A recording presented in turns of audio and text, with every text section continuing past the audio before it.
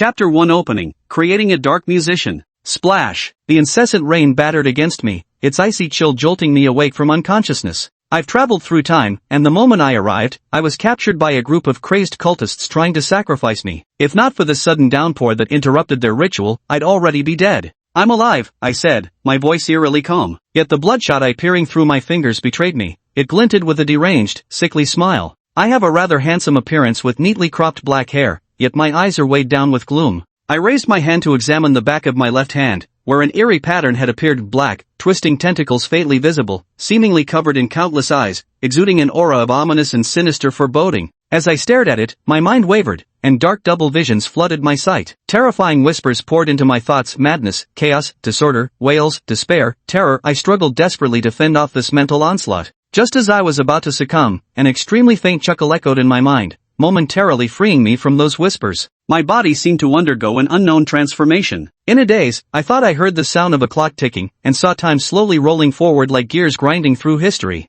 A golden book quietly materialized in my mind, and I awakened a unique ability, the Book of Origins. A vast stream of knowledge surged into my mind, and in an instant, I understood my ability. This was the source of my curse. The Calamity Origin trait is a unique ability that only 1 in a million people in this world might awaken when nearing death. It represents uniqueness and singularity, a manifestation of the true essence of Calamity's origin. It is the most suitable and most powerful force for its bearer, unlike the ordinary abilities most people awaken. I managed to barely resist the mental corruption caused by the unknown entity thanks to this trait. Before I could further understand the ability, a cold, mechanical electronic voice rang in my mind. Ding! Suitable host detected. Binding initiated. Supreme Creation God System binding successful. Ding! The first task is now issued. Failure will result in immediate annihilation. I was chosen by a system. Ha, a system? Elimination? Then you've picked the wrong person. The system clearly hesitated for a moment. It selected me as its host, probably after reviewing my 20 years of experience, thinking I was gentle and easy to manipulate, that just by threatening elimination, I'd obediently complete tasks. But then it suddenly panicked. What? This is, no, impossible. How could you? Then came a piercing electronic screech before silence fell. The system had all its energy devoured by the Book of Origins, its intelligence erased, leaving only the most basic functions intact. I chuckled darkly. Even without awakening the calamitous traits, I was never one to be pushed around.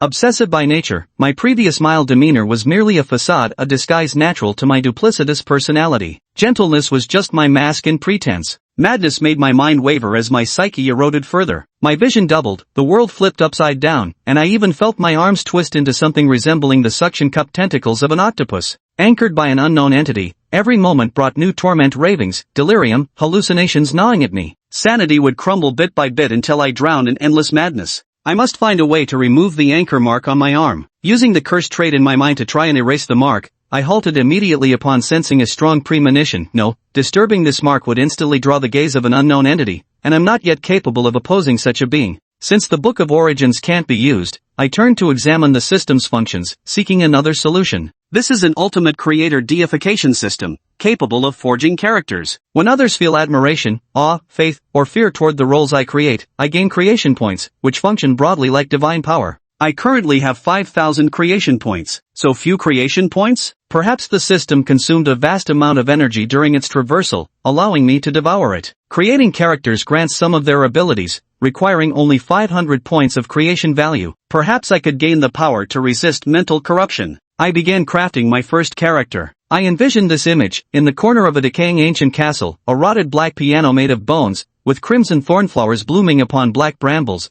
beneath which lay withered skeletons. Before the piano stood a figure 170 centimeters tall, with mid-length hair dark as midnight, deep black eyes, pale as jade yet icy skin, a face strikingly pale yet exuding aristocratic elegance and nobility. His features were exquisite, his visage flawless, his contours as profound as if meticulously sculpted by divine hands. He wore a black tailcoat-style overcoat, layered atop a white dress shirt and black trousers, his slender legs sheathed in knee-high black boots. Standing there, he appeared like a painting rich with storytelling, a vision brimming with divinity. Dark Musician creation complete. Character creation successful, automatically generating a template interface. Begin roleplay. The moment the words left my mouth, my appearance underwent a transformation. Click. Chapter 2, Broken Body, Thorny Growth. Black leather boots stepped onto the muddy path, emitting crisp sounds. Several dark thorny vines sprouted from beside my feet. This was a derivative ability of the character. Thorns, wherever you tread, thorn seeds can be generated. Watered with blood, the thorns rapidly grow, capable of entangling enemies, carrying paralyzing toxins and parasitic effects. The potency of derived abilities relies entirely on one's comprehension. Without proper control, even the mightiest ability will fall far short of its potential when executed. I tested my vocal cords. This character's pitch was flawless, the voice exquisitely beautiful. Even a casual hum sounded enchantingly melodic, so captivating that listeners might instantly fall under its spell, swept away in awed admiration. It was as though this vocal gift had been kissed by the gods. This character wasn't yet fully perfected. Further refinement would consume additional creation points. I raised my hand. This was an exquisitely perfect hand, with long, slender fingers, flawless in every way, enough to make anyone who saw it fall in love at first sight. The reason this template was so perfect was simply because it was still in its initial stage. Beautiful it may be, yet it lacked depth and narrative. For a character, besides the surface, the essence is equally important. I spent creation points to continue shaping the character. My once perfect hand was instantly covered in scars, one after another, ferocious marks spreading across the skin. His face was now covered in severe burns, the once admired beauty hidden beneath scars transformed into something ghastly and monstrous. The jet-black, deep-set eyes vanished, leaving only 2 empty sockets. The slender, swan-like neck now bore a massive, hideous stitched wound, a wound that had also robbed me of what was once considered my most enchanting and melodious voice. Jet-black, slightly wavy medium-length hair covered his ears, while the strands at the back just brushed past his shoulders, damp from the rain and clinging slightly to the nape of his neck. A roll of bandages appeared out of thin air. I carefully wrapped my hands with them, layer by layer, then wound them upward from my neck, covering my eyes and obscuring most of my face, leaving only my nose and mouth exposed. After completing the enhancements, a total of over 1,500 creation points were consumed. Completion plus 5%, current completion, 21%. Ugh! I pressed my hand against my bandaged eyes. With the loss of my vision, everything plunged into darkness, yet I could sense the thorns beneath my feet as if they had opened a unique field of vision for me. Those thorns had become my alternate eyes. My emotions and rationality were constantly influenced, allowing me to fully immerse in that manic, chaotic sensation. This made playing the role of this character feel effortless. Now, I was Bharati. Before long, I heard footsteps approaching from a distance. Few ventured to such a secluded place except for those who belonged to that self-proclaimed divine eye society, the ones who had sacrificed me. I lowered my head and let out a hoarse chuckle. Perfect timing to test my newly acquired abilities on you all. I retreated into the shadows, concealing my figure. Soon after, a cacophony of hurried footsteps approached as a group of people arrived. They wore matching outfits, black robes and trousers, with iron masks covering their faces. Each mask featured a single enormous eye painted across its surface, nearly consuming the entire visage. These were the very people who had captured me before. They reached the ritual site only to find the surrounding candles extinguished. Meanwhile, the intricate crimson patterns once etched into the ground had blended with wet soil under the rain, rendering them now blurred and unrecognizable. The leader, Ivan, asked coldly, "Where's the sacrifice?" And beside him replied, "We drugged him earlier, there's no way he could have woken up this quickly." I don't care if he woke up or was rescued, to track him down immediately. Under no circumstances can we let him escape. Ivan's anger was evident. Yes, the others answered. Hidden in the shadows, I unwrapped a section of the bandage around my wrist and used my fingernail to cut a thin line. A few drops of dark crimson blood dripped into the mud. The once muddy soil gradually darkened to red. The sound of rain drowned out all movement as thick, wrist-sized black thorns burst from the earth. They grew unervingly fast, soon reaching over a meter tall, their surfaces covered in razor-sharp spines. Annie walked a bit further when she suddenly stepped on something, and a sharp pain shot through her. A thorny vine lashed around her leg, hoisting her upside down as she swayed helplessly in the air. The thorns carried a numbing toxin that sapped her strength, yet did nothing to dull the agony. "Ah!" she screamed. The others immediately turned to look. "Annie, oh my God, what is this? Help me!" Annie screamed loudly, continuously crying for help as she flailed her arms and kicked her legs, desperately trying to break free from the thorns. But the more she struggled, the deeper the thorns pierced, blood streaming down her body. The group rushed forward to rescue her, some attacking the thorns with knives and daggers, yet each strike left only shallow marks. Ordinary blades couldn't harm the thorns. Aha! Another person accidentally became entangled, instantly hoisted into the air. The thorns pierced his skin, injecting venom. His struggles and resistance grew weaker and weaker. Fear and agony wrenched an involuntary scream from his throat. Seeing the situation, Ivan immediately retrieved a thumb-sized glass vial and hurled it at the writhing thorns. The glass bottle shattered upon hitting the thorns, spilling the dark purple potion onto them. This liquid was a deadly poison for plants, its highly corrosive properties capable of thoroughly dissolving the thorny barrier. But the tried-and-true trick that had worked 100 times before lost its potency when faced with thorn. The thorns remained full of vigor after being sprinkled with the potion, showing not the slightest sign of withering. Evan cursed under his breath. What the hell is this damned thing? Just as he was considering abandoning these two and evacuating with the others, I shuffled forward slowly, the soles of my shoes scraping against the ground with a grating noise. A dark figure emerged. The black thorns automatically parted to either side as I approached, their sharp spines, capable of piercing human skin, seeming to dull before me, softening into harmlessness. Evan was the first to spot me. His pupils constricted abruptly as he let out an incredulous gasp. Is that him? No, it can't be. He's supposed to be dead. The others noticed me too. I wasn't tall or imposing, rather, strikingly gaunt and frail, my hands and face swathed in bandages. Where occasional patches of skin showed through, they revealed a grotesque tapestry of scars and burn marks. Especially around the eyes, there were sunken depressions where blood continuously seeped out, staining the white bandages red. My walking posture was extremely odd, with one foot dragging along the ground, making movement laborious. The friction between my shoe and the floor produced that grating noise. Notably, my white dress shirt and black formal attire bore exquisite and distinctive patterns, garments only someone of high status would wear. Bharati? Maluta shrieked, her voice trembling with terror. The name fell like a heavy hammer, striking deep into everyone's hearts, their eyes revealing shock and fear. My damaged voice, hoarse and grating, carried a broken quality, and the melody I hummed sounded unbearably harsh and unpleasant. And this voice seemed to drag them into an even deeper layer of terror, their hearts clenched tightly by fear, leaving them breathless. Yuli has developed fear toward you, creation points +5. Even has developed fear toward you, creation points +3. Mildar fears you, creation value +7. Annie fears you, creation value +4. The creation value kept increasing, soaring by over 100 points in moments. Evan could only feel tremendous dread enveloping him instantly. He was merely someone who had been fortunate enough to awaken an ability. Over the years, he had relied on petty tricks to swindle people in remote towns, deceiving countless individuals. But none of those tricks could possibly stand against a malevolent spirit, especially when the level of corruption he sensed from me far surpassed his own multiple times over. Escape. Evan couldn't even muster the will to resist. But could he really escape? The thought filled him with despair. Suddenly, Evan made a startling discovery. My eyes had been gouged out. Yes, my eyes had been removed before my death, before I became a vengeful spirit. Now, layer upon layer of white bandages cover them, soaked through with blood that seeps out. What does this mean? What if even as a vengeful spirit, I cannot see? Could this be my weakness? Yet the others had no idea. They were merely ordinary people, terrified out of their wits by my ghastly appearance, fleeing instinctively in sheer panic. I noticed Baladi seemed to hear the noise, his head tilting slightly in that direction. Suddenly, the obedient vines coiled around him grew violently, chasing after those fleeing figures.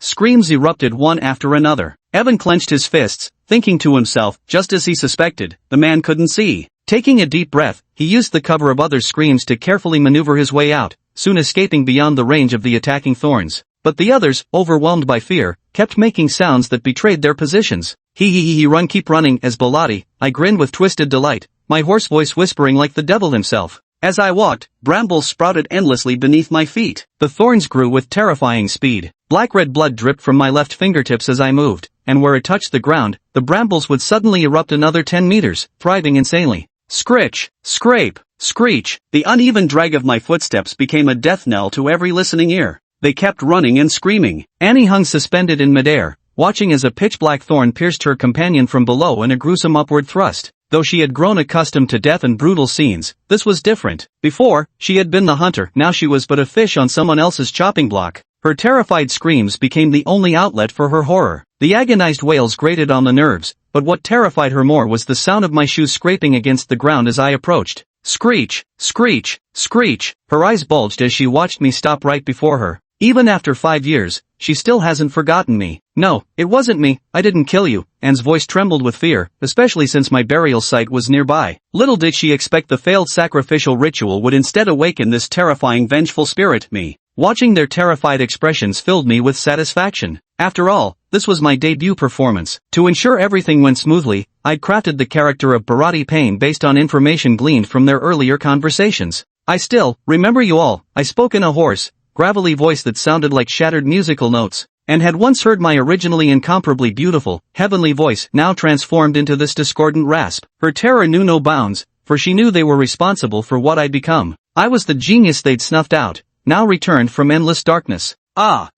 Someone strung up nearby let out a piercing wail as the thorns pierced his body, draining his blood, while a few intensely vibrant red thorn flowers bloomed upon the blood-fed vines, as luscious as blossoming roses. Annie trembled, her lips turning pale. She wanted to faint, but every time she was on the verge of losing consciousness, the thorns would stab her awake. I chuckled softly under my breath. Ha ha ha, my hand lifted slightly, as if ready to strike Annie in the next moment. Annie collapsed in terror, her nose running as she screamed frantically, "It really wasn't me, it was all them. It was them who hurt you, not me, truly not me. It was them, all of them. Your eyes were dug out by Yuli, and your legs, Nick broke them. I did nothing. Spare me." To save her own life, she betrayed her companions without hesitation. Yet her pleas for mercy aroused no pity in me. The thorns pierced her body without remorse. The pursuit and slaughter lasted only 10 fleeting minutes before the terrified screams abruptly ceased, leaving behind an eerie, death-like silence once more. Towering brambles erupted in succession, forming several horrific trails of blood, cruel and terrifying, yet swaying thorn blossoms lent them an oddly mesmerizing beauty, glaring crimson against the sky. Their flesh and blood nourished the thorny vines, coaxing forth countless exquisite blooms.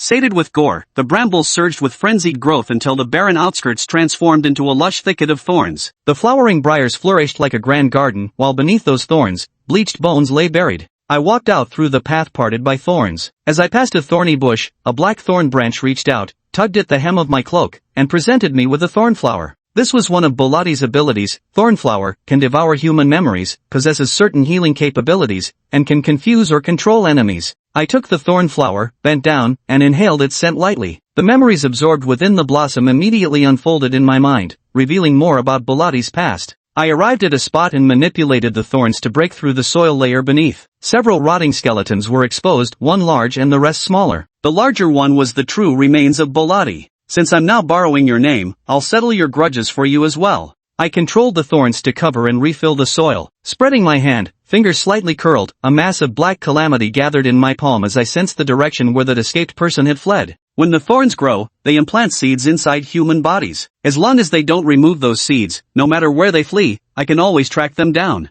Focusing carefully on the direction indicated by the thorn parasites, I looked toward a certain spot, found him. 10 miles from here lay an unprosperous small town. Evan stumbled into it in a wretched state. The pedestrians on the street took one look at him and hastily cleared the central path, their faces mixing fear with obsequiousness as they scattered to avoid him. Evan hurried back to the Eye of Divinity Association's hideout, and only after closing the heavy door behind him did half the weight lift from his anxious heart. He rummaged through a large crate, stuffing it with every valuable and useful item he could find, cramming it to the brim. Once locked, he hoisted it up and fled without hesitation. He rushed out the door and accidentally looked up. The large box in his hands thudded to the ground, spilling gold and jewels everywhere, but his gaze remained fixed on the sky. "It's over. I'm finished," he cried out in despair. Overhead, countless slender black thorns intertwined, enveloping the entire town like a massive dark cage. I stood on a hillside outside the town, gazing down at it below, wearing a sickly smile. Ha ha ha ha, flowers of thorns. Bloom now. At that moment, the system alerted, warning. Your sanity -1, remaining sanity, 19. My sanity is hanging by a thread, but I still laugh maniacally, the sound echoing over the town. The townspeople all looked up at the sky, their faces etched with confusion and bewilderment. Some who caught sight of the crimson thorn flower suddenly snapped back to reality, their expressions twisting in abject terror. "He's here. He's returned. He's come back for revenge. We're doomed. We're going to die," they shrieked hysterically, their voices thick with regret and panic. Some children looked confused and asked, "What was that sound?" The entire town was thrown into chaos. People fled in frenzied panic, but when they touched the thorny vines encircling the town, they stumbled back in terror, too afraid to make contact. Every exit around the small town was blocked by twisted, black thorn-covered vines, leaving no one able to escape. A day later, I sat in the cushioned chair of the Divine Eye Society's attic, one hand resting on the armrest, fingers tapping idly. Just then, I sensed a group of people arriving in Pano village. The place was remote and difficult to access, hardly ever visited by outsiders. 5 individuals arrived, all clad in identical attire with a blazing flame emblem emblazoned strikingly on the backs of their black trench coats. They were the Night Watchers, a group who battled demons, evil spirits, and monstrous calamities in the darkness, constantly facing life and death trials. Their leader, Klexit, was strikingly handsome, with silver hair, emerald green eyes, and an ethereal, almost elven appearance paired with noble elegance. He turned to Shirley, the sole woman in their group, and asked, "Is this the place?" Despite the bulky black coat she wore, Shirley's figure remained subtly discernible. Her face was dotted with freckles, her features strikingly angular with a bone-deep beauty, and her hair and pupils were both brown, a common sight in the country of Taborsi. Sherry held a strange black dial in her hand, watching its trembling needle before nodding firmly. "This is the place, no mistake about it." Ed turned his head and asked, This source of calamity is just a level 1 anomaly, a mere riotous monster. Why did those nobles rush to send us here? Ed was the oldest in the team, tall and reliable, practically the deputy leader. The others found it equally puzzling. In this world, when people awaken, they can obtain a mysterious power called Calamity Source, immensely powerful yet perilous. While Calamity Source grants strength, it also brings immense terror. It is chaotic and overwhelmingly potent, affecting one's mind insanity. The stronger one's Calamity Source, the more susceptible they are to corruption. History has seen many lose themselves to madness under its influence. The Calamity-born monsters are said to be terrifying creatures born from the corruption of Calamity Source. Serving as conduits of disaster and despair, they are classified into 10 threat levels. Among them, Anomaly is the lowest and least dangerous.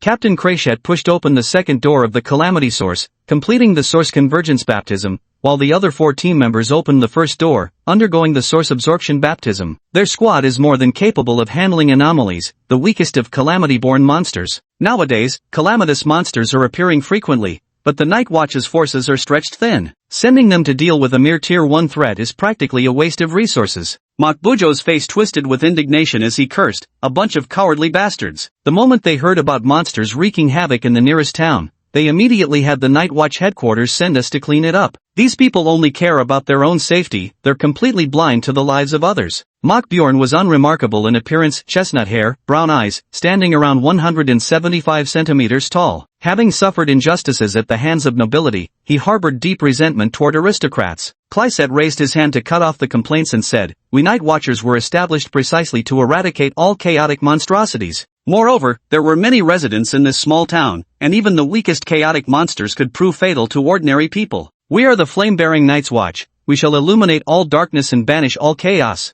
In the darkness, we hold flames, guarding humanity, staying true to our hearts. This is our duty." The 4 team members placed their hands before them, their faces filled with determination as they shouted, "Protect humanity. Stay true to our purpose." Clatian nodded as he spoke these words to remind his teammates not to harbor excessive negative emotions when confronting the Calamity monsters. They must adhere to their core principles and dispel distracting thoughts. Failure to do so could easily lead to mental corruption. Even the weakest of the Calamity monsters should never be underestimated. The 5 of them then entered the town. Sherry had awakened a perception-type ability, exceptionally sensitive to the source of calamity. Rare were the chaotic monsters that could evade her detection. Upon entering the town, the needle of the black dial she held began spinning wildly. She turned to Claksid and said, "There's something wrong with this town. I can't sense the exact location of the chaotic creature at all." Claksid was equally surprised. "It seems this calamitous creature has the special ability to shield perception? This is troublesome." The youngest of them, Zachary, suggested asking around in the town. Everyone agreed and split up to gather information, but after questioning everyone, they couldn't find any reports of missing or dead people. I noticed the Night Watch the moment they entered the town. My original plan was to exact revenge and then leave,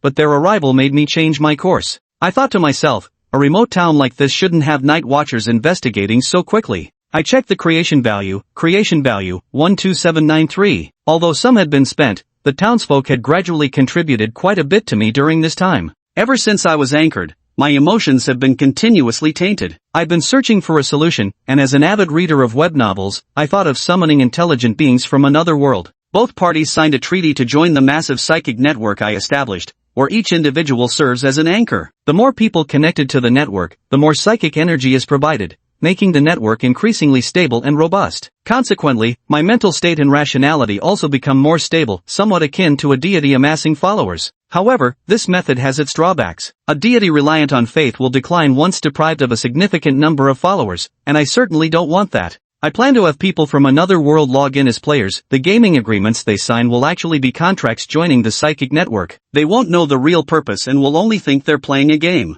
However, players are unpredictable variables, and I'm not sure if their minds will be corrupted. So, I won't summon too many at first. I'll need to run some experiments. I also don't intend to anchor people from this world because their sanity is far too easily corrupted. If even one person's sanity falters, everyone else in the psychic network could be affected. Although I can quickly kick someone out of the mental network, having too many participants poses significant risks. I'm not insane. Why would I settle for temporary stability while planting even greater hidden dangers? Besides, my rationality is constantly being contaminated as it is. If I were to use people from this world as anchor points, wouldn't that just be asking to lose my mind even faster? I began to take action, spending 500 points of creation value to establish a vast mental network, with myself as the central anchor point to bind the souls of others. At that very moment, a new website quietly appeared on Blue Star, bearing the name of a newly beta-tested game, Myth of the Olden Days. There was a guy named Han Luo, a renowned master in the horror puzzle-solving game video niche, quite well known within the circle.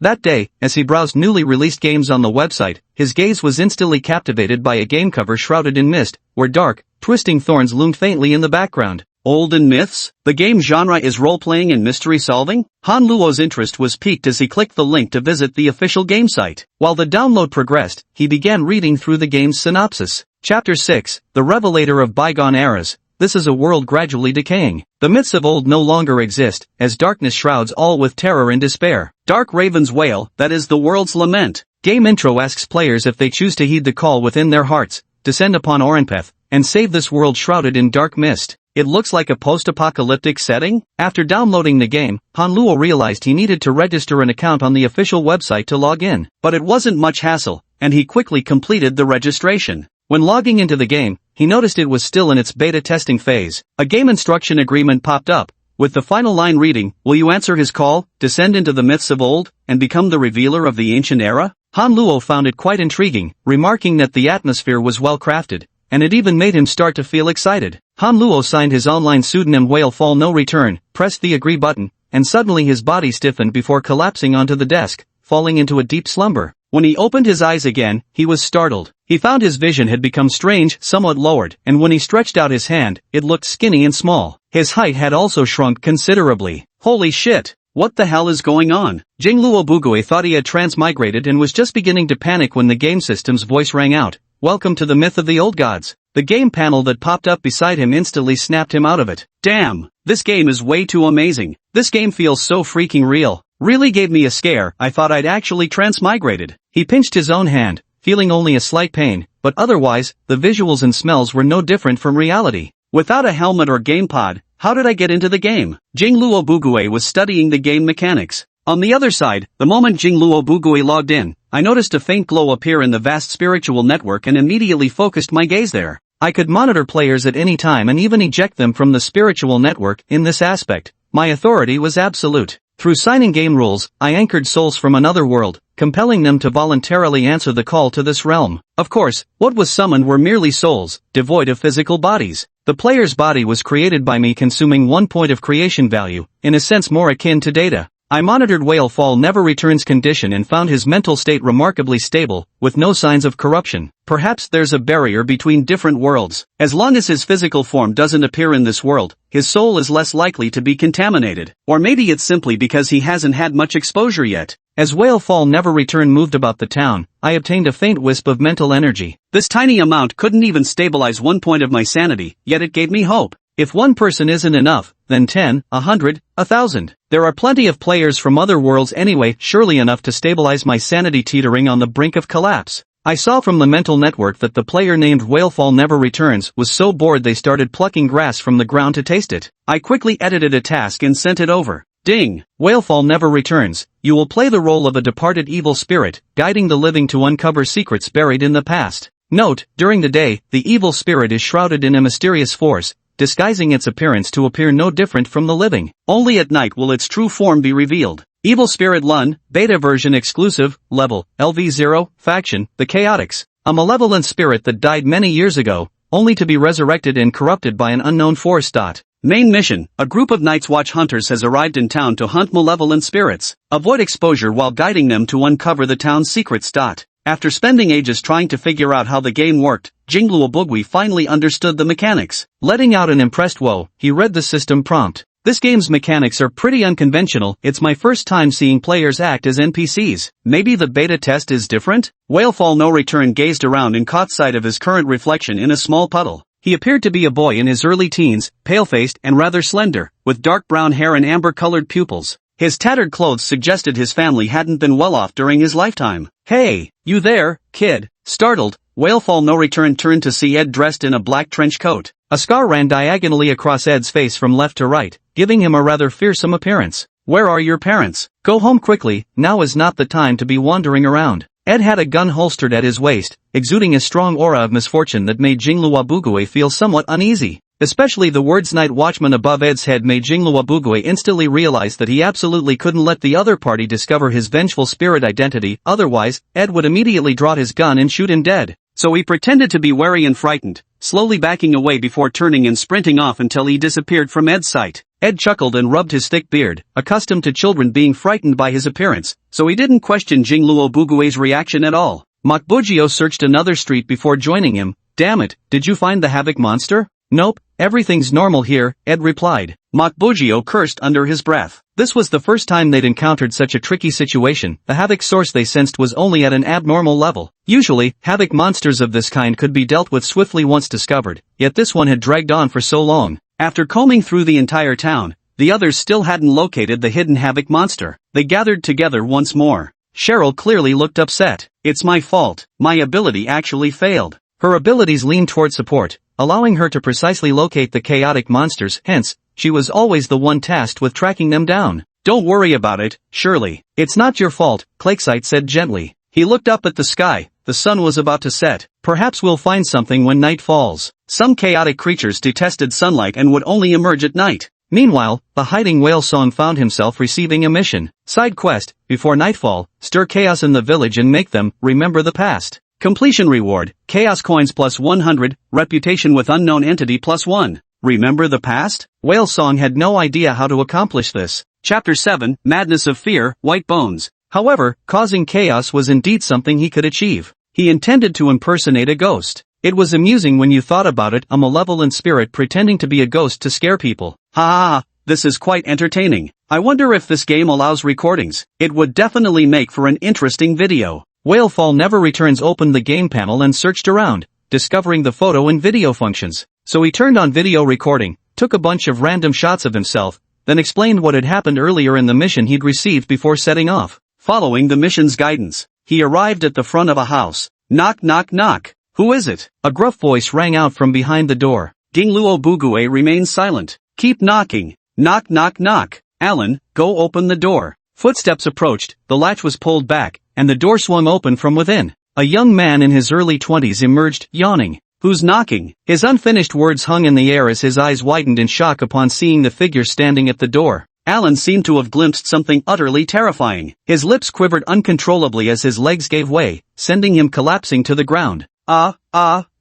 His expression twisted in sheer terror. Whalefall no return scratched his head. He hadn't even used much force. How had the opponent fallen already? Imitating the tone of an evil spirit, he widened his eyes expressionlessly and stuck out his tongue. I'm so hungry. Aha! Alan screamed in greater terror, scrambling backward several paces on the ground with frantic kicks. A wraith! It's a wraith! Stay back! Don't eat me! A tall, burly man emerged from inside. Alan, what the hell are you screaming about? Alan turned his head and pointed a shaking finger beyond the doorway, stammering, there's a wraith. Alan's father followed the direction of his trembling finger toward the entrance, but there was no one outside the door. There's nothing out there. Alan grew even more terrified. He turned to his father, his face pale, and said trembling, he's back. Who's there? It's Lunan. Lunan has returned. Alan's father Kenru's face changed color. He immediately ran outside, looked around, then came back and forcefully shut the door. Kenru approached Alan, first helped him up, then questioned him carefully. You really saw him? Alan nodded tremulously. It was him. I didn't mistake it. He has returned. Kenro took a deep breath, his eyes flashing with malice. Stay here at home. I'm going out. Kenro visited several houses one after another, and by the time he emerged, over a dozen people were following behind him. They carried hoes and sickles in their hands, brandishing torches as they ran toward a single destination. Jingluo Bugui hid behind a dilapidated thatched hut, not daring to show his face. Listening to the chaotic footsteps on the street, he held his breath nervously. He never expected that just scaring people would cause such chaos. However, the musician named Whalefall couldn't help but smile as he glanced at his game panel. Side quest completed. Reward obtained. Chaos coins plus 100, unknown entity reputation plus 1. The mission to create chaos was successfully accomplished. The chaos in the town was discovered by the Night Watch team. What are they going to do? Zachary asked with curiosity. He was the youngest in the team, only 17, with a lively and carefree personality, sometimes too curious for his own good. Clarset glanced at the group, seeming to notice something. Let's follow and see. 5 men followed the group of townsfolk from a distance. After leaving the town, the group traveled some distance until they reached what had once been barren land, now overgrown with thorny bushes. Kenlo, the leader, twisted his face into a fierce expression and commanded with a sweep of his hand, "Dig." They raised their hoes and began relentlessly churning the soil beneath their feet. As they kept digging, a pit appeared in the ground, revealing several bleached white bones inside. This was the scene that greeted Clarksit and the others when they arrived. "Stop this at once." But the frenzied crowd paid no heed, throwing their torches into the pit. Their faces were twisted and grotesque, their eyes brimming with profound terror. It was fear that drove them to such madness. "Burn them alive. Set them on fire. See if they dare come out now." Boom! The flames in the pit suddenly erupted. The flames splattered onto the surrounding townsfolk, eliciting panicked screams as they hastily scattered in all directions. Someone's clothes had caught fire, and they could only roll frantically on the ground, trying to extinguish the flames. While they were wailing in agony, from the earthen pit, a skeletal figure arose, taking one decisive step out of the depression. The surrounding flames inflicted no harm upon it whatsoever. Shrouded in an eerie and ominous black mist, it exuded an unsettling aura. "This is an evil spirit." The dead reawaken, becoming evil spirits. Crescent's expression turned grave. The source of the calamity he had sensed earlier might very well be this chaos-spawned monster. A calamity monster is not something that mere mortals with hoes, sickles, and torches could ever hope to vanquish. He stretched out his right hand, gathering the source of calamity, and a white sword appeared in his grasp. Gripping the sword's hilt, Clarksit charged forward, shouting as he went, "Moke, armor up." Mok Bojio immediately responded, "Understood." He consumed a certain amount of the calamity source, and a layer of earthy yellow transparent armor encased and protected Clarksit's body, as if covered in a sturdy outer shell. Meanwhile, Ed and Shirley stood behind. With a twist of his hand, Ed gripped an anti-magic gun. He was responsible for protecting Shirley and launching long-range attacks. Zachary stood not far away, his hands radiating a dark glow. A purple tentacle emerged from the ground and abruptly entwined the skeleton, restraining its movements. Clarksit had already charged right up to the skeleton. He swung his sword, plunging it straight into the skeleton's skull. Crackle! Clarksit's Sword of Dawn possessed the power to destroy evil and purify corruption. The skeletal remained shattered into pieces as the Dawnblade pierced through it, erupting in radiant light that fractured every bone inch by inch, reducing it to utter ruin. The violet tentacle binding it immediately loosened and scattered away.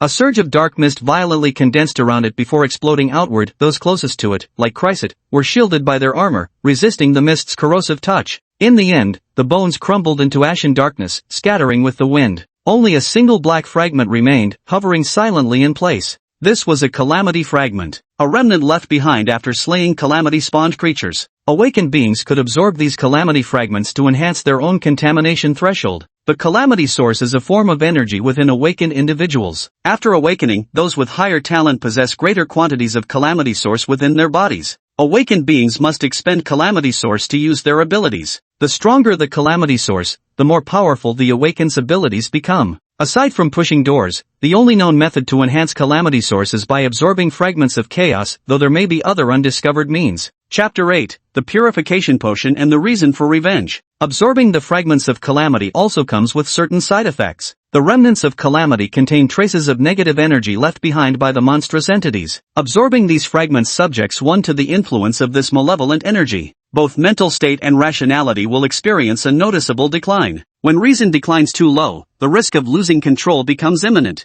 They gradually descend into madness and uncontrolled fury, transforming into monstrous beings devoid of any rationality. Under the corruptive influence of the calamity source, they indiscriminately destroy all living things around them. Such individuals are collectively referred to as aberrations, entities that the Night Watchers are duty-bound to eradicate. Yet for the sake of power, to protect themselves and others, or driven by personal ambition, awakeners continue absorbing fragments to enhance their strength, even at the peril of succumbing to madness. Crescent withdrew his sword, the Dawnblade in his hand dissolving into specks of light that merged into his body. He collected the fragment of calamity and placed it into a specially prepared box. The calamity monster had already been purified, yet the expression on his face showed no sign of relief. "Go check on those townspeople," Clarksit said to the others. Class 1 chaos monsters are the easiest type to deal with. As long as an awakened person has received basic training, remaining composed, calm, and unafraid when facing them unaffected by their influence, then dealing with them becomes relatively straightforward. But the most terrifying aspect of chaos monsters isn't their lethality, but their corrupting power. Several Night Watch members scattered to examine the injuries of the townsfolk caught in the aftermath. The townspeople had been standing close to the exploding flames, and every one of them suffered injuries to some degree.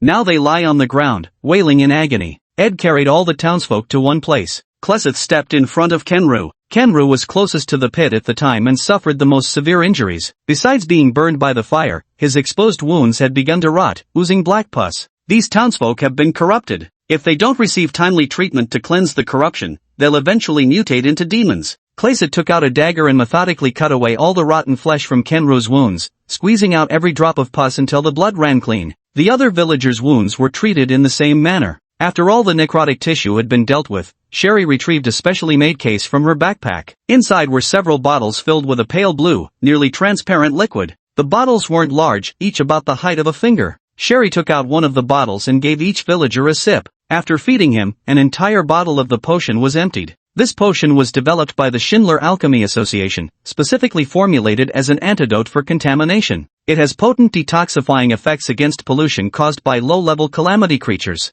But this potion is extremely expensive. A single bottle of purifying potion costs 50 Jurna silver coins. Keep in mind, in the continent of Gerling, the lowest common currency is the NAR coin. It takes 100 NAR coins to exchange for 1 oak copper coin, and 1,000 oak copper coins to obtain a single Jurna silver coin. An average family's yearly expenses don't even amount to 1 Jurna silver coin. The cost of this single potion, if converted to coinage, could provide a comfortable living for a family of 5. If it weren't for the subsidies provided by the Night Watch Association, where each squad has a certain quota for requesting potions, no squad would likely be willing to spend so much on purifying potions. The pollution in the townspeople's bodies was removed by the potion, preventing anyone from mutating into evil spirits and causing greater calamities. Kleseth stared at the earthen pit. At the bottom of the pit, there were still a few skeletons that hadn't turned into wraiths. He walked over to Kenru and asked, "Do you know the true identities of these remains?" Kenru's gaze wavered slightly as he hesitated, not answering immediately. Ade stepped forward. His scarred face looked thoroughly menacing. Compared to the handsome, soft-spoken Kleseth, Ade clearly carried far more intimidating presence. At the very least, these small-town folk with limited worldly exposure were quite frightened by Ade's ferocious appearance. "We are the Night Watchers. When it comes to the havoc-wreaking monsters, we have the authority to investigate their origins. You'd better answer truthfully." Edgar deepened his voice and put on a stern expression that was quite intimidating, so intimidating they dared not refuse to speak. Kenru gritted his teeth and said, "That evil spirit, he's come to take revenge on everyone in our town." "That's right. He wants to slaughter everyone in this town. We wanted to strike first to protect ourselves and our families." The other townspeople chimed in agreement. Kenru's face showed a thoughtful expression, as if lost in memories. "That was 5 years ago. A lavishly dressed young nobleman has arrived in our town. He possessed astonishing beauty, transcending gender, bringing joy to all who beheld him. When he first arrived, the entire town adored him. Countless young girls dreamed of marrying him when they grew up, but no one expected that despite his flawless appearance, his temperament was unbearably poor. He possessed all the arrogance and petulance of nobility, even recklessly whipping us from horseback without restraint. Yet because of his status, none of us dared to resist him. There's a gang of troublemakers in our town, shiftless loafers who spend their days idling about. After that young noble arrived, they became his lackeys, throwing their weight around the town under his protection. Perhaps it was divine retribution for their wickedness, but one day they were struck with a terrible curse. Festering sores began spreading across their bodies, and soon enough, the curse became contagious. Kenru wiped his face and continued hoarsely, "We dared not go near them. Later, a group of awakened ones came to our town and said fire could stop the curse from spreading. We truly had no other choice, and so, we didn't seek medical help for them, and after they died, we burned the bodies." Ed stroked the beard on his chin. "I see now. So that's why you're all so terrified, afraid they'll transform into vengeful spirits and come after you?" "Yes." Kenlo and the other townsfolk answered in unison. "TSK. People like him deserve to die," Mokabugio said with deep indignation. Before he awakened his abilities and became a night watcher, he too had suffered unfair treatment and hardship inflicted by the nobility. This made Mokabujo despise the aristocracy deeply. Zakley laughed heartily and patted Mokabujo on the shoulder. "Not all nobles are like that. Have you forgotten that our captain is also a noble?" Only then did Mokabujo remember Captain Clickside was indeed of noble birth, yet his typically gentle and approachable demeanor made it easy to forget his status altogether. Chapter 9, Issuing Invitations, the Spectre's Summons. "The captain's different, he's not like those nobles," Makbucho hastily added by way of remedy. "How is he different?" "Anyway, it's just different." Ed watched their banter with amusement, laughing heartily. "Ah, youth is wonderful." Klexit sighed helplessly. "You're not old either." At 29, Ed was the eldest among them, but for an awakened, his age wasn't particularly advanced. After awakening, an awakener gains a lifespan of 150 years. However, few awakeners meet a natural end. The stronger their power, the greater the dangers they face. Sherry returned to that earthen pit. She carefully checked and confirmed there were no lingering traces of malevolence. At the bottom of the pit lay several charred skeletal remains. The smaller frames suggested they likely belonged to teenagers around 17 or 18 years old. Shirley unzipped her backpack, pulling out a notebook and pen. She flipped to a blank page and wrote, Pinot Township, white skeletons, threat level, abnormal, class 1, classification, wraith, eradicated. After writing, she closed the notebook, placed it back in her bag, zipped it shut, and returned to Chryset's side. Captain, no remnants of the calamity source remain. Chryset nodded. The havoc-wreaking creature has been dealt with this time. Let's move out. Before leaving, they filled in the pit, burying those charred bones beneath the earth once more. After the calamity monsters were cleared out, they needed to return to the Night Watch Association and submit a detailed report. Just as they were about to leave, Ed stopped them. It'd be best to search the town again, just to make sure no other vengeful spirits have awakened. Ed had a point. Crescent had the squad escort the townspeople back to the village. The lightly injured townspeople either carried or supported those with more serious wounds. The group returned to the town together. Meanwhile, Whalefall, lurking at the rear after recording everything, patted his head thoughtfully. Good thing I'm quick-witted. If his identity as the vengeful spirit were discovered, he would likely be stabbed with a sword as well. He glanced at his task panel and noticed a system notification. Return to the town and unknown presence calls to you. Proceed to the following address and complete the mission. Whalefall never returns immediately ran toward the Divine Eye Society. The Divine Eye Society was established in the center of the town. In this small town where 1- or 2-story earthen tile buildings were the norm, the 4-story Divine Eye Society stood out conspicuously with its imposing attic construction. It was very easy to find. Whalefall, not returning, ran to the entrance of the Divine Eye Association and pushed open the unlocked door with a forceful shove. As everyone knows, creatures like players hold no concept of trespassing without permission. In real life, they might follow rules, but in games, most players don't bother with such niceties. The interior wasn't lit, but the fading daylight outside cast enough glow to make out the furnishings within. Upon entering, they were greeted by a spacious hall. The floor was covered with a woolen carpet. The surrounding decor exuded sheer luxury. Inside the hall stood a man with a stiff smile and a face so pale it seemed devoid of blood. Had any of the townsfolk seen him, they would have recognized him immediately, the guild master of the Divine Eye Society, Evan. Upon noticing Jingluo Bugue's entrance, Evan spoke, O resurrected wraith, I have a task that requires your assistance. Whalefall Nobuyuki certainly wouldn't refuse. He agreed immediately, deciding to accept the task first and figure out the details later. My master wishes to hold a performance in town. These are tickets for the show. Please distribute them to the invited guests. There were 30 tickets in total handed over. Each ticket bore different names, some had multiple names written on a single ticket. Among the tickets was one with the names of all 5 Night Watchers inscribed upon it. After accepting the mission, Jingluo Bugue realized it was actually a time-limited quest. Side mission, an unknown entity wishes to host a unique performance in the town. But what's a performance without an audience? Before sunset, deliver the performance tickets to the invited guests. Reward, Chaos Coins plus 200, EXP plus 100, Unknown Entity Reputation plus 2. Countdown, 60 minutes. He only had 1 hour to complete the mission. Time is running out. Whalefall didn't linger but immediately sprinted out of the Divine Eye Society's stronghold. Fortunately, the map could guide his way. Whalefall dashed through over 20 places, leaving tickets at the doors, knocking briefly before hurrying off. In the end, 29 tickets had been delivered, only the one meant for the Night Watch remained. Crescent and his team made another round through the town, confirming there were no troublesome monsters left, and were just about to leave. A little kid stopped them. Sirs, I have something for you. Whalefall no return bashfully handed them a few tickets. Ah, it's you, Ed exclaimed. He recognized the kid, he'd seen him once before. Crescent smiled as he accepted it. His brow immediately furrowed. The ticket seemed to carry traces of an unsettling misfortune that made him uncomfortable, extremely faint, imperceptible unless one focused intently. But this sensation quickly dissipated, vanished so swiftly it seemed the previous feeling might have been an illusion. Zackley and Mokabugio curiously moved closer, eager to take one of the tickets to examine the writing on it. Crescent, don't touch. He jerked his hand away abruptly. At this moment, the sun had completely set beyond the horizon, with not even a glimmer of twilight remaining. Clang, clang, clang, the bell of the Divine Eye Association tolled. Night falls. Whalefall's face abruptly became covered in charred burns, tiny burns that swiftly spread across his entire body. It's an evil spirit. Ed immediately shielded Shirley. They immediately activated their abilities, and their weapons materialized. Clarsik's Dawnblade once again appeared in his hand. Whalefall, hearing the system notification of task completion, thought to himself that even if he got chopped to death, it would be worth it anyway. After all, death in the game meant resurrection. Of course, it'd be better not to die at all if possible. He wanted to struggle just a little bit longer. I mean no harm. Whalefall quickly raised his hands, signaling that he wouldn't attack. However, evil spirits remain evil spirits. Even if one shows no intention to attack, they'd never easily trust anyone. Just as the two sides were locked in a stalemate, the surrounding spacetime began to distort. Whalefall without return vanished before their eyes. Clycid abruptly looked up at the sky. In that instant, he sensed an overwhelmingly powerful calamity enveloping the entire town.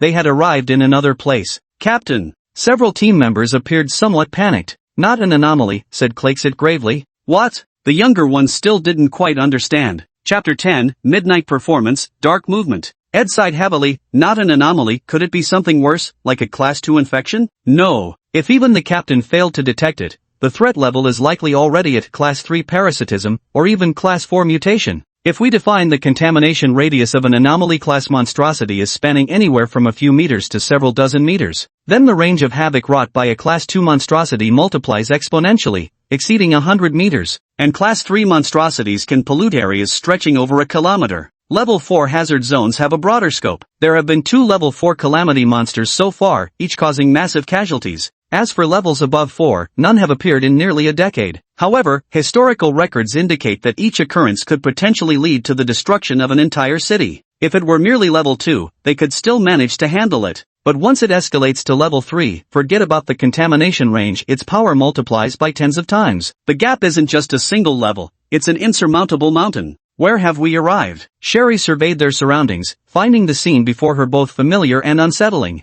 Could this chaos monster's power have reached the point of distorting space and time? Then how can we possibly defeat it? Don't panic, Clycid reached out and gripped her hand. This is an illusion. As long as we find the chaos monster maintaining this illusion and eliminate it, we'll be able to get out. The captain's words effectively reassured the rest of the group, but before they could calm down for long, a burst of music reminiscent of a funeral dirge drifted through the air. Crescent and the others immediately went on alert. Tap! The surroundings suddenly brightened. Rows of spectator stands appeared in the clearing. Black mist began to spread. Everything beyond the spectator stands was completely engulfed. Countless black thorns grew within the mist. Shadows flickered indistinctly, occasionally swaying and trembling. Upon the foremost rows of seating sat over 100 people, motionless in silence. There were men and women, old and young. Upon closer inspection, they were all residents of the town of Pano. Their bodies were stiff, as if frozen in that moment. Some of them bore visible wounds. These people were the townsfolk who had earlier gone to dig up dirt, attempting to burn the evil spirit to death with fire. The thick fog in front of the audience seats dispersed, revealing a stage, crude, even shabby, merely a wooden platform just over 1 meter high. Screech, screech, screech. A figure staggered up the stage steps from behind. He wore a black tailcoat. Bandages wrapped around his face and hands revealed glimpses of grotesque, uneven scars beneath. From beneath the blood-soaked bandages covering his eyes, crimson droplets continuously fell. Blood blossoms splashed upon the ground with each landing droplet. He walked to the stage and stood still. With his right hand swirling gracefully twice before him and his left placed behind his back, he bent slightly at the waist, executing a flawless, textbook-perfect princely bow. Yet this exquisitely refined gesture became profoundly eerie due to the horrific scars visible on every exposed patch of his skin. Welcome everyone to my stage. I am a musician named Bolati. Next, I will perform a dark movement for the darkness. His voice was hoarse and grating, even more unpleasant than a smoker's rasp. Below, the townsfolk in the audience seats awoke as if from a dream. Everyone was set free. They couldn't suppress their terrified screams. Fear spread among them. Crestet's Dawnblade appeared in his hand once more. He leaped up, charging toward Baladai on the stage, only to be blocked midway by a towering thorn vine. Fortunately, the moment the thorns were about to pierce him, a layer of armor appeared on Clycit's body. Makbujo promptly cast a shield spell on the captain from behind. Clycit was sent flying by the whip-like thorns, spinning midair before landing gracefully after dispersing the impact. Ed raised his magic-breaking rifle in the distance and fired at the thorns. Bang! A single magic-piercing bullet struck the brambles. The brambles ruptured with a gaping hole, collapsing to the ground. Yet at that very moment, several more thorny vines burst forth from the earth. Ah! The panicked townsfolk scattered in every direction like headless flies. Screams, panic, terror. The townsfolk who fled from the spectator stands found themselves ensnared by thorns sprouting up one after another. Ed hurriedly shouted, "Don't run around. Don't stray too far from us. Gather over here." After yelling, he immediately fired 2 shots, severing the vines that were entwining the townsfolk. On the stage, Bolati watched the chaotic scene below, screams and howls intertwining, as he spread his arms and laughed with delight. He ha ha ha ha ha. Such an opening makes for a fine overture. He raised his hand levelly and began to hum a tune. Under the breathing darkness, let a splendid movement begin to play. Its sins nurture the blooming of thorned flowers. Thorns blossom in profusion. Blood flows in rivulets. Its melody sings of cruelty and sorrow. If nourished by crimson showers, they are blooming wildly. A hoarse, jarring, dissonant voice, carrying a sinister and eerie sense of dread. Hidden within it lies something that can stir the malice and darkness in all who hear this sound. What a wondrous sight, such beautiful brambles in full bloom. They're playing the melody of demise. As Bellotti hummed the tune on stage, below the stage, Ed, who had been shooting at the thorns, suddenly felt his hands tremble. The exorcism bullet grazed past one person and struck the ground in the distance. A twisted expression of pain flashed across his face. Arg! He suddenly collapsed to his knees, clutching his head and screaming. Ed! Klezik hacked through a thorny vine that coiled toward him, only to notice that something had gone wrong with Ade. He tried to go over, but more vines ensnared him. There was simply no breaking free. The thorns had multiplied and grown even more relentless. Mokabujo and Zachary rushed to their aid without hesitation. Zachary activated his ability, summoning octopus-like tentacles. Yet the moment he summoned them, he felt a chaotic, incomprehensible murmuring resound through his mind. The corruption within his body was even writhing uncontrollably. Unable to endure it, he let out a blood-curdling scream, mustering the last shred of his rationality to shout at the captain, "Don't listen to the voices. Never use the corruption." The summoned tentacles seemed to writhe uncontrollably, twisting everywhere. They flailed wildly at the ground, pounding craters into the earth. Zachary knelt on the ground, fingers clawing into the soil, leaving bloody trails. He was desperately trying to suppress the rampant chaos surging within his body. Shirley wasn't greatly affected since she hadn't tapped into the source of calamity. She only felt somewhat mentally disoriented. Chapter 11, Judgment of Light, Decaying Ruins. She merely needed to endure it temporarily, not suffering like Ed and the others, and the same went for Makbujio. Crescent's ability is rather unique. The Dawn Sword possesses purifying and evil-dispelling properties, granting it strong resistance against such mental corruption. Now, he was the only one remaining with any fighting capability left. Ah, die! The world is wrong. Cruelty and despair, they gnaw at me. Those people were hurling insults and shoving each other. The singing stirred up the chaos in their hearts, making them momentarily forget their fear as they began grappling with one another. Creation value +2 +4 +1 +1. Fear was breeding and spreading. Especially when Bellotti hummed the dark melody, the growth of creation value reached a peak. Over 1,000 points of creation value were increasing every minute. Everyone was immersed in pain and chaos, unable to free themselves. Yet all of this was silently observed by Jingluo Bugui, who stood unnoticed in the shadowed corner of the stage. From the moment the singing began, he had received a system notification. You are within the influence of the Dark Movement. All creatures of the Chaos faction gain +20% to all attributes, receiving the buff effect, mental euphoria, casting speed increased, corruption recovery speed increased by 50%. Creatures of opposing factions receive debuffs and attribute penalties. Unfortunately, Whalefall No Return is still a level 0 novice without any skills, and Calamity Source hasn't even been unlocked yet. He has no idea how leveling works in this game.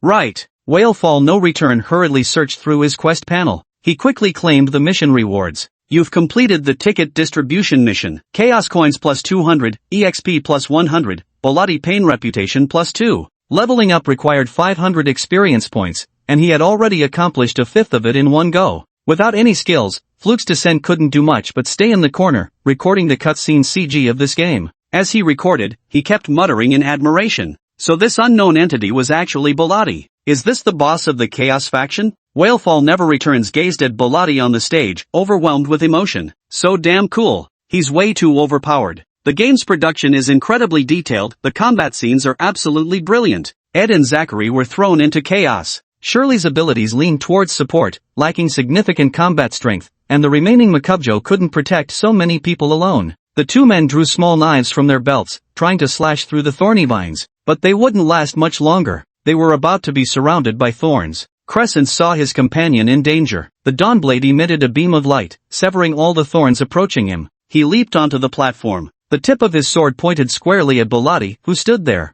The troublemaker must be eradicated. O light of dawn, shine forth. By the name of light, we pass judgment. Light illuminates the earth. Boom, boom, boom. The Dawnblade radiated boundless light. With his loud shout, the sky above, once shrouded in a dull gray, began to brighten little by little as a blinding, dazzling light pierced through. White and scorching, the sacred radiance from beyond the heavens descended, enveloping everyone beneath it. The splitting headaches tormenting Zachary and Ed immediately eased, bringing them much relief. Meanwhile, the chaotic townsfolk one by one ceased their curses and brawling, looking at each other in bewilderment. What's wrong with me? What just happened? Ouch. Why does my face hurt, like someone punched me a few times? My butt hurts too. Ah, my arm is broken. Below, Whale Fall Without Return, who was standing in a corner watching the commotion, felt as if he'd been scorched when the light hit him. His entire body burned with pain. He saw even darker, charred wounds appearing on his skin. Holy shit, they're dropping their ultimate move. He quickly retreated inward, hiding in the shadowy mist behind the platform. When the light shone down, the growth of creation value came to a sudden halt.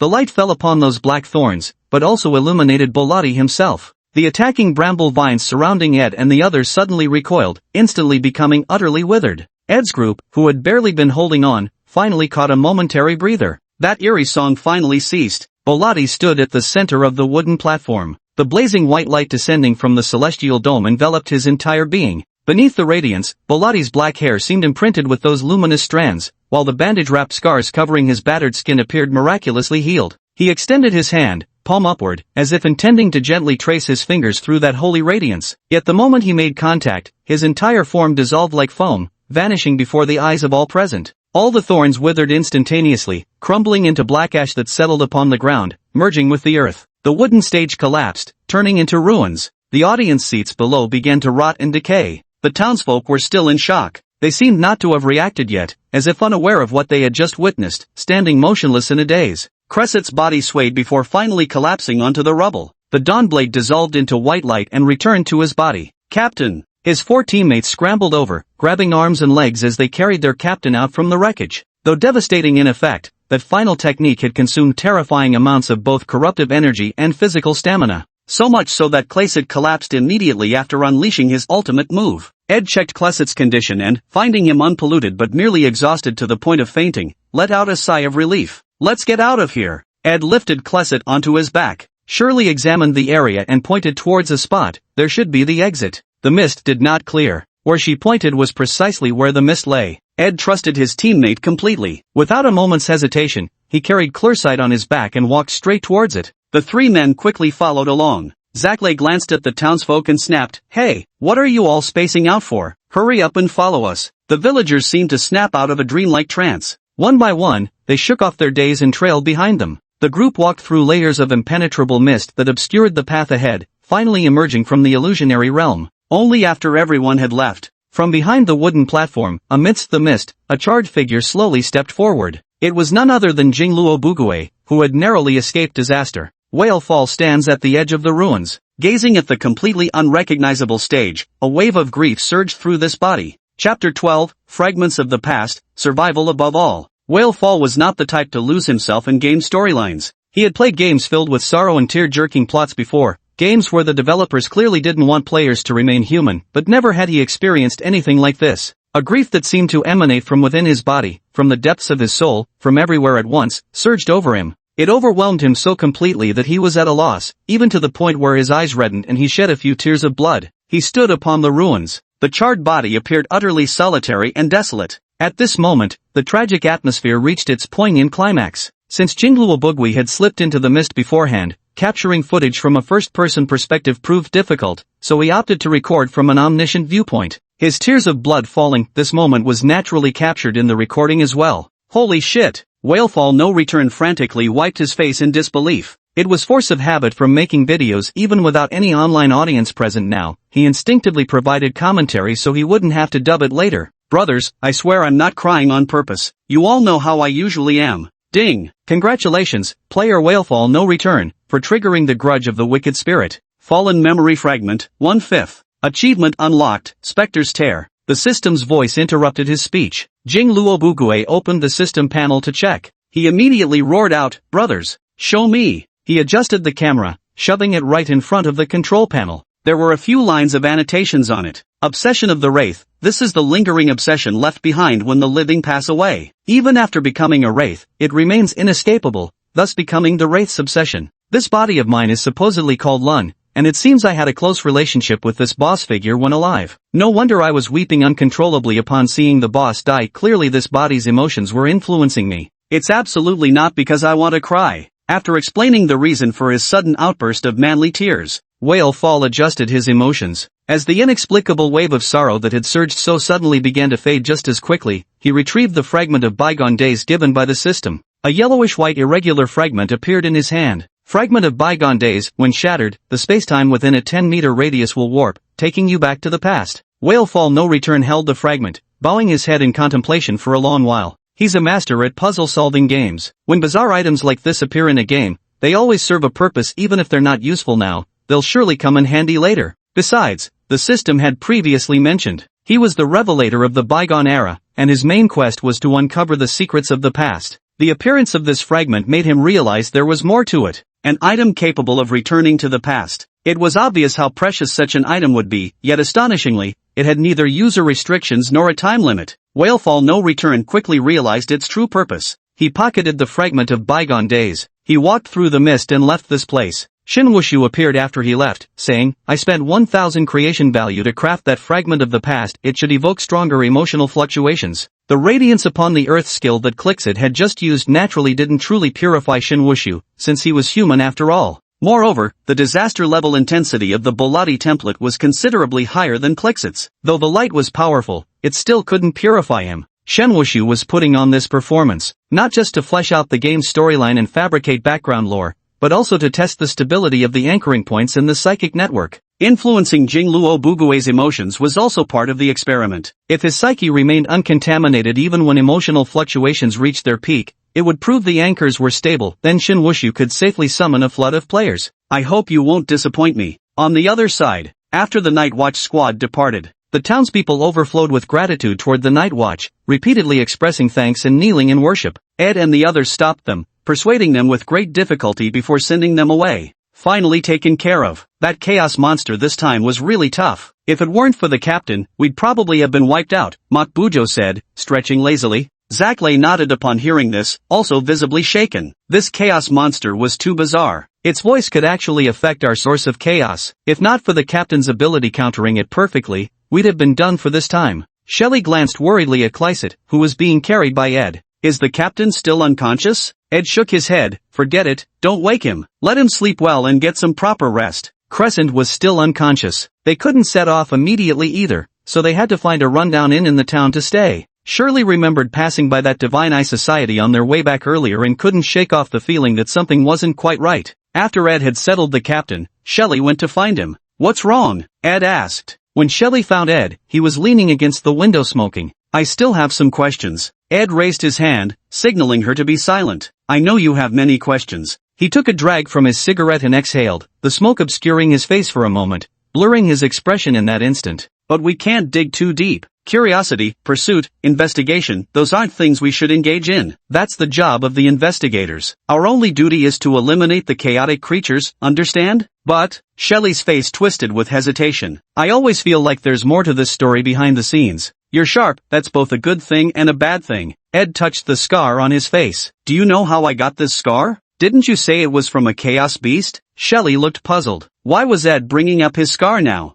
That's right, it was indeed injured by a havoc monster. Ed puffed on his cigarette, tilting his head back. I was transferred from another squad, the Night Watch team. Members don't usually get reassigned unless only one person survives from their previous squad. That last survivor gets randomly assigned to another team. This wound is a keepsake from that battle. Ed said solemnly, every time we carry out a mission, every fight we engage in, we're dancing with death. Accidents and demise can come for us at any moment. You can never foresee when death will come to reap your soul. These are truly chaotic times, but we must live, and to live is to fight. But sometimes, we must also avoid unnecessary sacrifices. Sherry felt an overwhelming weight pressing down on her. With great difficulty, she forced out the words, I understand. Just 4 simple words, yet they carried the weight of a mountain. Chapter 13, He Seeks Revenge, Whispering Delirium. Ed smiled, once the captain wakes up, we'll head back tomorrow. Alright, Shirley didn't press further and retreated to her room to rest. The next day, the entire Night Watch team scrambled to their feet. Klexit had awakened as well. However, his energy reserves were severely depleted, and even after a night's rest, he had only recovered about half of his strength. So when he walked out, his face still bore traces of fatigue. Captain!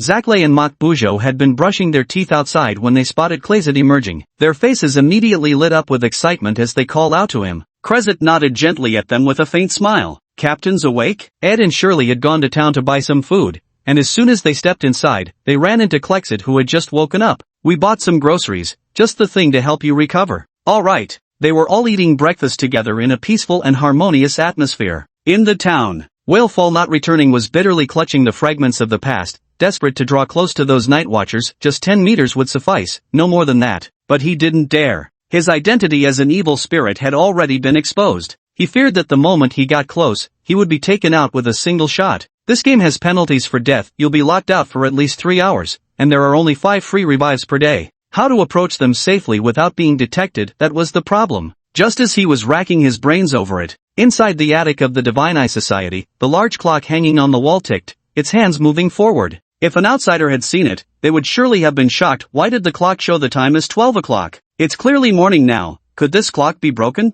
Unfortunately, no one came in at that moment, so nobody witnessed this scene. Yet the hands kept jumping intermittently, until all pointers aligned at 12. Then the bell tolled once more. The pendulum hanging beneath the clock swayed ceaselessly from side to side. Tick, tock, tick, dawn, dawn, dawn. As the bell tolled, every person in the small town wore a look of bewilderment. The next instant, familiar scenes, familiar places, familiar faces. This time, they appeared directly beneath the stage. The surrounding auditorium had returned to its original state, and the wooden platform on stage remained just as dilapidated as before. The townsfolk screamed. They panicked. They were terrified. Not to mention these ordinary townsfolk who lacked worldly experience. Even the 5 night watchers were startled. Zackley glanced around. No way. Could we really be this unlucky, actually running into a tier 3 calamity monster? Mark Bucho cried out. Didn't the captain eliminate it? Why are we still in this place? Captain. Shirley's heart was filled with complex unease. Ed twirled his gun, swapping in regular bullets. Crescent had also manifested the Dawnblade. That dragging footstep sounded once more. This time, when Bellotti emerged, the townsfolk, not scattering in panic from the thorns, saw the figure standing upon the platform. What they saw froze their very souls with terror. It's him! How could it be him? He's back! He's really back! Everyone collapsed weakly to the ground. Bellotti stood at the center of the stage, executing another supremely elegant princely bow as always.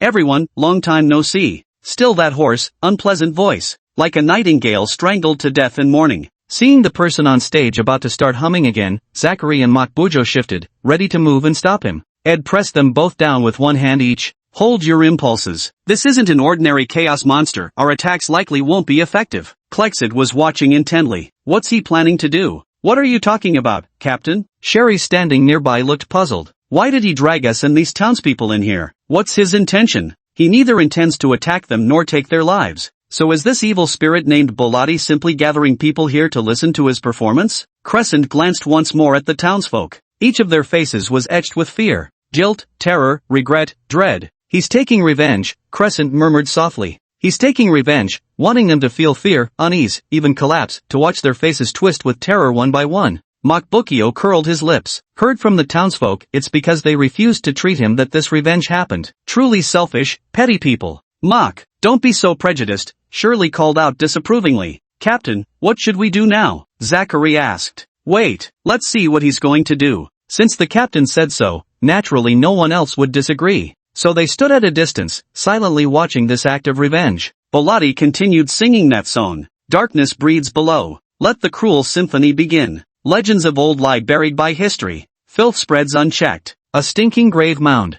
Flowing away with life. Ears behold the maddening whispers of chaos. Those who remain, whispering incessantly. Darkness overflowing, eerie and ever-changing. The red and white roses withering upon the stage. Beneath the black thorns lie buried bones. If nourished with fresh blood, they are blooming wildly, terrifying and eerie. His voice seemed to drag them into a mad, dark, chaotic hell. He stirred the emotions of everyone present. They began to grow manic, to descend into chaos, to spiral into madness. Soon, the crowd below was thrown into turmoil once more. The 5 night watchers fared slightly better. Their endurance and willpower surpassed that of ordinary people. Though they too were affected, without tapping into calamitous forces, they managed to avoid losing control. Still, it was far from pleasant for them either. Ha ha ha ha ha ha ha ha. If nourished with blood, they bloom unrestrained. How magnificent, what beautiful brambled flowers. They are playing the symphony of darkness. The song came to an end. Red mist-like tendrils rose from the townspeople in the audience. They floated onto the stage and merged into Bellotti's body. The white shirt on Barati's body gradually became tinged with a trace of blood.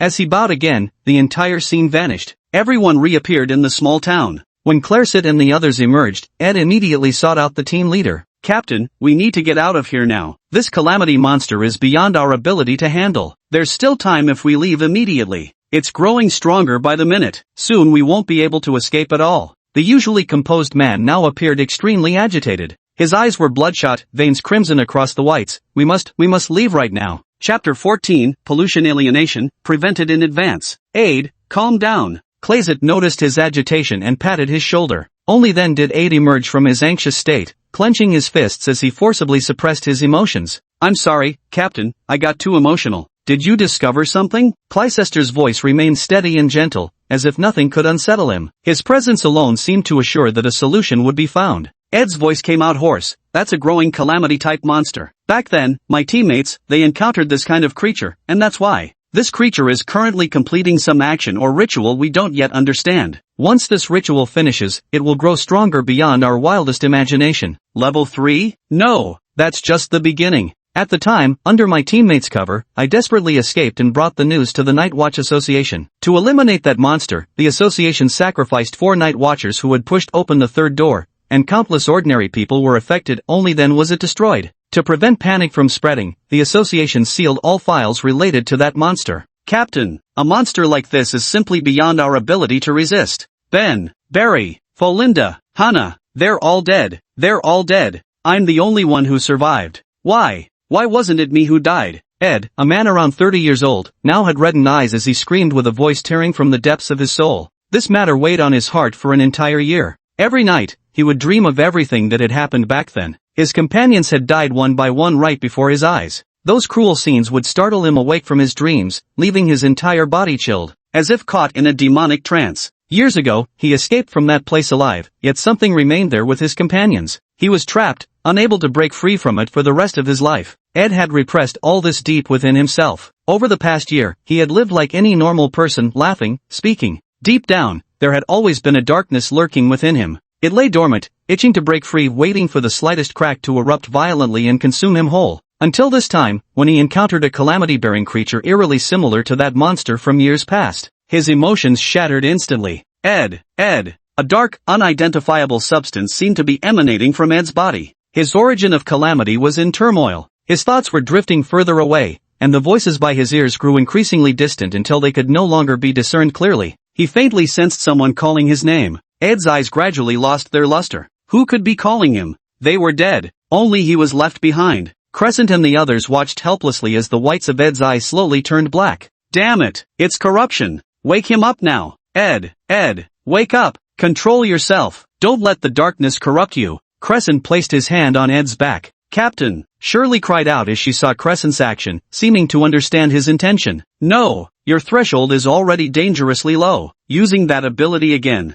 The other two also wore expressions of disagreement. Clairsit smiled. It's fine, I won't push myself. Ed is my team member. Isn't protecting my team's safety precisely the responsibility of a captain? Zackley and Makbujo opened their mouths but couldn't voice their objections. Sherry watched them with concern but didn't attempt to stop them again. Clairsit's hand resting on Ed's back began emitting a white glow. Slowly, it enveloped Ed, suppressing the dark substances that kept seeping out. Ed, who had been walking endlessly through the darkness, suddenly noticed a point of light ahead. As the light grew brighter, he instinctively moved toward it. The next moment, clear shouts rang in his ears again. Ed, can you hear us? Hold on a little longer. You're our deputy captain, we can't do this without you. Yeah, even though old man Ed nags too much. Ouch, why'd you hit me, Sister Sherry? That's for asking for it. Zackley unceremoniously burst into laughter nearby. Haha, Makbujo, serves you right. Ed watched it all unfold. The pent-up emotions in his heart suddenly dissipated considerably. Yes, he was no longer alone anymore. He still had his current teammates to protect. Lingering in the past was no way for a real man to behave. Everyone, I'm back. The darkness faded from Ed's eyes. Clairsit withdrew his hand from Ed's back. Good to have you back. Ed, you scared the life out of us. Ed let out a helpless laugh. Sorry for making you worry, he said. He turned to the captain and advised, Captain, once such disaster creatures appear, we'd better notify the Night Watch headquarters immediately and have them send someone to deal with it. Otherwise, once the monster grows stronger, it'll be too late. There's no time, Clairsit said instead. Why should we wait for it to grow? What? The others were stunned. If we know it will cause greater harm as it grows, why shouldn't we restrain it in advance? Clixette's voice was resolute. It's dangerous, Ed attempted to continue persuading them. Every havoc-creating monster is dangerous, but isn't eliminating them precisely our duty? Crescent is an extremely resolute person. He adheres to principles and holds his own beliefs, never abandoning anything once he's set his mind to it. Perhaps it is this very trait that makes him exceptionally charismatic as a leader. We follow your lead, Captain. The others resolutely and firmly stood by the captain's side, even though they understood the danger they would face by staying. Edward had no choice but to abandon his attempts at persuasion. Clixet reflected on everything that had happened since they arrived in this town. The townsfolk seemed suspicious. Can we find the root cause of stopping the ritual of the calamity monster through them? We can try, we have no other choice at this point. They went into the town to question the locals. Most of these townsfolk were elderly, as the young and able-bodied had largely left to work in the city. Those remaining were either idle layabouts or the elderly, women, and children. However, this time, under their thorough investigation, they discovered something strange. There wasn't a single young child in this small town. The town had several dozen households with over 200 people. The youngest children were already in their teens, but not a single infant or child under 5 could be found. Chapter 15 The Curse Takes Effect, Phantom of the Past. This is a very strange thing. The country of Taberzi, to which the small town belongs, has recently been vigorously implementing population planning policies, encouraging more childbirths. Adding a new child to the family would reduce grain taxes and even bring certain welfare subsidies, making it highly appealing to towns in remote, impoverished areas. Just look at the proportion of teenagers among them and you'll understand. Then why isn't there a single infant or toddler? To investigate this, Clixet and his team sent Zachary, who had a baby face and was particularly popular with older folks, to ask around. Zachary questioned several people, but they all hesitated and evaded, as if afraid to speak the truth out of some lingering fear. Only a lonely, destitute old woman remained. When they approached her, she muttered to herself, "Retribution. This is all retribution. The curse has come to pass. Our lineage has perished. No new life will be born in this town again. This place is dead. It's already dead." The old man was clearly not in a good mental state. A woman in her 40s from the neighboring house came out upon hearing the commotion. Her expression darkened when she heard the old man's words. "You're talking nonsense again. What curse? That's utter nonsense. Don't listen to her, my lords. She's been acting crazy ever since her children passed away." She was clutching 2 steamed buns in her hands, which she then pressed into the old woman's palms. Clearly, this elderly woman had no one to care for her and only survived thanks to the occasional charity like this. What's this curse about? The men sensed that this supposed curse was likely the key to the matter. Unfortunately, the townspeople were quite xenophobic. Even after they revealed their identity as Night's Watch members, few paid them any attention. For a time, the investigation reached a deadlock. Arg, so annoying. Clearly we should leave this kind of investigative work to professionals, Zachley exclaimed, scratching his head in frustration. Makbujo also wore an expression of utter hopelessness. Clixet gazed up at the sky. "Captain, what are you looking at?" Ed followed his gaze upward, but the sky remained a monotonous gray expanse, utterly featureless. Clixet averted his eyes. "Just feels like there's no sun." Ed's face lit up with understanding. "Almost forgot, you've always been fond of sunlight. It's cloudy now, the sun won't come out." Clixet wasn't concerned about that either. "I'm thinking about where to start investigating. The townspeople are too guarded against us, it feels like they're hiding something." The others had sensed it too. This town was peculiar. While some places are indeed xenophobic, when plagued by monsters, people usually cooperate to survive. Rarely do you encounter those who refuse to yield until disaster strikes. When they were at their wits' end, a man came stumbling over. "I saw it again, that evil spirit. It's still there, it's not dead. You must go destroy it now." The man was none other than Kenru's son, Alan. The night watchers immediately headed to the address provided by Alan, arriving at a dilapidated thatched cottage on the edge of town, where they cornered Whalefall inside. Whalefall inside didn't show any signs of being burned, he looked just like an ordinary person. Whalefall inside never expected to be found. The thatched cottage had only one front door, not even a window in the back. With them blocking the exit, escape was impossible. Fight to the bitter end. Whalefall inside knew he couldn't flee anymore. He glanced at the distance, the night watchers were already within 10 meters of him, so he grasped the fragments of the past and charged forward. Though after just 5 steps, Ed shot him with a single bullet. The anti-demon round pierced through his body. The calamitous power contained within instantly shattered Whalefall's form. After all, he was merely a wraith, one so lacking in malevolent energy that he barely counted as an anomaly. A single anti-demon bullet was enough to erase him completely. Alan was startled when Jing Luo Bugue charged out, hastily retreating several steps to hide behind Clixet. Only after the Whalefall no return had dispersed did he dare to show himself. However, Whalefall Never Return was indeed dead, but the fragment of bygone days he had been holding fell to the ground. Crack! A crisp sound rang out. It shattered. Ding! As the fragments turned to dust, a flash of white light appeared where they stood. Crescent and the others, including Alan, 6 men in total within a 10-meter radius, were sucked into it. They had arrived 5 years in the past. This certainly couldn't be the real 5 years ago. Reversing time isn't that easy, and even if it were possible, the required creation points couldn't possibly be as little as 1,000. This was merely an illusion, akin to a slideshow someone pressed play on. As the blinding white light faded, Clyset could finally see clearly and was astonished to find he had become someone else entirely. The other 4 team members had undergone the same transformation. They became ordinary townsfolk in the small town of Pano. But they couldn't move freely, as if trapped within a shell, only able to see, hear, and feel through the shell's owner. Until the town suddenly became lively. They regained their mobility. Children ran in groups through the streets, shouting, "A noble lord has come to our town. Quick, go see!" They scampered off laughing and chattering all at once. Clef first gathered all his teammates before heading together toward the town entrance. Since their mobility had been restored at this moment, it signaled that this unexpected event must be an important turning point. The reason they had come here, all of it, they would have to explore and uncover for themselves.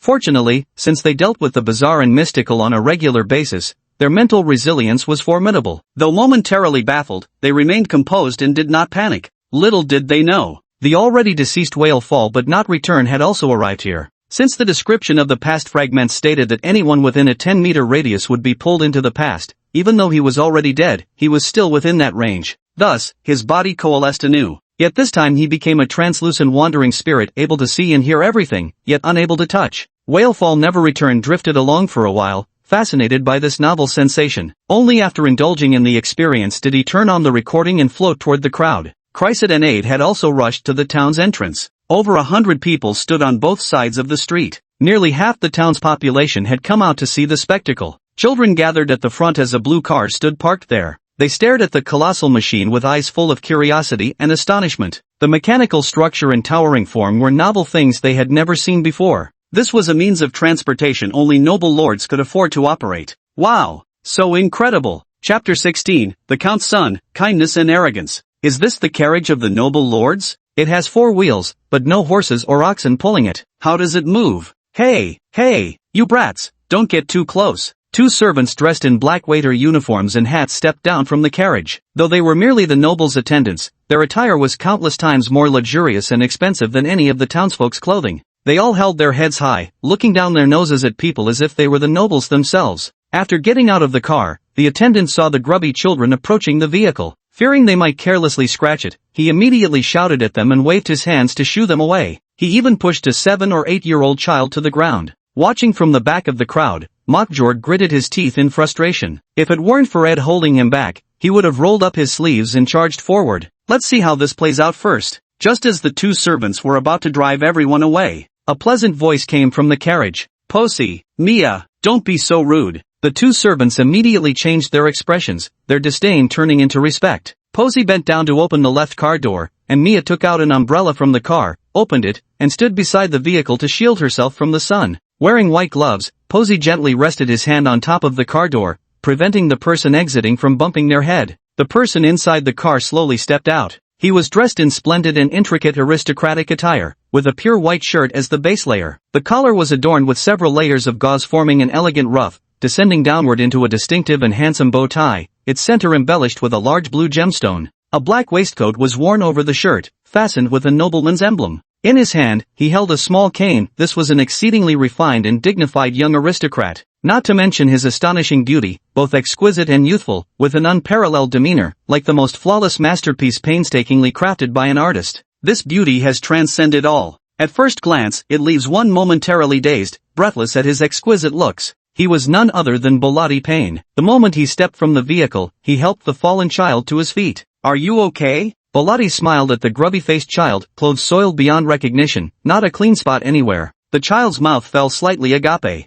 His eyes glazed over, utterly stupefied. Every villager nearby wore the same expression. Old Mayor Pano hurried forward, offering an awkward yet deferential bow. "Your esteemed presence gracing our humble town is truly an honor for our entire community. We warmly welcome your arrival," while subtly pulling the child to the side. These children are quite unruly, usually climbing roofs and causing mischief without a care. We wouldn't want them bumping into distinguished guests at such a time. Nearby, Poxy and Mia hurried over to assist. Mia followed behind holding an umbrella. The task of communicating with the town mayor naturally fell to Bocce. Bocce, this is the son of Count Parnes, the next heir of the Count's estate, the future Count Bellotti Parnes. Upon hearing this, the old mayor gave a slight bow, his demeanor growing even more deferential. Young Master Parnes. They might not have known who the ruler of Tiburci nation was, but no one could claim ignorance of Count Parnes, for this entire town, including the nearby cities, all lay within the Count's domain. And this young master, who appears noble and not very old, would inherit both the title of Count and this vast territory if he were indeed the Count's heir. What an esteemed, what an exalted figure. Bocce was pleased with the old mayor's attitude and continued, the young master is here to inspect. If you have anything to say, speak up, our young master will help resolve it. The Count had sent his most beloved son to tour the territory. Ostensibly, it was an inspection, but in reality, it was a way to declare Bellotti's identity as the heir. On one hand, it was also meant to temper him, to let him witness the myriad facets of human life, lest he remain like a sheltered flower in an ivory tower, ignorant of the ways of the world. It could be said the Count truly had his best interests at heart. The old town mayor hesitated. Truth be told, he did have something he wished to say. The weather this year has been poor, with scarce rainfall affecting the harvest in the fields. If they only had to rely on the current grain yield, it might be enough to last them through winter. But they still have to pay taxes, not just the land taxes to the Tiburci kingdom, but also grain taxes to both the Count and the church. After paying everything, barely half of their harvest would remain. These remaining provisions would never last them through the winter. He was originally feeling troubled. The taxes to the kingdom of Tarbas had to be paid without question, and so did those to the Holy Church. Only the Earl's portion might be lenient, granted he was merciful enough to postpone it for a year until the next harvest. Otherwise, people would surely starve to death this winter. The old town mayor looked at young Lord Bellotti standing before him. You can tell from his eyes that this one's personality is pure and lively, not the difficult to talk to type.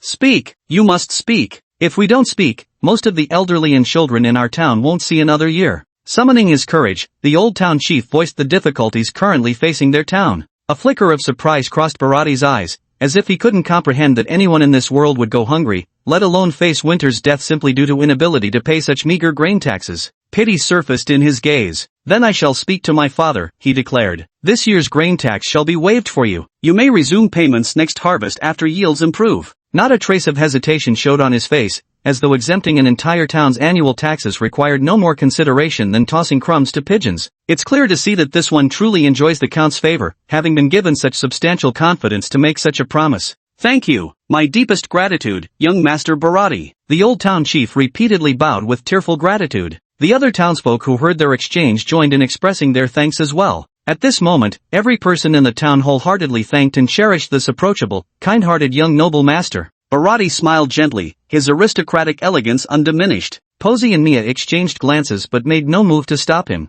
They had received their instructions before following him out. No matter what Bellotti did this time, as long as it didn't tarnish the Count's dignity, they wouldn't intervene. A mere small town, Bellotti still had the authority here. For a moment, the two groups were getting along quite harmoniously. Naturally, Clysette and his companions standing among the townsfolk also witnessed this scene. Lord Parnes' temperament isn't as terrible as what the townsfolk made it out to be. For a nobleman, he was being remarkably considerate toward these common folk. How could such a young master become an arrogant and rude person? Chapter 17, Naive Dreams, Gilded Cage. Captain, have we somehow traveled back to the past? Bellotti's perfectly preserved appearance truly shocked them all. This was how Bellotti appeared before becoming a malevolent spirit. What exactly had happened? Clysette also furrowed his brow. Going back in time was impossible. If such formidable power truly existed, how terrifyingly strong must this calamitous monster be? It would have likely thrown the entire kingdom of Tiburci into chaos long ago. He began recalling the special abilities documented in the archives.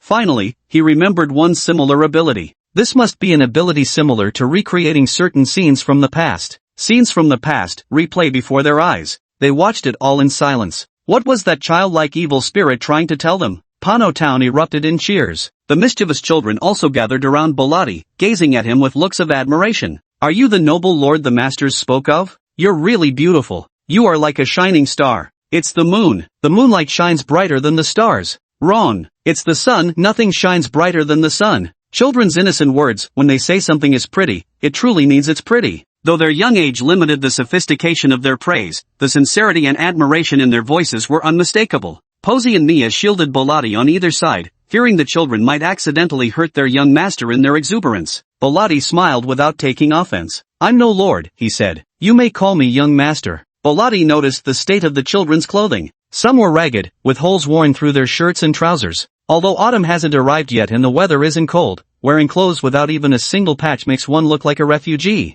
Bolati called Mia over, who quickly approached. Bolati whispered something in his ear. An expression of surprise flashed across Mia's face, but he soon nodded and said, "Don't worry, young master, I'll have someone take care of this matter right away." Crescent and the others heard it too. Bolati was instructing the servant to purchase some reasonably priced fabrics and deliver them to this small town, so the children could have new clothes to wear. Sherry sighed, "He's too kind-hearted." Some townsfolk were watching nervously from a distance. They weren't afraid of the young noble harming their children, but rather that their mischievous kids might cause trouble and anger the young noble. However, Bolati was only 17 years old, not much older than these children, so they shared common topics. The children would tell amusing rural tales, climbing trees to raid bird nests, catching fish and shrimp in the river, or digging out rabbit burrows, which Bolati clearly enjoyed hearing. As they chatted on, they began discussing hobbies and dreams. Children's dreams always come in all shapes and sizes. Someone said they wanted to be a traveler, to see the world when they grew up. Another claimed they'd become a night's watch, protecting the realm.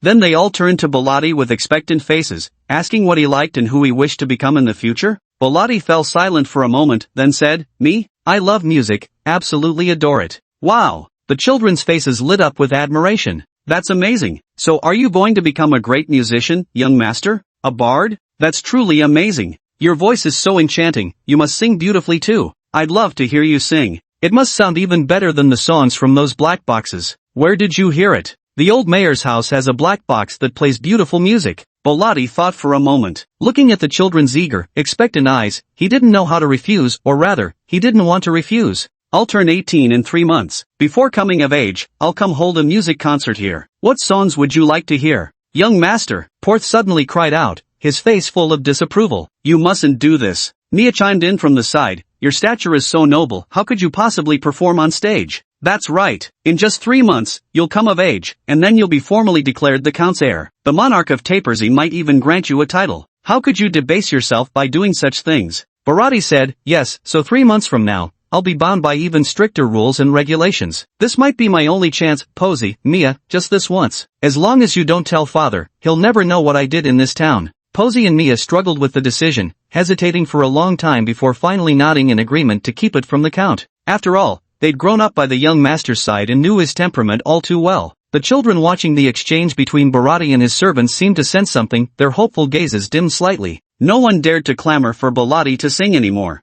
They had realized that no matter how gentle and approachable Bolati appeared, his status was fundamentally different. Certain things they could do recklessly, but Bolati could not. "I will keep my promise since I've made it," Bolati said to these children. "Let's go." Brady left with his men. As they departed, he had Bohemia distribute some candies and pastries to the children in the town. The children had never tasted such exquisitely delicious candies and treats before. The lingering flavor stayed etched in their hearts for a long time, so they began to eagerly await the return of this young master. Hidden among the children, Jingluo Bugui watched the footage he had recorded and nodded in satisfaction. This NPC's modeling is god tier. To actually look this stunning, just how much money did they spend creating this? I feel like every single strand of hair here resonates with the clinking of gold bricks. Whalefall not returning was also stunned by Bolati's appearance. If I make this into a video and post it, I bet many people would go crazy over it. Then, thinking about what Bolati would later become, he touched his head, feeling like quite a few fans might send him death threats. Forget it.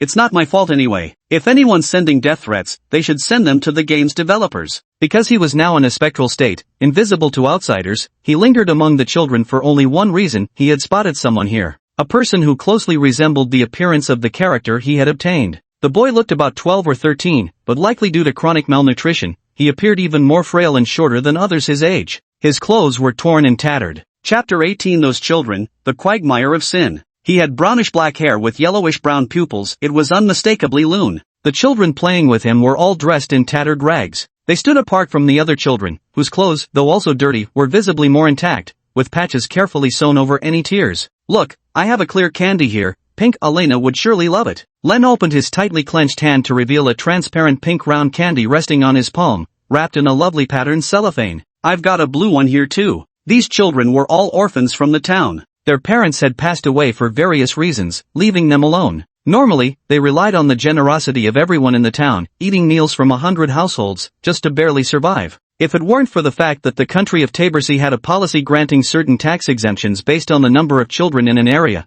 perhaps they wouldn't have received any charity at all. Yet even that was only enough to keep them from starvation. Living like those children with families was impossible. Master Baladi is truly kind. I long to see him again. Roxy, do you think we'll really get to hear Master Baladi sing next time? With his noble status, he probably won't sing anymore. Of course not. Didn't the young master say so himself? When he makes a promise, he'll definitely keep it. I believe in him. These children separated from that group of children. Klexit and the others also noticed these children. Captain, look at that. The evil spirit. They had seen Luan's appearance a few times before, so they recognized him at a glance. Follow them. Several night watchers trailed behind the children. They watched as the children returned to a barely windproof and rainproof thatched hut. This is their shared home. A girl was waiting inside for their return. Her body was frail, her face pallid, and her frame painfully thin. Though dressed in plain clothes, her delicate beauty was still evident. It was clear she would grow into a stunning woman. You're back, she said. Elena, look what we brought back. It's the candy you've always wanted to eat.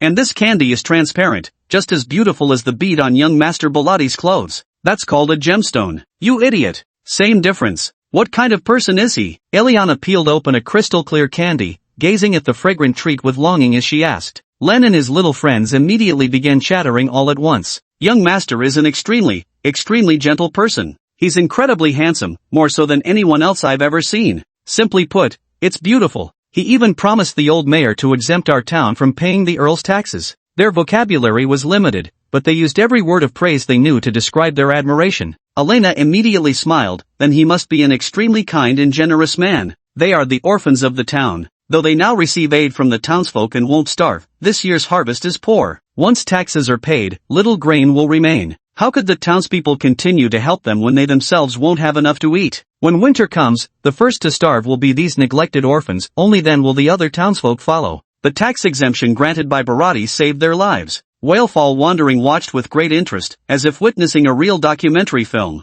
At this moment, Klexit and the others approached. Their current appearances matched the townspeople's, so the children weren't overly wary of them. Kids this age were simple-minded and soon revealed plenty of information under coaxing. They were all orphans who had lost their families. Since having more children could reduce taxes, the town's residents didn't abandon them, instead building them a thatched hut and offering occasional aid to at least keep them alive. Of course, expecting anything beyond mere survival was impossible, especially this year. The sharp decline in grain yields left them with increasingly meager rations. Klexit and the others listened with heavy hearts. But such was the current state of Tabersi, newly established, plunged into chaos, and now mired in poverty everywhere, with the wealthy clustered only in major cities. The aristocrats feasting on lavish meals remained blind to these people's existence. During the conversation, Crescent and the others learned the names of these children. For boys, Lun, Rossi, Isidore, and Cordray. One girl, Elena. They were no different from other children. They were lively, passionate, and full of love for life. They were good kids. Clap. Everything around them began to twist once more. They were sent back to reality. What have I done? Ed felt a pang of regret.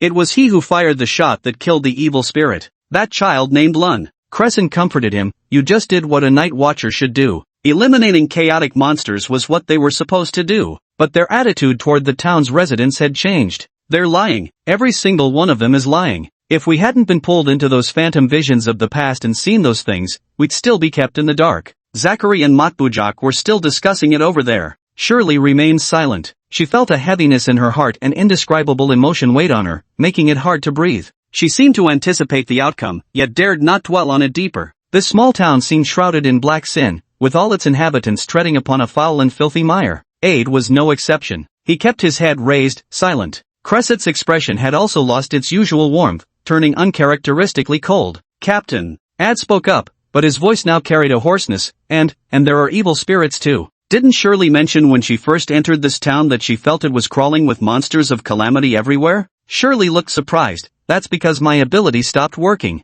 No, your ability hasn't failed. Ed looked at Klexit. There are still 4 malevolent spirits in this town. Klexit lowered his gaze. After a long silence, he finally raised his head slightly and said firmly to the others, let's move out. We need to find the remaining spirits. Got it. Zaklay asked Makbujo, are we really going to them? They haven't done anything wrong. Makbujo also uncharacteristically refrained from speaking further. Their very existence is a mistake. Purify them, and grant peace to their souls. Ed comforted the two youngsters with a few words. Chapter 19, Video Release, Players Flood In. As long as chaotic monsters exist, they continuously emit corruptive energy. Even harmless spirits can cause massive corruption if they come into contact with too many people. Beyond extermination and purification, no effective method has been found to suppress this contamination. Therefore, all chaotic monsters must be eliminated regardless of their strength or whether they've harmed humans. They had no other choice. If those calamitous creatures weren't exterminated, humanity would ultimately be contaminated. They refused to become mindless demons, empty husks of madness and chaos. The 5 night watchers scattered, searching for the hidden malevolent spirits within the town. This time, they no longer inquired with the townsfolk, nor did they engage in conversation. The townspeople's gazes toward the night watchman were perpetually filled with wariness and defensiveness. Initially, they had thought it was merely the townspeople being xenophobic, but now it seemed there was more to the story. The townspeople are afraid of something, and they are hiding something as well. The 5 men didn't know what it was, but they were certain that the hidden truths from the past would eventually resurface. They searched the town relentlessly, but found no trace of the other 4 evil spirits. The one called Lunan had already ceased to exist. Blue Star. Han Luo abruptly jerked upright from the desktop. Hiss. After lying prone for so long, his arms and upper body had gone partially numb. Moving now brought indescribable discomfort. Did I get kicked out? Oh right, there's a time penalty after dying. Can't log back in for 3 hours. This death mechanism is actually designed to protect the players. After all, players are souls summoned to the Orenpe's world. Upon death, only their avatar bodies created by creation points perish. The moment they die, they're immediately expelled from the neural network connection, ensuring their actual souls remain unharmed. However, this method still exerts some mental strain on players. Dying too frequently isn't advisable either, which is why the 3-hour death penalty exists, to give players' minds adequate time to recover. Han Luo suddenly cried out, "Damn it, the video I recorded. Now there's no way to log into the game. Could the videos really be inaccessible?" He hurriedly opened the game's official website to check his account. Eventually, the backend still had the option to upload and download videos. There, to his clear relief, were the recordings he had made. He downloaded the footage, stayed up all night editing the video, and after completing the voiceover, posted it on another website. This was his usual account, with over 100,000 followers. For an up-and-coming creator who neither shows his face nor streams live, this was already quite impressive. Today, I'm freely promoting a game, no strings attached. It's called Olden Mythos. This game just started its closed beta test, and beta accounts seem different from regular player accounts. The beta version uses NPC templates to enter the game storyline. The upside is its incredible immersion. The downside? Some freedom restrictions, cough cough, but that absolutely doesn't stop me from raving about this game. Perfect graphics, perfect modeling, perfect storyline. If games were rated out of 10, I give this one 100 points. Hyper-realistic immersion, truly worthy of being called a second world. The closed beta is absolutely worth it, a must-play. Next up is the footage I recorded in-game. It's a bit lengthy, but every single frame could be screenshot as wallpaper. The moment the video went live, not only did fans of the in-game celebrity Whalefall No Return flock to watch it, even other gamers in the gaming community are getting interested. Big Boss Bugue, this is the first time I've seen you promote a game like this. Is it really that amazing? Whalefall, you actually went and tried a new game behind my back? Olden Myth, right? I'm downloading it right now. Soon, the official website of Olden Myth saw thousands of new players logging in. Han Luo was checking the metrics of his video. Suddenly, the previously sparse comments section exploded with hundreds of bullet chat messages. Every single one was a demand to send him blades of vengeance. Knives, knives, knives, nothing but knives. Send knives to the great whale fall never returns. Woo woo, why did my beautiful Bolati end up like that in the end? His perfection inspires envy, and provokes jealousy. What's the final outcome? Why did he end up like that? Brody, don't die. He's already dead. What appeared at the beginning was his vengeful spirit, his form after death. This plot is absolutely phenomenal. The visuals are even more exquisite than those big-budget movies. Just for this alone, I've got to try playing it. I just want to know what kind of PC specs can actually run this game. Wait, this seems like a holographic virtual game? When did our country develop holographic virtual games? Han Luo twitched his lips. Sure enough, his fans had sent him blades. That's the game's plot. It's not his fault. Just as I was speechless, the doorbell rang. Sir, there's a package for you. He ran to open the door. A package? I don't remember ordering anything recently. Ugh, did one of my fans send me razor blades? That can't be right. I just uploaded the video. How could any delivery arrive this fast? After signing for the package, he returned home and opened it. Inside lay a helmet, complete with an instruction manual. Is this the legendary gaming helmet I've heard about? Actually, Han Luo had always been puzzled, could virtual games really be transmitted through computers now? Has technology really advanced to this level? Previously, because the game was so incredibly fun, he never gave it much thought. It wasn't until the game helmet arrived that he remembered logging into the game earlier. This game. Han Luo lowered his head to look at the silver gaming helmet in his hands. With current technology, could they really achieve this? I must be overthinking it. If there were issues, the government probably wouldn't allow this game to be released, right? He patted his head to stop himself from overanalyzing. He followed the instructions from the manual to install the gaming helmet. Would he really give up on such an amazing game over such a minor issue? Of course not. Nothing can stop a gaming legend from pursuing a masterpiece. Moreover, the myth of the old days has already surpassed what one might call a masterpiece. Even though it's still in closed beta testing, in his judgment, it absolutely has what it takes to be crowned legendary. The official website of the myth of the old days saw tens of thousands of newly registered users and accounts flood in overnight. But not everyone was fortunate enough to secure a spot in the closed beta. Shin Wushu had been using the system to keep a close eye on the official website all alone. Among the registered players, he selected 4 who were less prone to stirring trouble and had some technical skills to receive the gaming helmets. These gaming helmets were also created through creation points, just empty shells, and producing a large batch only cost a small amount. However, shipping them proved somewhat troublesome since he was in Olymps, not on Blue Star. Chapter 20, Wandering Alone, The Withered Rose. However, spending creation value could perfectly solve this issue. Thus, Shin Wushu consumed some creation value to purchase a warehouse, stored the helmets inside, and specifically hired some people from Blue Star to handle the shipping for him. The 4 newly selected players received the mailed gaming helmets within a day. Once received, they quickly logged into the game. Shin Wushu immediately assigned them identities and tasks. The 4 players logged in. 4 more faint points of light appeared in the psychic nexus. Shin Wushu felt his mental state had improved considerably. The bit of sanity that had dropped returned to normal. 5 people to restore 1 point of sanity? No, it should still be related to mental power. Some people have stronger mental strength while others have weaker. My emotions are very stable now too, and for various reasons, that point of sanity has finally been restored. Let's continue. The show hasn't even started yet. No lights were lit in the association's attic. Shin Wushu finished his dinner in the darkness, a piece of bread and a fried steak. These were all food supplies stored by the Eye of God Association members.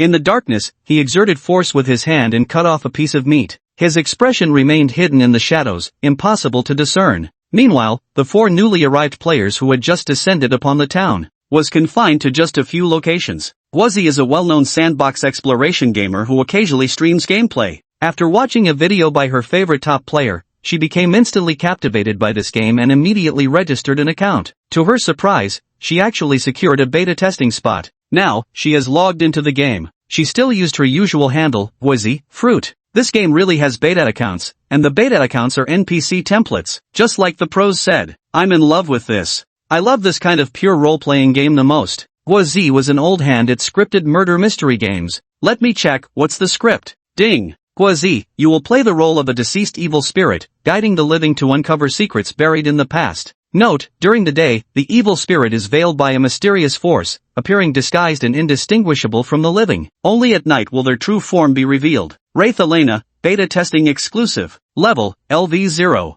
Alignment, chaotic. A long-deceased wraith corrupted by mysterious forces and awakened. Main mission, you are waiting, but for what? Are you waiting for the truth of the past to be unveiled? You are waiting for that person to arrive. Take the rose in your hand and deliver it to the one who has already fallen into darkness.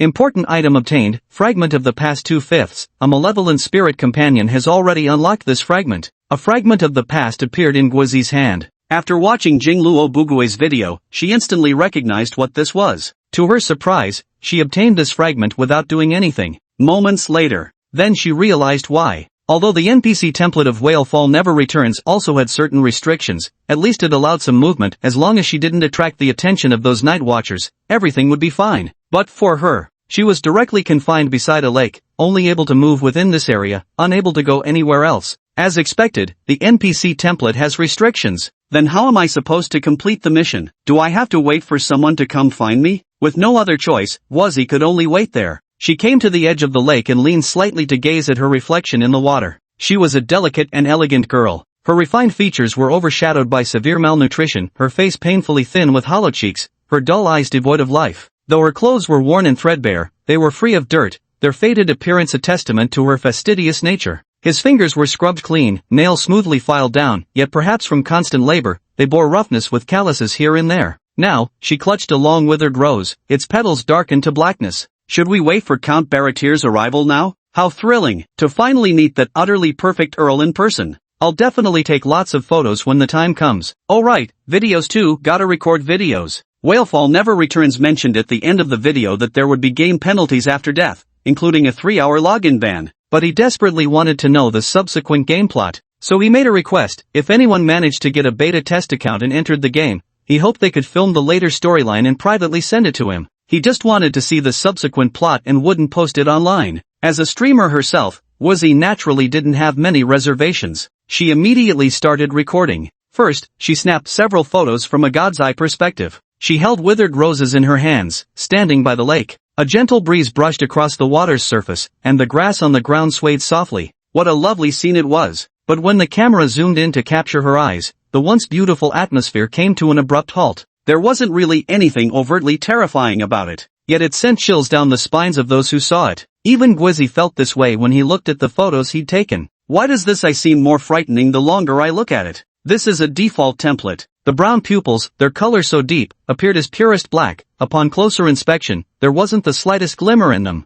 These were not eyes a human could possess. If dressed in a wedding gown, she'd truly give off the vibe of a ghost bride. Her range of movement was limited to that small area, so she could only wait for others to come to her. After searching the town all night without finding anything, the night watchmen had already shifted their focus to the surrounding areas outside the town. If she's not in the town, then let's search the outskirts. All 5 men were starving. Sending them to the town to buy supplies now would just feel uncomfortable. They needed to pick up the pace. Fortunately, the dry provisions they'd brought could last them a while longer. Though the rations tasted awful, it was still better than eating food purchased from those townsfolk. At least rest assured. The 5 of them proceeded while searching and soon arrived at a lake not far from the town. Captain, there's a scourge signal. It wasn't until they got closer that Shelley sensed the scourge signal again. The others straightened their expressions. They'd finally found her. Walking along the lakeshore, they soon spotted a girl who looked no older than 15 lingering there. She clutched a withered rose in her hand, wandering back and forth by the lake over and over. Recognizing the girl's face, Claricet and his companions instantly knew who she was. She is Elena. Upon hearing the footsteps, Elena seemed pleasantly surprised as she turned around. Have you finally arrived? Look, these are the roses I planted, they've bloomed. Chapter 21, Devout Persistence, Twisted Ugliness. Their gazes finally met. The night watchers were startled. This girl's eyes simply didn't look normal. They were too different from the image they'd seen in the Phantom. In Phantom, she was vivid and full of life. And now, Elena's eyes no longer held that lively spark. Instead, they were filled with a dense aura of death. It seemed as though she had finally seen the one she had been waiting for. Those eyes of hers brightened just a little. But the moment he turned and saw Closet and his companions, his expression instantly darkened. No, you're not the ones I've been waiting for. Wuzzy turned around, doing his best to feign a despondent appearance. Wait, Crescent and the others called out to stop her. Yet Elena acted as though she hadn't heard, continuing onward. She waited for only one person. Only upon that person's arrival would she respond. As for others, unless they were her companions, none were worth her attention. Ed's hand hovered at his waist, yet he couldn't bring himself to decisively draw his weapon. Sherry had absolutely no intention of attacking either. Meanwhile, Zachary and Mobchok were even less inclined to take action. Crescent understood how his teammates felt. We can talk to her first, he said.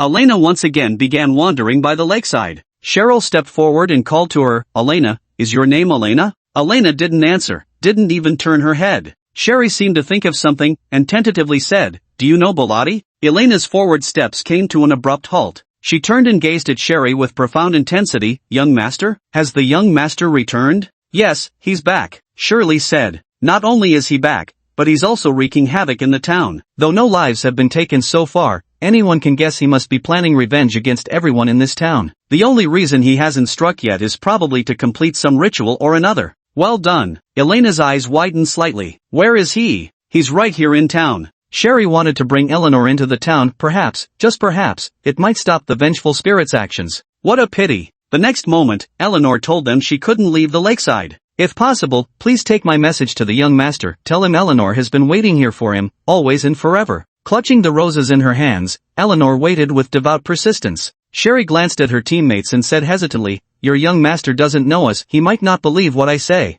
Elena tightened her grip on the rose in her hand, just about to hand it over. Suddenly, a series of hurried, chaotic footsteps came running in their direction. That evil spirit is definitely here. A group of townsfolk came running this way, holding torches aloft. Aren't you supposed to be the night watchers? Why haven't you destroyed it yet? Isn't destroying it your sworn duty? She really turned into an evil spirit. Is she planning to take revenge on us? Does she want to kill us? A group of people surrounded them. The twilight was approaching, and the torchlight cast their faces in twisted, demonic shapes. Twisted, ugly. Burn her to death. Because Elena's current appearance didn't seem like that of an evil spirit, though her eyes looked somewhat terrifying, her overall appearance could still be considered normal. Thus, the townspeople felt no fear, but instead sought to slay this evil spirit. Ordinary fire cannot vanquish an evil spirit, Klexit said, shielding Elena with his body. Though they would never truly allow the evil spirit to remain unchecked, what they desired more was to uncover the truth of that year, at the very least, to discover what that spirit intended to do. Only then could they devise a way to stop it. Naturally, the townsfolk remained oblivious to their thoughts. The townspeople were determined to exterminate these evil spirits, their eyes brimming with such fear and dread that it nearly spilled over. The leader, Kenru, noticed the night watchers' markedly different attitude and grew terribly anxious, terrified they might uncover something. Taking advantage of the moment when the night watchers were distracted by the crowd pushing forward, he swiftly drew a glass vial from his robe. With a sudden motion, he hurled it at Elena. Because his actions were too sudden and obstructed from view by others, so Klexit and the others had no time to react. The bottle flew through the crowd and struck Elena. The glass bottle was fragile, shattering instantly upon impact. Broken glass spilled unknown potions in all directions. The liquid splashed across Elena's body. Ah! The girl let out a scream, not because she felt pain, her physical sensitivity had been dialed down to 10%, so even a stab wound wouldn't hurt much. She'd simply been startled. Because just moments ago, she received a system notification. You've been attacked by corrosive potion. HP depleted. Oh no, that backfired. If only she'd known this NPC template was so fragile, she would have been more careful. Yet who would have guessed that an ordinary-looking resident in this small town could produce an item capable of harming a vengeful spirit at a moment's notice? Weren't spirits supposed to be invulnerable to ordinary people? Elena was on the verge of death. Desperate to complete her mission, she decisively pulled out the fragment of bygone days. Using the roses as cover, she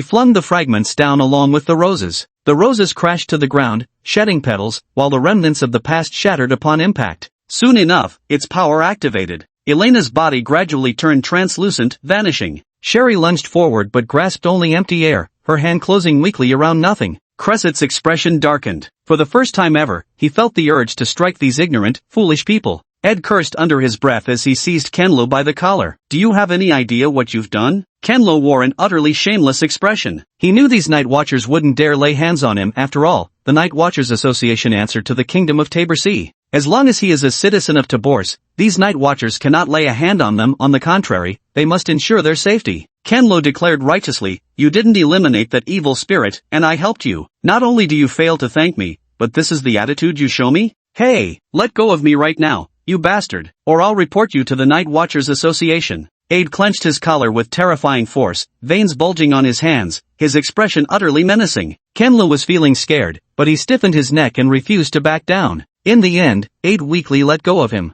The other townsfolk gathered around, their expressions hostile as they warily eyed the Night's Watch members. It was as if the two sides were enemies. Zachary and Makbujo were furious. Do you even realize this will provoke that evil spirit? Provoke what? Chapter 22, Stubborn as a Mule. Watch carefully. Weren't you supposed to eradicate evil spirits and protect us in the first place? These are things you should have done in the first place. Could it be that you're reluctant because this evil spirit happens to be good-looking? That's right. These evil spirits will take revenge on us. Quick, exterminate them all. If anything happens to us, it'll be entirely your responsibility. There are other evil spirits? Then why aren't you rushing to track them down? The townsfolk pointed fingers at them with every word, absolving themselves of all blame. They seemed to be evading something. Not a single person dared to utter that name. Brady Pan, that name appeared to have become their taboo, unmentionable, unspeakable. Though furious in their hearts, Claersit and his companions could do nothing against these townsfolk. Had it been someone with a fiery temper, they would likely have beaten these people up. Claersit took a deep breath. Years of noble upbringing kept him from uttering curses. Just look around you.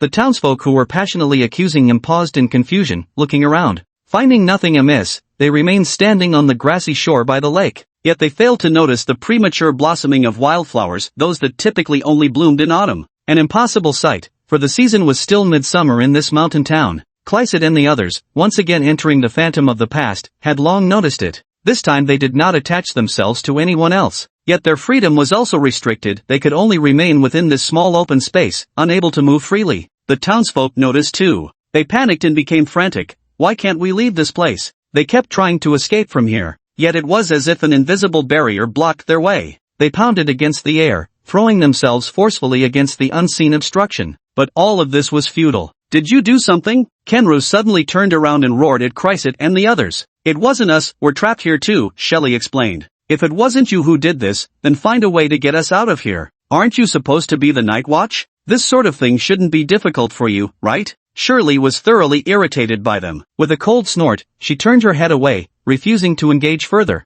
Zakley and Matbojo couldn't stomach the injustice and began quarreling with the townsfolk. If it hadn't been for you meddling with that evil spirit, none of this would have happened. We're saving you, don't you understand? If that evil spirit is allowed to grow, not only this entire town but all the nearby cities will suffer. We're not just protecting you people. If possible, they'd honestly prefer to leave these people to fend for themselves, letting them live or die by their own choices. Unfortunately, as night watchers, they couldn't betray their sworn duty. Then shouldn't you hurry up and eliminate those evil spirits instead? These townspeople were utterly incorrigible. All he wanted was for the night watch to exterminate the evil spirits, yet he never uttered a word about them, and if he did, it was nothing but lies. Enough! Chrysid snapped at that moment. The wrath of a gentle soul is doubly fearsome. His expression darkened. Everyone shut their mouths. Just stay here and watch properly. Feel the agony of her waiting alone. Then start repenting for your sins. The townsfolk wore expressions mingling anger and guilt. When Chrysid's gaze swept over them, they guiltily averted their eyes, not daring to meet his stare. At last, they finally quieted down.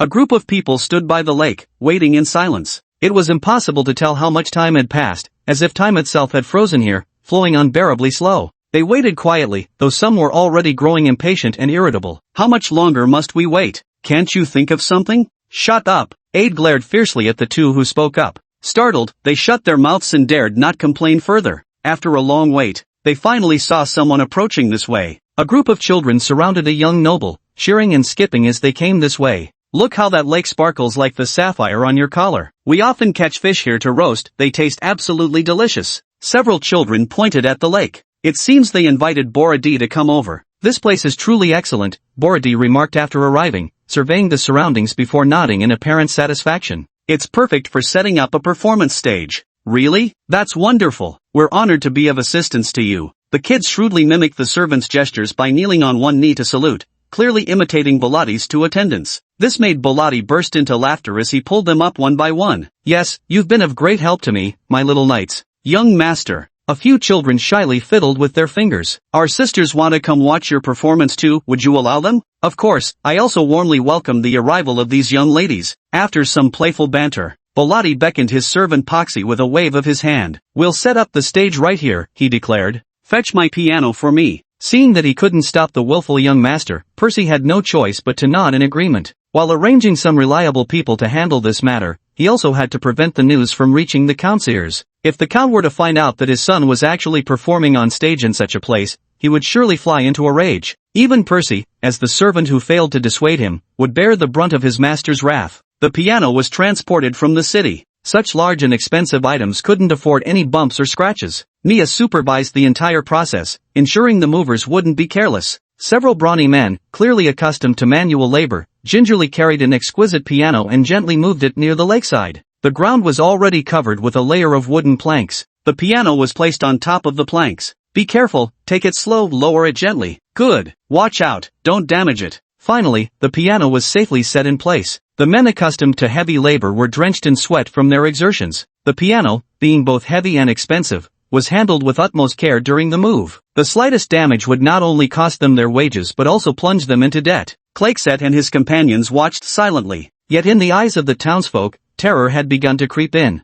There were also translucent floating fruits recording this gameplay footage. Young master, everything has been set up. Mia came to report. Borati brought the children before the piano. Wow! What is this? Chapter 23, Unyielding Will, Astonishing Talent. The piano was custom-made. Its extravagant cost alone represented wealth beyond an ordinary person's wildest dreams. Borati stood before the piano, gently brushing his fingers across the keys. In his mind, he recalled the memories siphoned by the thorn blossom from the bones. At that moment, an exceedingly complex expression surfaced on Bharati's face. Len and the others were still too young to understand why Bharati wore such an expression. They simply branded this moment firmly into their memories. Bharati loved music, and the piano was the sole instrument he could learn and play as the son of an earl without risking his noble dignity. Nobles often studied certain instruments to cultivate their minds and refine their demeanor. Yet they would never perform on stage, as such an act was deemed beneath their status. To perform before an audience was equivalent to being an itinerant entertainer utterly unfit for refined society. They consider themselves too noble to stoop to such things.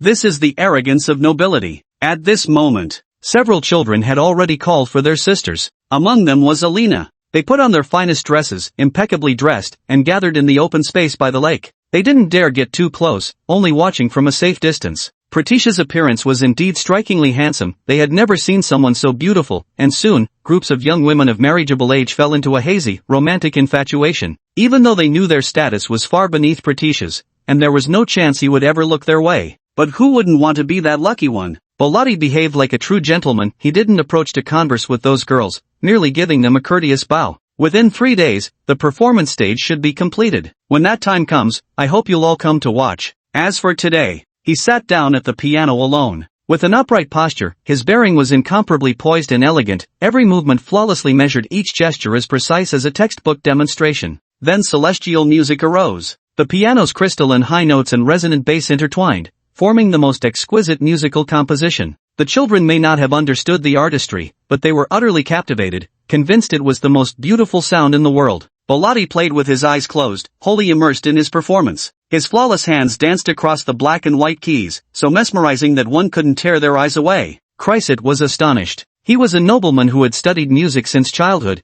and no one present could comprehend the emotions conveyed by this piece better than he. It was like the rebirth from a cocoon, struggling in darkness yet discovering the glimmer of hope at the final moment. It was the breaking dawn, it was hope, and it was an unyielding will. He was fighting, he was struggling. Crescent gazed in rapture, lost in the melody. As if swayed by the music's emotions, his feelings surged and ebbed with its undulating rhythm. Though others also appreciated the beautiful music, their emotional resonance paled in comparison to Crescent's profound experience. Until the final note faded. The final piece of music, intense and impassioned, reached its climax as Bharati at the piano seemed to merge with the instrument itself. The piano's voice appeared to possess some inexplicable magic. Crescent suddenly clenched his fists at this moment, murmuring distractedly, This is a unique trait, unmistakably, an autonomously awakening unique trait, and with a perfect resonance object. With such talent, once he awakens, he will undoubtedly become a rising star. No, he should be an inevitable sunrise, a scorching sun so brilliant that all can only gaze upwards yet dare not look directly upon it. Clexit, however, thought of what Bharati looked like now.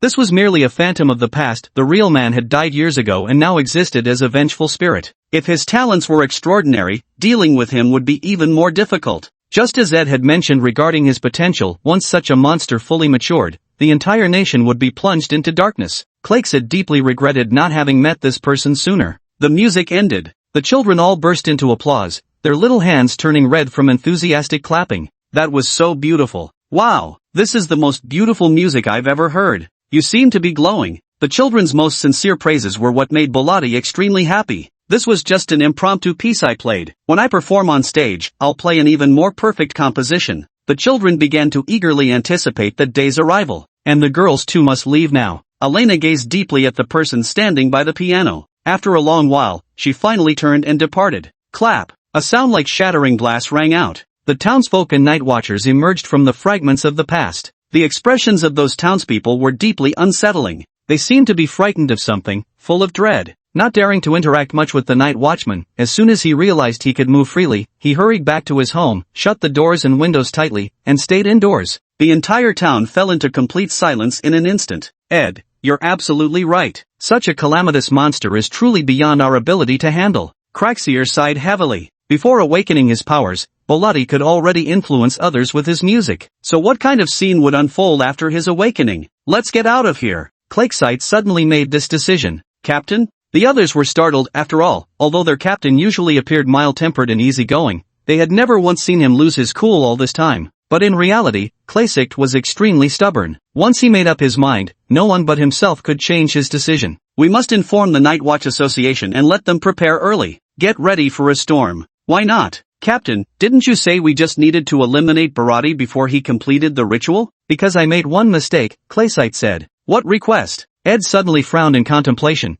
then struck his palm forcefully. This doesn't add up, isn't he the Earl's son? Why hasn't anyone intervened when the future heir of an Earl dies in such a remote town? If Bharati truly was the Earl's most beloved child, then his death would inevitably ignite the Earl's towering wrath. Regardless of who the murderer was, at the very least, everyone in this small town would surely face his vengeance. The wrath of a count is not something to be taken lightly. At the very least, he would certainly send someone to investigate the cause. The remains of the body would also be collected for burial, rather than left interred in some remote town. Which count's child is he? Chapter 24 Cornered, trapped in a cage. You'd have to ask Clickseed about that. The aristocratic circle was rather small to begin with. Ordinary non-nobles could hardly fit into that circle. Klexit thought carefully for a moment, then surprisingly shook his head. I don't usually pay much attention to such things. He had no idea which Earl's territory this belonged to, nor did he know whether something had happened to the Earl's child that led to an accidental death. Though I don't pay much attention to noble affairs, I've never heard any news about this matter, which means someone must have covered it up before it could spread. Such were the words of Craigsit, he said. That means this matter only concerns this small town, Ed understood immediately. It likely involves secrets hidden among the nobility. Now think about it again. In a remote town, where signs of chaotic monsters had been detected, the nobles pretended to be overly concerned,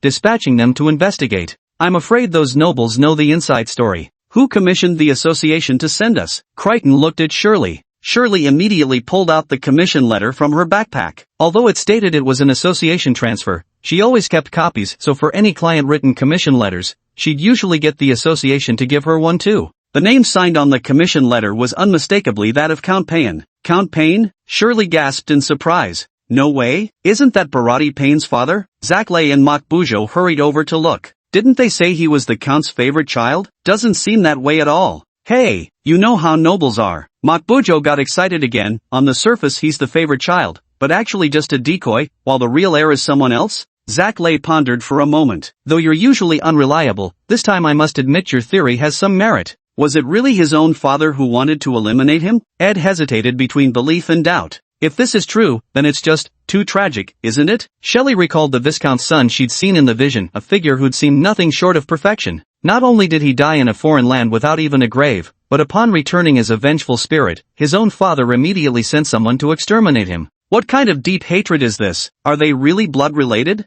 These are just their inferences. The truth remains uncertain, and no conclusions can be drawn yet. Once they packed everything up, they prepared to leave this place. When they reached a spot several hundred meters away from the small town, they suddenly realized they couldn't move forward anymore. Though the road leaving the town should have been perfectly straight, they kept somehow returning to the town's entrance after walking a while. After circling around several times, Crescent realized, we're trapped. Shirley, measure the intensity and reaction of the calamity source. Yes. Shirley took out the black dial and began consuming calamity energy for measurement. This time she input more calamity energy than before. Cold sweat continuously broke out on her face as the pointer on the black dial began reacting. It wobbled on the roulette wheel a few times before spinning wildly. Captain, I still can't sense the exact location. Klexit watched the pointer on the dark roulette wheel. Continue. Sherry gritted her teeth and increased the infusion of catastrophe energy. Her face grew increasingly pale, her body trembling as she began to sway unsteadily. Suddenly, as if sensing something truly horrifying,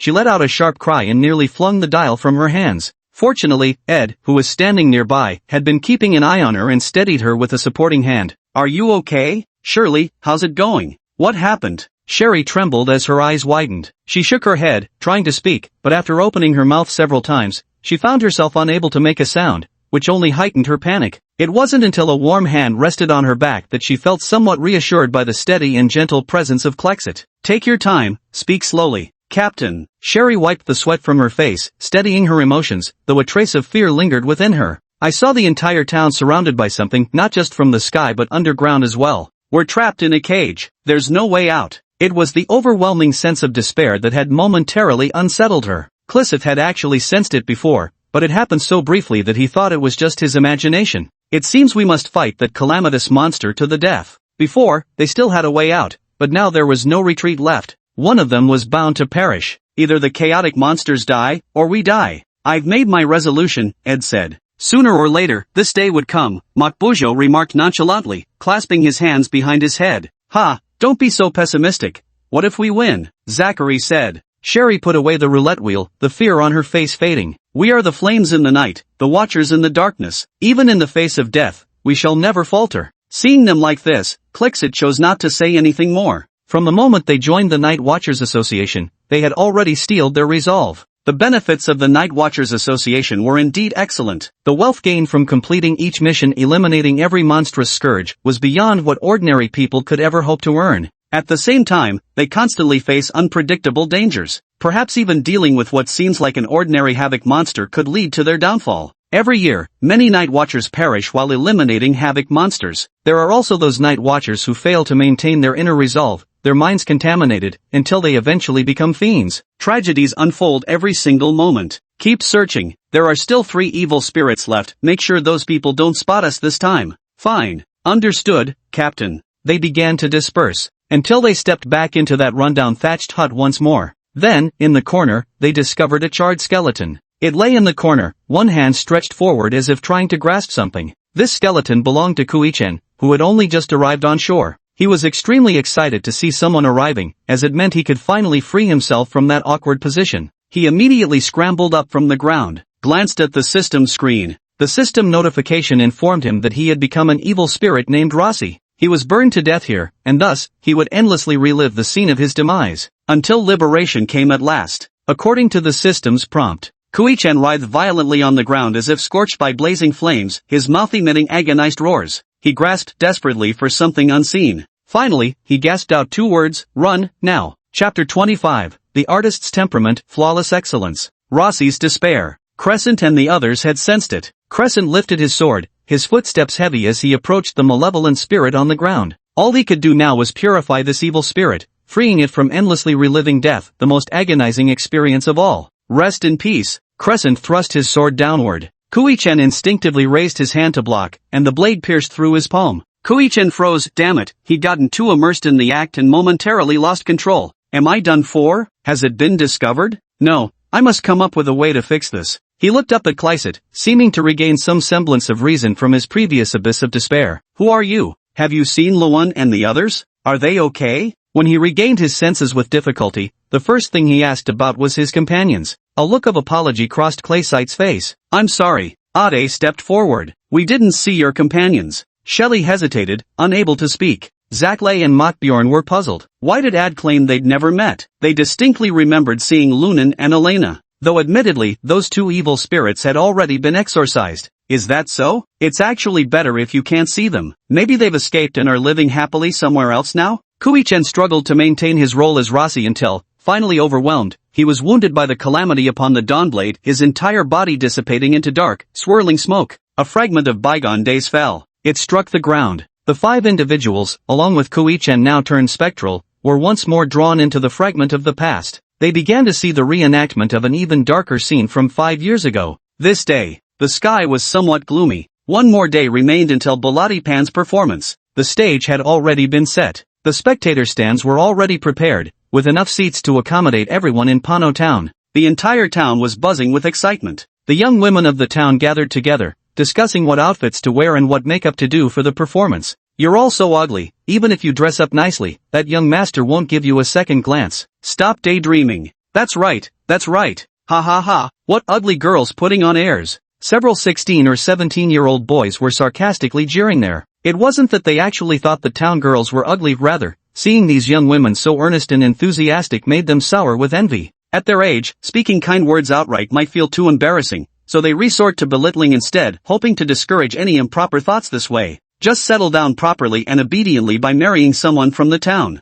Alan, don't you dare go too far. We're just going to watch the young master's performance. It's nothing like what you're implying. Put. Alan stuck out his tongue playfully, pulling a face. Eleanor, you'd better not go. You might be pretty, but your status doesn't match that young master's at all. When you grow up, just marry me instead. I won't look down on you for being an orphan. Elena's face flushed red with anger, but her naturally introverted personality prevented her from shouting back. She could only murmur in protest, I'd never marry you. Humph, let's go, Alina, don't bother with them. The girls soon left the place behind. Kui-chan, floating nearby while recording, couldn't resist commenting when he saw this. What's with this kindergarten-level attention-seeking vibe? Dude, if you stay single forever, I wouldn't be surprised at all. but this floating sensation is really something special. Never thought I'd get to experience being a ghost inside a game. What are those night watchers up to? After some thought, since he had no particular destination in mind, Kui-chen decided to simply follow and see where they were headed. Klexit and the others headed to the town in search of Bharati. They wanted to uncover the truth from those years. Why would Bharati, the son of a count, die in obscurity in such a place?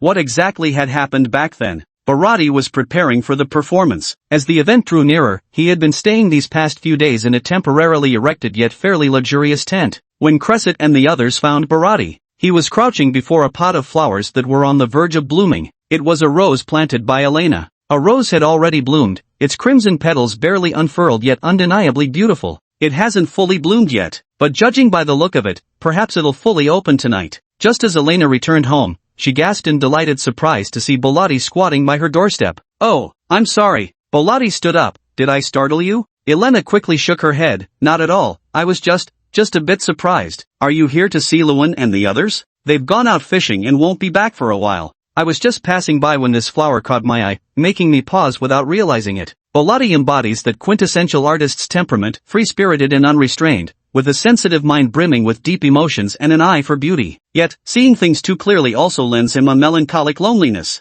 He can't help but stop and admire whenever he encounters something beautiful. "They haven't bloomed yet. When they do, that's when they're at their most beautiful," Aliana remarked. In truth, as she gazed at Bharati, her heart whispered, even the most exquisite crimson rose could never compare to him. "When the roses bloom, I shall give them to you." Eliana mustered every ounce of courage to voice these words. It wasn't that she wished to confess her love to Bharati, though perhaps there was a trace of such feeling. Alas, she had come to accept the bitter truth. Between her and Bharati, no future existed. The only reason for offering roses was that this modest, imperfect potted plant happened to be the sole gift she could present. Bharati smiled and nodded, saying, "All right." Bharati parted ways with the girl. Returning to the tent, Bharati appeared both delighted and excited. This was his first time performing on stage before such a large audience. It might also be the last. After he turned 18 and became the official heir, it would be even more impossible for him to do things like this. By then, his every move would be scrutinized more strictly. He would have to perform flawlessly to live up to the title of Count's heir. Bharati cherished this opportunity dearly. Klaxit and the others watched quietly as Zaklay suddenly came running over. Earlier, he had gone out to scout and see what changes had occurred in the town. And indeed, he had discovered one particular thing. "Captain, there's a group of strangers at the town gate." Chapter 26, The Eye Society, a sudden performance change. "Who is it?" "I don't know." They were dressed in black cloaks with masks covering their faces, each bearing a pattern of a single red eye. Zachary described the attire of the group he'd seen. "A red single eye," Clara Kate pondered. "I feel like I've heard this somewhere before." "Red single eye? The All-Seeing Eye Society?" Ed shouted. "What are they doing here?" "The All-Seeing Eye Society?" Shirley, Zachary and the others all looked puzzled. Clearly they had never heard of this organization. But that wasn't surprising. They hadn't been Night Watch members for long, and the All-Seeing Eye Society was extremely secretive. Very few people knew of its existence, and there was scant information about it. Their ignorance was perfectly normal. Ed knew about the existence of the Divine Eye Society because he had once dealt with someone from them. Upon hearing about the Divine Eye Society, Klexit finally remembered this organization. He tugged at his clothes uncomfortably. He didn't like how this organization operated. Although also an organization founded by the Awakened, unlike the Night Watch Association, an official institution that can only be established by nations, the Eye of God Association is privately formed. Moreover, their methods are excessively erratic and unrestrained, acting without ever considering the consequences. Every time they eliminate chaos-spawning monsters, the aftermath is always massive. However, to prevent ordinary people from fearing and resenting the Awakened even more, such news is suppressed. How did they end up here? Christ also found it quite odd. Those guys usually operate around the capital. This place is nearly halfway across the entire nation from there. Why would people from the Divine Eye Society appear here? Klexit sensed something was amiss. "Zachary, where are they heading now?" Zachary replied, "They seem to be searching for something." Without alerting the townsfolk, they entered under cover of darkness and are probably making their way here now. They didn't have to wait long. He spotted those people. They matched Zachary's description exactly, their bodies completely concealed, faces obscured by masks that made their features indiscernible. Yet, the enormous solitary eye emblem on their masks, representing the Divine Eye Society, was unmistakable to those familiar with it. The group seemed to have acted with premeditation, as if they had somehow obtained information beforehand, heading straight for Bharati's residence. Posey and Mia, who were guarding outside, were knocked out by their smoke bombs. They sprinkled a potion over the two unconscious figures. Then one of them entered the tent where Baladi was sleeping. It took them quite a while before they hurriedly left. Kleist and the others grew uneasy. Could Baladi have been murdered here? Unfortunately, what they saw was merely an illusion. This was the past that had already transpired. They could only watch, powerless to prevent any of it from happening. Fortunately, Ed quietly went over to check and found that the two servants, Porthos and Mia, were not dead and bore no additional wounds. Bolarati inside was unharmed. He was sleeping soundly with his eyes closed. What kind of potion did they pour? Shelley squatted beside the two unconscious men, looking puzzled at the potion spilled on their bodies. The potion was deep black in color, with no strong odor, non-corrosive, and didn't appear to be toxic. Because some of the potion had come into contact with the exposed skin of these two individuals, yet they showed no signs of poisoning. The 5 people examined the two lying on the ground multiple times but found nothing wrong, so they had no choice but to give up. The next day, Bose and Mia woke up, feeling puzzled about why they had suddenly fallen asleep on the ground. That's odd. I actually fell asleep yesterday? Both of them sensed something was wrong. Especially the conspicuous black stain on their clothes. There's no way it could have gotten so dirty just from lying on the ground. They quickly realized what happened and dashed toward the tent. Young master, are you alright? Young master. Their first instinct was that they had encountered an assassin. Being a man of high status, Barati had indeed faced several covert attacks and assassination attempts. However, back in the capital, the Count had always provided protection, allowing him to narrowly escape danger each time. This isn't happening inside the Earl's mansion anymore. If anything happens to this young master, they'll have to accompany him in death to atone. Boludri emerged wearing fine woven pajamas, simultaneously covering his mouth as he yawned. What's wrong? What happened? Are you alright, young master? I'm fine. Barati was somewhat puzzled. Only when Poxy and Mia saw that Barati was safe and sound did they finally breathe a sigh of relief. They helped Barati change into a white shirt, over which he wore a black waistcoat with 2 pointed tails at the back, resembling a swallowtail coat. Young master, you look absolutely splendid. Your noble bearing and dignified air make it clear you hail from an aristocratic lineage. Boladius adjusted the cauliflower beneath his neck. Let's go. He was not the type to wallow in self-pity. He does not yet have a voice, so he is not entitled to control his own life and freedom. But he firmly believed that one day, he would be able to change all this and take full control of his own life. Berardi chose not to run away. This time would also be his last indulgence. For his music, for his performance, for his stage, he would give everything to play his final song. Boladi arrived by the carriage at the lakeside. Here, an exquisitely crafted stage had already begun to take shape.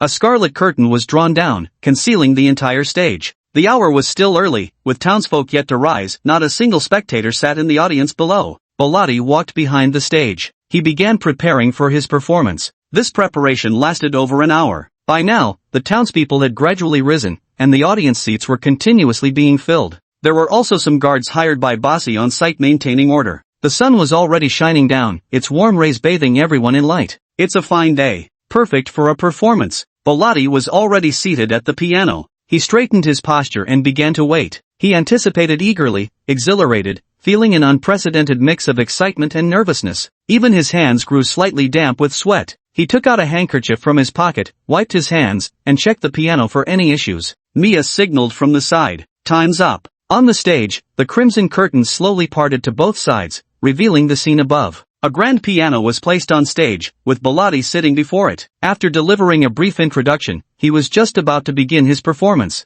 Suddenly, he clutched his body and doubled over in pain. Aha! A blood-curdling scream erupted from his mouth. Chapter 27, The Transformation Begins. Still time to turn back. Barati's body suddenly underwent a bizarre transformation. His hands began rotting from the fingers, sprouting strange scales. The same grotesque change spread across his face. Below the stage, Bozy and Mia sensed something wrong and rushed forward to investigate. But they began exhibiting the same symptoms. They writhed in agony on the ground. The sudden anomaly on stage terrified the townspeople in the audience. Seated close to the stage in the spectator area, they clearly witnessed the bizarre transformation occurring to Boladi's body. For centuries, the mutation of the awakened and ordinary people has persisted in the world of Orenpes. Even in ancient history, many records concerning such mutations have been documented. Although the remote town of Pano is secluded, it is not completely isolated from the world. Its inhabitants are well aware that in this world, there exists something bizarre and terrifying akin to an illness, yet far more dreadful than any disease. The awakened call it aberrance. Ordinary folk believe it to be a peculiar disease.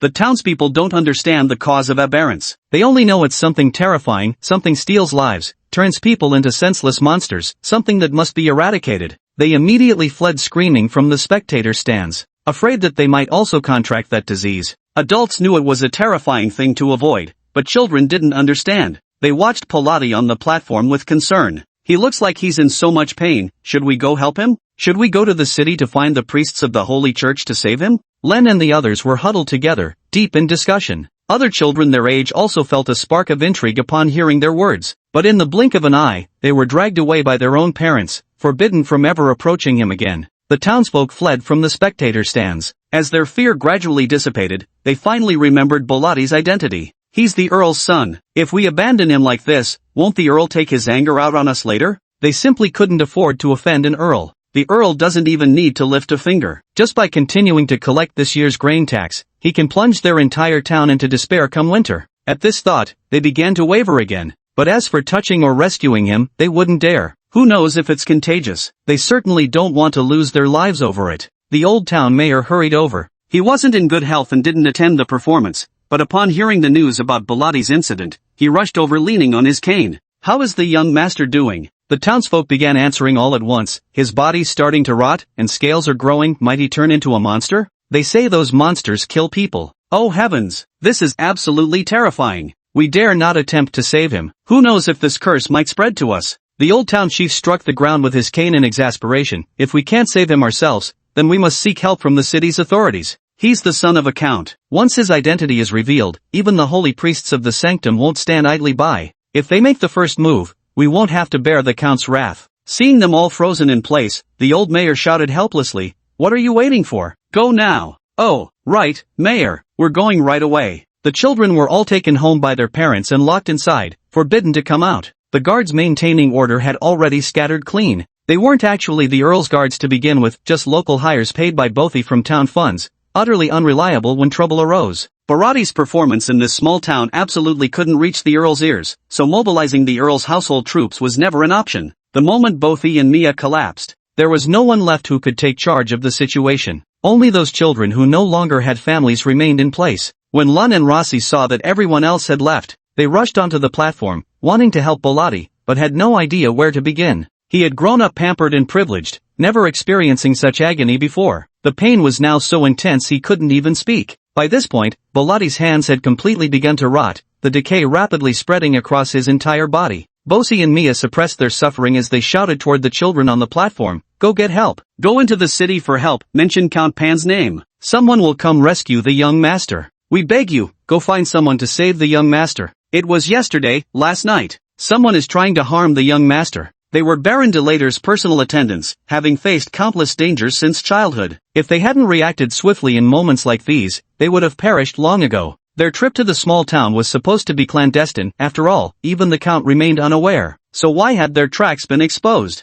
According to Ebelade's itinerary, he should have arrived at Lanchang by now. They even spread some false information to make people think Ebelade is currently there. Who is it? This sudden change happened incredibly fast. Clyset and the others wanted to help but couldn't get involved. They could only watch. Mutation? Why did he suddenly mutate? Clarixit thought of those intruders from last night and couldn't help but clench his fists. How dare they do something like this? "Captain, do you know what this is?" Sherry asked from the side. "That's a potion made from fragments of calamity. Its purpose is to stimulate awakened individuals and train them in wielding tainted powers. If used on ordinary people, it can easily induce corruption." After hearing this, Ed and the others were incredulous. Using this method against Borodil, who wasn't even an awakened yet, was utterly cruel. And those who can generally kill calamity monsters must also be awakened. Kui-chan recorded from the side, unable to resist clicking his tongue. TSK. Brutal. Looks painful. The skin on his body gradually rotted away piece by piece, while dark gray, hideous scales emerged from beneath the decaying flesh.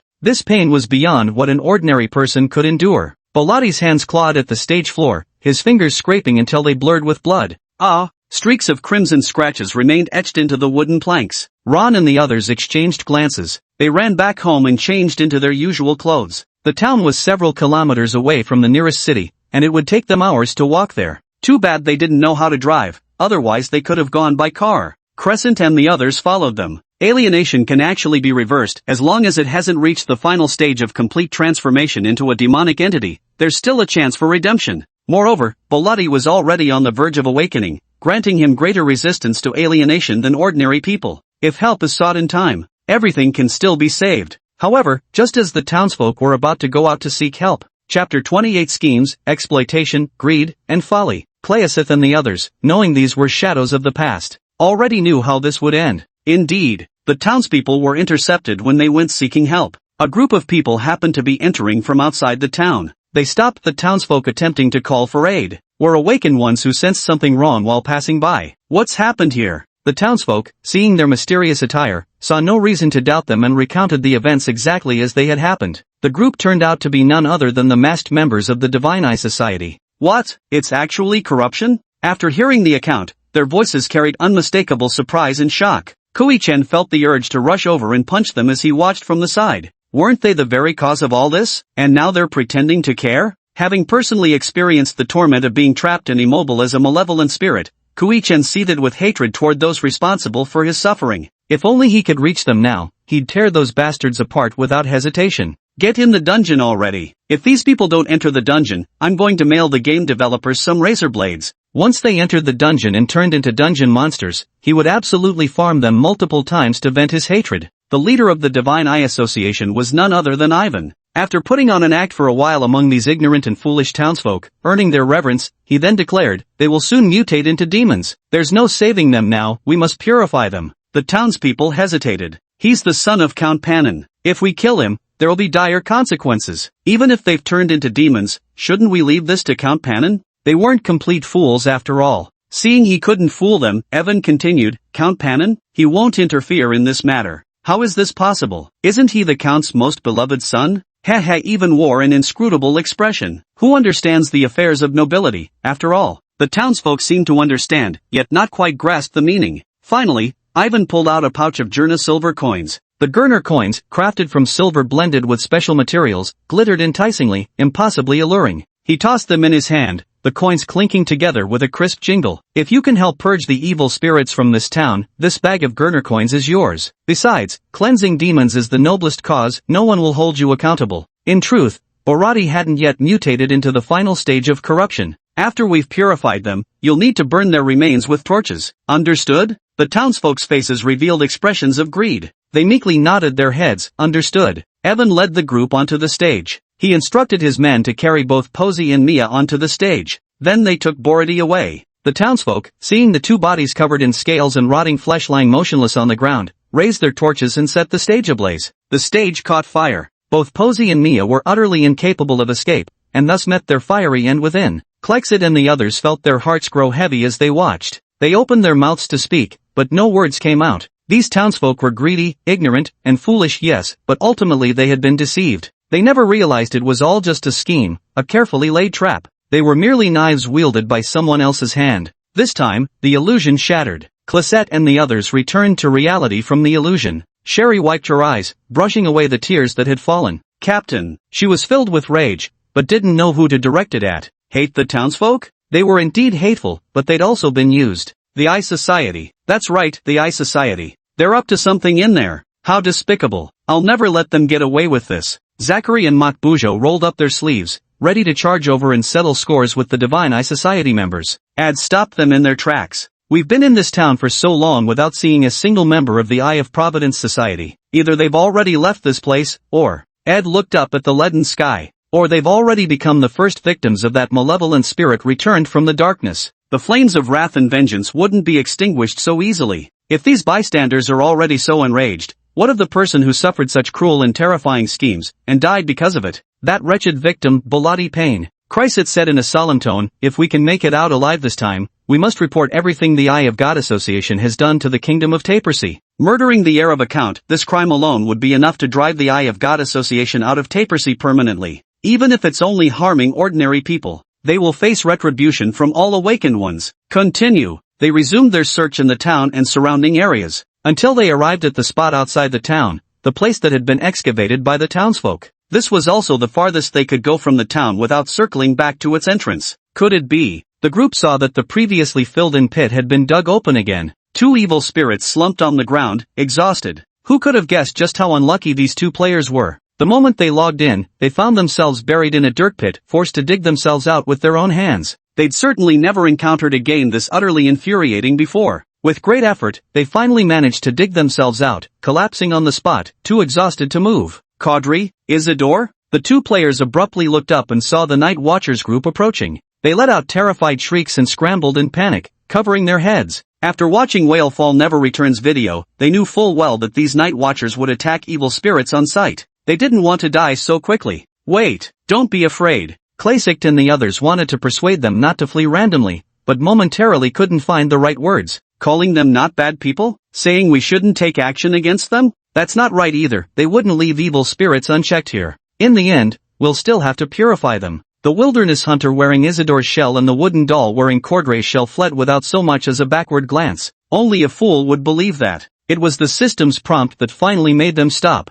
Side quest triggered. The Vengeful Spirit's Retribution. Deliver the fragments of the past to the Night Watchmen and denounce the town's sins. Reward EXP plus 200, Chaos Coins plus 100, Bolati Reputation plus 1. The moment he saw the quest, the two players got really excited. Pulling out memory fragments from their pockets, they made a sharp turn and charged straight towards Chryset and his group. Chryset and his crew had been chasing closely behind all along. The two parties nearly collided head-on. Chapter 29, Broken Memories, Facing Human Nature. Both sides screeched to a simultaneous halt. The Wasteland Hunter and Wooden Doll raised the fragments in their hands, offering them to Clixit. What's this? Clixit received them. They hadn't seen this fragment before. This is the past, the Wilderness Hunter said. Seeing them take it, the two players didn't really want to leave. They also wanted to enter that fragment to film. Crescent stared at the two fragments in his hand as a flood of information instantly surged into his mind. These were memory fragments, capable of revealing remnants of the past. All he had to do was crush them.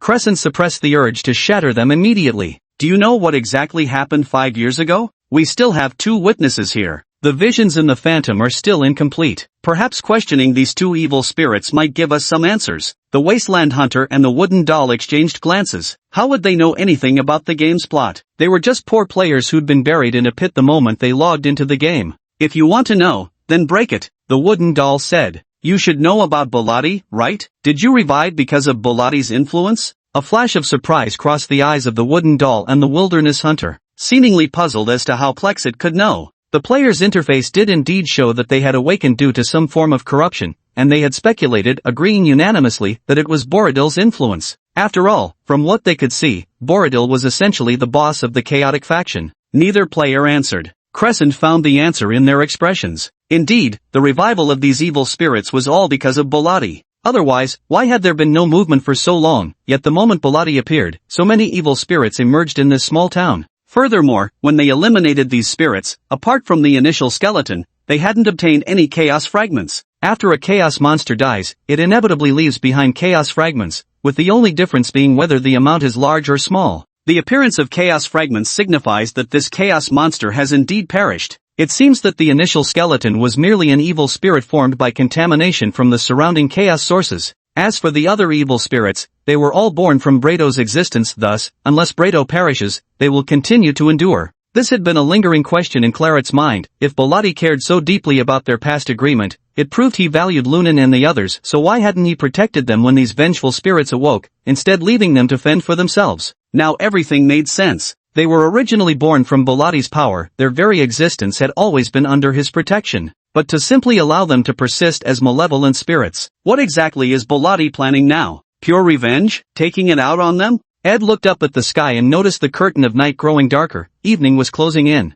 Captain, Shirley watched him with a complicated expression. Only then did Clyaset snap out of it. Clutching the fragments of the past, he stood frozen for a long moment. He shut his eyes briefly to steady himself before opening them again, exhaling heavily. Let the ritual begin. Stay true to your heart. Do not let the dark emotions take hold. Cletus crushed the fragment in his hand with a single squeeze. They had stepped back into the past. This time, they faced even more fragmented memories. So fragmented that not a single scene remained coherent. Run for it. Roxy struggled in despair as flames crawled over his body, inch by inch, consuming him. He clearly hadn't turned into a monster, but because they wanted to seek help in the city, because they questioned the methods of those strangely behaved people, they ended up receiving such treatment. With just one statement from the Divine Eye Society's members, they've gotten too close to the Calamity monsters. They must already be contaminated and will eventually mutate into demons. The group of frenzied townsfolk immediately raised their torches. Roy pushed Alina away. Elena clutched tightly onto a blooming rose she had intended to give to Borodil,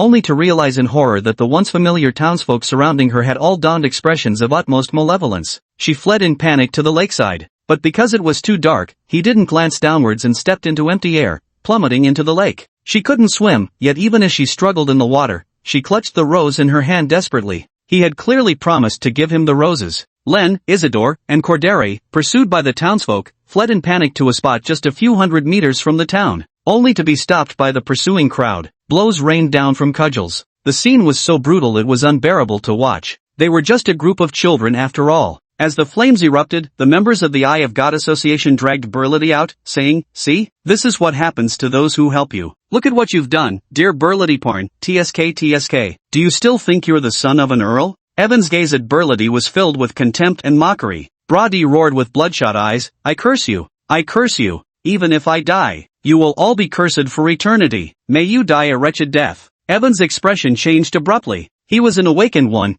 and had always been deeply wary of curses, those mysteriously obscure matters. Gazing into Barati's eyes brimming with fury and hatred, he inexplicably felt a pang of unease. To his surprise, he even sensed a trace of fear. So without hesitation, he drew his blade and left a ghastly wound across Barati's throat. Because of the words that Barati spoke, the methods they employed were exceedingly cruel. Only when Barati finally drew his last breath did they burn him clean along with those children, burying their bones beneath the earth. The illusion shattered. After coming out, Ed couldn't hold back and punched the ground. Those good-for-nothing scum. They're not even fit to be called human. The night watchman's eyes reddened with emotion. They had confronted humanity's true nature. Something darker than darkness itself, more terrifying than any monster. These were supposedly the exploited townsfolk they had imagined. Now it has become unforgivable. Not everything can be forgiven. Those children were clearly uncontaminated. For the sake of some rewards promised by the Eye of God Society, they ignored all irregularities and, driven by fear and greed, committed these deeds. What should we do now, Captain? Why do I feel like all my persistence is crumbling at this very moment? What exactly have I been protecting? A bunch of murderers? What am I doing? Captain, I don't want to fight anymore. This moment. All Night Watchman's willpower had collapsed. Chapter 30, Embracing Darkness, Utterly Pleasurable. They no longer wished to fight. No longer wanted to protect everyone in this small town. Their decision violated the duty of the Night's Watch. Yet, Claysit neither grew angry nor reprimanded them. Then let us keep watching the final fate of these people. After all, they are already trapped in cages and may never find their way out. Those few players have already logged out of the game. They uploaded the recorded videos online. Barati's plight, with its overly realistic visuals, caused a stir among all the players. Where's my knife? Hand me the knife, I'm going to throttle the scriptwriter. I want to play this game. How do I get beta access? Why can't I get in even after registering an account? Same here, wanna play too. First time seeing this kind of role-playing game, pretty novel. But honestly, the restrictions seem excessive. I prefer more open-ended games when it comes to gaming. Barati died a horrible death, and so did those children. Everyone in this town is heartless, especially those from the Eye of God Association. Let me make it clear right here, the Divine Eye Society is definitely dungeon material.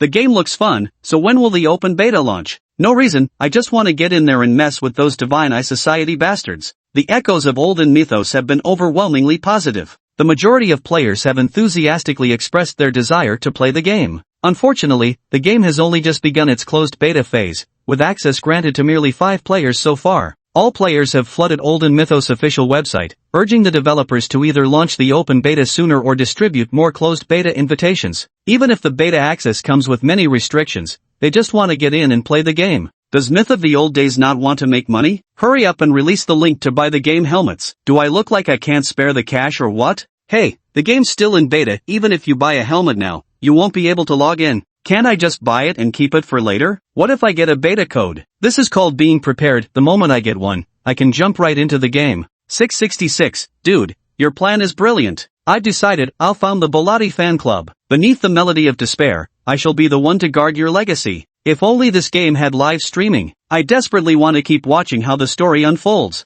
I heard this game has a death penalty, 3-hour respawn cooldown. Only 2 players remain online now, the other 3 got forced offline. I really want to know what happens next. What became of those townspeople? The players had no choice but to flood the official website of Olden Myths with demands. Soon, tens of thousands of comments piled up on the official site. No matter how much they left comments or cursed the game designers, the official website of Ancient Myths remained utterly silent. Hate all you want, I don't care. He'd be damned if he took the bait. Shen Wushu naturally paid no attention to the player's mention of an open beta test. He currently didn't have enough creation points to sustain players, let alone predict what consequences might arise from such a sudden surge of players flooding in. The players thought this was just a game, but only Shen Wushu knew this was no game at all, but an extremely cruel and utterly real world. This world might possess all sorts of mysterious powers, yet it also harbored far more terrifying calamitous monsters. Affected by the calamity's influence, the people in this world bore darker dispositions, each harboring a shadowed side to some degree. The difference lay in whether they buried it deep within their hearts or set it free. Pano Town.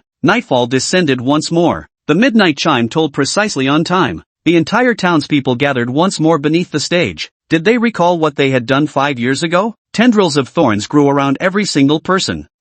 Twisted masks of fear flickered across each of their faces. Soon, a bizarre transformation suddenly occurred upon their bodies. Their flesh began to rot as grotesque, twisted limbs sprouted from their forms, accompanied by pus and foul stench, they mutated into monstrous beings. It was the darkness from their own hearts that they had always feared to confront and dared not recall. Their bodies began to warp and mutate. No, perhaps it had begun as early as 5 years ago. This was the reason why no new life had been born in the town for so long. It turned out that they had long since become monsters from within. Until this moment, when they were forced to face and recall everything, they could no longer suppress their transformation. Crescent and the others watched in horror as all the townsfolk began their grotesque transformation. Distortion. This is distortion. This world is saturated with calamitous origins. Those who wield the power granted by these origins must endure the corruption they bring. Every human heart harbors darkness within. So long as one holds fast to their true self, they won't be corrupted by calamitous origins or distorted into demons. Ordinary people may not have the same resistance to contamination as the awakened, but they do not absorb or utilize the source of calamity.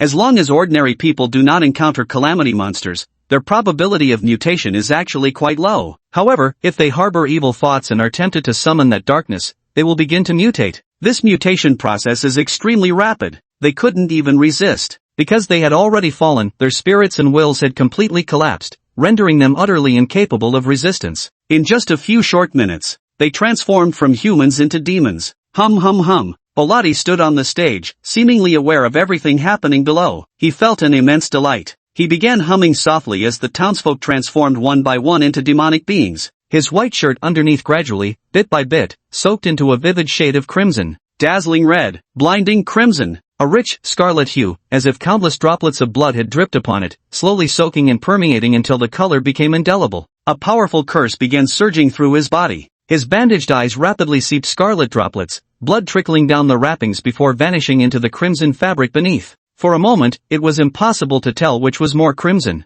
At this moment, he seemed like a demon crawling out from the depths of hell. Clad in terrifying scarlet red, he forcefully announced his arrival to all. Tap tap tap Bolati couldn't see, but he could hear the screams of those people. He raised his hands, spinning lightly across the stage as if intoxicated by his own delight. He Bolati Pen had returned from hell. Countless thorns began to sprout all around. Two players hiding in a corner trembled uncontrollably. This boss is way too intimidating. Chapter 31, The Vanished Piano, Rebirth from the Cocoon. See Captain. Shirley's voice quivered as she stared in horror at the transformations occurring among the townspeople. Ed recalled their investigation in the town, where they discovered no new life had been born there. Now he understood why. This entire town had likely been rotten to its core since the very beginning. Just as they'd witnessed in the phantom echoes of the past, Bolati's curse upon them all. For eternity. Die a terrible death. Zachary and Machjo felt somewhat heavy-hearted. Though reluctant to act, seeing so many people transformed into demons made them realize the scale of calamity if these creatures escaped the town. At this thought, they couldn't help but feel a twinge of regret. Is what they're doing truly right?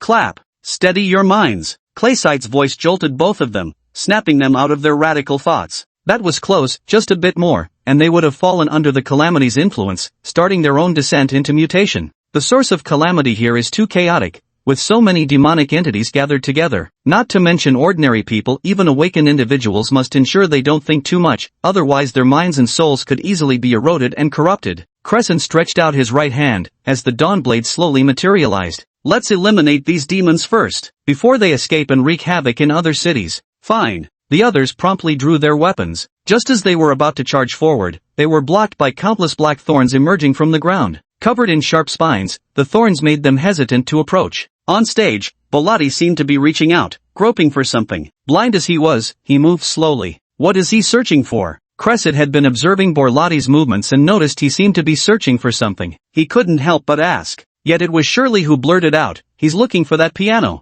The piano. The others froze in surprise. Yes, the piano. In these performances, no piano had appeared on stage, yet in the past visions, Borlotti had someone bring in a piano. Why didn't that piano appear? Was it destroyed in that fire? No. Crescent shook his head after carefully recalling the events. When the fire broke out, there was no piano on that stage. Sherry looked bewildered. Under such circumstances at the time, she hadn't paid attention to that detail. Still, she asked, if that piano wasn't burned, then where did it go? Unless those people from the Divine Eye Society took it away. But why would they move a piano? Although that piano was indeed extremely expensive, it was still just an ordinary piano, hardly significant to an awakened. If so, why did those people go to the trouble of hauling it away? Only Classet seemed to have realized something. He raised his head and looked toward the stage. Beredetti had already noticed his piano had vanished, as the brambles around him began to surge wildly, thrashing about in violent chaos. The townsfolk turned fiends were skewered one by the rampant thorns. After feasting on all flesh and blood, only skeletons remained. A powerful malefic force condensed upon the brambles,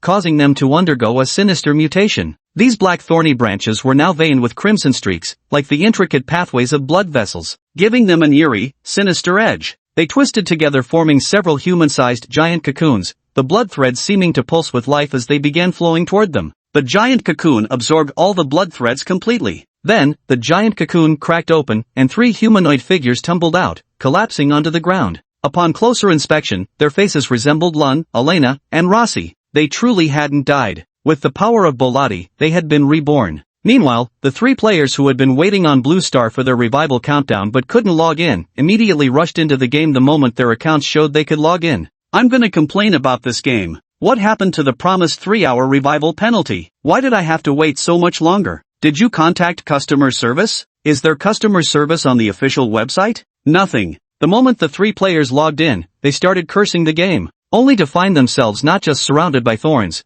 but also with several night watchers standing nearby. Scared, they stumbled backward repeatedly, especially the whale that never returns. Whalefall never returns. They didn't hear what we just said, did they? Quasi, the NPCs in this game are really lifelike. I wonder how intelligent they are. Can they understand what we're saying? And how would they react? Quasi, wait. I'm starting to lose sanity. QHN, holy shit, me too. The system mentioned that revealing too much language of chaos causes sanity to drop. When sanity reaches 0, the character dies. After witnessing the resurrection of these evil spirits, Kleist and the others noticed them constantly babbling unintelligible words, incomprehensible in meaning. Could they have been corrupted by the source of calamity and lost their sanity? Few chaotic monsters can retain their sanity. The fact that these evil spirits have maintained their rationality for so long is truly remarkable, perhaps due in part to Borlotti's power. Now that they've lost their sanity, Clicksight isn't the least bit surprised. Chaotic monsters have never been known for their reason to begin with. The 3 players quickly shut their mouths, no longer daring to mutter about NPCs or games.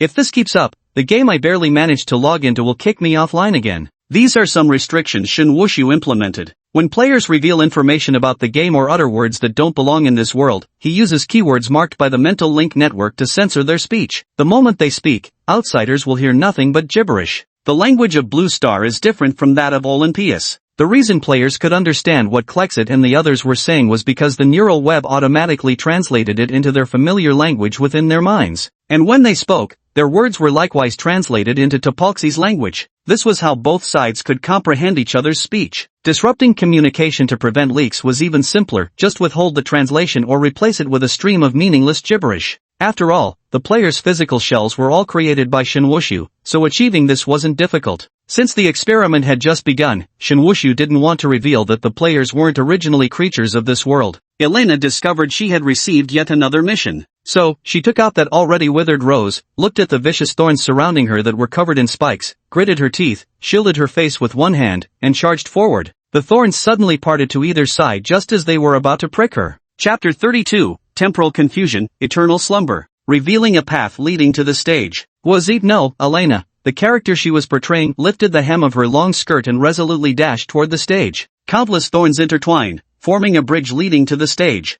All their sharp spikes retracted. She stepped over the thorns, rushing toward the stage until she stood before Borlotti. Borlotti seemed to hear the footsteps. He slightly turned his body, adjusting his posture until he was directly facing Elena. The fruit-wearing Elena's template struggled to suppress its inner excitement. Ah, it's Bharati, the son of that perfect count, that noble musician. She clutched the rose in her hand tightly. She absolutely couldn't slip up in front of him. Elena slightly raised her head, extending her hands, clutching a long withered and blackened rose between her fingers. At last, he spoke those words, "Young master, this rose, it has bloomed." Bharati's rage and fury subsided slightly as he stretched out his hand, hesitating and wavering as his fingers groped forward. Eleanor's breath caught in her throat. He could no longer see it. Those eyes that could perceive beauty, those tender and beautiful eyes that seemed to contain stars within them, were now gone. Whether it was this vessel or the fruit itself, even they seemed to sense the sorrow. 2 streaks of bloody tears streamed from her eyes. Brulate still accepted the rose from her hand. It had already withered, no longer beautiful as before. Yet Beraldi gently held it beneath his nose, as if inhaling the rose's fragrance. Blood streamed from his eyes, dripping onto the rose. Tick-tock, tick-tock, tick-tock. Was he crying? Eliana wondered, for the tears she had shed earlier were also made of blood. Now, watching blood continuously stream from Beraldi's eyes, she couldn't help but draw the connection. The roses, having been soaked in blood, unexpectedly began to revive from their withered state. It gradually transformed from withered and blackened decay into something vibrant and beautiful. The petals regained their vitality, each one dazzlingly crimson. The branches and leaves shifted from black to green. MMMPH. Ah! Beraldi abruptly covered one of his eyes with his hand. Blood kept gushing from his eyes. The crimson stain spread, sliding down his fingers and arms before finally dripping onto the stage floor, blooming into vivid scarlet flowers of blood. Elena seemed frozen in shock by this sudden tragedy, standing dumbfounded without knowing what to do. She wanted to reach out and help him, yet had no idea how. Soon, Beraldi's painful cries ceased. His hands fell away from his face, pulling loose strands of bandage with them, revealing those eyes weeping tears of blood, those eyes that had now fully recovered.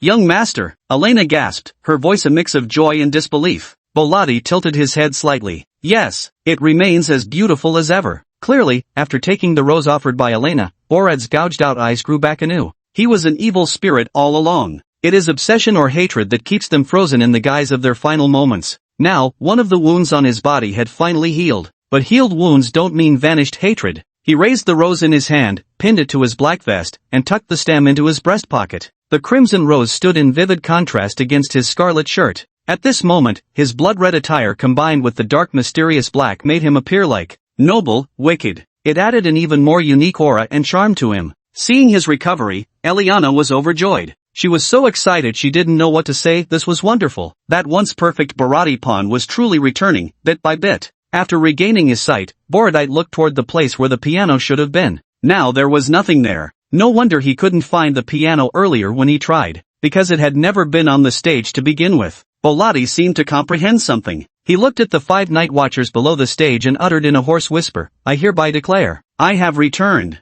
When the crimson roses and thorns blossom, only terror shall be the most awe-inspiring." Knock, knock, knock. The 5 night watchers collapsed one after another. "Ah, so handsome." Gwazi, watching up close at the scene, screamed internally, "Bharati is so dashing. I'd gladly be the bones beneath your thorns. May you forever bloom, like that crimson thorn flower." She tactfully stepped down from the stage. But the moment she left the stage, everything suddenly changed. The entire world began to spin, the surrounding scenery shifting rapidly around me. Towering brambles burst forth from the earth. The entire town was engulfed by these thorns. Every building, every structure lay in ruins. The townspeople who had transformed into demons now withered to piles of bleached bones, buried forever beneath the thorns. Everything that had happened felt like a dream. Now, the dream had ended. Hiss! Klazit and his companions, collapsed at the entrance of Pano town, awoke from their slumber. They rubbed their chilled and numb bodies, stiff from prolonged exposure to the cold. Fortunately, the current weather wasn't bitterly cold even at night. Otherwise, lying unconscious here overnight would have been unbearable even for awakened ones. Due to the influence of the calamity source, nighttime temperatures had dropped significantly.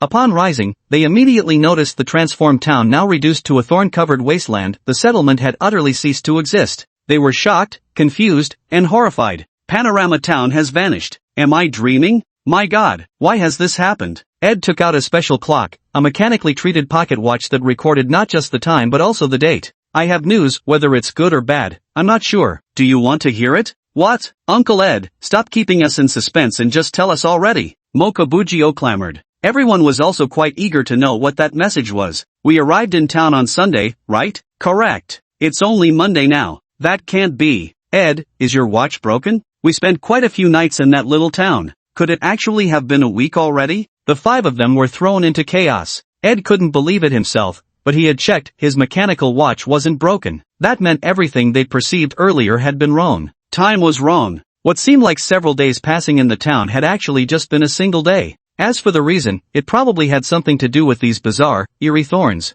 They distorted their perception of time. No, perhaps more than just time. Even their 5 senses were likely affected. What a terrifying realization this was. If time were extended a little longer, perhaps they would slumber forever in the fabricated illusion, dead without even knowing how they died. Chapter 33, City of Rhea, the Guard Dog. A small town of over 100 people had now entirely become a paradise of thorns. The thorns were tangled together, each vine towering over 10 meters high, twisting and coiling in layered complexity, covered in dense half-finger-long sharp spines. They formed an absolutely forbidding zone that no one dared approach. No one would dare charge into such a place barehanded. Klazit and the others circled the entire perimeter of the town but failed to find a single gap to enter. Finally, they had no choice but to leave Manhwa town. The nearest city to Manhwa town was called Laya City. Laya was a small city with just over 100,000 inhabitants. Due to its relatively inconvenient transportation, the city wasn't particularly prosperous, only slightly better than those small towns. Krexite and his companions spent several hours traveling through the night to reach Laya City. When I arrived at Laya City, the sky was still dark. The city gates were open, but there was no one entering or exiting. 2 people were standing guard at the city gate. Judging by their uniforms in black, white, and gray hues, they must be patrol officers from Laya City. Halt! Routine inspection. When Klexit and the others attempted to enter the city, the patrolling inspector suddenly stopped them. Please present your identification card. Klexit reached into an inner pocket of his clothing and pulled out a purple card. The inspector took the card and scanned it across a rectangular device. Beep. Dawn Nightwatcher, welcome your arrival. Clap. The 2 inspectors immediately stood at attention, striking their shoulders with a fist in salute. Welcome, sir. Then with utmost deference, he returned the identification card with both hands. Night Watchers were associations that only the state could establish. Only those who had awakened stood a chance of becoming Night Watchers. Though the dangers faced by the Night Watchers were unimaginable, their benefits and compensation were extraordinarily generous. Wherever he goes, he is revered and welcomed by all, except for some remote little corners. Klexit chuckled as he took it. Why the sudden inspection? Did something happen in the city?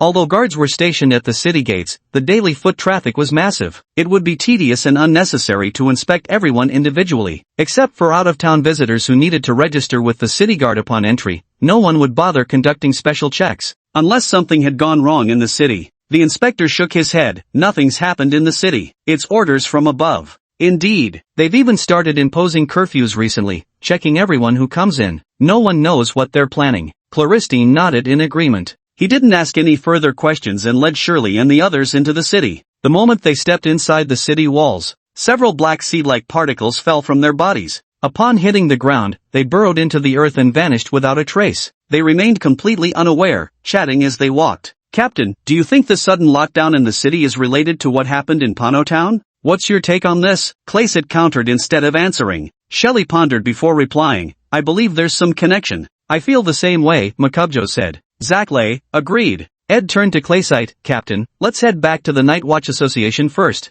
Good. Nearly every city establishes a Night Watch Association as standard practice. There aren't many Night Watchers in small cities like Laya City, where their numbers barely reach a dozen. Although chaotic creatures are no longer obscure entities unknown to mankind, they're still far from commonplace. Their exact numbers remain unknown, but considering the vast territory of Tabor Sea, encountering one is statistically quite rare. The reason Night Watchers are so overworked isn't due to an abundance of chaotic creatures, but rather the severe shortage of both Night Watchers and awakened individuals. Not every awakened individual ultimately chooses to become a Night Watcher. Thus, the total number of Night Watchers across the entire Tapersea kingdom barely exceeds 10,000. With such a small force of Night Watchers responsible for purging the chaos beasts that emerge throughout Tapersea, one can easily imagine how arduous their task truly is. Moreover, when confronting particularly powerful chaos beasts, ordinary Night Watchers often find themselves overwhelmed, necessitating reinforcements to be dispatched from headquarters. The Chrysid squad was dispatched precisely under such circumstances. They initially believed they were merely dealing with an anomaly,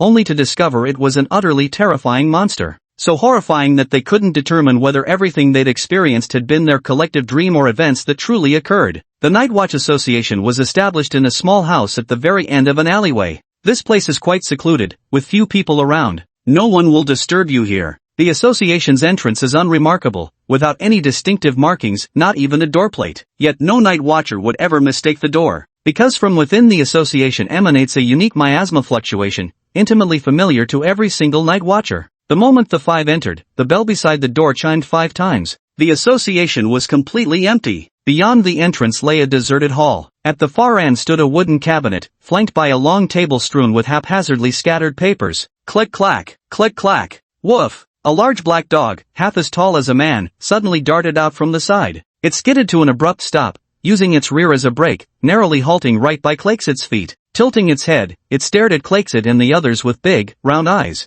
Dogs' eyes are usually large and round, and when they look at you, they seem utterly innocent, naive, and adorable. Actually, it was observing you. If anything seemed amiss, it would launch an attack immediately. Hello there, pup. Zackly and Makbujo, those two childish fools, were greeting the black dog. Put. The black dog snorted through its nose, eyeing Zackly and the other with a sidelong glance full of disdain. Why do I feel like it's looking down on me? Makbuj raised an eyebrow, saying somewhat irritably. No need to feel, it absolutely is looking down on us. Zackly carefully observed and came to this conclusion. Stop messing around, Clakesid said helplessly, putting an end to their childish antics. Sir, please lead the way, he then directed at the black dog on the ground. The black dog raised a dark paw. Sherry immediately played along by taking 5 aqua copper coins from her backpack and even helped place them into the cloth pouch attached to the dog's harness, a dark fabric blending seamlessly with its fur. The black dog's face broke into an eerily human-like grin, thoroughly pleased. After taking the coins, it turned its head and led the way forward. Clakesid and the others followed behind it. They arrived before an inner door. The black dog stood up,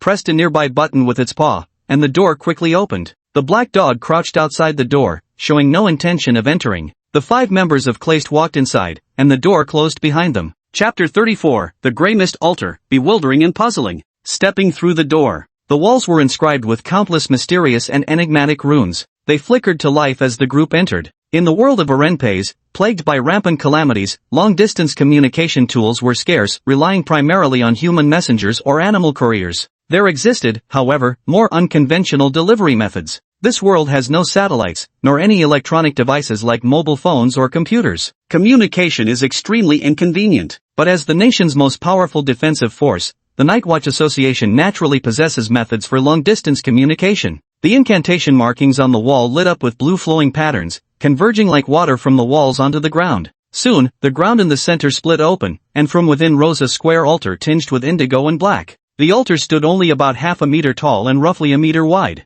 Inside, thick gray mist swirled and billowed perpetually upward. The bottom remained obscured from view. Sherry was already quite familiar with such situations. She took out a box from her backpack and opened it. Inside lay several granules of varying colors and shapes. Each was about the size of a fingernail. These were high-energy crystals compressed from fragments of calamity. A single fragment of chaos can separate and compress about a dozen of these crystals. Such crystals are now indispensable as an energy source. Many energy-driven artifacts rely on them for power to maintain functionality. Sherry picked out a relatively smaller one and tossed it into the gray altar. The swirling gray mist engulfed the crystal, devouring it completely. Then, the inherent power of the gray jar was activated. The Nightwatch headquarters, far removed from this place, became connected. Several minutes passed in waiting. A humanoid figure formed from gray mist appeared. The image gradually shifted from blurry to clear, from monochrome to color, finally revealing its features. This was a Nightwatcher from the headquarters of the Nightwatchers Association, named Hawk. He appeared to be in his 30s, yet the hair at his temples had already turned white, strands of silver mixed with some black, making him look remarkably aged. Ahem! After recognizing Kreitz and the others, he coughed slightly and asked with some surprise, Kreitz, have you already arrived in Laya City? Yes. I suppose your mission has been completed? Uncle Hawk, I want to ask you, do you know how the client assigned this mission? Seeing how serious Kreitz looked, Hawk understood that something must have gone wrong with the mission. Wait up! He stepped away from the ashes for a while, then returned with a stack of documents. The one who assigned this mission is none other than Count Parn. The messenger who came here was Count Parn's attendant. He said that chaotic monsters have appeared within Count Parn's territory, with the source of calamity likely at the aberrant level. They hope to dispatch a night watcher from headquarters to eliminate the threat. On the surface, it all sounded perfectly legitimate. The delegation letter even bore Count Parn's personal seal, impossible to counterfeit. The Earl's territory surely had his people stationed there. Perhaps someone stumbled upon the situation and reported it to the Earl, who then dispatched someone to deliver a commission task to the Night Watchers Association. Assigning tasks through the Night Watchers Association headquarters cost several times more coins than directly commissioning from a local branch. However, the Night Watchers gathered at headquarters are undoubtedly the most elite, outstanding, and gifted awakened individuals in the entire association.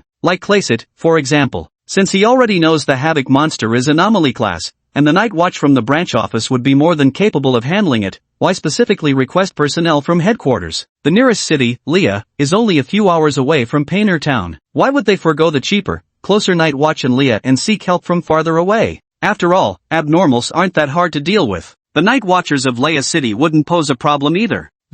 Hawk was also taken aback, clearly sensing something amiss. Indeed, why would Count Parn spend so much money to deal with an anomaly? If it were fear of that havoc-wreaking monster causing trouble and harming the residents of his territory, wouldn't it make more sense to let the nearest Night Watchers handle it and resolve the matter as quickly as possible? Hawk was an experienced Night Watcher who had been through countless battles. Realizing something was wrong, he quickly asked what had happened at Crestet's location. Crestet, what's going on over there? You should know that not only is Clayset quite influential, his talents rank among the top in the Night Watch Association. The higher-ups at headquarters have high hopes for this young man if anything were to happen to Clayset. That would be extremely problematic. We've discovered at least a Tier 3 calamity monster in Pano Town. What? Hawk was so startled he nearly jumped out of his skin. Level 3. That's the kind of monster that could endanger an entire city the moment it appears, requiring the Night Watch Association to expend considerable resources to eliminate. Though Hawk didn't voice it aloud, the astonishment in his eyes made it clear he desperately wanted to ask how Cresset and the others had survived such a creature's attack. Not to mention Cresset, even a Night Watcher who has pushed open the third door is no match for a level 3 calamity creature alone. They must unite to even stand a chance of eliminating it. The fact that Cresset and his 4 teammates managed to escape alive borders on the miraculous. Later, when Hawk heard that everyone in Pano Town had turned into demons and perished, he felt nothing, no ripple of emotion at all. This is what's normal. Surviving against such monsters would be abnormal. It's not that Hawkton wished death upon Claricet and the others, it's simply an undeniable fact. These high-level chaos creatures are truly terrifying beyond measure. They would never spare humans out of mercy. On the contrary, attacking all living things, corrupting, assimilating, devouring, that's the true nature of these calamitous monsters. Clayset relayed everything they had encountered to Hawk in detail. Uncle Hawk, I'd like to ask a favor. Could you send someone to investigate Count Parn? I don't think this matter is over yet. Hawk nodded in agreement. I'll contact the other Night Watchers to head there. Until then, be careful.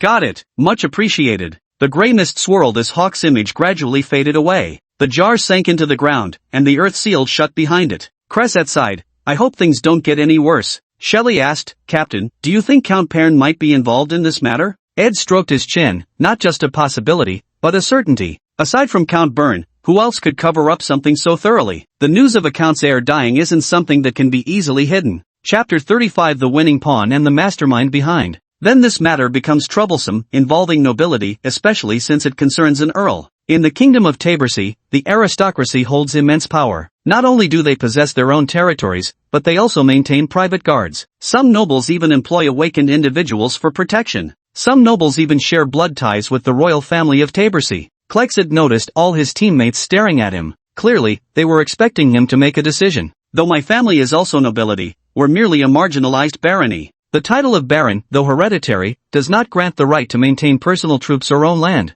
A fringe baron refers to those fallen nobles who failed to secure their place within aristocratic circles. This is precisely why Cresset faced no familial objections when he chose to become a Night Watcher. Perhaps after becoming a formidable awakener, Cresset might earn the favor of the Taborgian royal family and be granted a more distinguished title, rather than inheriting a declining baronial title. Almost forgot, his captain's family wasn't particularly wealthy either. Otherwise, what noble would send their heir to become a night watchman with such an uncertain future and constant danger? They stepped out of that room. The black dog at the door had been waiting for a long time. Upon seeing them come out, it trotted behind them, escorting them out of the association. Woof! The black dog wagged its tail, raised a paw, and waved a gesture that said, "Come visit again." Only after the 5 had walked far enough, out of the black dog's earshot, did Zachary and Makbojo finally begin to discuss the matter. Come to think of it, is each association's guardian beast different? I feel like this pup is much easier to get along with compared to that distinguished gentleman at our association headquarters. Though it gave us a disdainful look, at least it didn't pull any pranks on us night watchers. After animals awaken, they gain intelligence. Being inherently potent with calamity energy, they can detect chaos monsters. Some awakened animals are tamed by awakened ones, becoming their companions. The guardian beasts and associations are mostly such tamed animals.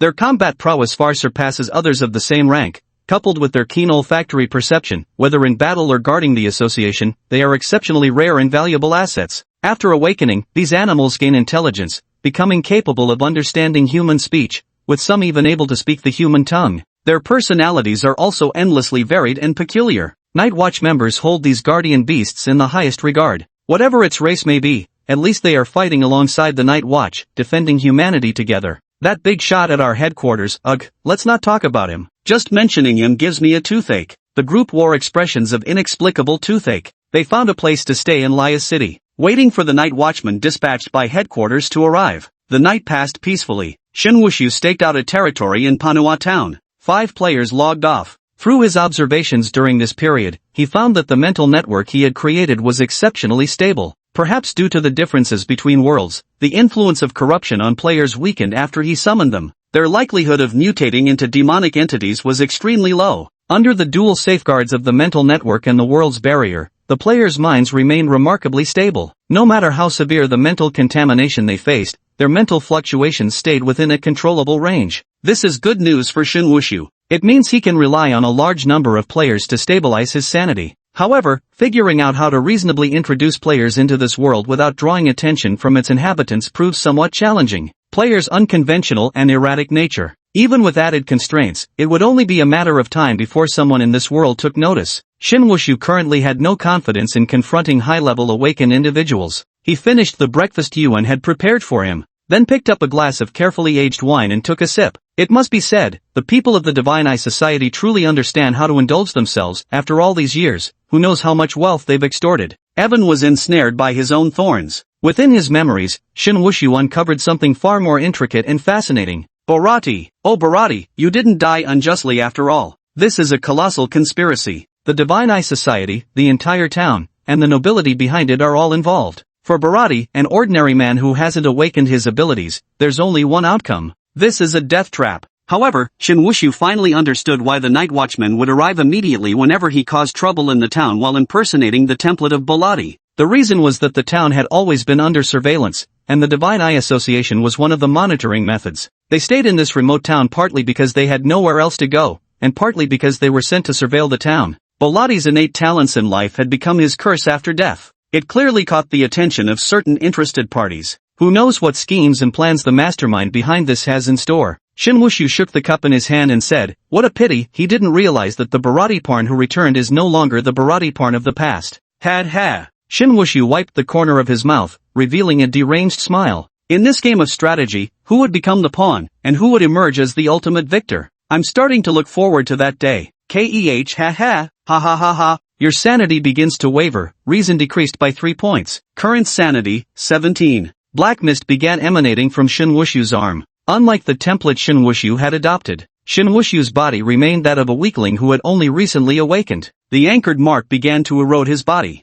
Over time, it wouldn't just corrupt his spirit and sanity, his very flesh would start to mutate. If his calamity's intensity didn't increase, his resistance to the mark's erosion would weaken in tandem with his decaying body. It could be said that those branded with this mark were doomed from the start. Either you go mad, become a fiend, or turn into that unknown being's vassal. Shin Wushu opened his panel to check his current creation value. Creation value, 168,392. This much? This shouldn't be. The entire town's population barely exceeds 200 people. Moreover, the amount of creation value generated by fear isn't as much as one might imagine. Human emotions have their limits, people can't remain in one emotional state indefinitely. During Shin Wushu's last performance as Bharati, over 100 townsfolk provided more than 1,000 creation value per minute. That was already the peak value achievable. It cannot be maintained indefinitely. When the music stops, their fear will diminish. Normally, each person can steadily provide 100 creation points per day. Chapter 36, Awakening of Calamity, Unlocking Power. Shin Wushu roughly calculated that the creation points amounted to several thousand, but definitely not nearly as much as that. While he watched, the creation points kept increasing. Though the growth wasn't rapid, the numbers still ticked up 1 or 2 at a time. Those townsfolk had all died. No one was providing him with creation points anymore. Who provided these creation points? It couldn't possibly be those 5 Night Watch members, could it? With that kind of mental fortitude, if they could become Night Watch members, they'd have been corrupted long ago. Where exactly did things go wrong? Shin Wushu grew intrigued and began checking the messages about creation points gained. XX worships you, creation points plus 0.1. XX worships you, creation points plus 0.1. XX worships you, creation points plus 0.1. Immersive translate. Shin Wushu saw so many unfamiliar names and immediately realized the source of these creation points. They must have come from the emotions generated by the people of Blue Star who watched the video. Each individual provided very few creation points, but there was no resisting the sheer volume. The game Olden Myths, through the passage of time and widespread sharing by multiple gaming streamers, has reached an astonishing number of views. Many players have been captivated by the video content. Some have begun to take a liking to the game character Baladi. To them, it's just a character in a game, nothing unusual about developing affection for a character based on their appearance, backstory, or experiences. It seemed that Crossing Worlds had significantly reduced the amount of creation value they provided. But Borati's appearance was so stunning that during this time, the creation value he provided was quite impressive. After figuring out the source of the creation value, Shin Wushu never expected that the deliberately added recording function in the Psychic Link network would yield such an effect.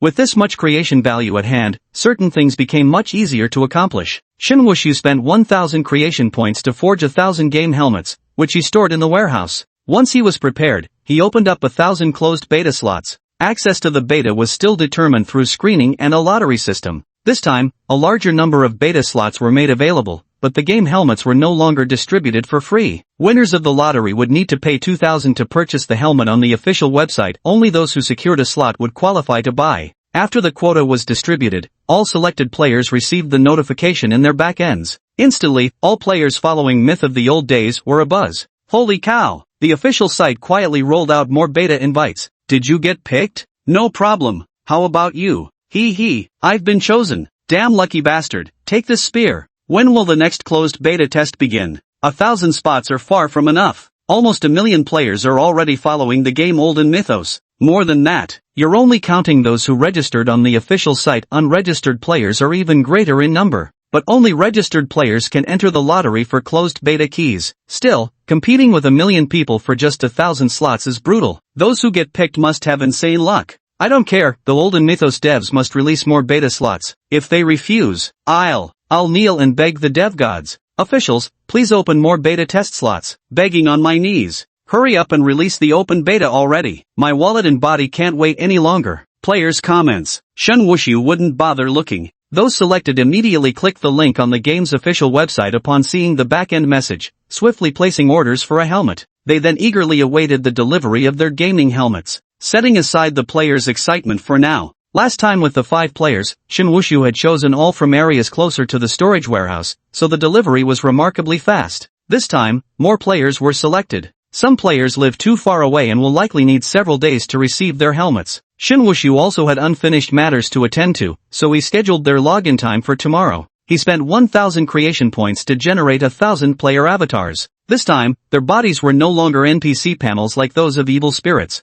Instead, they had normal player panels. As Shin Wushu crafted them, he began to ponder. The player bodies he initially created were actually just ordinary human shells. A body adjusted using the physical parameters of ordinary people from the Oranpious world. Their physical constitution is on average 2 to 3 times higher than that of people from Blue Star. This is due to the influence of the calamity source on the inhabitants of this world. Another contributing factor lies in the inherent differences between the worlds. The physical constitution of ordinary people on Olympus is far superior to that of Earthlings. Affected by gravity, despite their superior physical attributes, their manifested strength isn't overly exaggerated. Shin Wushu made some adjustments. Creating the players' basic physiques was the simplest part, but how players level up remains an issue. Previously, those players completed a few quests and received rewards like chaos coins, experience, and reputation upon completion, but ultimately, these were just numerical values. They didn't actually exist. Such things can be easily altered with a few tweaks. But how to make players truly level up, gain strength enhancements, increase physical stats, while still exhibiting the same level of power, that's the real challenge.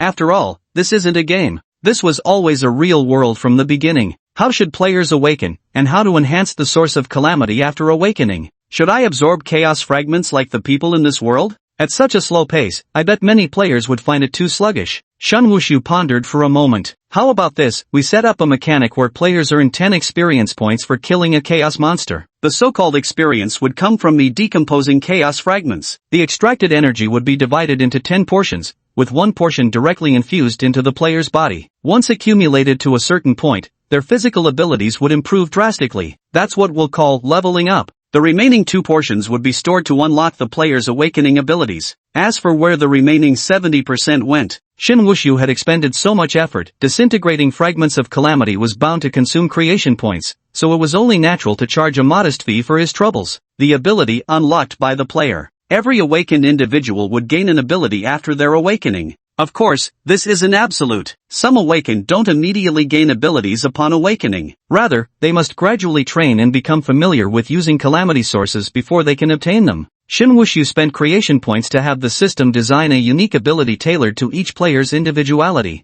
This ability requires players to continually expend experience points, roughly around 500, to awaken it. When the ability awakens, the player naturally becomes enlightened. Chapter 37, the setup begins, nobles get involved. As for how players could kill chaos monsters without having awakened yet, that's simply unthinkable. Ordinary people stand no chance against chaos monsters. Players can only awaken their abilities by completing tasks, and only after becoming awakened can they hunt down the chaos monsters. Shen Wushu checked the time. It's time to move. Even emerged from the shadows behind him. Thorns coiled around his body as he stepped forward, kneeling on one knee before Shin Wushu. As you command, my master. The entwined thorns pierced through his skin and burrowed deep into his flesh. Even stood up stiffly, his joints moving with unnatural rigidity. Crack, crack, crack. When all the thorns had quietly taken their positions, outwardly, everything appeared normal. Even walked out of the small town, not stopping until he reached the outskirts of Layer City. His stiff expression instantly became animated. Countless memories flooded in, countless fears took root. Ah, monster! A monster has appeared.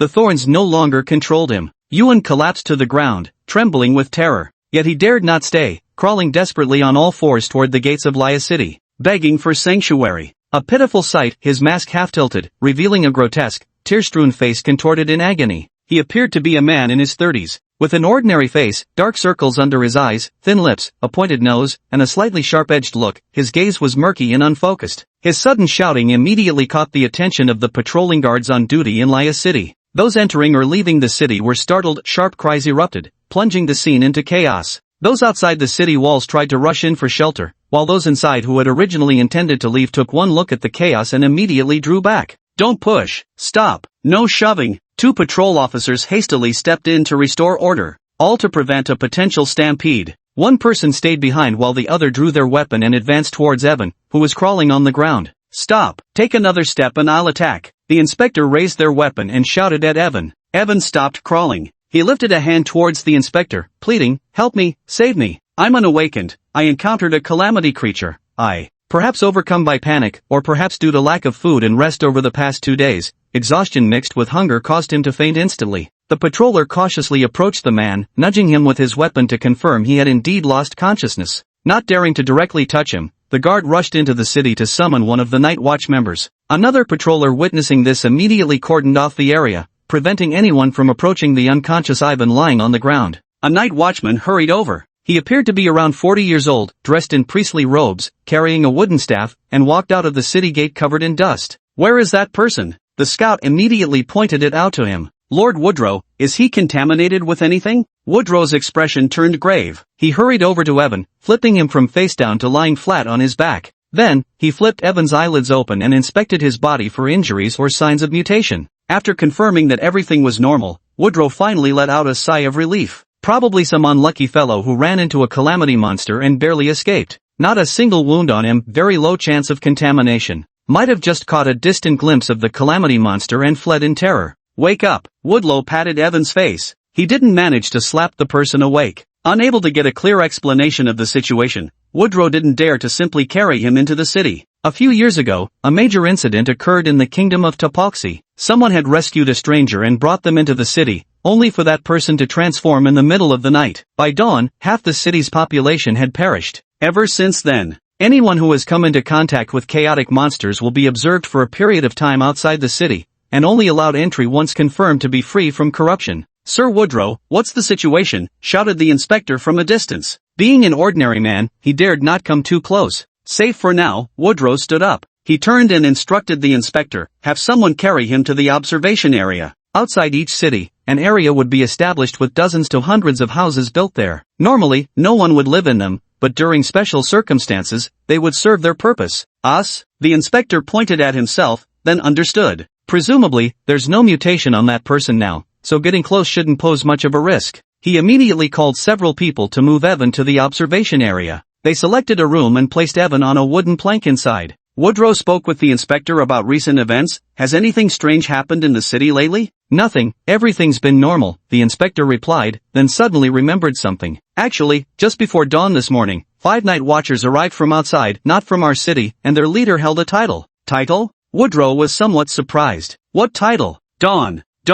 Woodrow pondered for a moment. Oh, so it's that person from the headquarters. I've heard his talent is extraordinary, the Dawnblade, capable of purification and evil-destroying powers. To push open the second door at such a tender age, what a formidable young talent. Woodrow sighed with heartfelt admiration. Though he was already in his 40s, and granted, modern lifespans being what they were, 40 scarcely counted as middle-aged, it had been 6 years since his own awakening. Yet here he remained, stranded before the first threshold, unable to take that next step. Where are they? Have they left the city of Layla? The inspector was about to say how could he possibly know their whereabouts. Tracking night watchers? Did he have a death wish? Woodrow didn't expect an answer either. He left after tossing out one last remark. Keep an eye on that person in the observation area. Clearly, they couldn't wait to go find someone. Immersive translate. Several hours after resting, just as Klexit and the others were about to leave, someone came looking for them. I'm Woodrow, the night watcher of Laya City. It's truly impolite that we didn't have anyone receive you, having come all this way. Klexit replied, we also had urgent matters to attend to. They exchanged a few polite greetings. Klexit then asked, has your city been under martial law recently? Did something happen? Well, Woodrow's expression stiffened before he replied somewhat awkwardly, it's embarrassing to say, but nothing actually happened in Laya City. We're only doing this entirely because of those nobles. Nobility? Klexit and the others couldn't help but feel that nobility was somehow involved in everything. Chapter 38, Crisis approaches, you've outlived your usefulness. Are these nobles the same group? Are all nobles just people with too much time on their hands, going around stirring up trouble? Makbujo and the others glanced at their captain, silently swallowing their complaints. What's wrong? Woodrow asked, noticing their strange expressions. Klexit informed him about the possible emergence of a level 3 chaotic monster in Pano Town. Woodrow's face changed dramatically. Level 3? Their city of Laya was the nearest urban center to Pano Town. If those monsters set their sights here, even if every single person in their entire city were combined, it might still not be enough to satiate it. Woodrow's cold sweat broke out instantly. This. I'll go inform the city lord immediately. We must evacuate everyone as soon as possible. Crescent stopped him. It's too late to evacuate now. With the city walls standing, we might still hold out for a while. Don't worry, I've already informed headquarters, and they've dispatched reinforcements. What a mess this is. Woodrow sighed heavily. Nevertheless, he ordered the city gates to be sealed, allowing no one to enter. Woodrow suddenly remembered the person currently lying in the observation ward. Wait, we found someone outside the city who claimed to have seen the Calamity Monster. He's now unconscious. Could he be connected to the incident in Manhwa Township? Crescit and the others were somewhat surprised. Could that person be a survivor from Pano Town? They immediately left the city gates and headed for the observation area, eager to find out who it was. When they arrived and saw Evan lying on the wooden board, they recognized him at a glance. People from the Divine Eye Society. Damn it! Ed immediately drew the anti-magic gun from his waist and was about to fire a shot at him. Fortunately, Woodrow stopped him. Though he stopped Ed, he couldn't stop the two youngsters.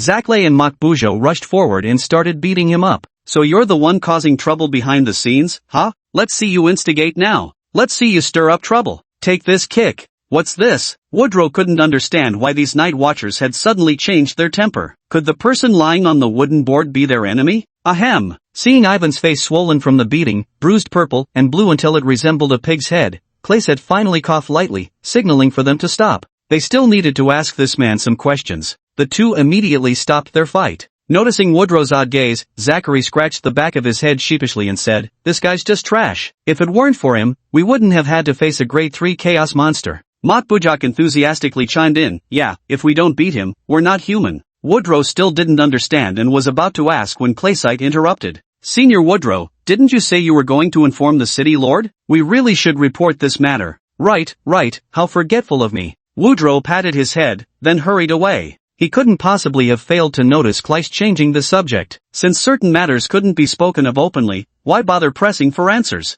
People it's better not to be so curious after all. After seeing Woodrow leave, Cresset said to his teammates, let's not speak too much about what happened in Pano Town. This matter is rather complicated, we don't even know how many others might be involved. We must proceed with caution. What Cresset didn't say outright was that if this matter truly turned out as he suspected, then their Night Watch Association had been used as both decoys and human shields. They were lucky. Bolati let them go. Otherwise, the news that would have reached headquarters by now would have been about their complete downfall in Panua Town. That day, the high-ranking officials in Lea City all received the notice. A Tier 3 Havoc monster will attack the city. What? Tier 3? Are you sure the message is accurate? Was it the Night Watchers who spoke? What should we do now? Run. There's still time to get away. How? Where can we flee? The sanctuary protect us. I heard the Night Watch headquarters has already sent people. We just need to hold out until they arrive. A group of high-ranking officials held a meeting at the city lord's mansion. The city lord sat silently in the high seat,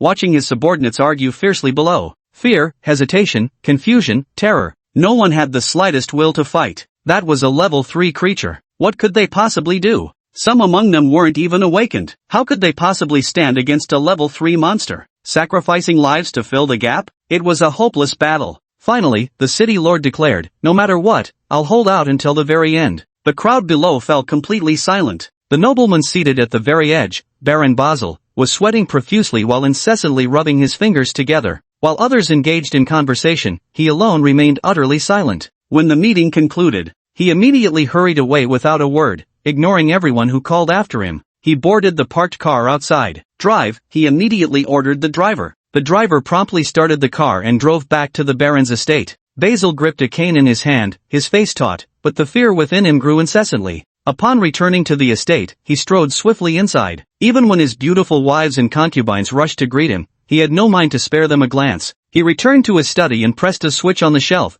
causing the bookcase to slide away and reveal a hidden chamber behind it. Basil walked inside. The chamber contained only a desk and a chair. On the desk lay a bronze mirror. Basil sat at the desk, calling out to the bronze mirror, my lord, are you there? My lord, something has happened on my end. The surface of the bronze mirror rippled slightly, yet no image appeared. A voice emerged from the bronze mirror. What is it? The voice carried a hint of impatience and slight disdain. My lord, something terrible has happened. What you predicted, it might truly come to pass. Oh, the person on the other end seemed intrigued. Go on. Basil proceeded to recount in detail how a Category 3 calamity monster would attack the city of Lea, speaking to the unseen figure whose presence was only known by voice through the bronze mirror. Ha ha ha ha, I've been waiting for him for 5 years. He has finally returned. A deep, magnetic laugh echoed through the secret chamber. My lord, Basil said apprehensively, what should I do now? He desperately hoped the other would show him a way out. The other party seemed to have heard something utterly ridiculous. You're useless now. Basil's eyes widened in shock. He wanted to speak further, but before a single word could escape his lips, he clutched his head and let out a pained scream. Ah, plop! The secret chamber fell into silence. It wasn't until the servants entered to clean the room that they noticed the pool of blood spreading across the floor. Only then did they discover Basil was already dead. Chapter 39, Breaking Free, Sacrificing an Eye. Ah! A scream shattered the tranquility of the Baron's estate. Half an hour later, night watchmen came to investigate whether any traces of calamity power remained at the scene. They needed to determine whether the Baron had died by an ordinary person's hand or through calamity abilities. Woodrow stepped down from the carriage, leaning on his cane. The moment he entered the Baron's room, his eyes met a sea of red. The Baron's household dared not approach, so they only discovered the bloodstains on the floor. Failing to see the Baron himself, they concluded he had been murdered. Woodrow strode across the bloodied floor. With a few touches, he found the switch on the bookshelf, revealing the hidden chamber behind it. A thick, pungent scent of blood assaulted his senses. A scene too horrifying to look directly at unfolded before his eyes. Even for someone like Woodrow, who had witnessed countless unbearable sights, the sight before him made his brow twitch involuntarily. Miserable. So utterly miserable. Not even a single patch of unmarred flesh could be found on his body. Had this chamber not been located within the Baron's estate, likely known to none but the Baron himself, no one would have believed the unrecognizable mass on the floor was indeed the nobleman. There are indeed faint traces of the cursed source remaining. Woodrow surveyed the secret chamber. The room wasn't particularly spacious, with the most prominent features being the desk placed at its center and the brass mirror resting atop it. As he approached, he noticed the mirror's surface was riddled with cracks. It looked as though the slightest touch would shatter it into countless fragments. Woodrow wiped his hand across the desktop. The desktop was exceptionally clean, without a speck of dust. It seemed deliberately wiped down, but nothing was placed on this desk. Why would anyone bother cleaning it so meticulously? The only oddity was undoubtedly this shattered bronze mirror. Was this the work of a calamity creature? Why kill a baron? This baron holds some standing in the city of Layla, but his authority doesn't compare to that of the other high-ranking officials. Is this about deliberately sowing fear and spreading panic? Not him. Cresset and his group walked in. The moment they entered, they heard Woodrow apparently blaming Lord's death on Borodil. Thus, Cresset immediately denied the baron's speculation upon arrival. Woodrow turned around. How can you be sure it wasn't him? The actions of chaotic monsters are beyond our comprehension. If it wanted to attack the city of Lair, wouldn't the simplest approach be targeting the city's leadership to spread panic and consequently weaken Lair's defenses? The more he spoke, the more Woodrow became convinced that this was undoubtedly the work of a calamitous monster. Otherwise, why would the Baron meet his demise at this exact moment? A flicker of complex emotions passed through Pleasant's eyes. If he wanted to create fear, wouldn't he have been more ostentatious and dramatic about it? He would let everyone know of his arrival. Rather than silently eliminating someone like this, instead of creating fear, it feels more like an attempt to cover something up. Chaos monsters are inherently devoid of reason. Woodrow disagreed with his viewpoint. None of the chaos monsters they had encountered, nor those recorded in history or documented in various surviving materials, possessed any semblance of rationality.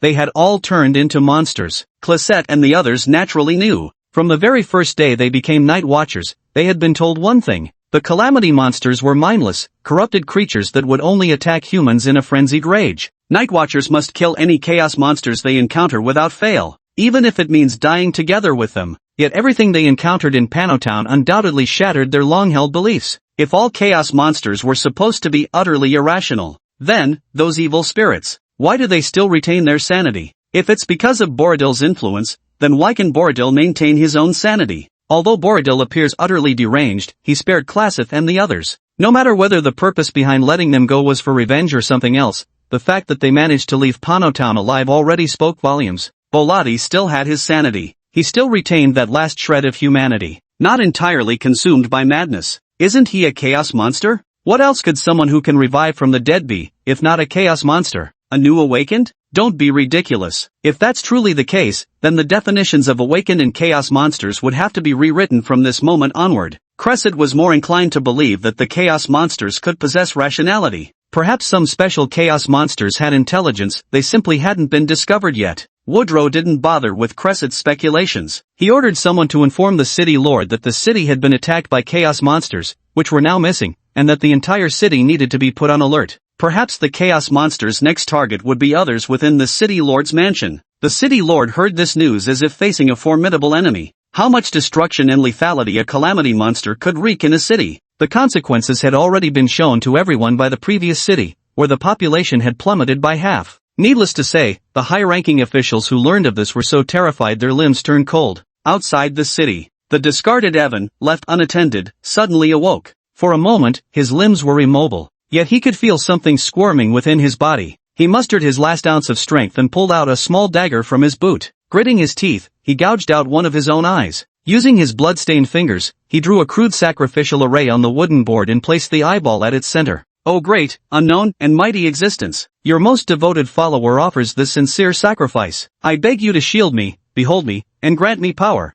As the incantation was chanted, the eyeball at the center of the sacrificial ritual gradually shriveled. Thick black mist emanated from the eyeball. The thorns within Yuan's body seemed to sense something amiss. They surged wildly through his flesh 1, 2, 3 until thorns tore through his skin, bursting forth from both his chest and back to expose their jagged stems. It still wanted to keep controlling even. However, due to the distance, his perception of the thorns diminished, and his control over them weakened significantly. Yet, under the influence of the ritual, Evan astonishingly broke free from the thorns' control. The black mist gradually enveloped Evan, and the moment the thorns touched it, they withered instantly. Soon, all the thorns within Evan's body were completely eradicated. Flesh and blood began to rife within Evan's gouged-out left eye socket, with veins and sinews squirming and growing like countless worms. Soon, an eyeball reformed in Evan's left eye. What was different, however, was that this eyeball was unlike any ordinary one. It slowly rotated once, revealing countless tendrils coiled within. Blood followed, trickling down. Ah! Evan covered his eyes. Chapter 40, Destiny, the second beta test begins. The excruciating pain from his eyeballs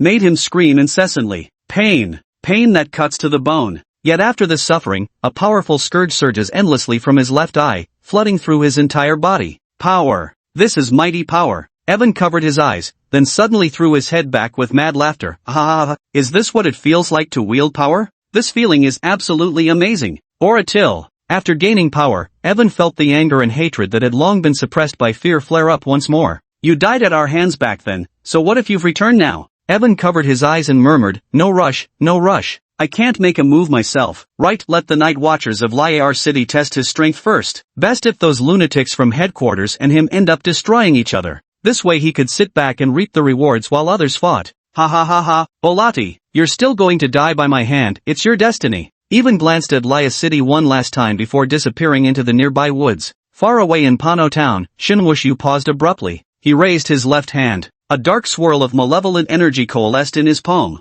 Through his perception, he realized the thorny vines parasitizing Erwin had severed their connection, and his control over Erwin had been lost. He actually broke free from my control? Shinwushu hadn't expected even with his mediocre abilities could break free from the thorn's control over him. The intensity of the catastrophe within Evan's body was probably only around 20 to 50. His talent could only be considered average. Add to that his cowardly nature, he never dared hunt chaotic monsters or absorb remnant fragments. It seemed he'd been relying solely on natural absorption to enhance his catastrophe power since awakening, progressing at an unbearably slow pace. This level of misfortune source intensity isn't enough to free him from Shinwushu's control. It's worth mentioning that Barati's misfortune source intensity reaches over 900. Far exceeding his own by an unimaginable margin. Recalling when he first crossed over, still an ordinary man, Shinwushu had barely arrived in this town before being captured by the Divine Eye Association's members, forcibly dragged into that sacrificial ritual to become its offering. If it weren't for the Divine Eye Society, Shinwushu wouldn't have been targeted by an unknown entity. Shinwushu gazed at the anchor-like mark on the back of his hand.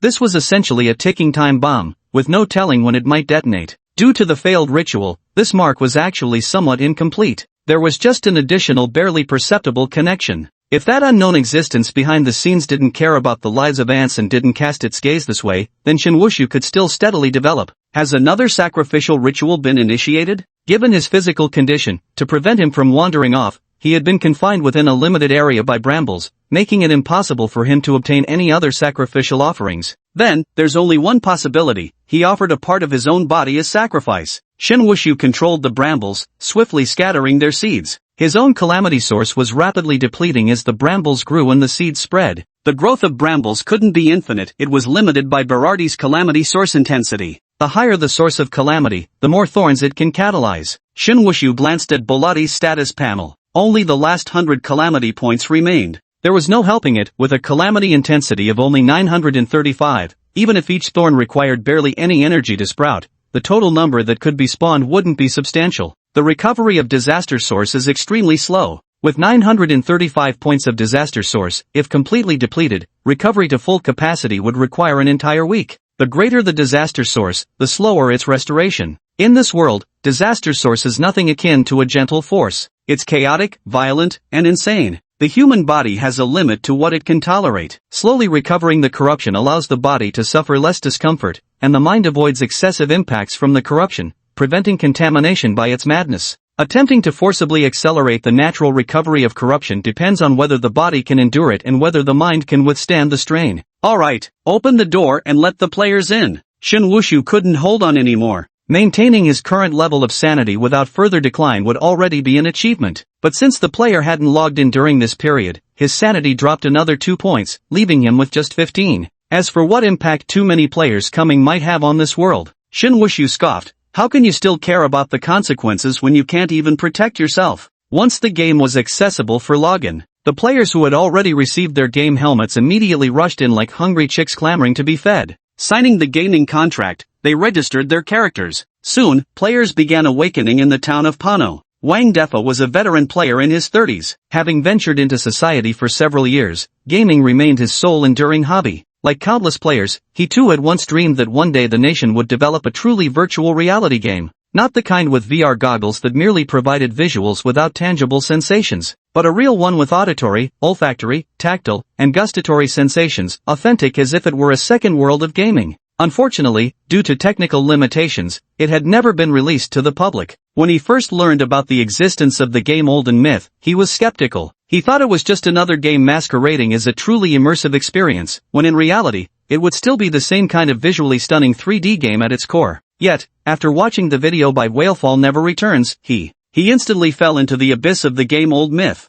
Wow, the sky is so gloomy. Ah, these thorns are pitch black. Hiss, there's actual tactile feedback, damn, it hurts. Wang Defa's online alias was King of Kings, a username born from his teenage Chinibya phase that stuck with him over the years out of habit. His impulsive fingers brushed against a thorny bramble, immediately pricked by its spines. Instantly, 1 health bar vanished from his status. Only 2 remained. The blood loss wasn't even the main issue, the tactile sensation and pain were frighteningly realistic, perfectly mimicking real life. Earlier, to test the game's realism, he'd momentarily forgotten restraint and stabbed his finger deeply, nearly piercing straight through. He clutched his injured finger, howling in pain. Having pain this realistic really isn't entirely a good thing. It's too realistic. How are people with low pain tolerance supposed to play this game? Get hit by a monster once and they'd be writhing on the ground for ages. Are farming games their only option now? Wang Zhongwang summoned the system panel and found the sensory settings after a brief search. His senses were currently at 100%. He adjusted them downward, dialing it to 10%. Now the wound on his hand didn't hurt anymore.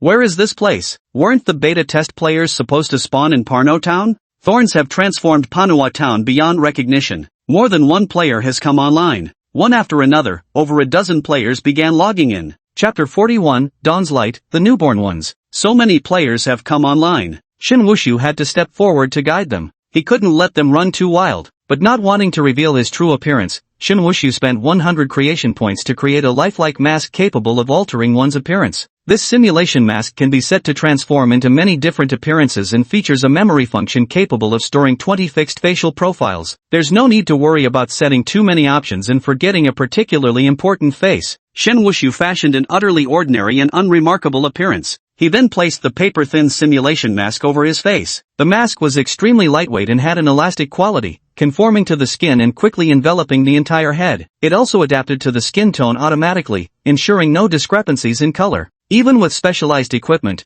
no one could detect that Shin Wushu was wearing a simulation mask. Adjusted the hair color, changing the black hair to a common brown shade found in the local Tabersi region, making the age appear around 20 years old. This identity setup is roughly equivalent to a game's beginner guide, leading players to complete tasks and achieve early awakening. Why not call it daybreak? The breaking dawn of tomorrow corresponds well with this world's current state. Shin Wushu pondered deeply, considering many aspects, the unpredictability of players and this world's inherent dangers. He had to ensure the players' spiritual bodies didn't encounter any accidents. Otherwise, a game that could kill people, no matter how entertaining or realistic, would likely deter many players. Moreover, the nations on Blue Star would strongly intervene. This would hinder his plans. Thus, Shin Wushu reinforced the spiritual network once more, expending 10,000 creation points. He added numerous protective measures, such as immediately ejecting players' spiritual bodies, commonly known as disconnecting, upon detecting abnormal fluctuations. When a player logs in normally, their consciousness is pulled into the Olympius world, which in their original world equates to entering deep sleep and doesn't affect their health.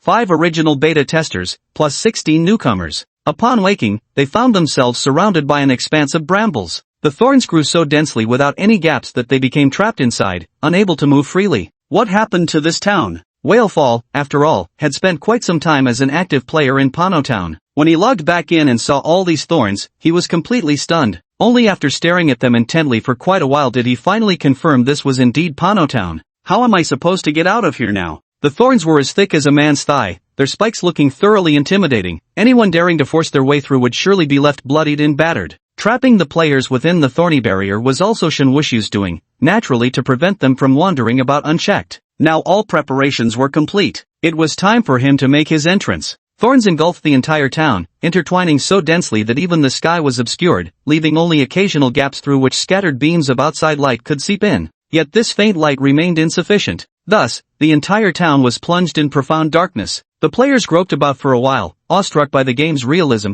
yet frustrated by being confined to a single location without freedom of movement. That's just like that big shot who played Rossi. Let me out. I wanna go wild. Bro, let's team up. You charge first and carve out some territory. We'll cover your rear. How about you charge first instead? As the saying goes, roads are made by walking. The more people tread a path, the clearer it becomes. We believe in you. One stab takes out a whole chunk of my health. Charging in now would just get me killed instantly. Only a fool would try that. Just wait. There's probably going to be some kind of story prompt, right? 16 players were trapped in the same area, separated from Whalesong beyond return and the others who had NPC status panels. Some clever individuals had already guessed what kind of plot development might be necessary for them to escape this place. Indeed, it wasn't long before, amidst the clamorous shouts of the players, a clear bell chime rang out. Ding-a-ling, ding-a-ling, ding-a-ling. The ringing grew louder, drawing nearer to the players, and more players began to hear it. Did any of you hear that strange sound? It sounds like a bell.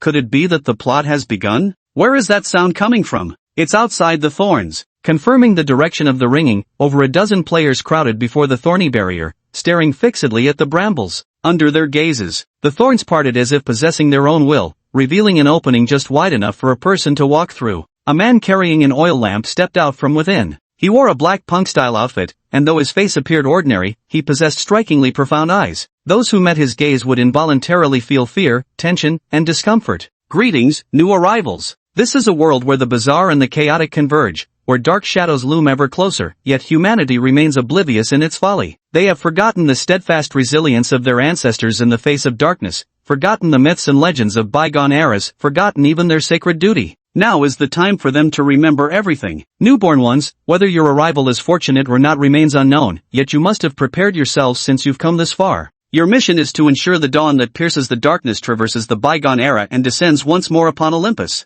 I am your guide. You may call me Mentor, or by my codename Dawn, it matters not. What truly matters is this: do you recall your oath, newborns? The players were intimidated by Shun Wuxu's aura, but they were just here to play a game. As for oaths and such, they did sign a game contract upon entry that probably mentioned something along those lines, but who would bother remembering that stuff? Most players didn't even glance at it, they just signed and jumped straight into the game. Now, they were utterly baffled. Fortunately, the system's prompt sounded at this moment. Ding! Newly born revelators, your mentor Daybreak is asking whether you will respond and offer your most devout oath with your loyalty, soul, and body? The oath is as follows: we are the light of daybreak that cuts through the ages, the revelators of the old days, the terrors of darkness. We shall bear all burdens, unveil the truths of the bygone era, and inherit the will of our predecessors. For this, we shall pledge our loyalty, bodies, and souls, devoting our life's mission to daybreak, without rest day or night. Chapter 42, Monetary System, Chaotic Neutral. The players immediately read out the words on the panel verbatim, line by line. Perhaps it was the sheer number of people, or perhaps they were moved by the mentor's commanding presence. Their voices grew louder and more resolute with each passing phrase. It was as if they had truly become newly initiated revelators, pledging their allegiance to the dawn under the mentor's watchful gaze. Ding! You have joined the Dawn Association and become one of its secrets unveilers. Under the guidance of your mentor, lift the veil of this world. The players were thrilled and exhilarated. This game was absolutely incredible. The atmosphere and immersion were top-notch, and they couldn't stop raving about it. Excellent. The speaker seemed quite pleased with the players' reactions. Dawn's stern expression softened noticeably. He raised the oil lamp, emitting a green glow in his hand, and the thorns visibly recoiled upon contact with the light. It seemed that it was precisely this lamp that allowed him to move freely through the thicket of thorns. Follow me. We still need to pick up a few more of your companions. The players followed the guide with exhilaration and excitement. Crammed together in a tight cluster, they dared not step beyond the circle of light, terrified that the encroaching thorns would run them through. Yet since the brambles had parted to create this path under the illumination, they didn't seem inclined to close back in too quickly, so the group advanced safely through this darkened tunnel without incident. Daybreak took the lead, guiding them until they located the other 5 players on the opposite side. The 5 players still wore their NPC interface panels like masks. At dawn, when he saw them, he said, "You've worked hard. To wake you all up, I expended quite a bit of effort. However, since this was my first attempt, there have been some minor accidents with your bodies. When I summoned you, your souls seemed to resonate with these evil spirits' husks. The husks sucked your souls in, binding you to these malevolent entities. You've made some contribution to the Dawnbreak after all." Dawnbreak explained to the 5 earliest arriving players. Whalefall never returns, and the others naturally had no complaints. The panel they acquired offered more playability compared to regular players, and it was an exclusive special template. This unique advantage that they alone possessed left the 5 of them thoroughly satisfied. The mentor has truly worked hard. Mentor, what must we do next to fulfill our predecessor's will? Yes, Mentor, we can't wait to inherit the will of our predecessors. The players interpreted Dawnbreaker's words as the opening lines of a scripted scene. Script or not, what they cared about most was the quest. How could they play a game without quests? How will they gain experience without quests? How will they level up? How will they fight? How will they obtain weapons and equipment? And money? Excellent. It seems you're all very motivated indeed, Dawn said with satisfaction. Then let's start by rebuilding the Dawn Association. All players received a quest. Gather firegrass and clear the thorns from Parno Town. Upon completion, rewards will vary. Each member earns neutral coins and experience based on contribution, along with +1 reputation at dawnbreak. Oh, after receiving the quest, the players immediately split up to take action. They were let out of Pino Town by their mentor and began searching the surrounding area for the so-called glowgrass. Fortunately, the firefly grass was quite conspicuous. Unlike other ordinary grasses, it emitted glowing green specks of light from its body. Even during daytime, it could be distinguished at a glance. The players got busy. Watching the bustling players, Shun Wushu nodded in satisfaction. His main goal now was simply to keep them from causing trouble. Having them stay quietly in Pano Town to steadily provide him sanity was enough. And not just these dozen or so players. Once the other players receive their gaming helmets, they'll start logging into the game too. By then, the player count should stabilize at around a few hundred people. With so many people connected to the neural network,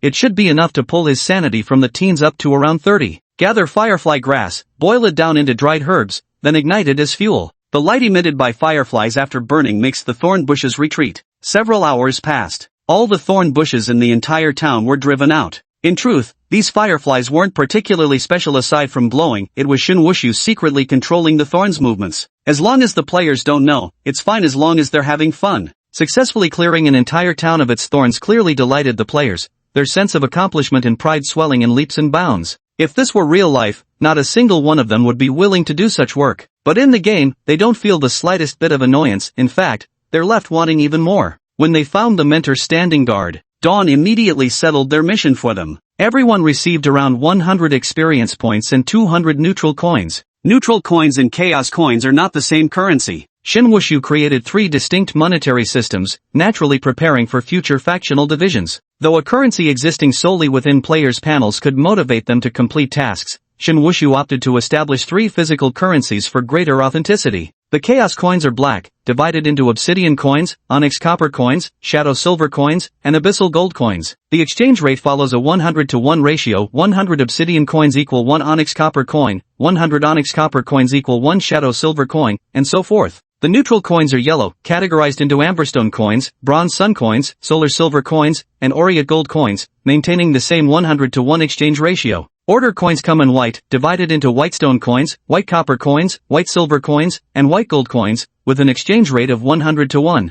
The rewards given to the players were, of course, the cheapest Huangshe coins. The Yellowstone coin was a yellow, thin piece about the size of a fingernail. Its texture resembled stone, yet slightly different, smooth to the touch. On the front was stamped an image of a rice ear, with the number 1 engraved above it. The reverse side bears the emblem symbolizing neutrality. 2 doves of peace spread their wings in flight. The chaos coin still couldn't be withdrawn from the panel. As compensation, the system prompted that chaos coins could be exchanged at equivalent value for neutral coins. After some deliberation, the 5 players who had obtained chaos coins still chose not to convert them into neutral coins. You never know when it might come in handy. Now there's a way to obtain neutral coins, but chaos coins aren't so certain. As creatures of the chaos faction, it's best to keep a way out open. Dawnbreak distributed physical Yellowstone coins, each in small pouches handed to every player. Speaking of which, the players realized that having a game that's too realistic isn't entirely good. Firstly, the players' dimensional backpacks were gone. They could only carry coins on their person, with a certain risk of losing them. Chapter 43, Delayed Rescue, Mounting Disasters. If we accidentally die, does that mean the money's gone too?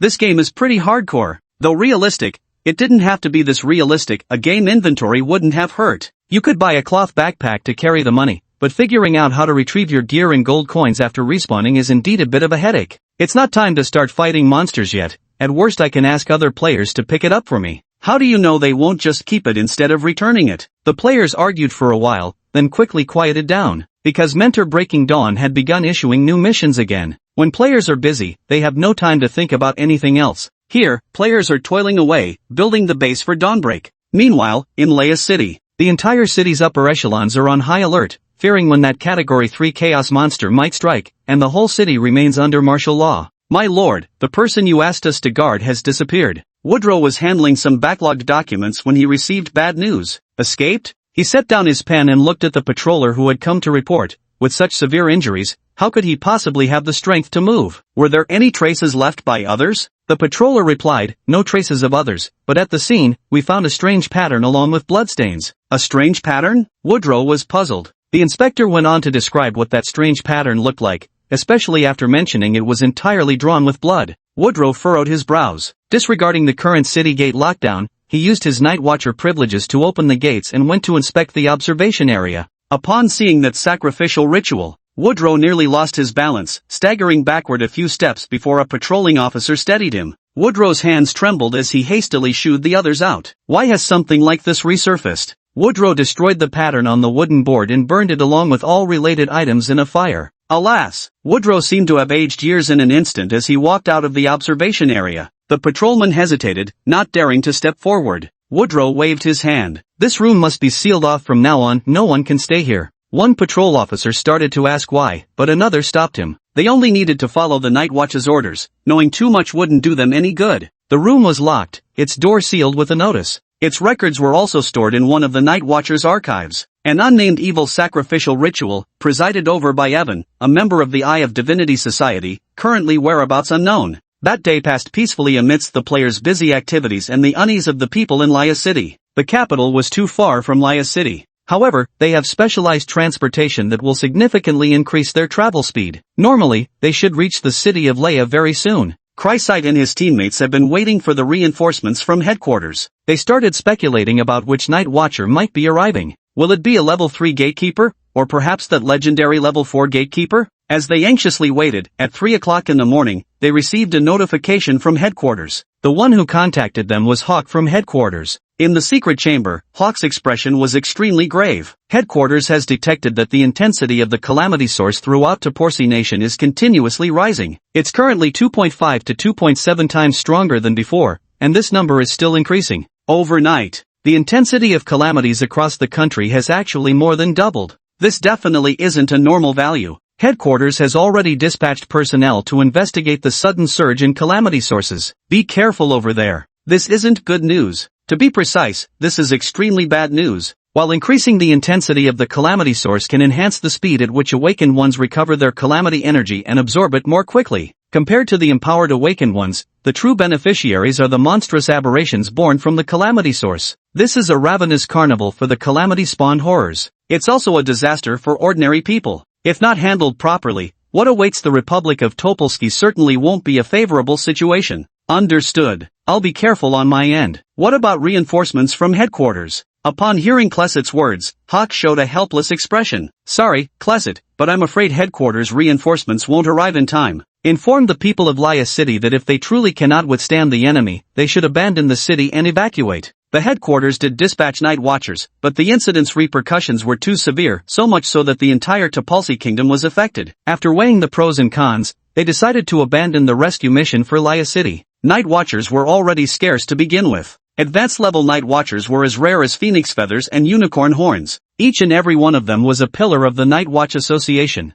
They had many duties to attend to, yet their numbers were far too few. If it weren't for the sudden flare-up in the intensity of calamities nationwide, leaving headquarters short-staffed, they wouldn't have even been recalled to headquarters. I understand. After listening, Chryssit came to understand Hawk's helplessness. The matters here in Laya City are indeed important, but compared to the survival of the entire Toporsi nation, they pale into insignificance. Chryssit understood, yes, he understood, but if this news were relayed to the higher-ups in Laya City, who knows what their reaction would be, whether they could even comprehend it. Captain. The teammates who hadn't followed inside immediately approached when they saw their captain emerge from the sacrificial altar. So, did headquarters say when the reinforcements will arrive? Under his teammates' expectant gazes, Crescent said helplessly, the people from headquarters aren't coming. Why not? What happened? Logically, the rescue team had already set out. What could make them turn back midway? Crescent repeated Hawk's words. Source of misfortune? Ade mobilized his own source of misfortune, sensing the intensity of it in the air. Though his perception might not be entirely precise, he could indeed sense significantly more than before. At the very least, the rate at which his source of misfortune replenished would now be 1 to 2 times faster than previously. Why are the sources of calamity suddenly increasing? The increase in calamity sources will bring about many problems. Compared to the current situation faced by the city of Lair, these aren't major concerns.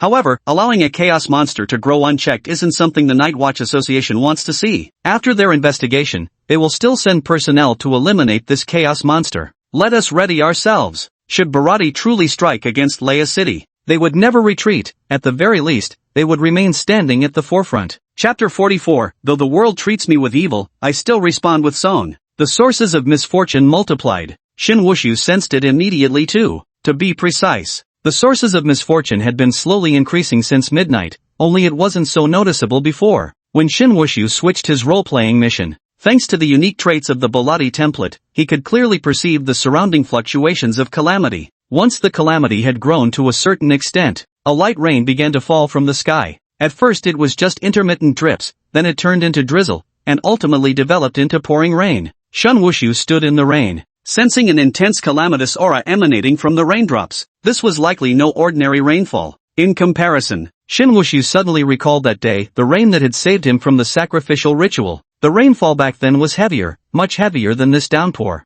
Yet it gave him a sense of comfort and tenderness. The rain brought only coldness. Fortunately, after the players cleared away the thorns, some houses in the town were still habitable. They worked in shifts tirelessly, moving bricks and cutting trees until their characters' fatigue values reached the limit and were kicked out of the game. At last, the town was tidied up into a somewhat decent shape. Shin Wushu only retained the Divine Eye Association and a few other buildings. Everything else had been destroyed by the thorns. He needed to rebuild this town. Although called a town, Pinot was actually quite small in area, with a population of just over 200 people and only slightly over 100 households. The players cleared out the debris, collapsed bricks, and other rubble. They even used tools they found right there in the town. They thoroughly enjoyed their brick-moving labors. One day was enough to clear out a portion. As for what remained, well, that could be handled slowly. The moment these players logged off, they rushed to the game's official website and bragged enthusiastically. I logged into the game today, and it's incredibly realistic. It has sensory feedback, you know? You can touch everything, feel different textures, detect various smells, and even has a pain perception system.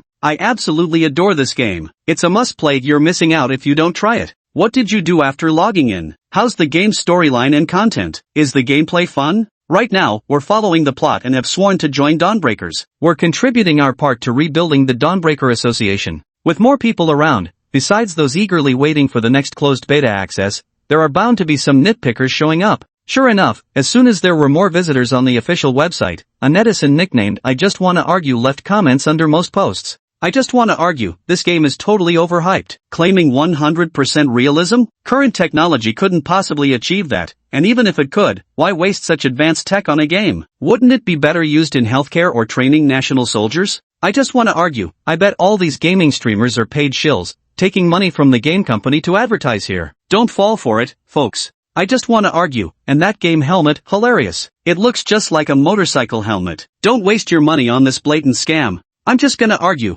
As for the video, lots of movie special effects can achieve this kind of visuals these days. Probably just made to fool you guys. I'm just gonna argue. Besides, forget about its realism for a second. Just talk about its playability. What's so fun about this game? Digital labor? Brick carrying? I'm just gonna argue. Wouldn't it be better to find an actual construction site to haul bricks? At least you'd get paid $300 a day. Isn't that better than wasting time in the game? The players who had already logged in and experienced the game's authenticity saw these comments and rushed to counter them. Gwazi, you haven't played so you wouldn't get that feeling. Inside the game, it really feels no different from reality. That sensation can't be described in just a few words. Mumu, and what's great about the game is how much better physical attributes are compared to real life. Me, someone whose legs give out after running a few hundred meters, can haul bricks in-game all day without any issues. Can you believe that? Wei Lianga, the storyline is pretty good too. Now there's this new guy character. Plus that oath-taking scene, I thought it was excellent. The atmosphere was built up really well. We still don't know what this Daybreak group is really up to though. Revealer of the old era, sounds pretty mysterious. Wooden doll, kind of like archaeology? Taking those historical records and legends and reconstructing them for modern people to see. Unlucky year, looks like there's a historical time gap in this game. I love to argue.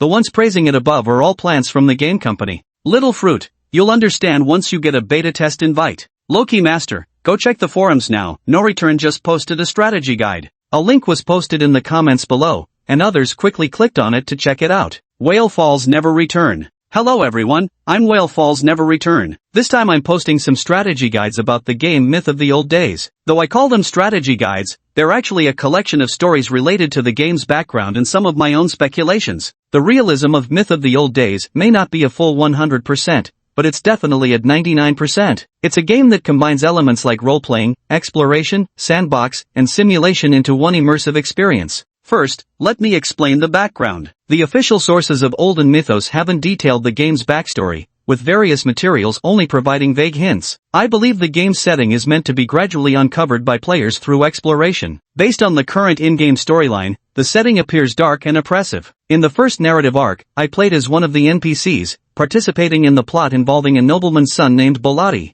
Evil spirits and the faction of Chaos seem to oppose the NPC faction known as the Night Watch that has recently appeared. Honestly, piecing together all the story clips from the videos, we can already glimpse a horrific tragedy buried in Manhwa town over the past 5 years, entangled human natures and the clash between evil and justice. To be frank, it has become somewhat difficult to distinguish who is truly evil and who is righteous. From this, it's evident that the game has an overall dark and oppressive tone. Evil spirits are malevolent entities that must be eradicated, yet their emergence is ultimately the result of both the ignorant townspeople and the hidden masterminds. The world treats me with cruelty, yet I respond with a song. Is this the sorrow of Bolati, or the sorrow of this world in this era? The game's plot is intricately designed, blending various tragedies and vividly portraying complex human nature. It must be said that the writer has put in considerable effort. Chapter 45. How to Repay Virtue, the Monster in the Rain. Though it appears Bolati destroyed a town, the town had long been rotting, its people already distorted. This plot is handled quite cleverly. It not only avoids censorship but also adds a darker tone. If you repay kindness with virtue, how should you repay malice? With a plot like this, I can only praise the designer to the skies. Moreover, Bolati, this boss from the chaotic faction, has incredibly refined and flawless modeling. Honestly, you'd probably only find someone this stunningly perfect in a game, right? Even though it's destroyed now, it should gradually recover over time? Let's not dwell on that for now. The newly appeared NPC calls himself a mentor from the Dawnbreak Association and a guide for the newly awakened. From his words, we can infer that players are the ones he summoned, or rather, awakened. Even my NPC template was crafted by his hand. No doubt, this is a highly pivotal NPC who might very well appear throughout the entire game. Have any of you noticed that yet? The game's disclaimer clause clearly stated that we responded to someone's summoning, descended into the world of Orenpes, and swore to become part of it, the revealers of the ancient past. To be honest, I'm extremely curious about how this game's plot will unfold next. Just from the tiny glimpse we've seen so far, it's already possible to faintly discern how vast this game's world truly is. In short, the ambitions behind ancient myths are enormous. Don't fret about the current gameplay being monotonous, it's still in closed beta after all, and the storyline hasn't fully unfolded yet. What's more, getting involved in shaping the game and watching the Dawn Association grow bit by bit under your guidance is incredibly thrilling. Enough talk, time to log in and grind. The strategy post by Whalefall Never Returns instantly skyrocketed to trending status. Many players left comments below, quickly amassing hundreds of replies. All this talk and not a single useful point. Forget it, unless you send me a beta invite. This game is all hype and shady dealings. Dog head emoji. Voila! For the glory of Dawnbreak. Oh woo oh woo. Strengthen our dawnlight. For the dawn. Keep grinding. This is madness. Sniff. Right now I don't want anything else. Just give me a beta access code. Sigh. I actually want beta access, but my gaming helmet hasn't arrived yet. Still have to wait a few more days, so frustrating. Those Versailles show-offs upstairs, drag them out and execute them. A group of players rushed to leave comments on the official website of Old Gods Myth, demanding more closed beta test slots. Shin Wushu declared that 1,000 players were already more than enough. If not for maintaining his own sanity, he wouldn't even want to let in 100. Once things stabilize here, he hesitated over whether to increase the number of players. Returning to Pano Town. This game has rain now? Whalefall remained under the eaves, watching the gently falling rain, and curiously reached out to catch some. Ouch, so cold. He swiftly withdrew his hand. The icy, bone-chilling rain carried a damp, penetrating cold. The slightest contact felt like being pricked by needles, freezing right through his skin. When will this rain stop? I just want to get back to work already. Nearby, another player named One Sun One Moon, also taking shelter under the eaves, grumbled irritably. One Moon said, moving 100 pieces of trash earns you 1 contribution point, which can be exchanged for experience and coins from the mentor. I already have 100 points now. His Majesty arrives. Dude, you're grinding hard. I've got 160 points. Liver be gone. Damn, that's insane. Yours truly here has 220 contribution points. His Majesty arrives. Holy crap, do you even sleep? This liver's done for. Yeah, if it hadn't suddenly rained and stopped us from hauling bricks, I wouldn't be stuck here doing nothing. His Majesty arrives. With a grindlord like you in Dawnbreak, the mentor must be laughing his head off. One Sun Moon, don't you guys think something feels off? Ha! One Sun Moon, it's freezing. I've been shivering non-stop since earlier. Time passes silently.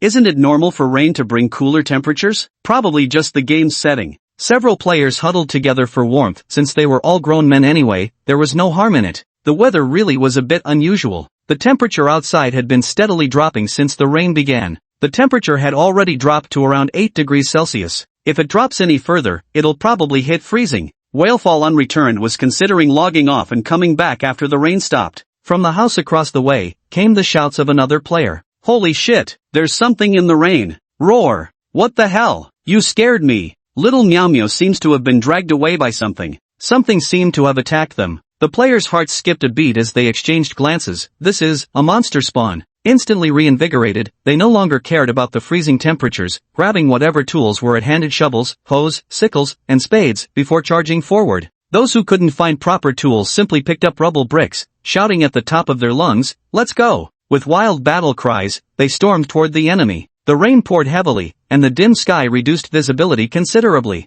When they rushed over, there was nothing to be seen. Only one player, nicknamed Xiao Miao Miao, was missing. According to players who were with her, a dark figure had suddenly dashed out at incredible speed. Before they could react, Xiao Miao Miao had already been dragged away. The incident involving the players. Standing on the attic and looking down, Shen Wushu naturally saw it all. Level 1 anomaly, lizard mutated havoc creatures. Their speed and strength are twice that of ordinary people, still weak compared to awakened individuals, but against the still unawakened players, it's bound to be a tough battle. Besides, the alienated havoc monsters numbered more than one. This rain, Shen Wushu understood clearly, this rain was absolutely unnatural. After a brief deliberation, he drafted a mission and broadcast it to all players through the system. Ding! Combat mission triggered, hold the line in the rain. This unusual downpour seems to have brought forth some monsters. Newborns, hold your ground at Dawn's outpost. Let them learn that even if Dawn has yet to be rekindled, it is not something they can trifle with. Surviving every 30 minutes in this mission grants 10 contribution points. Each corrupted monster slain rewards 100 contribution points. Participants will also receive additional rewards based on damage dealt. Contribution points can be exchanged 1:1 for coins and experience with Mentor Dawn. Carrying 100 bricks only earns you a single contribution point.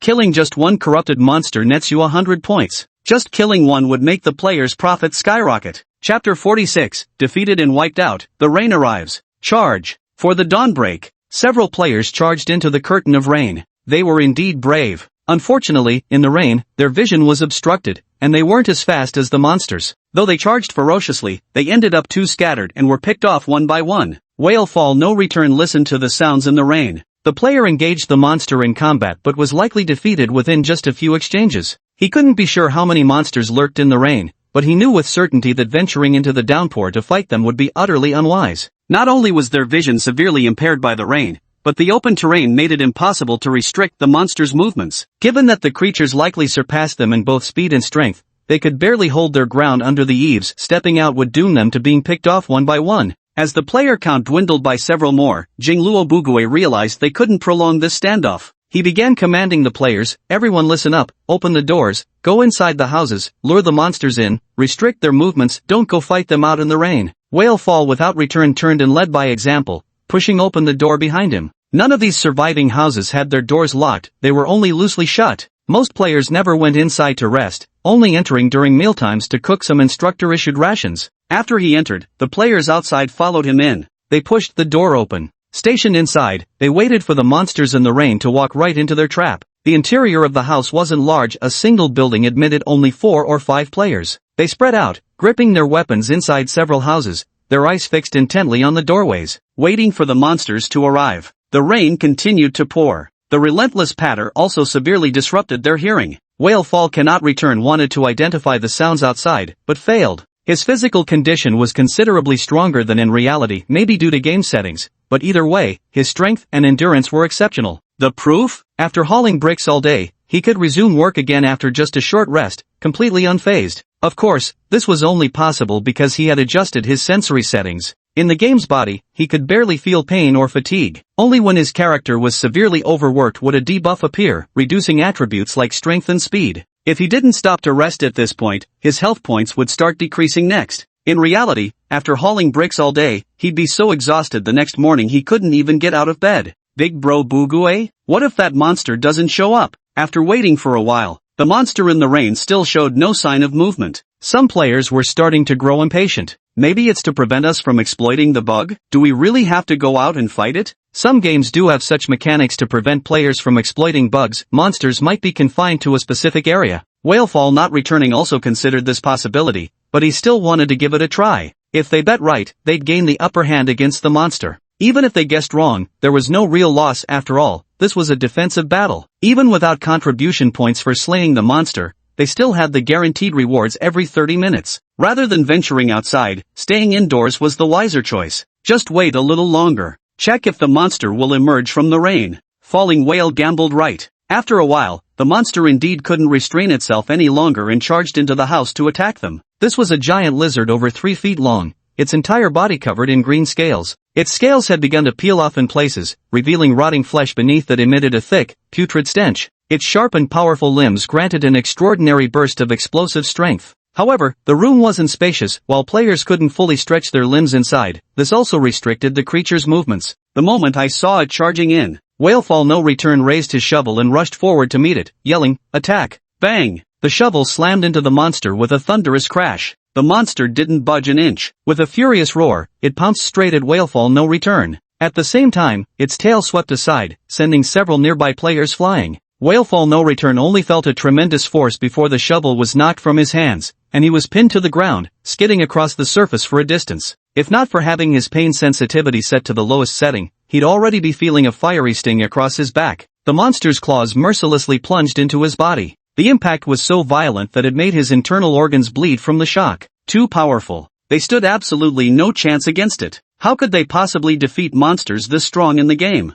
Just as this thought crossed his mind, Whalefall No Return's vision went dark. His character had died. Whalefall's idea was sound. The monster's speed was indeed constrained by spatial limitations when entering the house, but he had underestimated the creature's strength. This was a slaughter. The monster burst into the house and slaughtered all the players inside. Of course, the player's resistance still inflicted some wounds on it. More scales fell off, and its foul-smelling dark red blood spilled across the floor. After killing 11 players, it finally met its end beneath one player's sickle. There are a total of 35 players here. Later some players arrived, plus the 4 who died in the rain and another who was dragged away. Only 19 players remain alive now. This monster is too strong. It completely breaks the game's balance. How is this an early game enemy? We're no match for it. A few more like this, and we're done for. Did someone mess with the stats? Is this a bug? Having such a strong monster appear during the beginner phase completely breaks game balance. All of us combined barely managed to take down just one. Let's file a complaint. We have to complain about this.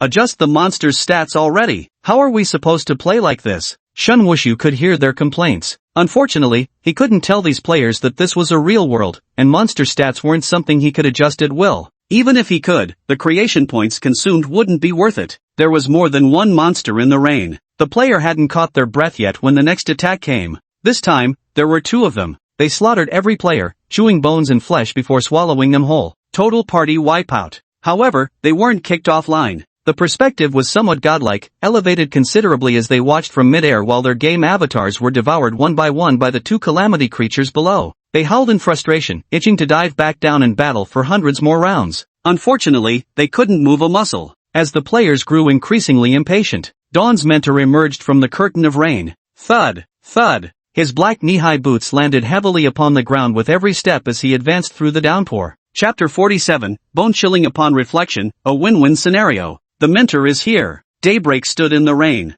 The rain soaked his hair and clothes. The feasting monsters paused their meal at the disturbance. Click. Almost instantly, those monsters pounced toward dawnbreak. It moved so fast it became a blur of darkness. The naked eye could barely track its movement. Dawnbreak stood motionless in place. Just as the monster's claws were less than half a meter away from him, a black thorn violently erupted from the ground. The vines coiled around the monster's waist, their thorns piercing through its scales in an instant, releasing their venom. The monster turned its head and bit down hard on the thorny vines, only to get a mouthful of sharp spines. Rayararg. The other monsters also charged forward, only to become entangled in newly emerged thorny vines. They gnawed at those thorny vines, but the thorn's toxins seeped deeper into them, and soon they lacked the strength to move. The players hovering midair were utterly dumbstruck. Thorns? Isn't that the ability of the big shot from the Chaos faction? Could it be our mentor is involved with Balatai? Very likely. I've had my suspicions before. How did the mentor know those thorns would fear the glow of firefly grass? Now that I think about it, it's absolutely chilling to recall. Why didn't the players suspect that Daybreak was actually Balati? That's because Daybreak's appearance was completely different from Balati's. One was flawlessly handsome, the other plain-looking yet imposing, and most importantly, Balati was only 5'7" with a slender frame. Dawn's height was nearly 6 feet tall. The difference between the two was too great, making it impossible to associate them as the same person. Several brambles emerged from the ground behind Dawn, growing upward before bending down just above his head, intertwining to form an arched canopy. They shielded him from the rain. Dawn tucked his hands into his coat, continuing until all the monsters collapsed in exhaustion, immobilized. They died slowly, strangled inch by the thorns. Only then did he pull a cigarette from the pack and fish out his lighter. Click click, several attempts before the flame finally caught. Ah, thanks. Dawn gestured towards the thorns with a flick of his fingers. Worth all the blood I spilled to awaken your master, he said. He walked toward the corpses of the newly reborn. Behind him, the thorn whip acting as his umbrella followed step by step in perfect sync. Dawn meticulously examined all the corpses. They're all dead again. Gotta use up more materials to revive them. Well, for the Dawn's revival, Dawn ordered the thorns to haul away the players' bodies. Meanwhile, the players in the sky were thoroughly enjoying the cutscene. So it was him who awakened Bellotti too. I always thought Bellotti was the boss of the Chaos faction, but turns out our mentor is the real mastermind? First reviving evil spirits, then resurrecting players, the so-called newborns. Damn, when you think about it, our mentor might actually be the big bad. Heh, pardon my ignorance, but is Daybreak some kind of organization or guild? I don't know if the organization is proper or not, but you certainly aren't. I strongly suggest the mentor kick this guy out to avoid tarnishing Dawn's reputation. The players watched as Daybreak gathered some materials, drawing patterns and adding all sorts of odd ingredients before beginning the resurrection ritual for the players. This process would take a very long time. This perfectly matched the 3-hour death penalty during which players couldn't log in. At this moment, all players who got disconnected and could no longer haunt around as wandering spirits rushed straight to the official forum threads, eagerly sharing their in-game experiences. Long live the Emperor. The developers are so meticulous. At first I thought the 3-hour death penalty was completely unnecessary. After all, which other game doesn't let you respawn immediately after dying? Turns out there's actually a reason behind this mechanic. This liver's done for hardcore. Too hardcore. His Majesty arrives. Just thinking about all the preparations the mentor needs to revive a player suddenly makes 3 hours seem entirely reasonable. One day, you exclaimed, that makes perfect sense. I was just thinking of sneaking through, he said. Why aren't you all playing the game instead of suddenly chatting in the comments section? The stars said, exactly. And don't those few hardcore grinders practically work 24 hours a day quarrying stones? It shouldn't be time yet, right? Since the character has a fatigue value, they must rest for 2 hours every 6 hours. Theoretically, one could play for a full 18 hours a day, with the remaining 6 hours reserved for rest. Players jokingly called it the game's anti-addiction timeout, to prevent players from becoming addicted to the game around the clock. Except for these time slots, those hardcore grinders never show up in the comments section. One day the moon said, that's a good question. One moon said, the game suddenly updated with rain weather, and monsters spawned. But those monsters were too overpowered, and we didn't have decent weapons on hand, they wiped us out entirely. I'm just saying it straight, do you even know how to play? You suck. If you can't play, hand your account over to me, I'll play. I'm willing to sacrifice my liver for Dawnbreak. The Emperor has arrived. To be fair, that monster was ridiculously strong, it didn't feel like a beginner-level enemy at all. I suspect there's an error in the game's monster stat balancing. Ask Big Bro Fugue if you don't believe me, he'll tell you the same.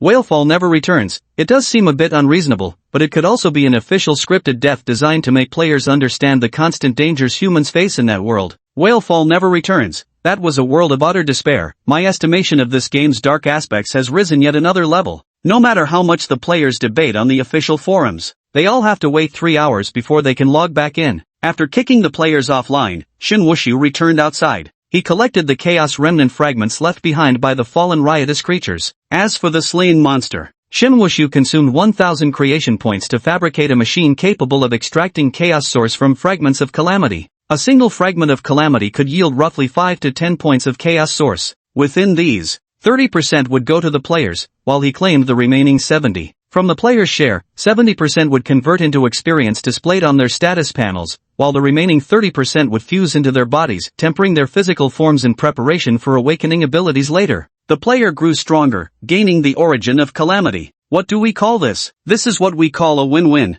Both sides profit. After all, when the player dies, he has to expend creation points to revive them. Surely he can't just keep giving without receiving anything in return, right? To players, this is just a game. Death and revival merely involve tweaking some data. Yet Shin Wushu must expend 1 creation point to craft a player's body, and that's before the player has awakened. Once awakened, the cost won't be just 1 point anymore. Is taking 70% of the player's calamity source really too much? Chapter 48, Shattering Fragments, Rise of Calamity. Shin Wushu had just used Bolati's ability, because that was the only ability he had obtained. Shin Wushu was different from the Bolati template. After Shin Wushu awakened, his calamity intensity was only 80. When Barati's character completion reaches 20%, he gains one of Barati's abilities, Thorn. Aside from this ability, he only possesses his own innate traits. As for his awakened trait, the Book of Origins, its strength is formidable in its own way. The Book of Origins hasn't evolved yet and currently only has a passive ability, shielding the soul. It can devour any foreign energy that dares to intrude upon the soul's consciousness.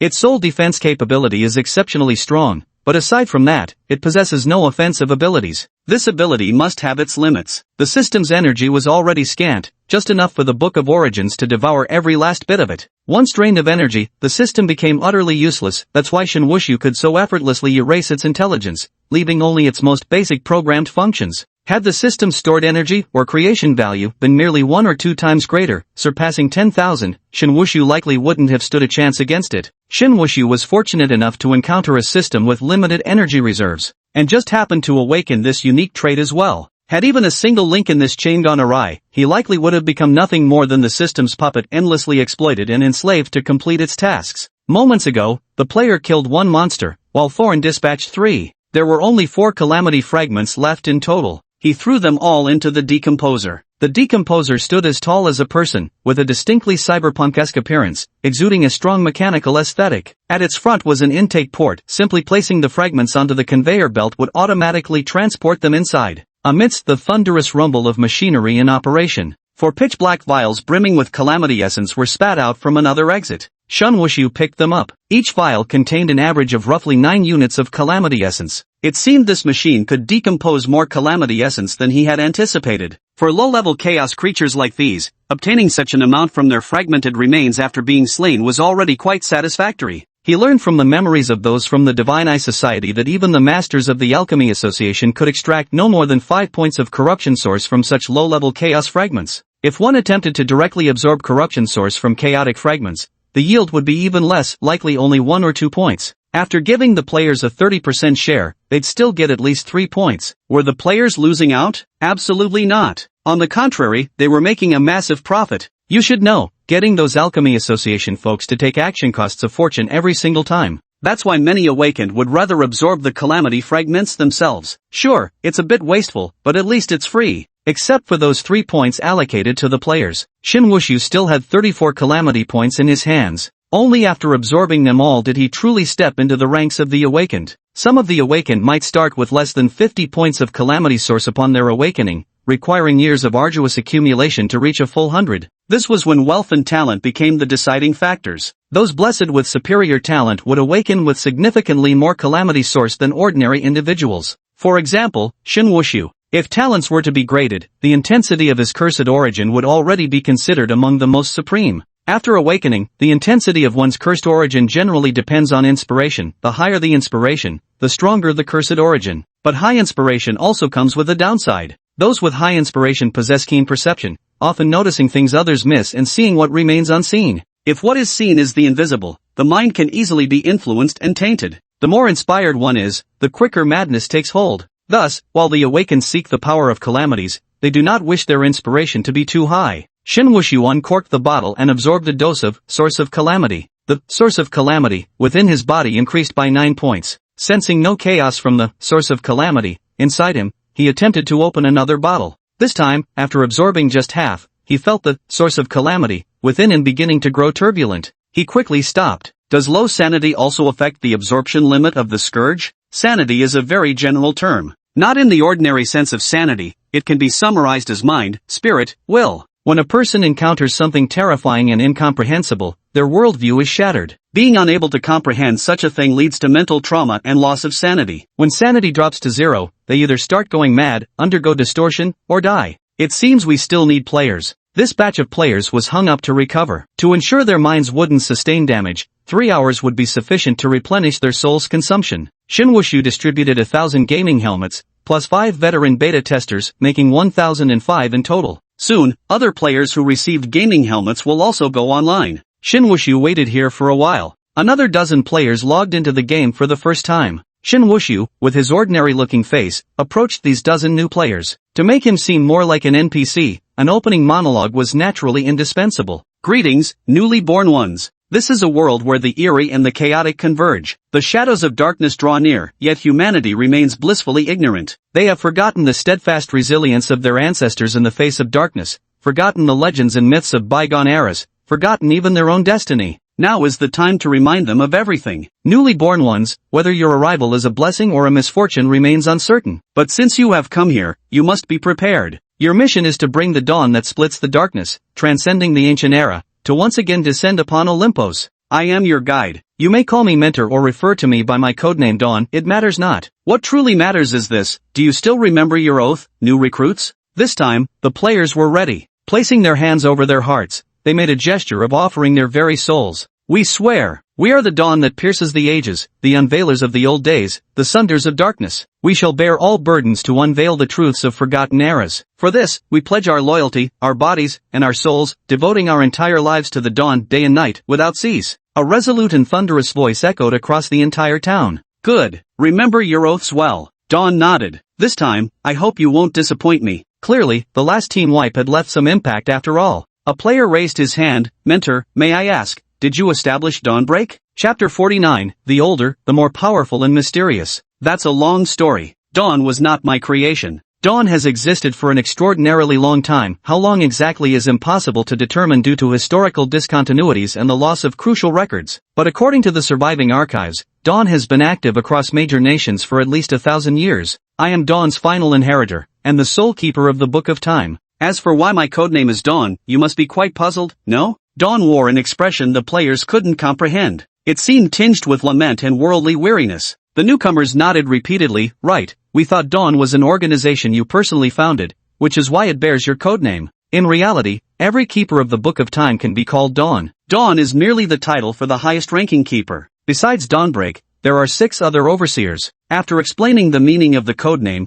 Dawn left behind another mystery. 6 overseers? Including you, Mentor. Does Dawnbreak have 7 overseers in total? Where are the others then? The players' eyes brimmed with anticipation as they huddled together like a litter of hungry pups. Them? Dawn smiled faintly. Perhaps you'll meet them someday. As for exactly when that would be, well, that depended on when he'd forge these identities into existence. There was a reason Shin Wushu crafted Dawn's background to sound so mysterious. In these times, antiquity equated to power. The older the era, the mightier the legend. If he didn't spin it this way, how else could he emphasize Dawn's imposing grandeur and unfathomable strength? Alright, the rain has stopped now. Establishing the Dawnbreaker Association is urgently needed. Let's get moving. Newborn Truth Seekers. First mission begins. The players howled excitedly as they grabbed various tools and immediately started hauling bricks. A heavy rain had just fallen. Now that it stopped, some areas were left with deep puddles, creating certain obstacles for players clearing away collapsed bricks, stones, and assorted debris. But the player was not the type to back down easily. Watching these diligent players toiling away, Shin Wushu sighed, truly the easiest sheep to shear.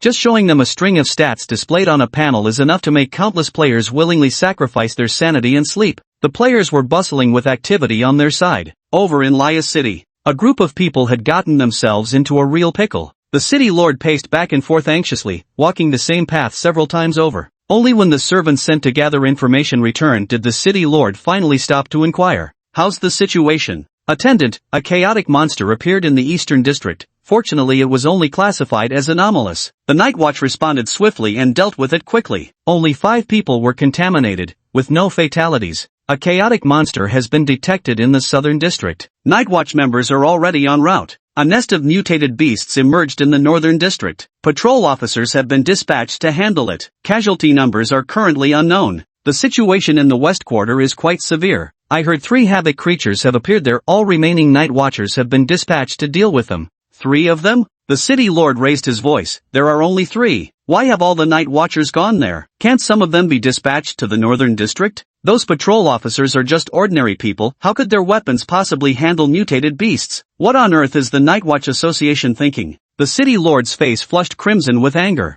His subordinates stood below, heads bowed in fearful silence. They dreaded being sent by the city lord to deal with those mutated beasts. Managing the city was their specialty, but handling such monsters was beyond their expertise. With their current pot-bellied state, wheezing after just a few steps, going up there would be like delivering themselves as meals to those mutated beasts. The attendant was sprayed with spit across his face. Not daring to dodge or raise a hand to wipe it, he continued, they say one of them is infection grade. Grade 2. The city lord's face turned pale. They hadn't waited for a Class 3 calamity monster, but never expected a Class 2 to appear. Forget Class 3, the emergence of even a Class 2 monster would give their city Lael more than it could handle. Lael City's Night Watch contingent was sparse to begin with. Being so remote, most guardians assigned here possessed mediocre talents at best. Their strongest member had only just pushed open the first door to complete his transformation. If not counting the 5 Night Watchers from headquarters, all the Night Watchers of Lael City combined could only see if they'd be enough to make that Class 2 calamity monster choke to death. It's fine. I heard that Captain Klexit is extremely talented. He's already slain several Class 2 calamity monsters. The monster in the northern district won't be a match for him. Everything will be fine. The city lord muttered to himself, though no one could tell whether he was actually reassuring himself. That being said, but level 2 monsters are indeed not so easy to deal with, and with 2 level 1 monsters over there as well, sending all the Night Watchers to the northern part of the city is truly a wise decision. If that level 2 monster isn't eliminated and allowed to rampage through the city, once the contamination spreads, the situation will turn dire. Yes, anyone contaminated can expel the pollution just by taking the antidote. But we need to consider how much antidote there actually is. If it exceeds a certain amount, forget the Night Watchers Association, even the Alchemy Society might not be able to save so many people. The antidote is too expensive. Its production cost is prohibitively high, requiring exceptionally rare materials that even the Alchemy Society can't mass-produce. Otherwise, this potion wouldn't be sold at such an exorbitant price. Click clack. The city lord paced a few more steps before finally gritting his teeth and making the decision, seek aid from the sanctum. The Holy Church was not a native organization of the Taborgian kingdom, or rather, it tends to maintain neutrality. Whenever a nation is established, it can submit an application to the sanctum, requesting the establishment of several branches within its borders. In case they encounter attacks by calamity beasts, the sanctum's personnel will usually intervene on humanitarian grounds. However, they will demand substantial compensation afterward based on the losses incurred. People usually wouldn't turn to them for help unless it was absolutely necessary. The city lord had no other choice, as Night Watchers were handling situations everywhere else. Only the northern district's situation remained unclear. If the death toll in the city became too severe, even this incompetent city lord would face repercussions. The attendant was momentarily stunned, but in the end obeyed the city lord's order and went to the Holy Church's compound to seek assistance. But when he arrived there, he discovered that the people from the holy sanctuary had already fled. A level 3 monster is about to storm in, and they aren't like those suicidal night watchmen who in their right mind would just sit around waiting to die in the city. After all, Taborzi is just a small, newly established nation. Even if their cathedral turned a blind eye, Taborzi wouldn't dare go crying to the Holy Order about it. Chapter 50, Brutal Scenes, Split Control. Upon receiving the news, the city lord's expression turned as foul as if he'd eaten a pound of feces. He'd never treated those temple folks poorly in ordinary times. He'd never forgotten to send them all the good stuff. Who knew those bastards would flee faster than dogs at the critical moment? Not just in Laia City. Wherever this rain reached, the number of calamity monsters in all areas increased beyond measure. Countless ominous anomalies were born. They lurked in the darkness, watching the humans outside with restless anticipation, poised to strike. Swish, hiss, hiss, hiss. Beneath the city of Laia, the concealed thorn seeds, nourished by the rain, began to take root and sprout. The rain carried a dense concentration of calamitous energy, creating an exceptionally favorable environment for the thorns' growth. They could even grow without needing to be watered with blood. Of course, if you wanted them to grow over 10 meters long, Baladi's blood would still be needed to accelerate their growth. Immersive translate. Bang bang bang. Bang bang bang. Fierce battle sounds occasionally drifted over from the northern part of the city. Block the exit. Don't let them break through. There are too many of these mutated beasts. Their weapons included some standard-issue firearms with devastating firepower. A single volley tore through the mutated beasts, leaving over a dozen corpses in its wake. Each of these mutated creatures was the size of a large dog. Pairs of bloodthirsty crimson eyes, black fur, razor-sharp teeth and claws, moving with terrifying swiftness. They emerged in swarms of hundreds at a time. These were monsters mutated from ordinary rats. Over 100 inspectors raised their weapons to fire upon the creatures. It appears they were still managing to hold their own. A young inspector clutched his gun tightly, his palms slick with nervous sweat. Without taking aim, he fired blindly into the dark mass before him, emptying his magazine before swiftly reloading. His mind went blank as the relentless gunfire roared in his ears. There were too many of them. Fortunately, these mutated beasts could still be dealt with using conventional weapons. Just as he was thinking this, a dark figure abruptly charged into the midst of the patrollers from the right flank. SSSSS. Blood splattered all over those nearby. The shadowy figure didn't stop, swiftly pouncing toward the group at incredible speed. It merely seemed to glide past them. The men who had been raising their guns to shoot just moments ago suddenly froze in place. The others noticed something amiss, and when they looked over, they were horrified by what they saw. Their heads had already been separated from their bodies. The nearest few people were splattered with a fair amount of blood. They were stunned. Their pupils dilated, minds blank. What's that? That dark shadowy figure pressed on relentlessly. Shoot! Fire at it! No! We can't! The distance is too close, we might hit the others. Attack it now! A patrol captain drew the longsword at his waist. Close ranks. Form a defensive circle back to back. If the guns don't work, draw your blades. There's only one of it. Don't be afraid. We cannot retreat. The captain's eyes burned crimson. These were men he'd trained personally, and several among them had grown particularly close to him. These damned mutated beasts. Absolutely. We must obliterate every last one of them here. We can't let them step into the residential area. Otherwise, that place will descend into utter hell. There lived their loved ones, their dear ones and children. They could not retreat. The battle raged on for a long stretch of time. Meanwhile, the Night's Watch who had quelled the monstrous disturbances elsewhere came hurrying over. By the time they arrived, the battle had already ceased. The scene was a horrifying mess. Corpses gnawed bare to the bone lay scattered in chaotic disarray across the ground. The ground was stained crimson with blood. The smell of gunpowder and blood mingled together, forming a nauseating stench. The Night Watch members' faces changed. Some female Night Watch members couldn't hold back, covering their faces and bursting into tears. The atmosphere on the scene grew heavy. How tragic. Not a single one of the 100+ inspectors survived. Yet their sacrifice was not in vain. Whether due to heavy losses or having had their fill, those mutated beasts had already withdrawn from the eastern city without breaking into residential areas, thus preventing greater devastation. The Night Watch didn't emerge unscathed either. To eliminate those 3 calamity beasts, they paid the price of 2 deaths, 6 severely wounded, and the rest infected.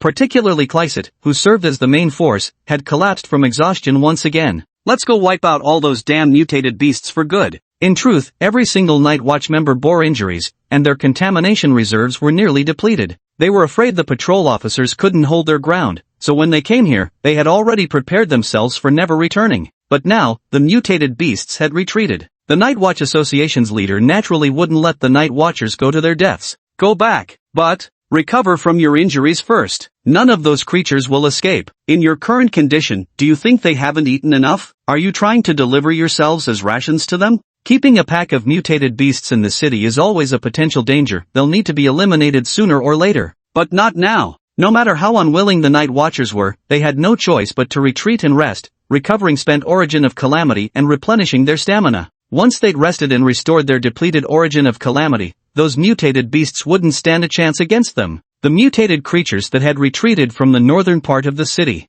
They found a suitable house to settle in, making it their den and quickly multiplying there. In the distant town of Pano, far from Laya City, Shin Wushu perceived some movements within Laya City through the vision and hearing transmitted by the thorns. This rain is indeed abnormal. The battle unfolding in Laya City left him deeply moved. He hadn't actually planned to go to Laya City now, since Pano Town was too far from there. If he were alone, he could naturally leave whenever he pleased. But now, with Pano Town serving as the players' starter village and the Dawn Association being established here by players, as their mentor, he couldn't just leave so casually. It's possible for one person to play dual roles. But how can a single person simultaneously portray 2 characters in both a small town and another city dozens of miles apart? Does he need to be split in half? Shin Wushu pondered for a moment, then suddenly realized, couldn't the system that creates player avatars be used to fabricate another body as well? But this body is merely an empty shell. It can only move when a player's consciousness is projected into it. Once a player logs off, if the character hasn't died, it will immediately cease all activity.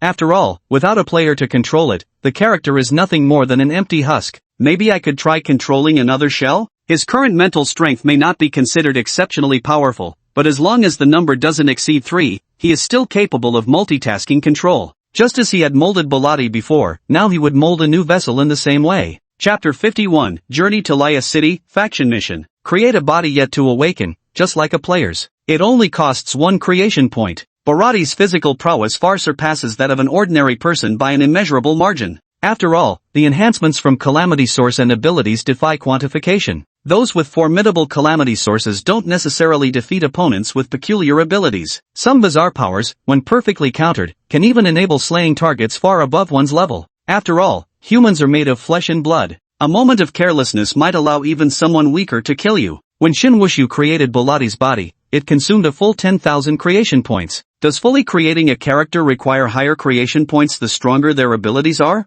The consumed creation value was still within an acceptable range for him. Shin Wushu attempted to integrate his spiritual force into Bolati's body, establishing a branch of the mental network and implanting it into his brain. He tried to separate a portion of his spiritual energy to manipulate this shell of a body. Lift a hand, spin in a circle. This feeling of controlling what seems like one's own limbs is particularly peculiar when paired with Bolati's vision. Seeing yourself stare back at yourself takes some getting used to, but it's manageable after a while. Shin Wushu carefully examined his masterpiece. I'm so handsome. That was his final conclusion. Through the thorns, Shin Wushu sensed that something seemed to have happened in Laya City. Unfortunately, despite the nourishment from that heavy rain, the thorns still grew too slowly. Moreover, Bolati was not in Laya City, making it impossible to produce more thorn seeds. Relying solely on those few seeds to cover the entire city was clearly an unrealistic goal. Shin Wushu decided to send Bolati to Laya City, but he couldn't let only Bolati go alone. So, he turned his gaze to those 5 players with NPC panels.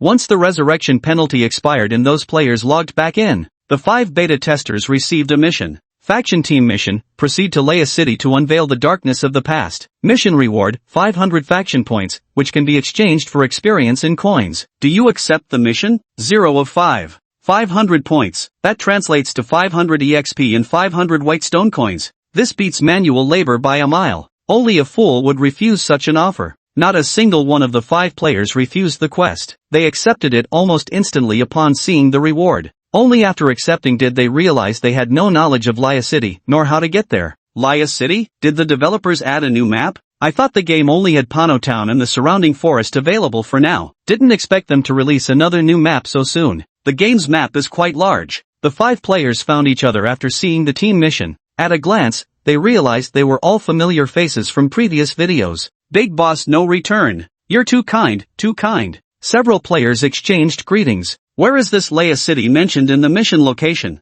No idea. This game doesn't even have a map. They checked the system. Aside from displaying their own attribute panel, the system only had a quest panel and quest log, no other functions. No map, no chat system, no team system, nothing at all. Relying on them to search blindly would never work. Maybe we should ask the mentor? Huazi, who was playing the role of Elena, timidly raised her hand and suggested. The other 4 thought it was actually a good idea. So the 5 of them went to find the mentor together. At this time, Dawnbreaker would usually be sitting or standing in the hall of the God's Eye Association. When players wanted to take on or complete tasks, they could find him just by entering. They entered the Divine Eye Society. Sure enough, they saw the mentor sitting behind the desk. Mentor, we wish to travel to the city of Laya to spread the dawn's radiance of our cause. However, we've encountered a slight problem. Laya is too far from here, and we don't know the route to get there. Do you have any solutions, mentor? Shin Wushu nearly burst out laughing upon hearing the player's fabricated excuse, but fortunately, he managed to keep a straight face. Ahem, our current task is still primarily focused on building the Dawn Association. Spreading radiance can wait. Even if the Dawn Association is successfully established, Shin Wushu wouldn't casually go to other cities to widely promote it. His foundation in this world is unstable, and he hasn't fully understood this world yet. In such a place where the eerie and the mysterious gather, it's better not to be too ostentatious,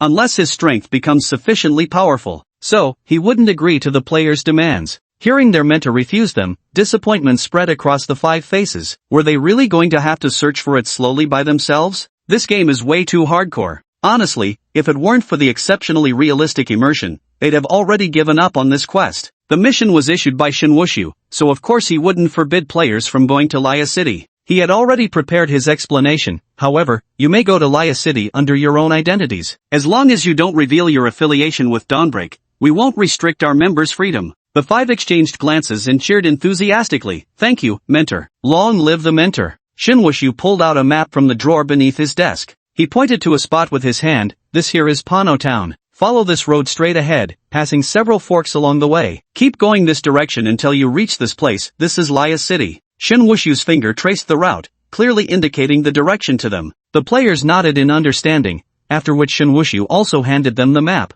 The outside world is full of treacherous hearts. I hope you'll remember your vows and not break them. We understand, mentor. Shin Wushu waved his hand, signaling for them to leave. Watching the 5 players eagerly rush out the door, he shook his head, still too naive. Setting off on a journey without even packing rations, they'll have a rough time ahead. After all, players can never truly die, they'll respawn as good as new 3 hours after kicking the bucket. Let them see for themselves that this world isn't so simple. Another wave of players flooded in to submit their quests. During this period, numerous players had been logging in steadily, and there were now over 60 active users online. Shinwushu observed their movements through the spiritual network, primarily monitoring for any abnormal fluctuations in their mental states. If any player exhibited irregular psychic activity, he would immediately eject them from the spiritual network and force them offline. Fortunately, nothing had gone wrong for such a long time. The garbage in Panos town had been almost completely cleared away. Only some larger construction debris remained. Chapter 52, The Ancient Castle and the Mutated Beasts.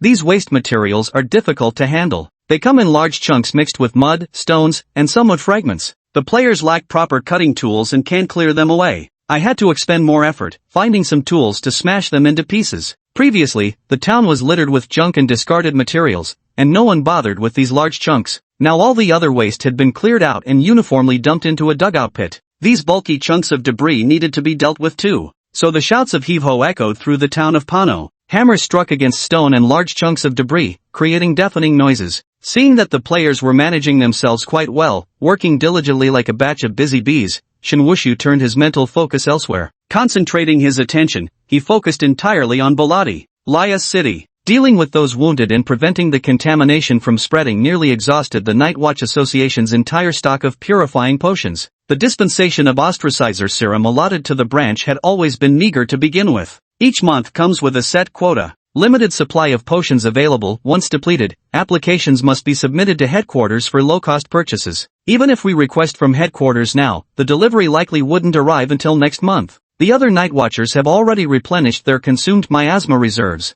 currently patrolling within Laya City, tracking the movements of those mutated beasts. The Black Watchdog of the Night Watch Association was also deployed this time. It arrived at that battlefield that could only be described as hell. The corpses here had already been collected and sent one by one to be cremated, then buried in the earth. The wailing and cries in the city still hadn't ceased. The washed floor finally showed little traces of blood, yet the lingering odor of gunpowder and blood remained stubbornly in the air. The dog sniffed around with its nose nearly touching the ground, as if detecting that heavy, indelible stench of blood. It lifted its head and sneezed. "Achoo! Find anything?" asked a middle-aged watchman standing nearby. The dog sniffed again and finally dashed toward an alley in the northern part of the city. The other Night Watch members quickly followed. Klexit was among them as well. The northern district was vast, and most of the buildings here were standalone houses, properties purchased by the nobles. Each house has a different style. They range from detached courtyards to castles to three-story villas. What each one looks like depends on the preferences of the landowner. The spacing between every house is vast, ensuring ample distance. This lavish layout unmistakably bears the signature touch of those aristocrats. They bought these lands and built houses on them, not for permanent residence but merely to have a place to stay when they occasionally visited the city.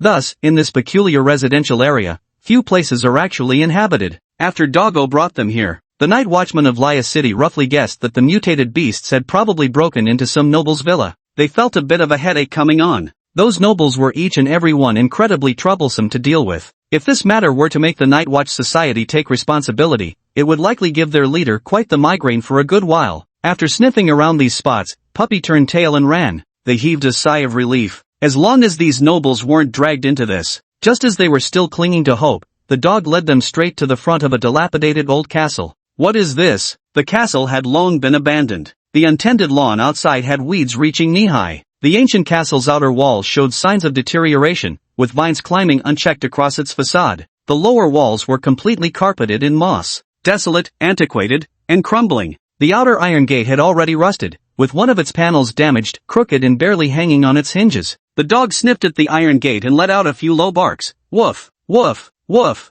The night watchman immediately understood. Someone walked over to squat by the gate, where a few strands of faded gray-black fur clung to the broken panel. It looks like those aberrated beasts fled inside here. Lure them out? Charging in head-on would be disastrous. This ancient fortress appears to have been built at least 20 years ago, during the height of unrest across Taperzy. Castles constructed in that era were all designed as dual-purpose war fortresses capable of both offense and defense. Hard to attack but easy to defend. Those mutated beasts might lack the rationality and tactical intelligence for strategic thinking, yet they dared not charge in recklessly. No one knew the current situation inside the ancient castle. The best approach is still to lure out those mutated beasts. All the Night Watch members then turned their gaze towards the dog, who thought it had fulfilled its mission and was now leisurely sitting aside, scratching its itching hind paw. Feeling the stares of the crowd, the dog, who had been thoroughly enjoying its scratching, suddenly froze mid-motion and cast a sidelong glance their way. "What are you staring at? Never seen a dog scratching itself, dog head grumpy pup. Ahem, sorry to trouble you, but could you do me a favor and lure those mutated beasts out from inside?" None of the Night Watch members at their branch could match this dog's speed. Sending the pup was undoubtedly the safest option. This was no cowardly dog. After pocketing 5 Jurna silver coins, it wagged its tail with glee, grinning ear to ear as it bounded off to find the entrance into the ancient castle. It circled around the ancient castle's outer walls. Finding a damaged hole just large enough to squeeze through, it shoved its body inside and slipped in. A moment later, for a while, chaotic noises echoed within the castle. The dog smashed through a glass window and leapt down from the second floor, pursued by a pack of glowing-eyed mutated beasts. The mutated beasts, seeing the dog jump down, followed without hesitation. Just like that, over 200 mutated beasts were lured out of the ancient castle. Once the dog reached a safe distance, the long-waiting night watchers charged forward with weapons in hand. Bang! Aide took aim at a massive mutated beast from behind and blew its head off with a single shot. The mutated beast, even after losing its head, kept its forward momentum from the leap and tumbled a distance away when it hit the ground. The battle ended in 10 minutes. All the mutated beasts that had been lured out were eliminated. However, when they tried the same trick again, sending the dog to lure out the mutated beasts, the creatures seemed to have gained intelligence. They halted at the ancient castle, refusing to come out. No matter how the dog provoked, they stood firmly guarding inside the ancient castle, leaving a group of night watchers standing helplessly before the castle, exchanging blank looks. They were at a complete loss. While waiting outside, Placid inadvertently let his gaze fall upon a door plaque beside the iron gate, spotting a strikingly familiar pattern. The plaque was worn in many places, and the pattern had grown somewhat blurred from being washed by rainwater. Chapter 53, Thorns Reappear, Source of Unrest. Dust and cobwebs still clung to it here and there. Crescent blew a few puffs of air. The dust on the surface was swept away. Is this a noble's crest? Beside him, Rudolph, the head of the local Night Watchman Association branch, wiped away the remaining dust with his hand. The emblem of Count Perrin, was this originally Count Perrin's residence? Now that you mention it, something suddenly occurs to me. One of the older Night Watchmen spoke up. I heard that before Count Perrin was officially bestowed the title, his ancestral home was in the city of Laya. Right. Back then, he wasn't a count yet. Later, after gaining the royal family's favor and becoming a count, he moved to the capital and never returned. So that's why. No wonder this castle's scale doesn't resemble a mere count's residence. This complicates matters further, involving a count. Though the castle has been abandoned, it's still unwise to casually tamper with a count's property. Especially since this count happens to be the lord of Laya City. The city's administrators are all appointed by him. Though the Night Watch Association operates beyond the count's jurisdiction, making things difficult for a watchman wouldn't be particularly hard to arrange. It's too late to inform the count now. Let's focus on eliminating all the mutated beasts inside first. Under these special circumstances, I believe the count will understand. Several Night Watch members gathered to discuss. Ladurnual wore a troubled expression, as if already foreseeing the headache-inducing future awaiting him. Now they could only hope that the count would be sufficiently forgiving and magnanimous. When did all these vines sprout up outside? Spiky ones, these must be brambles, right? Probably grew wild after being left unattended for too long. Were these here before? I don't recall seeing these thorns earlier. You must be seeing things. Those thorns are black, almost the same color as the iron railings. Maybe you mistook them for the railings earlier. Could be, right? Two night watchmen standing at the outermost edge curiously commented on the thorny plants before them. Hell, these thorns have grown really well thick as my arm already. Their conversation caught the attention of Chrysit and his companions, especially the words thorns. Everything they had gone through in Pano Town made them pay special attention to those words thorns. At the mere mention of them, their hearts shuddered, and one name instantly sprang to mind. Thorn? Aid and the others pushed aside the people around them and strode quickly toward the spot where the two were standing. Where is the thorn? The thorn grew more than 10 meters away from the iron door. Ed ran a few steps and saw one of the night watchers reaching out a hand, seemingly curious to touch the thorns on it. Don't touch it. Ed's pupils suddenly contracted sharply as he shouted loudly, startling everyone present.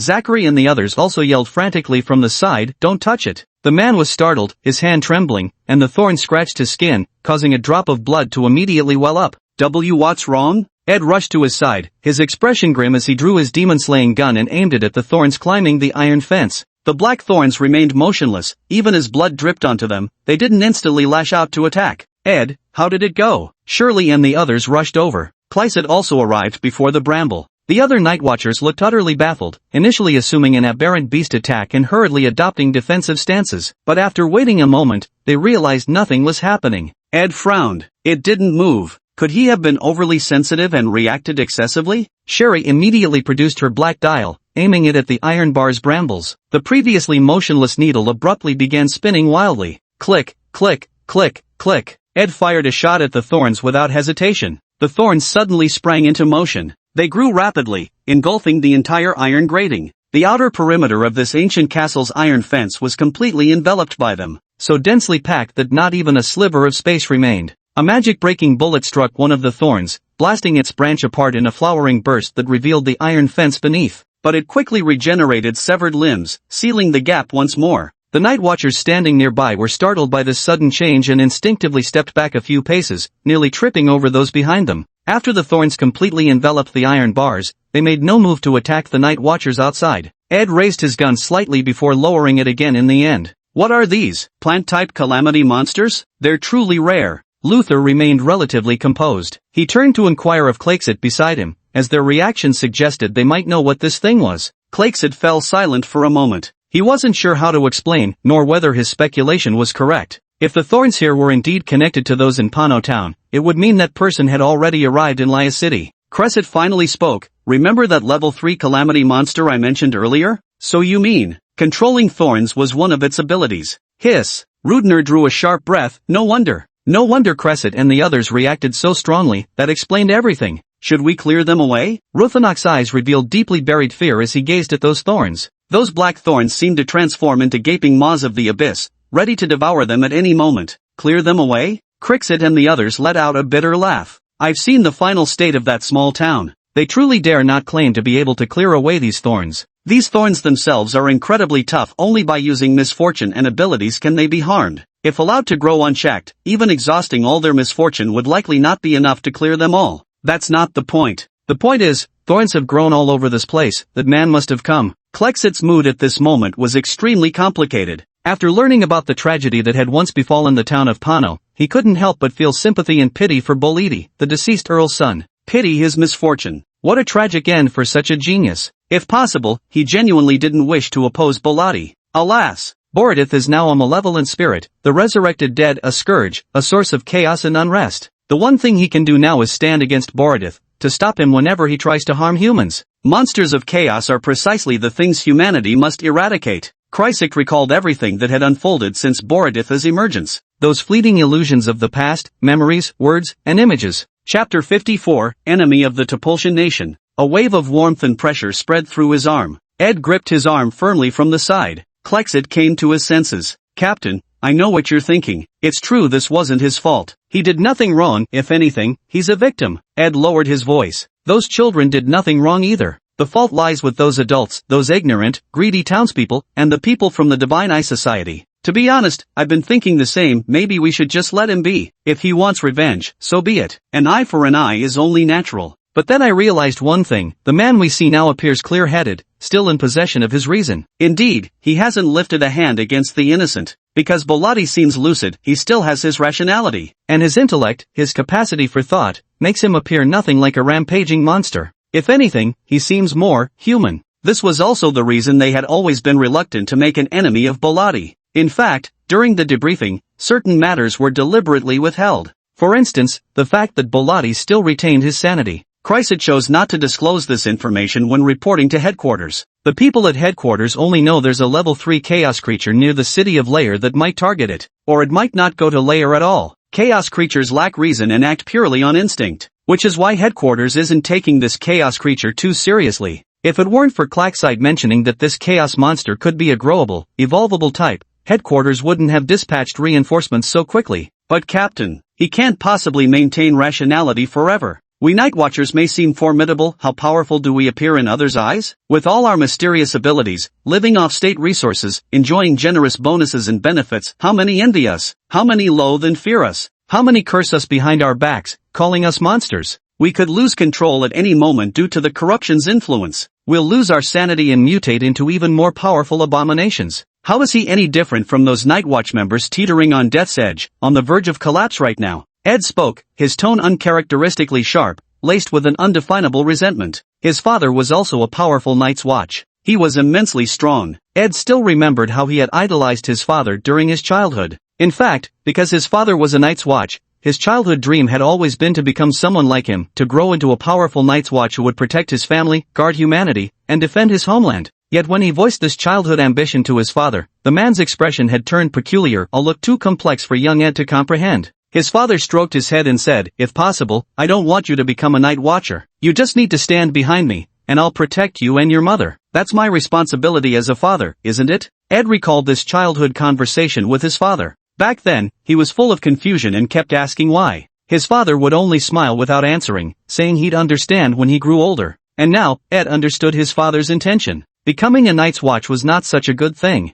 They faced dangers at all times, not only from rampaging monsters but also from teammates, even themselves. The stronger one's power, the higher the intensity of the calamity within their body, and with greater calamity comes a far greater risk of loss of control and madness. No one could ever be the exception. Ed witnessed with his own eyes as his father, who had so deeply loved his wife and loved him, lost control at home and killed his own mother with his bare hands, due to the various potential threats posed by the Awakened. When the country of Taberzi was first established, its affairs were not yet well organized, and chaos prevailed during that time. Numerous cases occurred where awakened individuals suddenly lost control, injuring or killing others. For a period, ordinary people were utterly terrified of Awakeners as a group. Their gazes upon Awakeners were as if looking at monsters wrapped in human skin, poised to attack at any moment. Now it's a little better. The government's propaganda efforts have been quite effective, coupled with the Night Watch Association now operating smoothly. The nation has stabilized considerably, and the Alchemy Association's potions have played a role in suppressing loss of control incidents,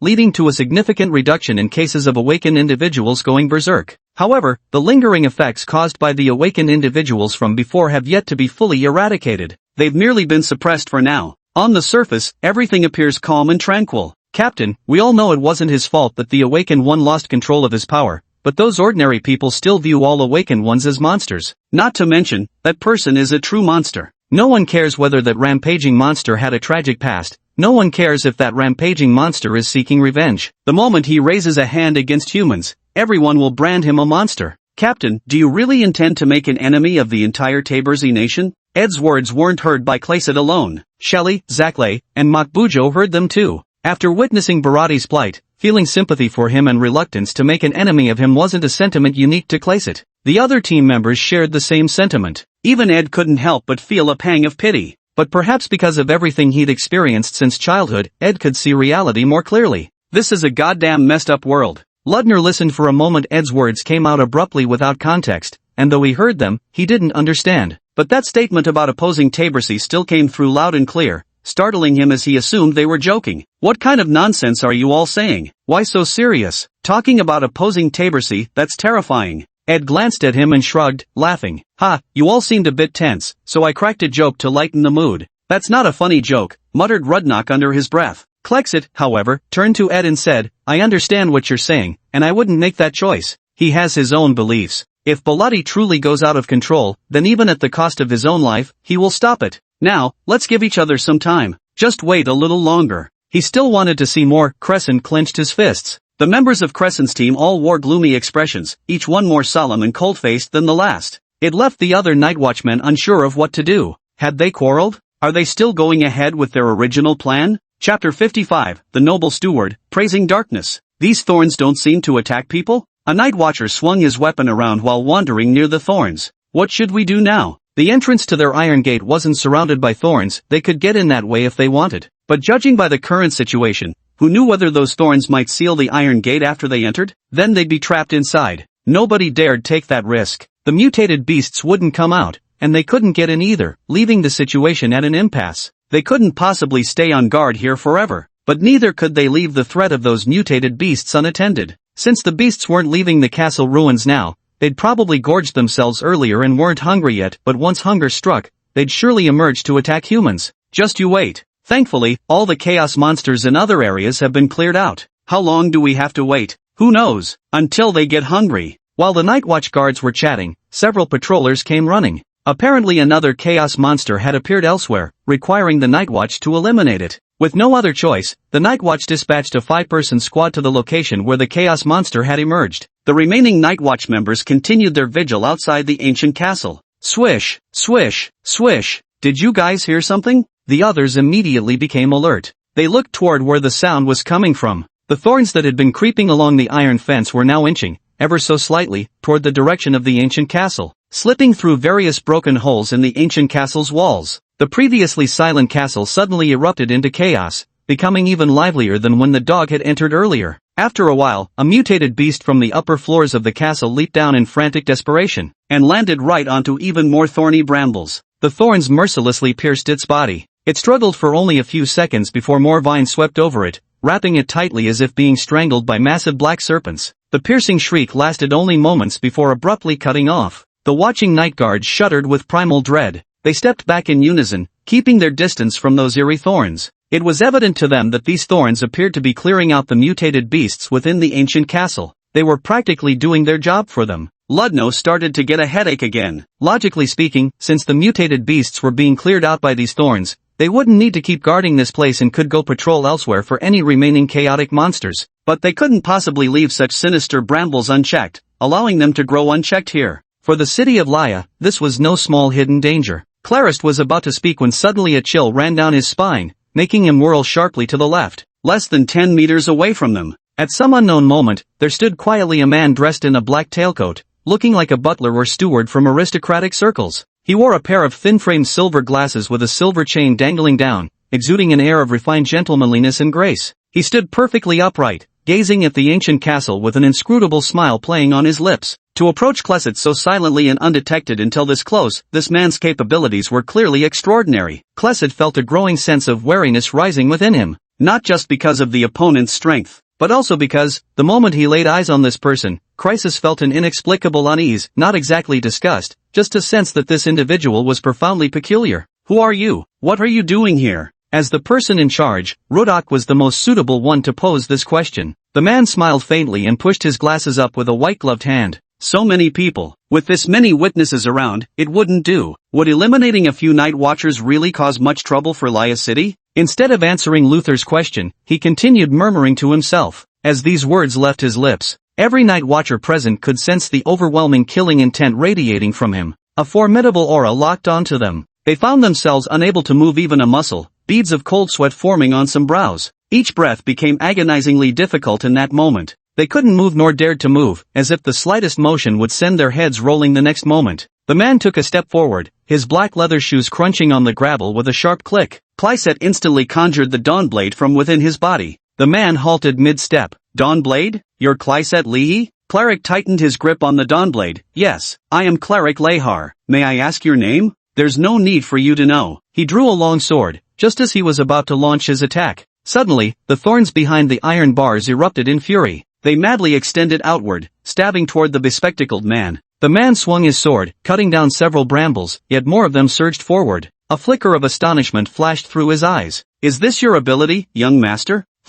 A gust of wind blew by. Hum hum hum came the intermittent, hoarse and unpleasant singing. The thorns writhed as if in harmony with the singing. Night of blood, slowly falls. Hoo. A tremendous wind rose from the ground, forcing everyone to shut their eyes. And at this very moment, the entire sky suddenly darkened. The light gradually diminished, as the ancient castle and its surrounding areas grew increasingly darker. When they opened their eyes, they were horrified to discover that the bright day had somehow turned into night. The people confronting each other outside the ancient castle halted, tilting their heads to gaze at the lone figure standing atop the high iron fence. Barati stood upon the iron railings, layers of thorny vines sprawled beneath his feet, yet their sharp spikes had withdrawn, prostrating like loyal subjects welcoming the arrival of their king. Dark movement. When you play the Symphony of Darkness, a pure dark force field will form within 500 meters around you. Darkness descends, death surrounds you, sing praises to the darkness, glorify the shadow. Physical abilities in Hoyuan will increase by 1.5 times after the force field activates. Sanity will continuously decline within the domain of darkness. This is also one of Pilates' abilities.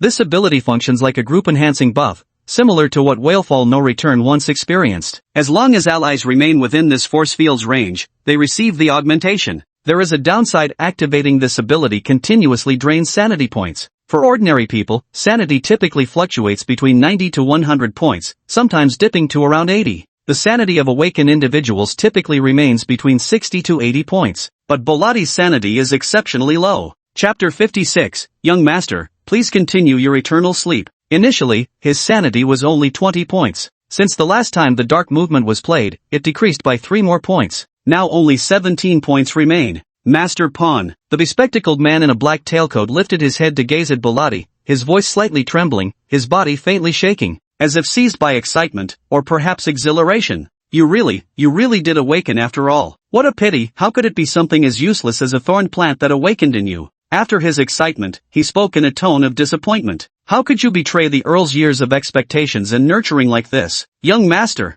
Bolati gave a slight nod and looked at him. His indifferent black eyes were filled with cold detachment, as if he had no intention of engaging with the person before him. Yet, in truth, Shin Wushu was silently grappling with a massive question mark in his mind. Who the hell is this guy? Although the thorns had absorbed a portion of Barati's memories from his remains, they were fragmented since Barati had been dead for 5 years. The most profound and vivid memory was the experience in the town of Pano before dying. The rest of the memories remained fragmented and hazy. This is quite awkward. A stranger who might be Bolati's acquaintance has arrived in Shin Wushu's eyes, saying certain things and asking questions. How should one respond without giving oneself away? If you don't know how to respond, then don't respond at all. Disguised in Bolati's persona, Shin Wushu continues humming the dark melody. I stand in the fog, watching you all alone. The side stole my voice. The crow took away my eyes. Thick fog rose all around. Eerie, spine-chilling gazes seemed to come from all directions, as if countless eyes truly stood within the dark mist, endlessly watching them. Those gazes were filled with bloodlust, greed, and madness. The night watchmen instinctively formed a tight circle, back to back, not daring to leave their backs exposed. Clarksit also instinctively grasped the Sword of Dawn. The other 4 teammates also clung tightly to the captain's side. Everyone, block your hearing. Don't listen to his singing. The other night watchers didn't understand why, but they obediently sealed their hearing nonetheless. After all, the singing was unbearably awful, giving them an inexplicable sense of dread and shuddering. The bespectacled man raised an eyebrow and sprang lightly off the ground, as if attempting to leap onto the iron bars, but was blocked by countless thorns. More and more thorns swelled and grew, surrounding Berlanti so densely that no one could easily approach him. Berlanti continued humming his fragmented song. The eerie, dissonant sound was as unbearable as chalk screeching on a blackboard and nails scraping against glass. I stand in the darkness, watching you, always and forever. Blood gradually stains the earth. Crimson flames slowly rise. I stand in the darkness, watching you, always watching you. Watching you slowly turn into ruins. Bolati tilted his head slightly, the corners of his lips curling up into an eerily twisted smile. Paired with his profoundly dark eyes, an uncontrollable wave of terror surged through everyone present. That moment, their heads spun with dizziness. They had clearly sealed off their hearing. Yet that eerie singing voice seemed to permeate through any barrier, worming directly into their brains and echoing inside their skulls. They felt the entire world begin to tilt. Countless unknown, chaotic, unspeakable whispers and murmurs flooded into their minds. Countless illusions made them dizzy. This is mental contamination. If they can't resist it, they may eventually fall into a coma or go insane. The bespectacled man seemed to realize this as well. He gritted his teeth against the countless whispers invading his mind and charged at Barati above with a vicious grin. Young master, this is hardly the demeanor of nobility. You should be obedient, young master. I know you love music, but as the son of a count, such useless hobbies are beneath you. Lord Barati Payne. His eyes, hidden behind spectacles, brimmed with discontent and paranoia. His words, each syllable, seemed to transform into countless needles piercing Bolati's heart, riddling it with holes. If the real Bolati were standing here hearing these words, his emotions would likely fluctuate even more violently, perhaps even swayed by his speech. But the man standing before him wasn't the real Bolati, but Shin Wushu wearing Barati's template. Listening to this bespectacled man constantly mocking and belittling the music Barati loved most, Shin Wushu remained completely unruffled inside. Without hesitation, the thorns mercilessly pierced toward that man. Since he dares to lace his words with barbs, let him taste what it truly means to be pierced. The man wielded a slightly longer sword in one hand for offense, while holding a shorter blade in the other for defense. This was the art of dual wielding, one blade for attack, another for protection, mastering both offense and defense. The man's swordsmanship was superb. Though the thorns were numerous, none could touch him. Instead, many were severed cleanly by his blade. The sword gleams incessantly, radiant and dazzling, as he brandishes it while subtly shifting and pivoting on his feet, as if dancing a waltz in the midst of battle. Yet, the castle grew darker both inside and out. Soon, it seemed as though night had fallen here. The sky held not a single star, nor could the twin moons be seen. The dark sky bore a deep, bloody hue. Oppressive, stifling silence. The ever-present smile on that man's lips had vanished without notice, replaced by a slight frown and a glimmer of confusion in his eyes. This wasn't the reaction it should have elicited. He sighed inwardly, what a pity. He'd thought it might be a decent ability, but all he got were thorns and auditory pollution. His gaze gradually changed, growing more serious. Since they were useless, he might as well dispose of them casually. With a sudden swing, the sword light slashed toward the thorns, instantly severing more than 20 of them. Although the thorns could regenerate endlessly, capable of sprouting new branches even from severed sections, their growth speed had limits. Their growth entirely depends on the calamity source within Bharati's body. Once the calamity source within Bharati is exhausted, they lose their ability to continuously regenerate. With so many thorns severed at once, the dense thicket that had been shielding Bharati's front was finally breached, leaving a gap in its defenses, revealing Bharati standing inside. The bespectacled man laughed, charging through the thorns, disregarding the obstructing brambles as he reached Bharati's side. Young master, please continue your eternal slumber. The long sword thrust forward. Plop. Chapter 57, Mad Methods, Forcing Awakening. Faster than his sword were the thorns surrounding Bharati. Thorns instantly pierced his wrist and coiled around his body, firmly binding him in place. The bespectacled man's pupils abruptly dilated. Young master, I'm your valet Christian. He seemed to attempt swaying Bharati through their past camaraderie. After all, the rationality of malevolent spirits is unstable. Often, the most insignificant things can trigger their loss of control and self-destruction, such as loved ones, friends, or partners from their past lives. Christine felt the situation slipping from his control and attempted to provoke the entity with words, hoping emotional influence would make it hesitate and halt. Christine. Bharati seemed genuinely moved, reaching out his hand as if to touch her. Christine flashed a smile, but in the next instant, it froze on his face. Plop! A thorn pierced through his body. I remember now. Bharati's voice remained unpleasant. His gaze toward Christina was utterly cold, as if observing an insignificant stranger. This name, Shen Wushu, had previously overheard members of the Divine Eye Society mention it, yet he'd only known the name. Now that this person had appeared and introduced themselves, it finally connected the identity to the face. Christine had once delivered a message to that group from the Eye of God Society 5 years ago. His demand was to inflict upon Bharati the torment between life and death, to keep Bharati teetering on the brink of death, yet never allowing him to die easily. If ordinary people heard such a request, most would assume this person was a complete psychopath. But as long as one is an awakener, they could probably guess what this Christine was thinking. The reason awakeners become awakeners apart from the extremely rare natural awakeners is that most of them awaken under intense life or death crises. Within the boundary between life and death lies great terror. When a person is on the verge of death, their spirit is at its most active. In that fleeting instant, if they erupt with an overwhelming will to survive, there's a chance they may awaken. Even before his awakening, Bharati had faint signs of his impending power, and his destined resonant object turned out to be a piano. Prior to awakening, there are often peculiar omens. Yet such signs don't guarantee imminent awakening. It might happen the next moment, or months later, maybe a year or two, even decades possibly. Such cases are hardly rare. Some can't resist the urge for faster awakening and deliberately seek danger to force their breakthrough. Many attempt this path. Some succeed, while others fail. Those who succeed may not survive, while those who fail face certain death. It is a choice that wagers one's very life. Many places do not endorse this choice, and such reckless behavior was even prohibited at one point. There were already few awakened individuals to begin with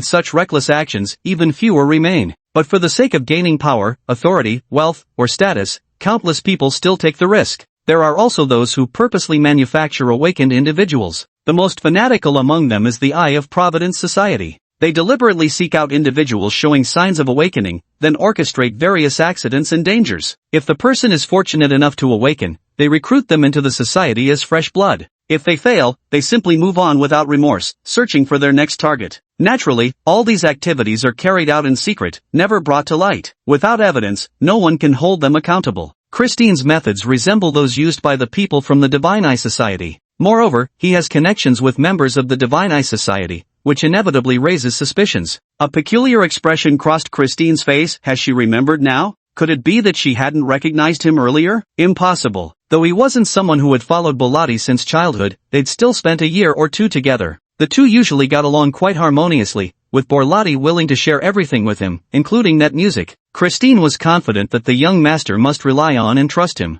Yet no one knew whether the evil spirits differed from when they were alive. This time when Bharati was resurrected, his personality and attitude had drastically changed. He became colder, and emotions that once affected him now seemed incapable of touching him. Is this still that naive, kind-hearted, optimistic, and cheerful boy who seemed as pure as a flower nurtured in an ivory tower? Even if people change, isn't this too drastic? Christine recalled his plan. He had been extremely cautious when dealing with the association members. Borlotti couldn't possibly have discovered his connections with them. Could it be? A speculation flashed through his mind. Considering Borlotti's attitude toward him, could he have lost part of his memory? This speculation is highly probable. Suppressing the pain in his body, Christian plastered a flawless fake smile across his face. Young master, do you still remember me? I'm Christian. I've come to take you home. I apologize for my earlier attitude. Please understand it's because you've already become a malevolent spirit. Seeing that brute force wouldn't work, Christian immediately switched to emotional manipulation. Secretly, he began to stealthily reposition the short sword in his hand.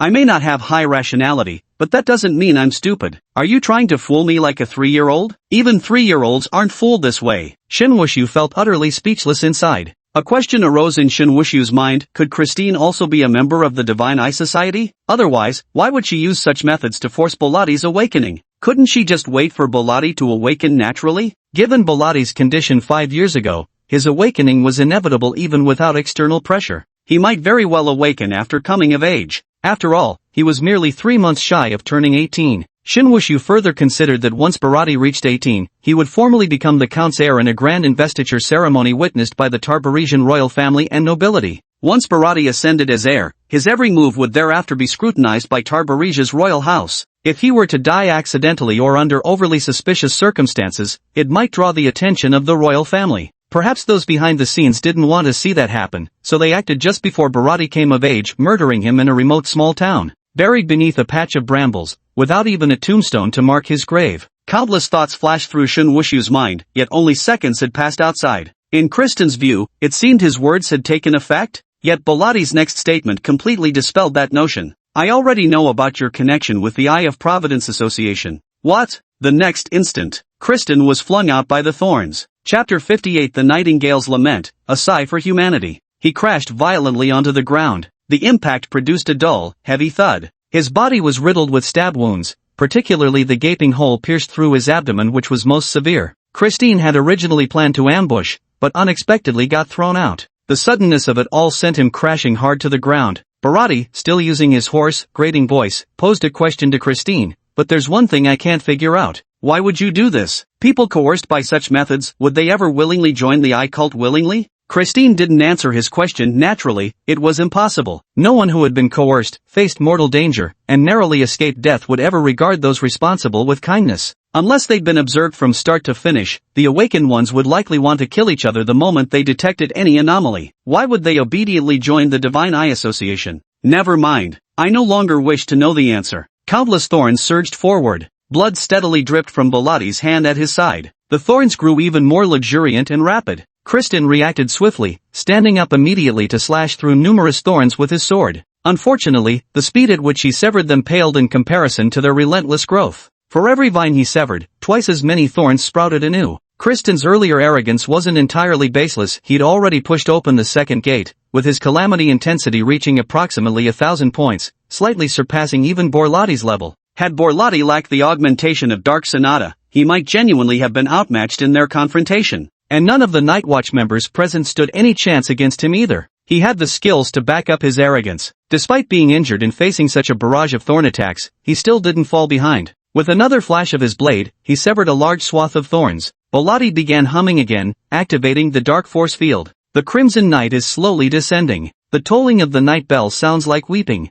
The nightingale perched on the branch, wailing mournfully. It seemed to be sighing at human nature. I've been watching you, always, always, always. Watching you slowly die. I've been watching you, always, always, always. Watching you slowly die. Under the enhancement of the curse, the thorn's assault grew even more ferocious and swift. Moreover, the thorns were coated with venom. Though Kristen's body had developed some resistance, it still couldn't withstand the toxin's infiltration. Soon, his movements began to slow. The force of his attacks started to wane. Young master, Christine knew he couldn't hold on much longer, and his gaze toward Bollotti grew ardent once more. We shall meet again very soon. He couldn't endure any longer. The silver-rimmed glasses fell to the ground, their lenses already shattered. The night watchman watched helplessly as Christine was devoured by the thorns and dragged behind the iron bars. They hesitated to rush to her rescue, recalling the murderous intent and aggressive stance the figure had previously shown toward them. This moment of hesitation cost them the optimal chance to save her. Hiss! I saw nothing. A night watchman covered his eyes.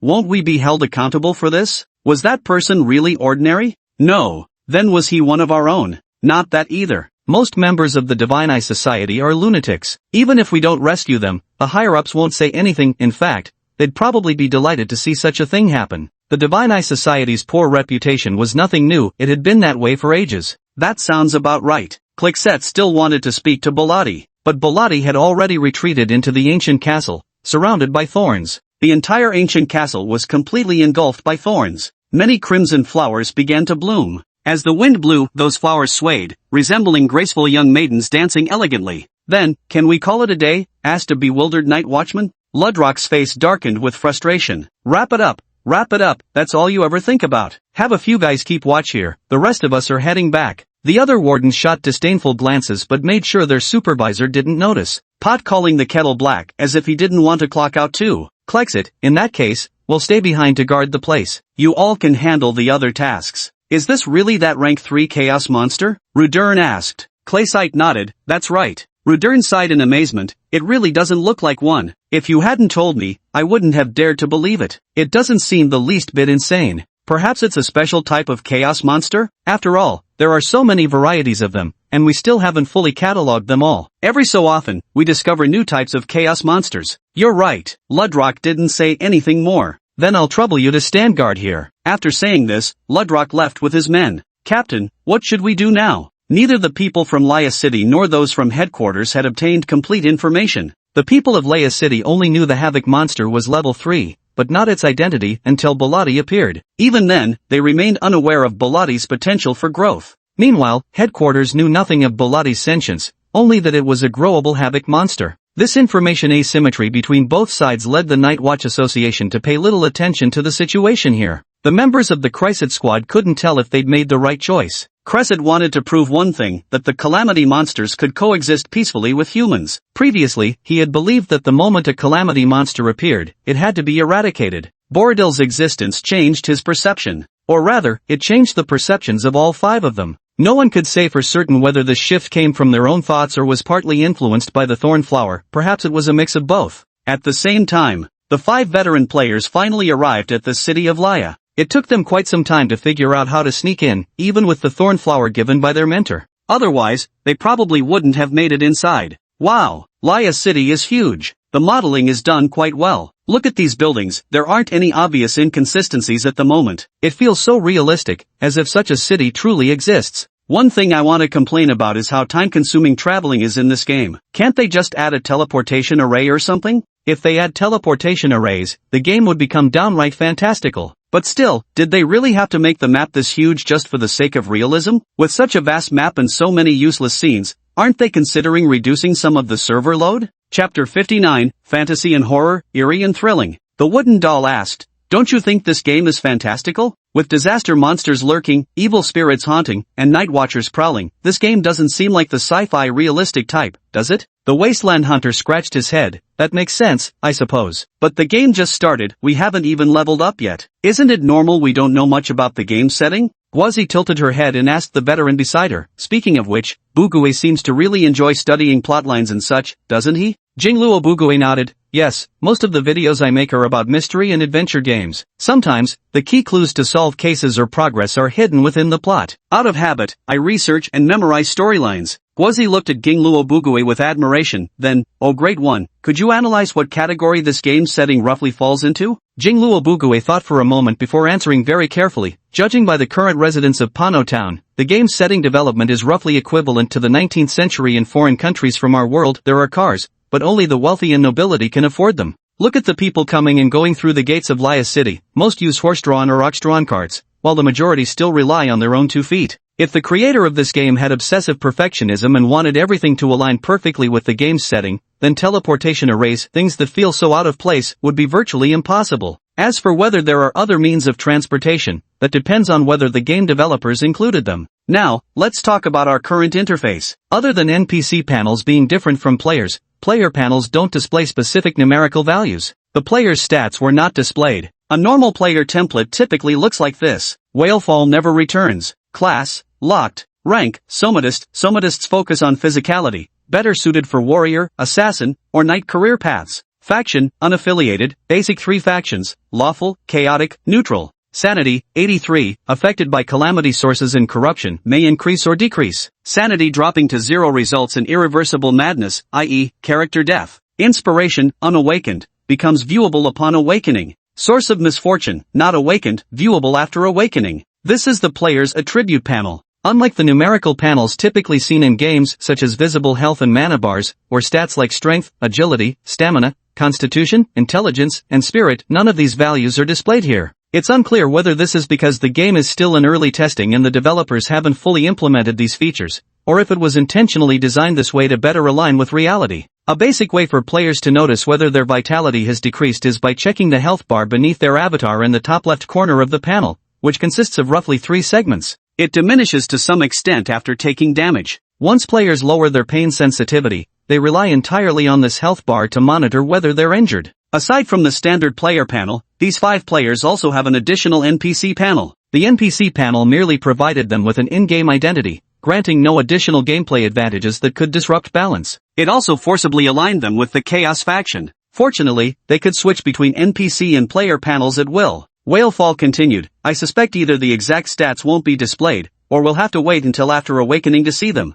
And this disaster source, it should be some kind of power ability, like spiritual energy or magic? It's just the name always gives me the vibe that it isn't a proper kind of power. Boise nodded emphatically and said, right, it sounds like something a villain would cultivate. Whalefall never returns. Judging from this, the game seems somewhat fantasy-like, though I'd say it could very well be magical, and there's also a touch of eerie horror. Like I said before, the current plot hasn't revealed enough. What's the origin of these chaotic monsters? How was this kind of monster born? Was it man-made, or did it emerge naturally under environmental influences? And what exactly is the nature of these evil spirits? The content of this game is extremely complex, and I sense the immense ambition of its designers. From the initial storyline to this expansive map, it's clear they don't intend to showcase just one aspect, rather, they want to reveal to us a vast, magnificent, and intricately bizarre world. Clap clap clap, clap clap clap. After Dingluo Bugue finished speaking, the other 4 players immediately burst into applause. Ichen clapped like a seal. The master is truly the master. You've only been playing for a short while and can already spot so many issues. Though Ichen is also a game streamer, his expertise lies mostly in those speedrun and skill-based platformers, like that certain plumber game and others of the genre. Asking him to decipher lore and settings was beyond his grasp. Jingluo Bugue felt slightly uncomfortable with the praise. Not at all, he said, I'm just used to analyzing these things. The wilderness hunter raised his hand. Now that we've infiltrated Laya City, what's our next move? Guozi, what does the mission brief say? The wilderness hunter, it seems to be about uncovering the darkness of the past? There aren't any specific details. Ichen, wait, the mission panel seems to have updated. They hurriedly opened the task panel to check. The original task panel had directed them to travel to Laya City to uncover the darkness of the past, and now that objective was already completed. Moreover, they had been rewarded with 100 faction points. A new task had now been updated. Faction Team Mission, head to Pain Castle in the northern part of Laya City, make contact with the Night Watch, and explore the castle together to uncover the conspiracy from 5 years ago. Upon completion, a certain amount of faction points will be rewarded. Side quest, locate Earl's son Bolati within the castle and prevent him from being harmed by the Night Watch. Completion will reward a certain amount of faction points. After reading it, the group couldn't help but complain, thank goodness we have player panels now. Otherwise, if we had to approach those Night Watch members as evil spirits, we'd probably be taken care of with a single slash before we even got close. Guozi raised a hand and drew a finger across her throat in a slitting motion. Or maybe get silenced with a single sword strike. Whalefall Unreturned had deeper thoughts about the side quest, having witnessed Bolati's battle with the Night Watch up close before. He deeply suspects, does Barati truly need players for protection? Probably even if the entire player base gets wiped out, Barati would remain completely unharmed, right? And please don't pull some plot armor nonsense to forcibly involve players even if it boosts player engagement. This kind of interactivity isn't worth having. Let's focus on finding the ancient castle first. They headed north toward the city and soon found the ancient castle. Chapter 60, Her Plea, a masterclass in acting. Before the 5 could fully approach the castle, they were intercepted by the Night Watch team stationed there. Brats! Ed shouted in a fierce tone and expression, this isn't a place for you kids. Get out of here now, or I'll grab you and spank your backsides. Oh ho! The 5 players scattered like frightened birds and beasts. When they had put some distance between themselves and the ancient castle, they huddled together to discuss. What do we do? They won't let us get anywhere close. When we used the player panel, did they mistake us for residents of Laya City? NPC character appearances are distinctly different from player character appearances. Their appearance changes along with the panel switching. This feature is quite impressive, its disguise capability is top-notch. Although the NPC panel might draw some aggro from the Night Watch to a certain extent, used wisely, it could become a formidable trump card. The only question is whether this NPC panel will still be available after the game officially launches. They're feeling a bit of a headache. Approaching with the player interface gets you driven away, while using the NPC interface would probably get you eliminated on the spot. Each side, this quest is so difficult. I'd rather go back to Pano Town hauling bricks. At least carrying 100 bricks earns you some contribution points. Wuzzy rested her chin in her hands, lost in thought. After careful consideration, she said, these Night Watchers are all familiar faces. Honestly, I don't think they'll necessarily attack us.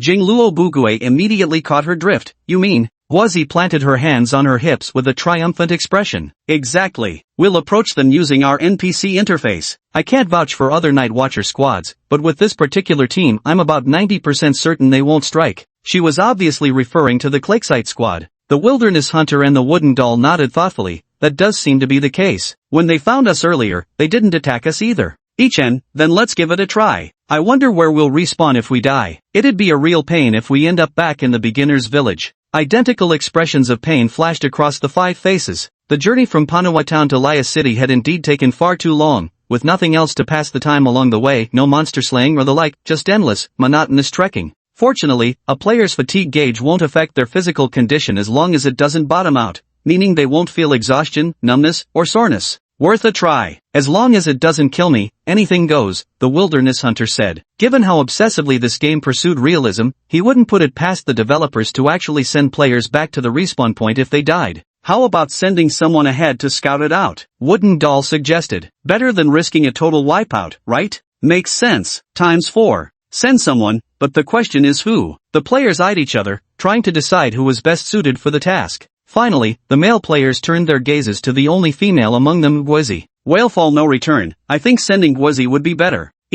Right. Maybe they'll go easier on her since she's a girl. The Wilderness Hunter. Wow. You guys are ruthless. But I kind of agree. The Wooden Doll. He. I second that. Wuzzy glared with contempt and fury. Are you even human? Sending a delicate girl like me to scout ahead? Clicked his tongue a few times. Wuzzy, yeah, a delicate girl? Didn't you charge ahead the most during our survival game? Wooden Doll, and during horror games, you actually dared to swing a hammer and fight ghosts head-on? Is that something a delicate woman should be doing? Wilderness Hunter, I remember during a sandbox game, I got matched with Wuzzy in the same zone once. She came charging at me roaring like crazy, swinging an axe, and ended up completely wrecking me. Sniff. She even looted all my supplies in the end. They're all well-known players and streamers, each having posted dozens if not hundreds of videos. Who doesn't know each other's quirks by now? Wuzzy covered her face. Ugh, the only downside of being famous, all your embarrassing past moments get dug up. Fine, I'll go if I have to. Fei Z wasn't cowardly either. She switched to her NPC panel, transforming her appearance to match Elena's. After adjusting her expression and toning down her fierce demeanor to align with Elena's gentle temperament, she began walking toward the ancient castle. Over there, Chrysit and the others noticed someone approaching. Ed originally intended to step forward and shoo it away using the same method. After all, his appearance was quite intimidating. But as the figure drew closer, Ed got a clear look at its face. Ed's eyes widened momentarily, and his raised foot froze mid-step. It's her, the malevolent spirit that once haunted Pano Town. Why is she here in Laya City? Did she come with Barati? What does she want by approaching us? An attack? Or? Ed just about to place his hand on the dispel gun at his waist, but abruptly stopped himself. Greetings, Mr. Night Watcher. Hello. Ed's voice came out hoarse at first, then stuttered slightly from nervousness. It wasn't that he feared this malevolent spirit. Having eliminated countless such low-level chaos creatures that barely ranked as Class 1, how could he possibly be afraid? But this was the first time attempting normal communication without malice on either side, so nervousness was inevitable. My name is Elena. The fruit clasped her hands together in front of her chest, appearing even more pitiful and hopeful. Gentlemen of the Night Watch, could you spare a moment of your time to listen to my plea, Captain? Ed turned back to seek Claysit's opinion. Claysit nodded, agreeing to hear what Elena's request might be. Go ahead, Ed then said to Elena. Wonderful. Elena's face lit up with joy. Players watching from afar remarked, that acting deserves a gold medal, anything less would be an injustice. The Wooden Doll began to tremble. Are all women this terrifying? Whalefall No Return spoke up. Ahem, keep watching, but keep it down so we don't get discovered. Helena continued her performance, slightly lowering her brows to showcase her frail and pitiful side. I never wanted to harm anyone, and I never have. Fate has made us this way, but I want to save him, that noble young master who is so kind, so perfect. A single tear of blood slowly trickled from the corner of her eye. Save? Why would Bolati need us to save him? Ed asked, somewhat bewildered. After all, Platinum didn't seem to be in any trouble. Chapter 61, Painting on the Wall, Intimate Warmth. They ought to worry about themselves instead. Elena bowed her head. I fear he's losing his sanity and becoming a puppet of darkness. Please come with us into the ancient castle to rescue the young master. Help! I'm running out of ideas for this story. Why are you all talking so much? Just come with us into the ancient castle already. Anyway, since the mission says to go to the castle, there must be some clues inside. Once we go in and look around, won't the mission be complete? Ed really wanted to agree with her, but he wasn't acting alone. Would his teammates object? Sherry stepped forward and grasped Eliana's hand. Contrary to her expectations, she'd imagined the touch of a malicious spirit would be piercingly cold. It was merely slightly cooler than a normal person's. I'm truly sorry about what happened 5 years ago. Who would have thought such things could occur in such an ordinary-looking town, completely unnoticed? To think you've lived through 5 years like this. Sherry was overwhelmed with guilt. Perhaps it's due to the imperfect systems in Taberzi. If even remote towns had station patrols, could such tragedies have been avoided? Even if unavoidable, they could at least be discovered promptly. Though this isn't a night watch matter, anyone with a conscience and moral compass would inevitably be affected by witnessing such events firsthand. Clarissa didn't oppose but instead agreed to Elena's request. Wonderful! Elena suddenly stopped her tears and waved her hand toward the rear. The few players hiding nearby knew their plan had succeeded. Without hesitation, they switched to their NPC panels, transforming into Lun, Rossi, Isidore, and Cordray. The 5 malevolent spirits gathered together. Having died at such a young age, they stood together looking like a group of children who hadn't yet grown up. When several children gaze at you with expectant eyes, who could refuse them? At least Shirley couldn't. The group arrived at the iron gate of the ancient castle. Zack knocked on the iron gate with a wooden stick he had picked up. Are those thorns really not going to attack us? Elena shook her head. The young master is so kind, he wouldn't harm anyone. Yulet, cough. Noticing that Elena was a girl, Matbujo quickly swallowed the nearly uttered curse. Though he couldn't curse out loud, internal venting was still fair game. Did they think he hadn't seen? Those thorns dragged a person inside, just like that. A whole, living person, dragged away in an instant, right before his eyes. While they were at fault, he wasn't saying Bharati did anything wrong, but blatant deceit was another matter entirely. Makbujo was about to speak some words of rebuttal when Zaklay held him back. Zaklay leaned close to him and whispered, "What's the point of arguing with a girl? To show off how learned you are. Besides, in these children's eyes, she probably represents something beautiful. You can't just forcibly shatter their idealized image, can you?"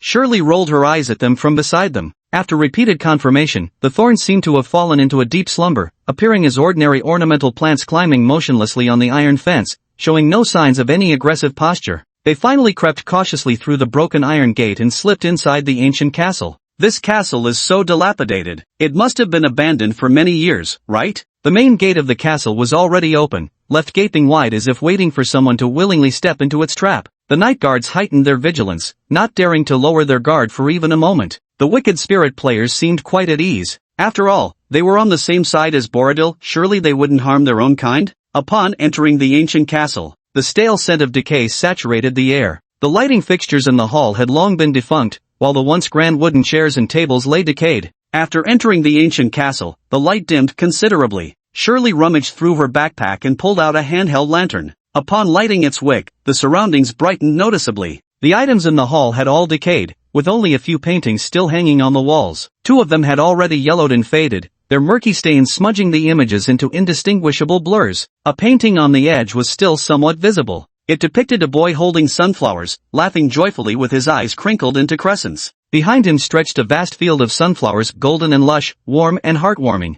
Standing nearby was a middle-aged gentleman dressed quite formally, his hand resting on the boy's shoulder. His stern face softened considerably as he looked down. "Is this Count Parn?" Sherry approached the painting with her oil lamp. The others gathered around to look as well. Unable to squeeze past the other players, Zachary and Makbujo had to peer over the shoulders of the youngsters. Meanwhile, Crescent and Aide stood with great dignity at the back, not pushing forward to look. "Count Parn seems quite fond of his son Bolati." Sherry carefully examined the entire painting before arriving at this conclusion. "How can you tell?" the others asked with curious expressions. They felt that Earl Payne's expression was far too stern, nothing like the look that should appear between a normal father and son. "Look, he has his hand resting on Bolati's shoulder." Elena pointed at the painting hanging above them in the air. The nobility are very particular about etiquette and propriety. Ask the captain which noble would ever place a hand on someone else's shoulder when sitting for a portrait or photograph? Not even among family members would this be acceptable. From this alone, we can see that Earl Payne was at least very affectionate toward Bellotti during his childhood.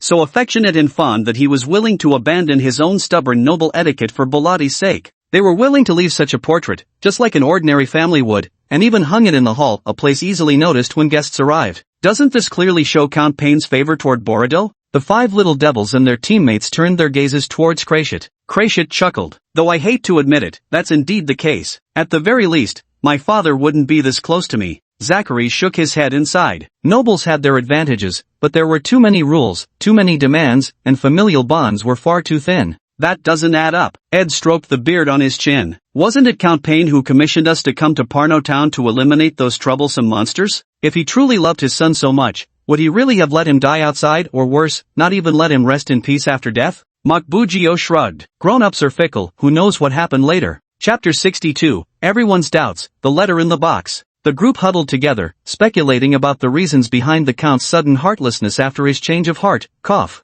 Several players were also discussing amongst themselves. Elena, what do you all think? Whalefall never returns. Hard to say. Ichen, let's wait and see. Wilderness Hunter, don't ask me. Wooden Doll, huh? They couldn't say too much, after all. There were still a few night watchers present here. Have you never considered that maybe the painting isn't of Bellotti at all? Have any of you seen what Bellotti looked like as a child? Just then, Makbujo, who had finally squeezed his way in to examine the painting closely, suddenly made a statement that shocked everyone. Indeed, none of those present had ever seen it. Not only the players, but the other Night Watch members also wore expressions of shock. Exactly. That would explain everything. Ed gazed at the painting. If Count Parn had more than one son, and if he favored this particular son, then given the noble primogeniture system, it's entirely plausible he'd target Bellotti to force him to relinquish his heir status. The kingdom of Topolsi had only been established for a few years, yet its nobles clung to their conventions ever more rigidly by the day. The selection of an heir follows certain established rules. In the kingdom of Taborshi, there is no tradition that prioritizes male heirs over female ones. As long as one is the firstborn child of a noble, regardless of gender, they possess the primary right of inheritance. Upon reaching adulthood, they can become the heir and inherit the title after their father's passing. Should the first heir perish, the right of succession then passes to the second-born child in line.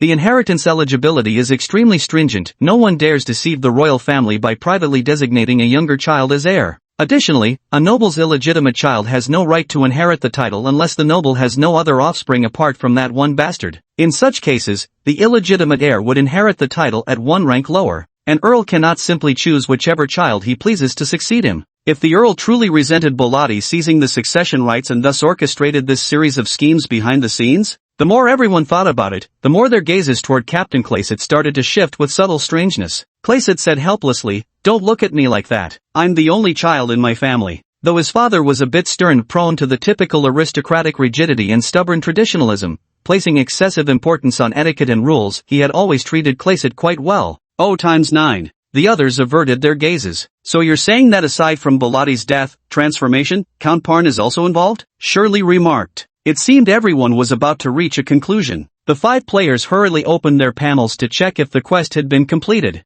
The quest to uncover the conspiracy from 5 years ago hadn't been marked as completed. Quizzy, that's odd. The quest isn't complete. The wilderness hunter reached out to tap the translucent screen but hesitated, fearing others might notice. System glitch? Whalefall refuses return gazed at the painting. Then this simply means it's not the truth. Ichen looked puzzled and asked uncertainly, is the person above really Bellotti? No one could answer. After all, the boy in the painting was too young, probably just a few years old, and looked quite different from the grown-up Bellotti. It was too soon to jump to conclusions. They left the hall. They walked along the left corridor, heading deeper inside. The walls were lined with many childish drawings, carefully framed and hung along the entire corridor. From abstract scribbles lacking distinct shapes to later stick figure sketches. Finally, color, scenery, flora and fauna, and portraits appeared. Through these paintings along the corridor, one could almost witness a child's artistic skill evolve from clumsiness to mastery. Sigh. Shirley let out a sigh. What's wrong? Asked Clayset beside her. If I dared hang these things on my walls at home, my mom would break my legs.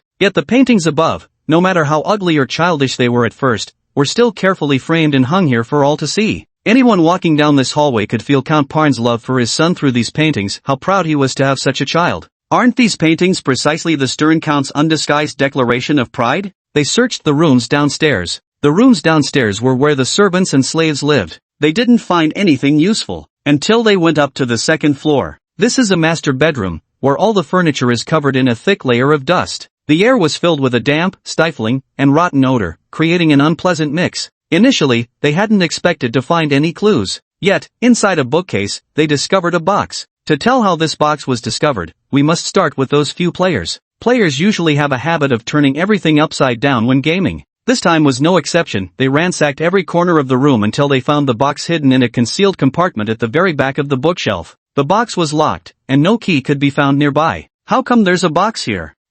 Each involuntarily handed the box to Ed, who took it and blew off the dust coating its surface. Ahem! There's no key, how do we open it? After examining it for a while, Ed decided to force the box open. But this box, made of unknown material, proved remarkably sturdy. Afraid of damaging its contents, Ed couldn't open it immediately. Let me try. Klexit took the box, drew Dawnblade, and gave the lock a deft flick. With a crisp click, the box sprang open. The box contained only a few items: a red crystal, a letter, and a small notebook, about the size of a palm. The envelope of the letter had been opened, indicating its contents had already been read. Quick, open it and see. Everyone was quite curious about what was written inside and eagerly urged him to hurry. Crescit carefully pulled out the letter inside. Fortunately, thanks to the box's tight seal, the letter was still in relatively good condition. Crescit opened the letter. The handwriting was somewhat messy, crooked in places, with some parts even annotated in pinyin. There were also numerous misspelled words, but the overall strokes appeared delicate, giving the impression that it might have been written by a woman. Oh, my dear Felt, forgive me for taking so long to write to you. If possible, I wouldn't want to disturb your current life, but I truly have no other choice. Even if just for our child, considering he shares half of your blood, I beg you please give him a chance to live. Come to Okawi's and take him away. Chapter 63, A Melodramatic Farce. The letter carried many creases. It seemed to have been grasped with great force, then smoothed out afterward. He hastily stuffed it into the envelope, as if desperate to conceal something. Klexit finished reading and then passed it on for the others to see. And as this letter came to light once more, their conjectures about the Count became even clearer. Ed, there's indeed another one, but why is this one a bastard? Surely, so the person in the painting isn't actually Bellotti? It's that bastard child instead? Zachary, TSK, so you're saying Bellotti truly conspired against his own son just because the Count wanted his illegitimate child to inherit the title? Shelley hesitated to dwell on it further. Isn't this just too cruel, she thought. Crescit touched the letter and said, I don't think we should jump to conclusions so quickly. The inheritance laws of Tapersy are extremely strict and firmly oppose legitimizing bastards. Even if all the Earl's legitimate children were to die, leaving only that illegitimate offspring, they wouldn't inherit the earldom, it would be downgraded to a viscountcy instead.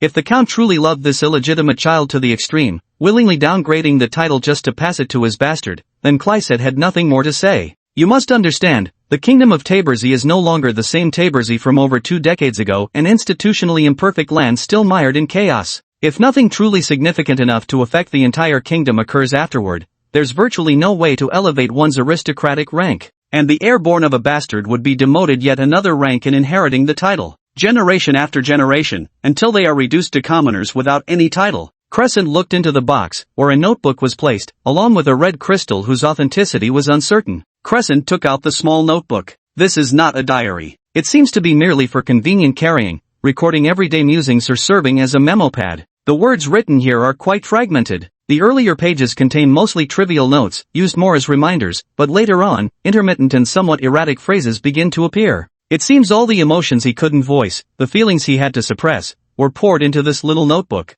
This might have been his way of venting. I made a mistake. God knows I didn't mean to. It was that damned drink. I should never have gone to that banquet. I thought I could settle this with money. That bastard actually told Risa about this. Heavens, it's all my fault. All of this is my fault. If I am guilty, let all punishment fall upon me, just don't take Risa away from me. At this point, the handwriting begins to grow erratic. There were even many meaningless scratches that seemed to exist solely as a form of venting. There were traces of bloodstains and small yellowed watermarks spreading across it. These meaningless scribbles continued for several pages afterward. Only after flipping through several pages did the handwriting begin to normalize. Risa left me forever, but I can't accompany her on this journey. Lisa left us with our child, and I must raise him well. Let's name him Bellotti. May he grow to become an extraordinary man. Chaos has begun here. Panicked crowds and rioters are everywhere. For my child, my beloved Bellotti, Perhaps I should start making plans early. Heaven has taken my love from me. I failed her. But at the very least, our child must grow up safe and happy. He will make us proud, Lisa. No, that damned woman has come looking for me again. Bolati must never find out about this. She actually carries my child. I cannot tolerate a child born from such a vile, filthy, and lowly existence growing up alongside Bolati. It's unworthy. Even if that child shares half my bloodline. The heavens have already taken Bolati's mother. I cannot make another mistake. I spent a sum of money to send her to Okui's. That amount should be enough to raise the child. The handwriting stopped here and did not continue. And this notebook, hiding its secret, was locked inside a box and hidden deep within the bookshelf. If no one had discovered it, perhaps no one would ever know what else had happened that year. After reading it, their previous speculations were dispelled. The boy in the painting wasn't a bastard child, it was Balade. From the words recorded in these notebooks, it's clear that the Count truly adored his son, Bolati. Perhaps out of guilt towards his deceased wife, he poured all his affection into Bolati. Combining these words with that letter. After reading everything, the group felt an indescribable complexity in their hearts. The situation is rather convoluted, like a drama filled with absurd misunderstandings. But then again, art originates from life yet transcends it. Many contrived plays often take inspiration from real-life incidents. After reading it, Ed said, after being sent back to Okahuisi, that woman came looking for the Count again. Judging by how the Count addresses her, he seems to loathe her deeply. Sherry's face showed disgust and complexity. It seems she was the one who caused the death of the Count's beloved. She thought about the situation and estimated that Lisa was already pregnant with Brody at that time. Suddenly, a strange woman appeared claiming to have an affair with her husband. What would have been the consequences of such a shock? Difficult childbirth. Death. The more she understood, the more an indescribable sense of oppression welled up in Shirley's heart. Clarset placed both the letter and the notebook into the box, then handed it to Shirley. Captain? Shirley froze for a moment. Keep it safe, this is evidence. Clarset's gaze was icy. No matter what reason made the Earl change his mind in the end, the murder of Bolati is beyond dispute. As a noble, I will lodge a formal complaint and demand an investigation from the Kingdom of Tabersi, even though this matter clearly involves an Earl. Hearing their captain had already made his stance clear, not a single member of the squad objected, even though they might also be implicated. Wonderful, thank you very much. Alina and the others hurriedly expressed their gratitude to Clarset and his companions. Helping you is also a way of helping ourselves, Clarset remarked. The purpose of these wraiths was to prevent Beretti from losing his mind over vengeance. In a way, they also saved the city of Laya. If Beretti lost his sanity here, the entire city of Laya might have been affected. Then let's hurry and find the young master, Ileana said. They searched all the rooms upstairs but found no sign of Bolati. They had no choice but to return to the first floor, where they finally heard the sound of music coming from the basement entrance. Chapter 64, Bolati loses control, he's glowing. The erratic, intermittent notes of a piano clanged and reverberated. Because there was a door in between, the sound coming through was very faint, and unless one walked right up to the basement entrance, it was difficult to hear the noises from inside. They cautiously pushed open the basement door. The door let out a faint creak. Their hearts tightened, but they realized the piano music inside hadn't stopped. It seemed the person playing hadn't noticed the sound from the door. The 10 people who entered had all personally heard Bolati's performance from 5 years ago through memory fragments, and from his music, they could perceive that elegant, noble, and unyielding soul, like a roaring sea, with waves and tides ceaselessly surging, refusing to bow to fate, so tenacious and resilient, like the warm winter sun, gently casting its glow upon people, not scorching like the blazing sun, but so gentle and inviting. His hands moved like dancing sprites,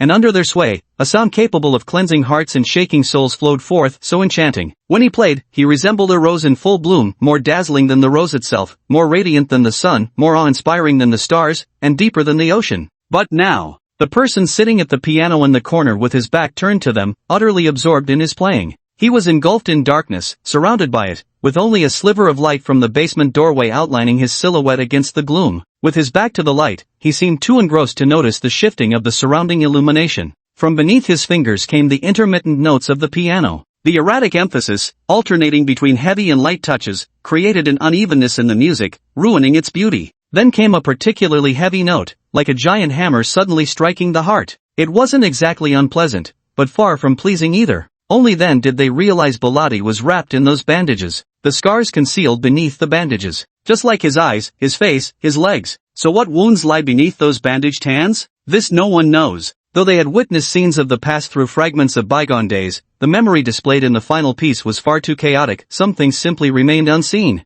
For instance, the gruesome details of Bolati's tortured death. How was he tortured? How was he killed? They only saw a part of it, yet that very glimpse was enough to horrify and compel them to look away. Clang! Another heavy note fell. The man seemed to realize something at last, his hands trembling slightly as he halted his performance. The bandages wound around his hands had partially come undone, draping and fluttering by his sides. With each tremor of his arms, they shivered incessantly in the air. He rose to his feet, his hands hanging unnaturally at his sides. Tick-tock, tick-tock. Blood dripped from his fingers onto the ground. Young master, Elena, Gwezi, and Lun, Whalefall no return, couldn't help but gasp. Bolati tilted his head slightly, as if he had heard them, but paid no attention. Black thorns began to sprout incessantly from the ground around him. The tangled thorns lashed wildly against the walls, as if foreshadowing Barati's turbulent emotions. Young master! Holy shit! Gwezi exclaimed. Our faction boss seems like he's about to lose it. A sane, rational faction boss is a good boss, one without reason can only become a mere dungeon monster.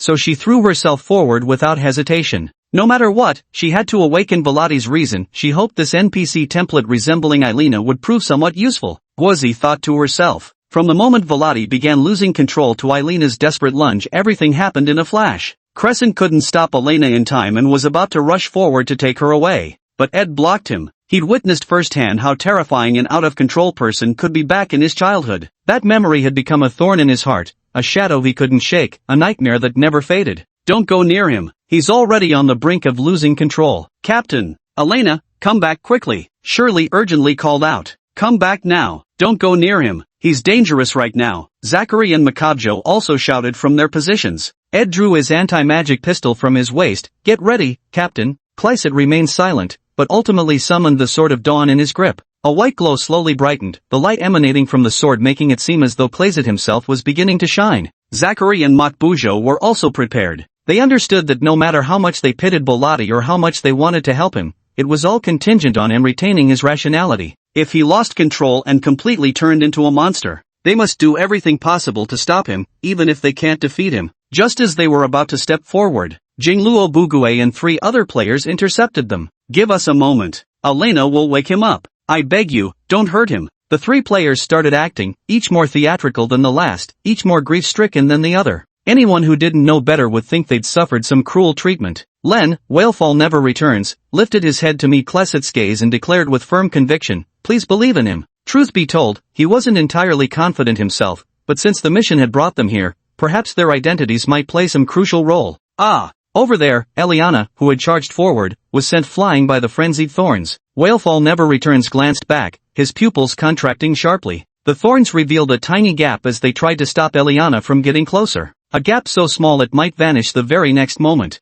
Jingluo Bugue's body moved. He dashed forward swiftly, barely slipping through the rapidly closing thorns at the last moment. The thorns did not approach Bolati in the center, so after he charged in, they ceased attacking him. Witnessing this scene, those outside grew even more convinced that Bolati had now lost control. The thorn's behavior was no longer under his command but rather resembled an instinctive, rigid defense. Young master! Young master! Young master! Bolati's unfocused eyes gradually gained clarity. Before him, Lun was glowing all over, smiling as he said to Bolati, young master, you truly do love music, don't you? So amazing, unlike me clumsy and useless at everything. Bolati's expression was detached, no, more like numb. Numb to everything, indifferent to all. He had forsaken everything, even himself. Young master, I hope you will always cherish your music. Chapter 65, The Fearless Beam, The Bramble Sovereign. After Whalefall no return successfully breached the perimeter defenses of the thorny barrier, he then heard the system issue a hidden quest. Player Whalefall no return has triggered the hidden quest Awakening. Use the light of humanity, the most fearless and noble spirit of selfless devotion, to awaken the out-of-control Borodale. The quest requires specific dialogue. Please choose one of the following 2 completion methods. 1. System hosting. Players don't need to bother acting out the character. The entire process is managed by the system. Mission reward, 90 faction points, plus 4 Bolidi favorability. 2. Free roleplay. Players must possess superb acting skills, otherwise, mission completion will suffer. Mission reward, 120 faction points, plus 5 Bolidi favorability. Though Jingluo Bugue was a streamer, his acting skills weren't as good as Gua's. At best, he was like an extra. He could manage some facial expressions, but whether they came out naturally or appeared exaggerated was anyone's guess. Playing it safe, Jingluo Bugue chose the first option, system hosting. Then he felt himself being controlled by a mysterious force. Involuntarily, he began reciting his lines. Since he couldn't see his own performance, Jingluo Bugue turned on the recording, capturing it from a god's eye view while appreciating his own acting. Damn! These expressions, this demeanor, these lines, these actions, absolutely legendary. Jing Luo Bugue couldn't help but marvel inwardly. The night watchmen outside were utterly stunned. So were the players. Eachen's face was full of shock. Damn, Fugue's a total legend. The wilderness hunter scratched his head, looking puzzled. Did he suddenly channel some Oscar-winning acting skills? At this moment, he wasn't fighting alone. The wooden doll clenched its fists, its whole body burning with passion. Guozi lay in a corner, stretching out one hand with an expression that clearly said no.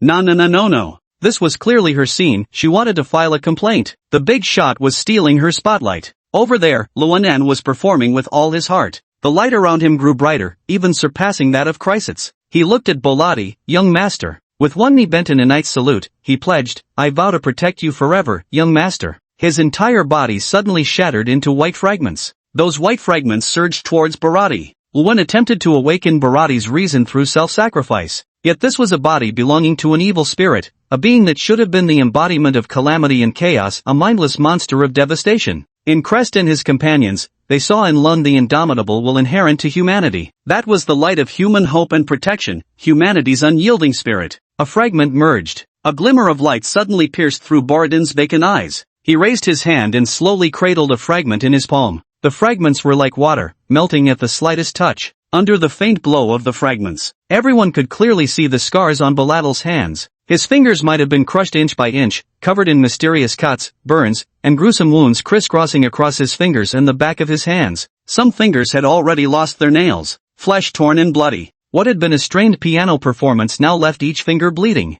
Yet as that tiny fragment fused in, an insignificant wound sealed itself shut. Just as everyone thought Balati would accept all the white fragments to restore his hands, he gently closed his palms, gathering those white shards into a single diamond-shaped crystal. Then, he glanced outward. Thorns surged instantly, coiling around several players and dragging them forward. The wounds on Guizi's body quickly healed after Jingji fed her a thornflower. Bolati seemed to have regained his composure. He nodded at Clarksite and the others, then Jingji began ushering people out. Clarksite and his companions saw that Bolati had regained his rationality. At least while Baradius still retains his sanity, the city of Laya won't face his assault. They then departed from the ancient castle. Meanwhile, Baradius used condensed white crystals to resurrect Luanan once more. The interlude storyline has temporarily concluded. Amid the system's notification chime, the 5 players happily received a generous reward. Each of them gained at least 200 faction points. Their faction reputation also increased by 30 points, along with a 1-point boost in Bolati's favorability. But the real winner was Jing Luo Bugui, who completed the hidden quest and reaped the greatest gains, because he had obtained a title, the Undaunted Light. It was a purple-tier title with no stat bonuses. But for players, simply earning a title was already impressive enough. As for whether it came with stat boosts, nice if it did, no big deal if it didn't. Moreover, judging by the title's description, it seemed to be unique unless another player somehow replicated his exact feat. Fearless Radiance. Detailed description: through your fearless sacrifice, you have awakened the nearly out-of-control Predith Pain. Awarded a special title. This title does not provide any stat bonuses, but when equipped, you may be able to receive rare quests from Predith. Rare quests. Jackpot. No stat points can compare to this effect. After all, titles can't be worn forever, but as long as you equip this title when encountering Predith, there's a chance to obtain rare quests. What an absolute steal. Whalefall Noir quickly equipped the title, then wondered if he could trigger a rare quest from Bolati. Bolati looked at him. I happen to have a task for you to complete. It had exactly that vibe of an NPC suddenly issuing a quest in a game. Bolati handed Jilua Bugue a strange, pitch-black object. This is the seed of the thorn mother plant, planted outside the ancient castle. Ding! Bolati has issued a rare quest. Please plant the thorn mother plant at the designated location. Quest reward, 200 faction points. This quest couldn't be called difficult, it was downright simple, the kind any player could handle. It seems this must be the reward from the title. Without the enhancement of that title, one probably wouldn't be able to receive such a mission. Whalefall Never Returns walked out of the ancient castle. Following the system's guidance, he planted thorn seeds in a spot outside the castle. Soon after, the thorns sprouted and grew rapidly, becoming incredibly tall. They branched out countless limbs, their thorny vines stretching in all directions like endless tree branches. It stood tall, nearly 10 meters high, with thorny vines hanging down, covered in blooming flowers. Players gathered around in curiosity to witness this strange spectacle. Holy shit, this is absolutely spectacular. It's grown so tall. So many flowers. They're so beautiful, sort of like roses. Hey, look, it has stats. Players curiously crowded closer. Before their eyes, the attributes of the Thorn Mother Plant were displayed. Chapter 66, Riding the Wave of Drama. Thorn Mother Plant. HP, 20 bars. Attribute, it is the embodiment of Brody's power, the source of thorns, capable of endlessly producing thorn seeds. Upon reaching its final stage, players aligned with Brody's faction will receive attribute enhancements.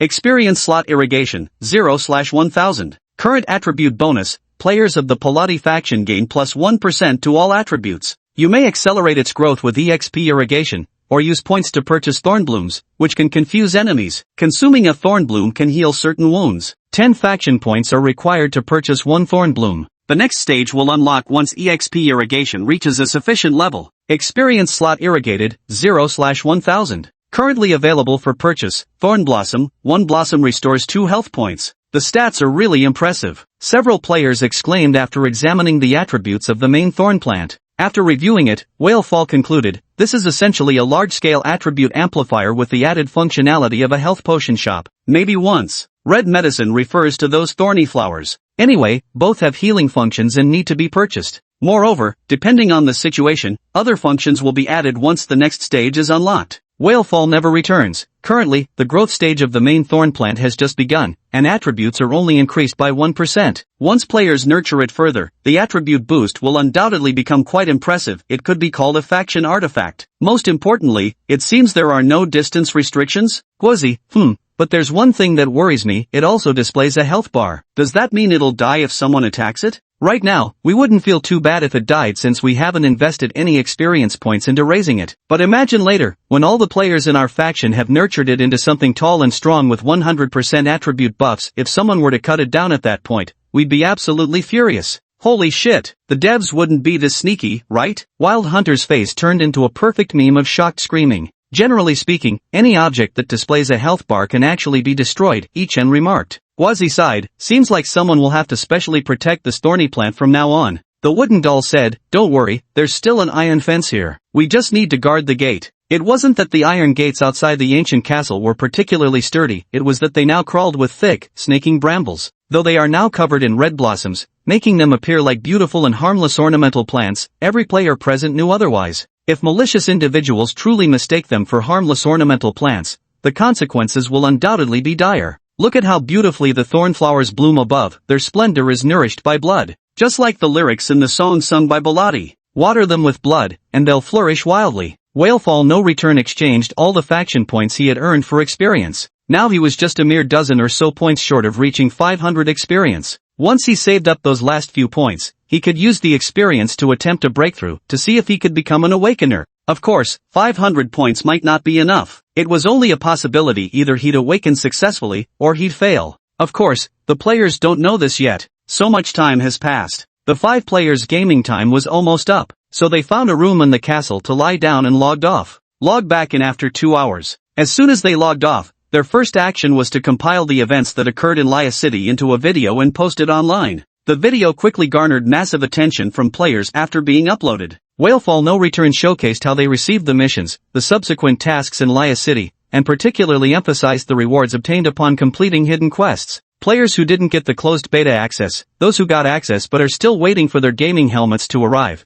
and those whose in-game time had run out all came flooding in. Damn it, I really want to play this game too. This came from Cloud Gamers without beta access. Ugh, why hasn't my gaming helmet arrived yet? This comment was clearly meant to provoke envy. So that's why we couldn't find these top players in Pano Town. They secretly went to Laya City without telling us. I protest this unfairness. The developers should treat all players equally. Why do they get to go to Laya City while we're stuck here moving bricks? They get 100 points for completing one quest, while we have to laboriously move 10,000 bricks to earn the same amount. This clearly ruins the game's balance. Exactly. I demand justice. I'm filing a complaint unless they give us the same quests. If the people above don't want to play anymore, I beg you to give me your accounts. I want to move bricks, it brings me joy. I'll dedicate my very liver to Dawnbreak. Don't even think about it. The game helmet is bound to an ID card, it won't work for anyone else. I've already tried it. After players in Panua Town discovered that Whalefall, Bugue and others had sneaked out to feast alone without them, they all protested under the video.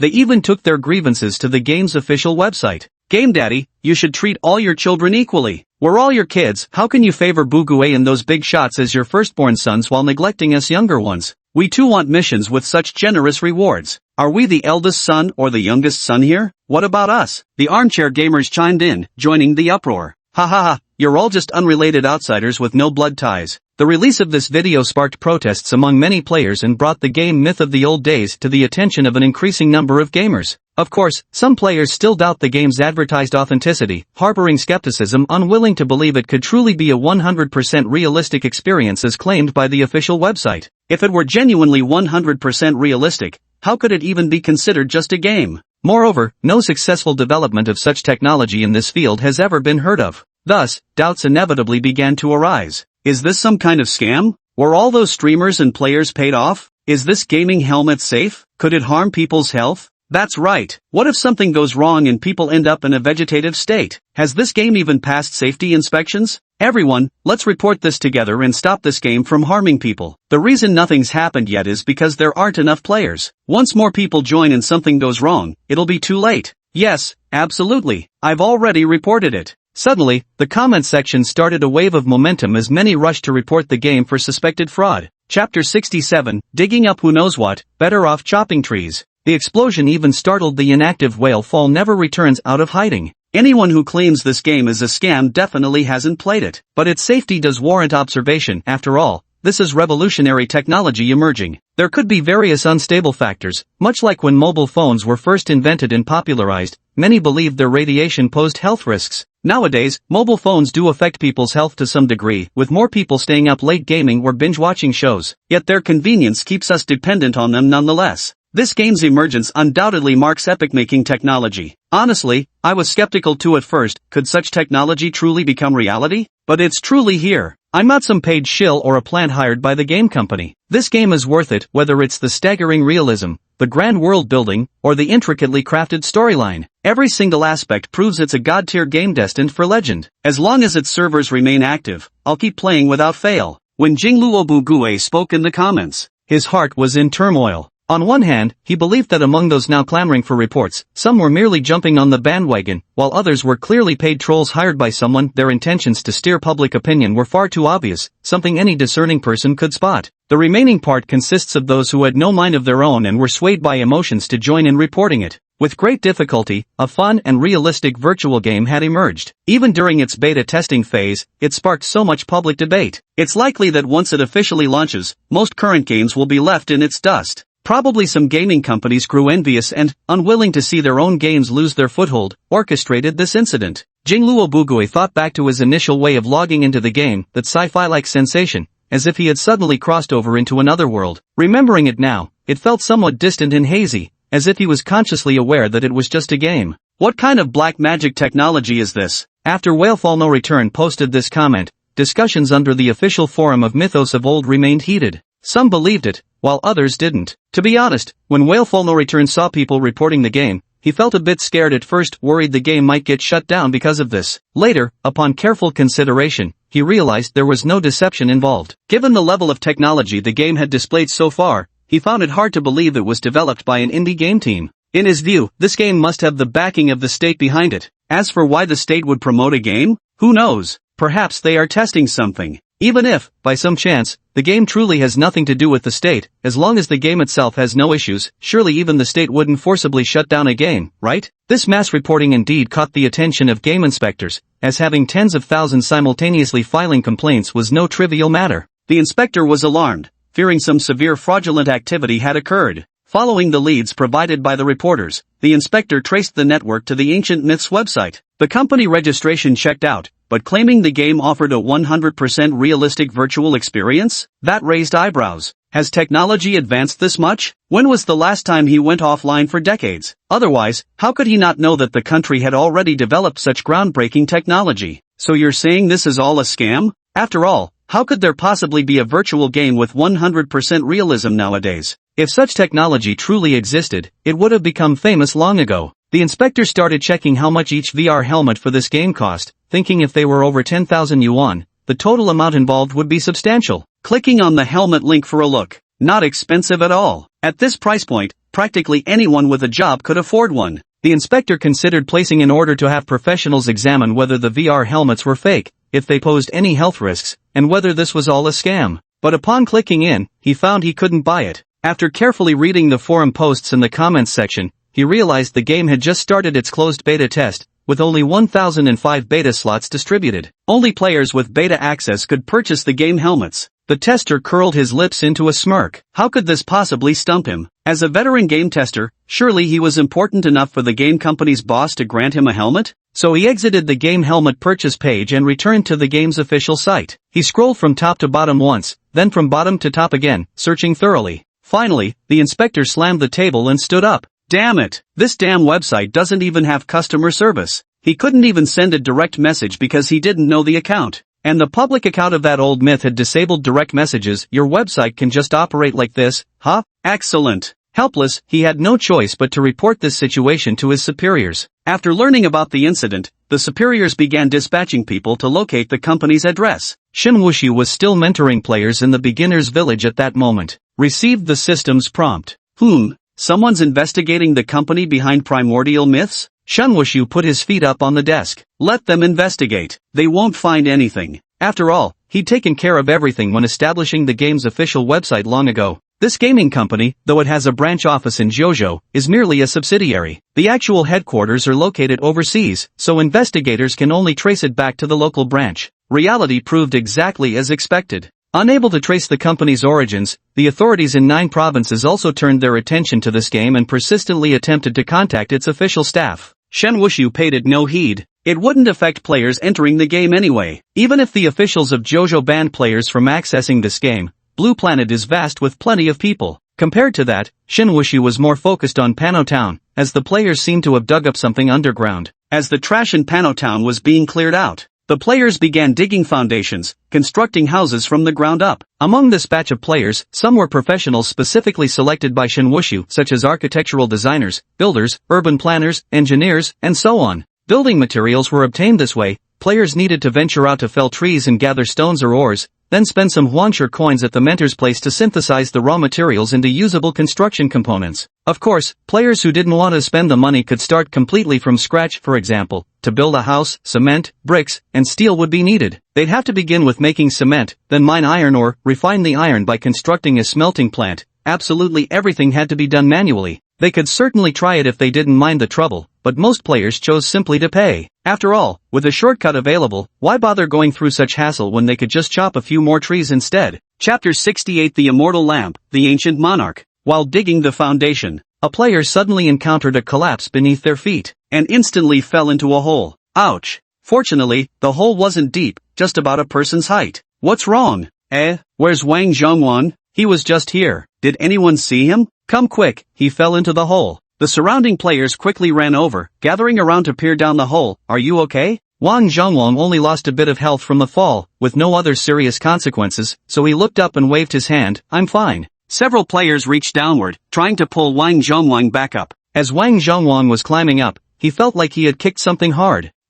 Did I just kick a stone? He looked down. A black pointed corner protruded from the ground. Curious, he bent down and brushed away some soil with his hand, revealing more of the pointed object. He realized this wasn't an ordinary stone but rather a stone tablet. Ding! You've discovered an unknown stone tablet. When players encounter something unknown in a game, their first thoughts are usually hidden quests, divine artifacts, or some other extraordinary special item. So, King of Kings went through great effort trying to excavate this stone tablet. The players above noticed he hadn't resurfaced, and out of curiosity peered downward. Seeing him apparently digging something up, they too jumped down and started digging. If the collapsed pit hadn't been too small, barely fitting 3 people at most, the other players probably would have jumped down too. Under the diligent excavation efforts of the 3 players, the stone tablet buried underground soon saw the light of day again. The stone tablet was long and rectangular, measuring 2 meters in length and 70 centimeters in width. It was black in color, with inscriptions carved on it in a script that players couldn't understand. There are words up there, but I can't understand what they mean. Why doesn't this game have a translator? Do we really have to learn a foreign language just to play a game?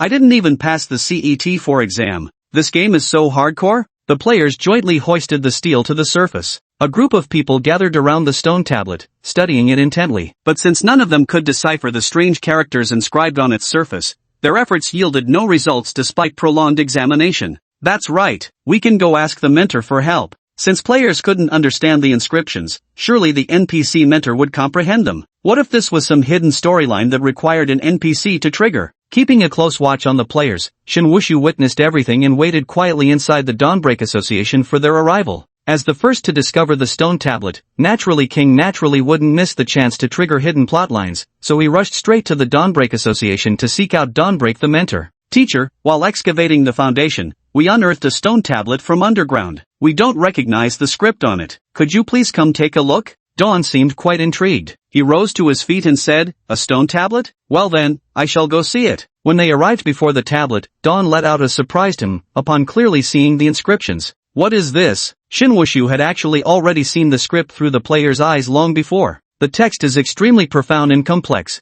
completely different from the current script of Tabor Sky Country and quite distinct from the writing systems of other nations as well. Even more intricate, somewhat resembling Oracle Bone script. Shin Wushu couldn't recognize it at first glance. He spent 100 points of creation value to translate the inscription above. The lighthouse endures forever, our nation shall never perish. Praise the undying beacon, honor the most ancient and greatest monarch, may your radiance endure forever. Under your protection, the kingdom of Xingxi triumphs over the black soil. To the one and only monarch, eternal Emperor Xingxi. Every stroke and character carved upon the stone tablet radiated a palpable fanaticism. Shin Wushu closed his eyes, channeling his spiritual sense to perceive the lingering obsessions imprinted on the monument. Through these inscriptions, he seemed to have traversed eternity and glimpsed but a fraction of that sovereign's majesty. This stone monument isn't made from ordinary rock, it appears to be some special material. Though it may have been buried underground for centuries, its surface shows no trace of time's erosion. After brushing off the dust, it remains as smooth as new. Word had spread among the players that some kind of plot had been triggered here. Now they had all dropped what they were doing and gathered around to watch. Seeing the mentor close his eyes as if sensing something through the stone tablet, the players whispered amongst themselves, "What's this stone slab for anyway? Could this be some kind of main quest line? Maybe it's an instance dungeon? We're not even awakened yet, even if this instance opened, we probably couldn't clear it." That's what progression rating's all about. Dying a dozen times is perfectly normal, isn't it? Under the curious and expectant gazes of the players, Dawnbreaker finally opened his eyes. He sighed profoundly, his face etched with boundless sorrow. Ah, what a pity! A true hero, the first sovereign, the pioneer of an era. Yet now he lies buried beneath the earth without even a tomb. If no one unearths him, perhaps the world will forever forget that such a monarch once graced the past ages. In truth, Shin Wushu had already ordered the system to scan beneath this ground. Nothing was found except for a stone stele. Judging by the marks and inscriptions on this stele, it must have existed for at least several hundred, if not 1,000 years. Simply having such a stele preserved is already remarkable. After reading the inscriptions, Shin Wushu suddenly had an idea. Previously, players had only been tasked with digging foundations and building the beginner's village. Over time, this content had become quite tedious with little gameplay appeal. Now, with this excavated stele right before him, it was the perfect opportunity to make use of it. And so, in the next moment, a system notification echoed in the minds of all players. You have discovered a stele left behind from the Age of Dawn, inscribed with the deeds of an ancient and great ruler. The Breaking Dawn has heard of this ruler's story and was deeply moved. Revealing the truths of the Age of Dawn has always been the mission of the Breaking Dawn Association. Players, please continue your excavation to uncover the hidden history of the primordial era. Main quest updated, Undying Beacon. Search for clues related to the ruler known as the Undying Beacon of the Xingxi Kingdom. Completion rewards will vary based on the number of discovered clues. Current mission rewards, experience, money, points, equipment, title, special achievements, and more. The players erupted in excitement. It really is a main quest. Fantastic! I've been sick of grinding for so long. Finally, a main quest line has begun. They immediately picked up their hoes and spades, digging relentlessly from outside the pit. After all, the stone tablet had been unearthed there, perhaps there were still things buried inside? Chapter 69, The Dilapidated Village, Guardian of History. Unsurprisingly, they found absolutely nothing, because Shin Wushu hadn't started fabricating or laying out the plan yet. However, the players' efforts weren't completely wasted, at least they dug out the foundation. Some infrastructure-loving players stayed behind to gradually build up the starter village, while those who preferred leveling up through adventures began exploring beyond Manhwa town. Brothers, I found a village. A player came running over. What? A new map is open? Where's the village? Any quests? Where is it? Holy shit. Finally a new map. The new village can't be far, right? My hands are about to fall off from all this grinding work. The player who discovered the village was named Shihi, and he wasn't particularly generous either. Originally, he'd planned to monopolize all the village quests for himself, but unfortunately, the villagers were unusually xenophobic and completely ignored him. Left with no choice, he had to come out and recruit help. Chi-He pointed, "It's right over there, about a 20-minute walk from here. Hidden deep in a small grove. If I hadn't accidentally stumbled in while chasing a rabbit, you'd never find that village by searching." A dozen players set down their tools, rubbing their hands in anticipation as they followed. The village was indeed well hidden and sparsely populated. Many abandoned huts lined its outskirts, with only about a dozen small dwellings still habitable in the center. Calling it a village felt generous, likely no more than a few dozen people lived there. The players made quite a commotion as they rushed over. Soon enough, they had alerted the villagers. In a dilapidated temple, an elderly man with silver hair sat cross-legged on a rush-woven cushion, hands resting on his knees, quietly meditating with closed eyes. He was dressed in solemn white priestly robes, exuding an air of solemn dignity. Tap, tap, tap. A flurry of frantic footsteps sounded as someone burst in from outside. "Bad news, Elder. Outsiders have arrived." The man was dressed in ordinary clothes, carrying a hunting bow across his back and a quiver of wooden arrows. He appeared to be a hunter from the village. When he rushed in, his face was full of urgency, but he instantly quieted down upon seeing the elder, fearing he might disturb his meditation. Could only anxiously wait for the elder to emerge from his meditation.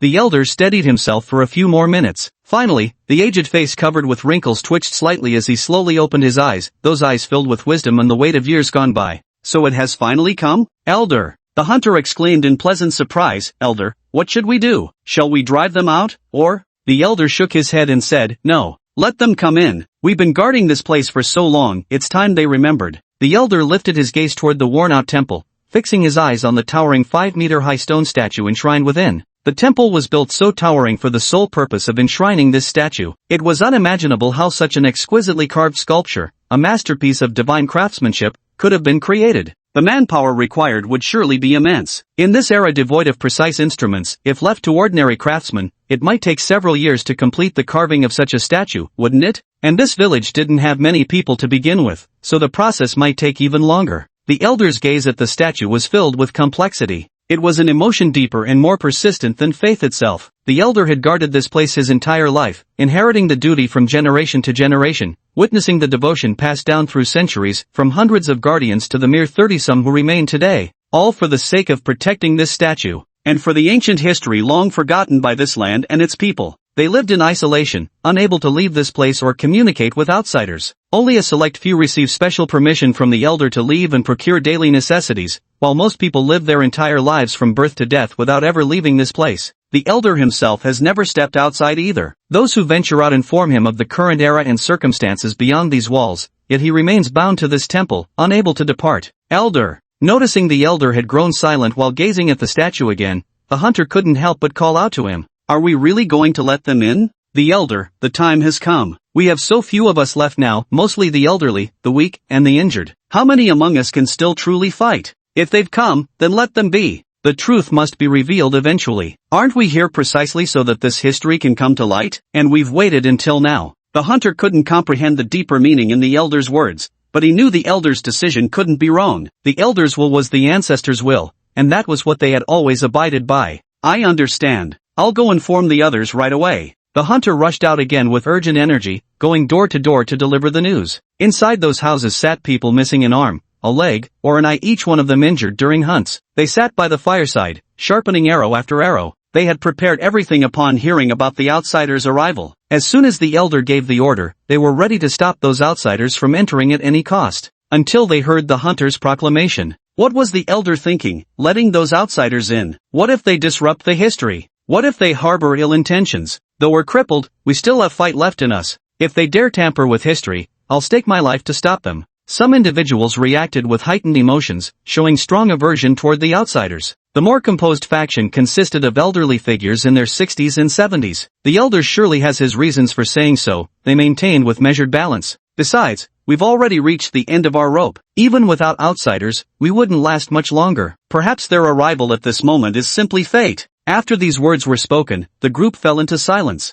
Indeed, no new children had been born in this village for years. In a few decades, when all the current residents grow old and die, this place will become a ghost town. Perhaps the arrival of outsiders now might actually be a good thing. Perhaps our mission is about to be completed. Everyone sat around the fire, their indistinct expressions flickering in the glow of the flames. "By the elder's will! By the elder's will!" The argument came to an abrupt halt. Meanwhile, the players chose this very moment to step into the dilapidated old village. Chapter 70, The Xingxi Era, Praise Our King. This time, the players entered the village without encountering any resistance. They wandered curiously through the village, exploring every corner. This village is so strange. Why are there so many houses but so few people inside? Hey, brothers, come quick. There's a big house here with an old man inside, maybe a hidden quest. Where?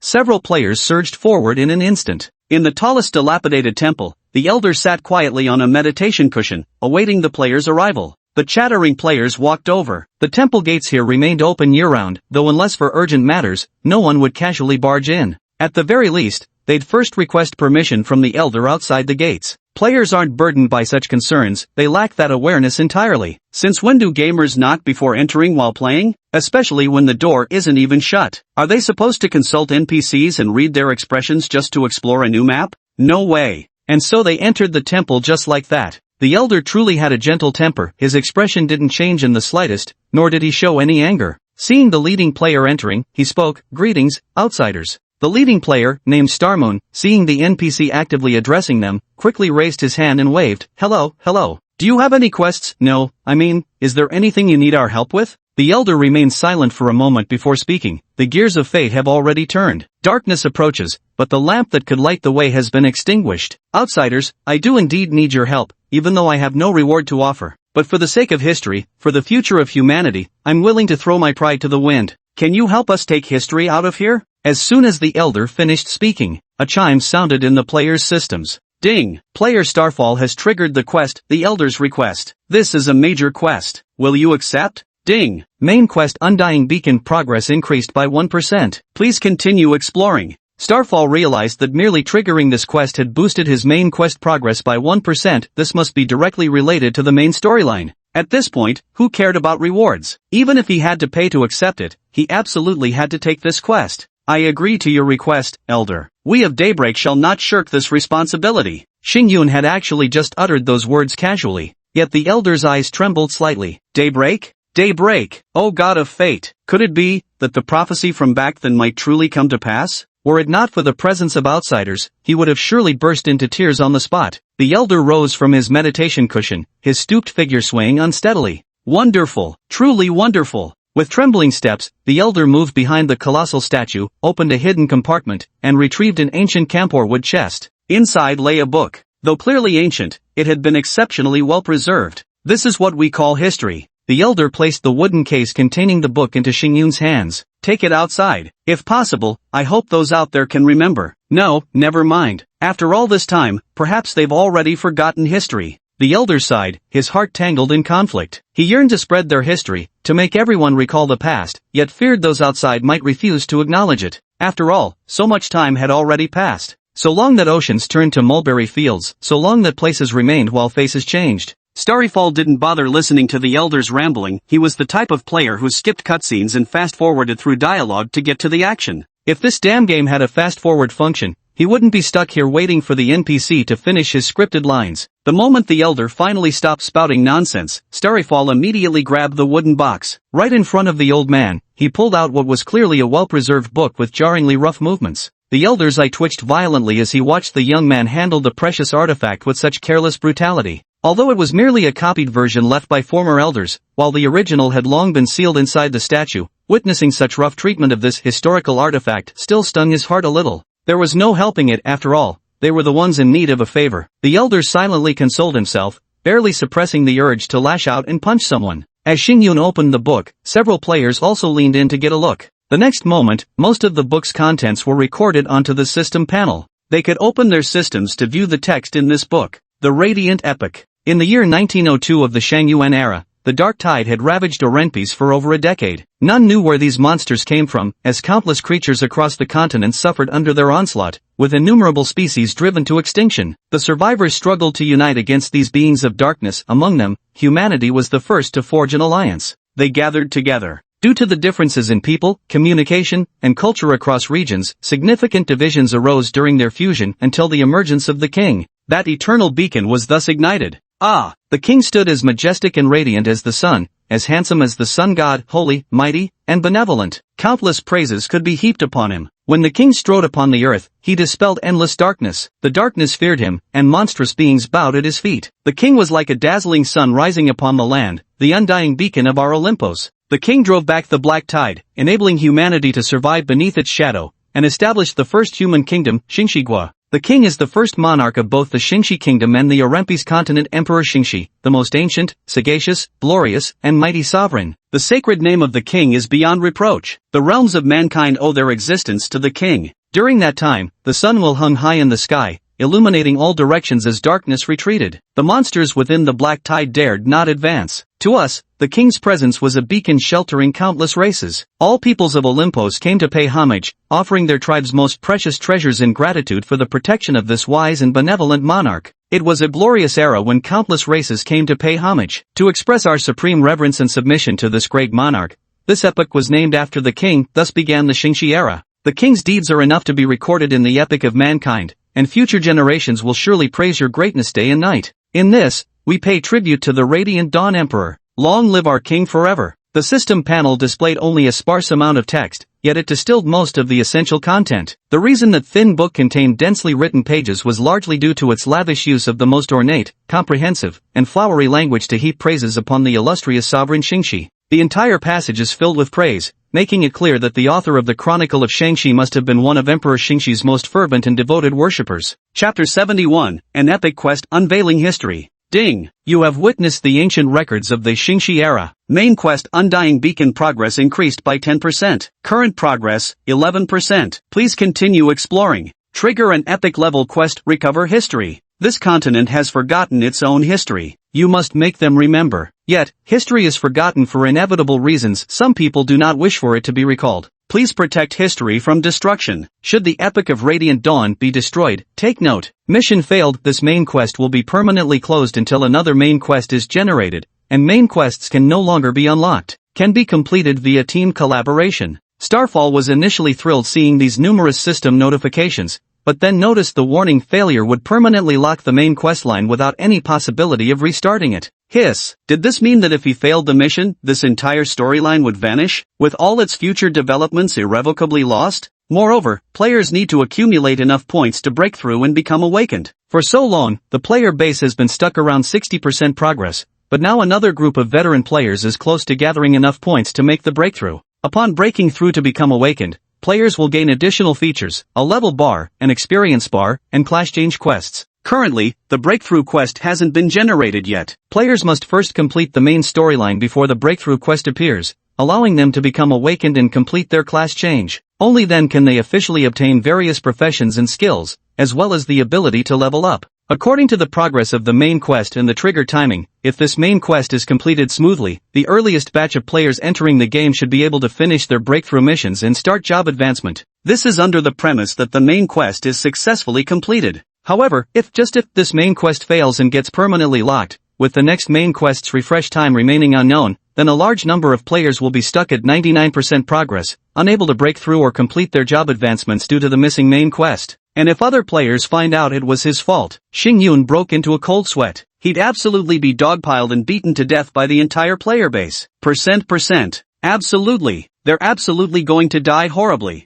He might not even be able to keep playing in this game after this. After all, the game just started its closed beta test with limited players. Everyone's already familiar with each other, knowing exactly who's who. This game has already gained massive popularity during its beta phase. It's certain that once it launches publicly, it'll instantly become the hottest game in the country, no contest. The potential prospects and the profits to be gained from this are absolutely indescribable. As long as he can make it into the second tier during the beta test, he'll surely become a big shot in the future. Even if he ends up doing grunt work later, the profits he could earn would be beyond counting. Xing Yun didn't dare to gamble. Completing the main quest alone and keeping all the rewards to himself might bring enormous gains, but if he were to fail, the penalties would be more than he could bear alone. So Starfall took a deep breath and began contacting those renowned big shots, as well as several high-profile gamers who had been doing particularly well recently. Black Tuxedo was once a legendary battlemage in a major MMORPG, also a highly famed faction commander in large-scale battles. His strategic brilliance was renowned for its foresight. He could predict hundreds of moves ahead with just one step. Some had joked that Black Tuxedo had hundreds of tricks up his sleeve, and when it came to schemes, no one could outmaneuver him. When Starfall found Black Tuxedo, the latter was busy chopping trees, cutting lumber like a noob.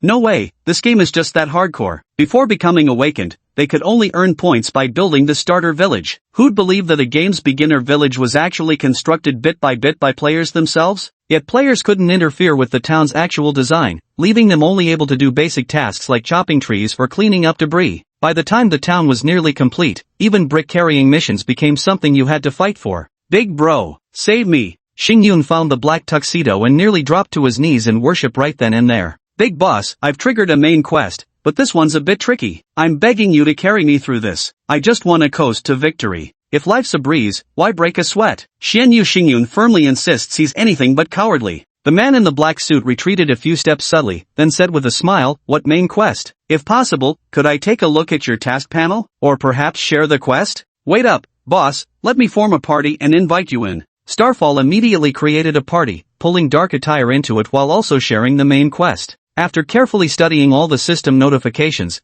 Dark Attire looked up at Starfall. "What about that history book?" Starfall hurriedly reached into his robes and pulled out the thick volume titled The Dawnstar Era. Ever since learning this book was tied to his in-game fate, he stopped treating it so carelessly. One accidental tear, he feared, might summon a scenario where he'd get gang-beaten by a crowd of players. After carefully flipping through the pages and cross-referencing the system's hints, Dark Suit nodded in understanding. This main quest is indeed tricky. First point, we must protect history. The hint says when we expose past events, someone will undoubtedly try to stop us, even sabotage historical traces. If we're not careful, we might fail midway. This quest requires teamwork. Let me think. The black-suited gentleman carefully pondered all possible scenarios that might arise during the mission, then said to Starfall, "If you don't mind, I happen to know several players with similar awakening progress. Involving them would increase our chances of completing the task." Xing Lian kept nodding frantically. It was precisely because he couldn't contact those elite players that he had come seeking Dark Tuxedo's help. "Boss, I'll do exactly as you say." The black-clad gentleman began contacting those top-tier gamers.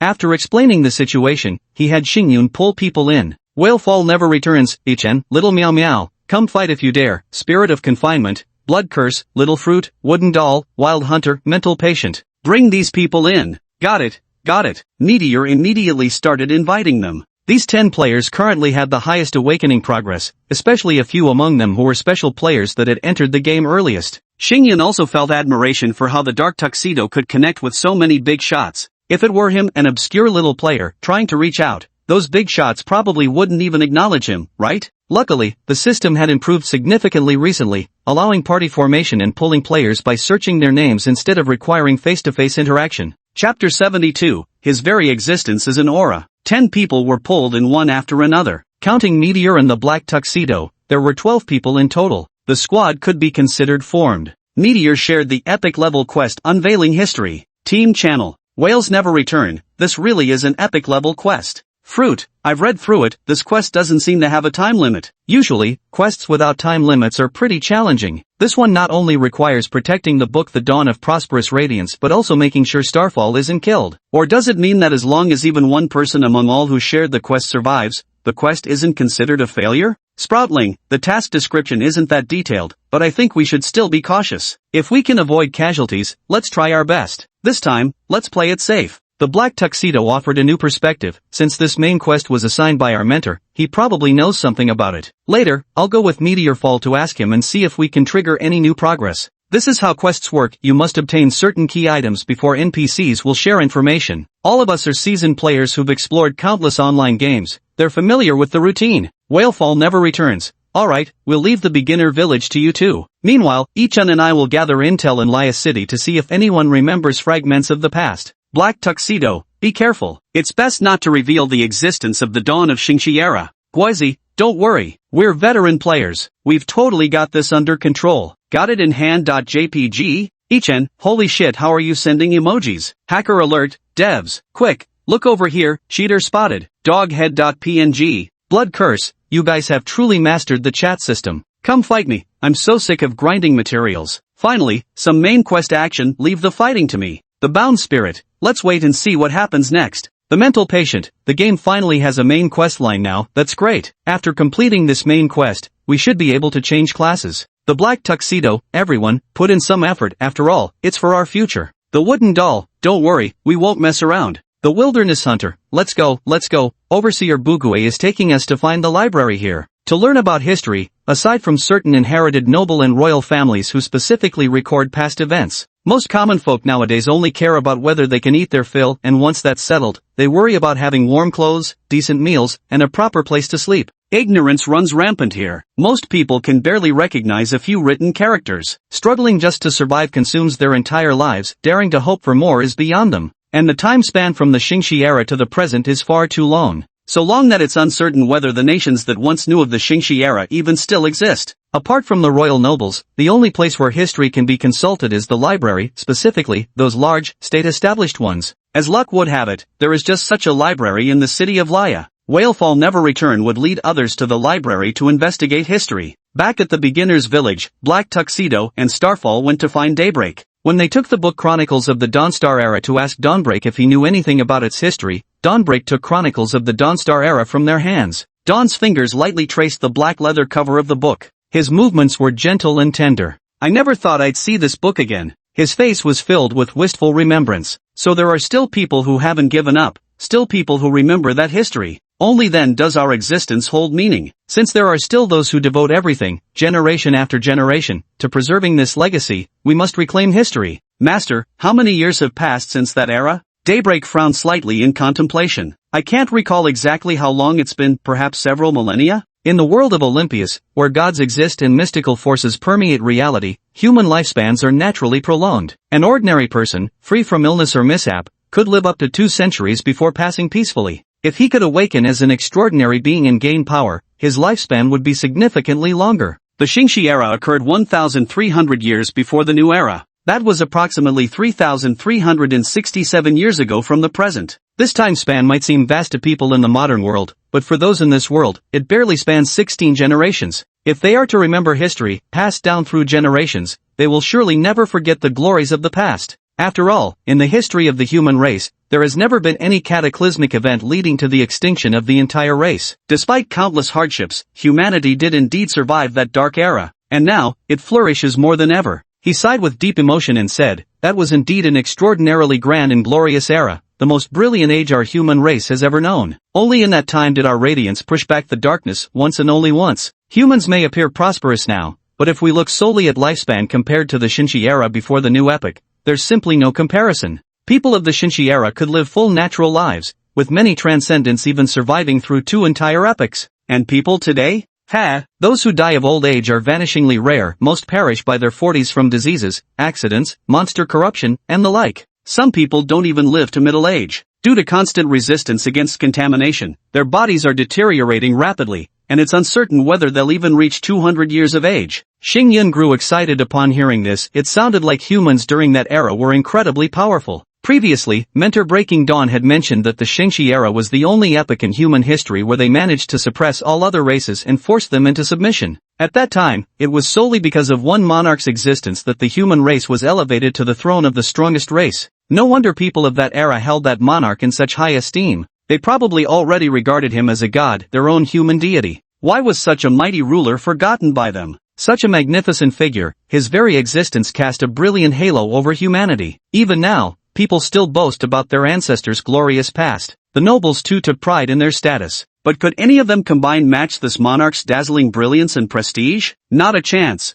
Yet such an extraordinary individual wasn't enshrined, but completely forgotten? What the hell are these people doing? Have they lost their minds? Chapter 73, The Fallen Monarch, An Extinguished Beacon. The dark-suited man rubbed his thumb and forefinger together. This was his habitual gesture when lost in thought. Perhaps, history is written by the victors. No matter how powerful that former king was supposed to be, no matter what great merits he established or what significance those held for humanity, those matters belong to the past now. There is no Xingxi Empire in this nation today. The black-robed figure spoke thus. In that case, there's no need to sing praises of this fallen monarch. Hiss. Ha, a fallen monarch? Xingyun suddenly exclaimed in shock. No way. How could such a great king be a fallen monarch? What had he missed? Did he accidentally skip some cutscene earlier? How could this king suddenly become a fallen monarch? Xingyan looked utterly bewildered. Then he recalled that book, The Glorious Epic of Xingxi. Could it possibly have recorded this matter? With this thought, he gritted his teeth and pulled out The Glorious Epic of Xingxi, determined to scour through the thick tome for answers.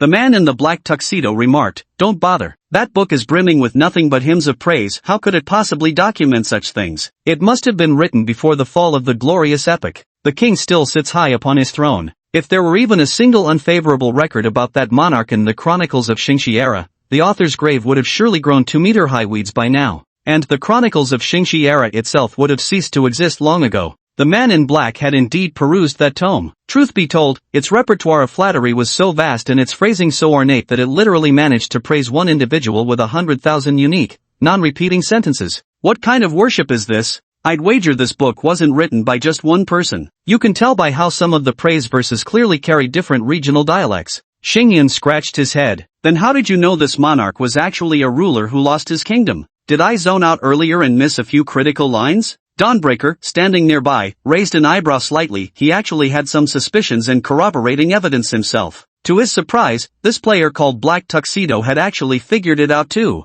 Not bad, sharp mind. He needed players with such keen intellect to work for him. So Dawnbreaker spoke up. As for that king, I have indeed heard some things, though they're merely speculative tales passed down through later generations. It's said that under his reign, humanity enjoyed 587 years of prolonged peace. In truth, before the Xingxi era, the human population was scarce. Most of the current nations actually flourished and multiplied during those 500+ years of peace. Xingxi's ruler was one who transcended extraordinary limits, shedding his mortal form, a figure who could truly be called the closest being to a god. By all accounts, his lifespan should have been immensely long, even exceeding those races born as eternal beings. In reality, these powerful races today are all descendants of those former eternal beings. These descendants possess far weaker strength and lifespans compared to the pre-New Era eternal races. Yet even so, their lifespans and powers still far surpass those of humankind. For example, among the alien races, the dwarves, considered the weakest by consensus, have a lifespan of 300 years. That's a full century longer than humanity at its most prosperous. As for present-day humans,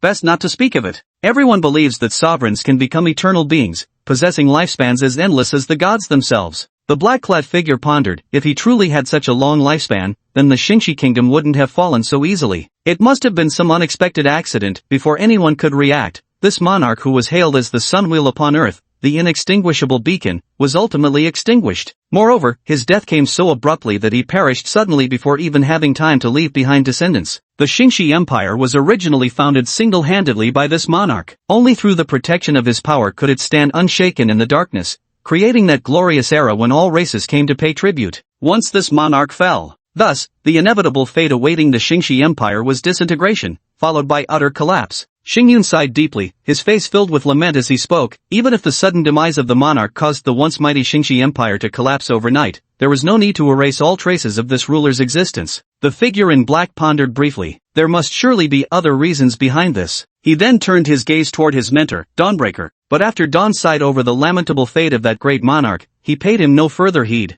Ding! You've learned deeper history from Mentor Dawn. Progress of the epic quest Unveiling History increases by 1%. Current progress, 1%. Unable to obtain further information from his mentor, Black Tuxedo could only leave to seek answers elsewhere. We need to revisit that village and question the elder guarding it. Alright, I'll take you to him. Xingyun, clad in black formal attire, headed towards the village along with several other teammates from the beginner's town. The villagers no longer regarded the players with caution. Especially after the players arrived here and voluntarily did some miscellaneous tasks for them, their attitudes softened significantly. After finding the elder, Meteorfall first introduced his companions. These are my companions. We've decided to shoulder the responsibility of bringing history out together. They are Black Dress, Come Fight Me If You Dare, Little Sprout, Blood Curse, Binding Spirit, and Mental Patient. The elder's expression turned slightly peculiar. Do people from the outside all choose such strange names? Is it an ancient custom of some region? How strange. Even when sending someone out to buy things, I've never seen anyone choose names so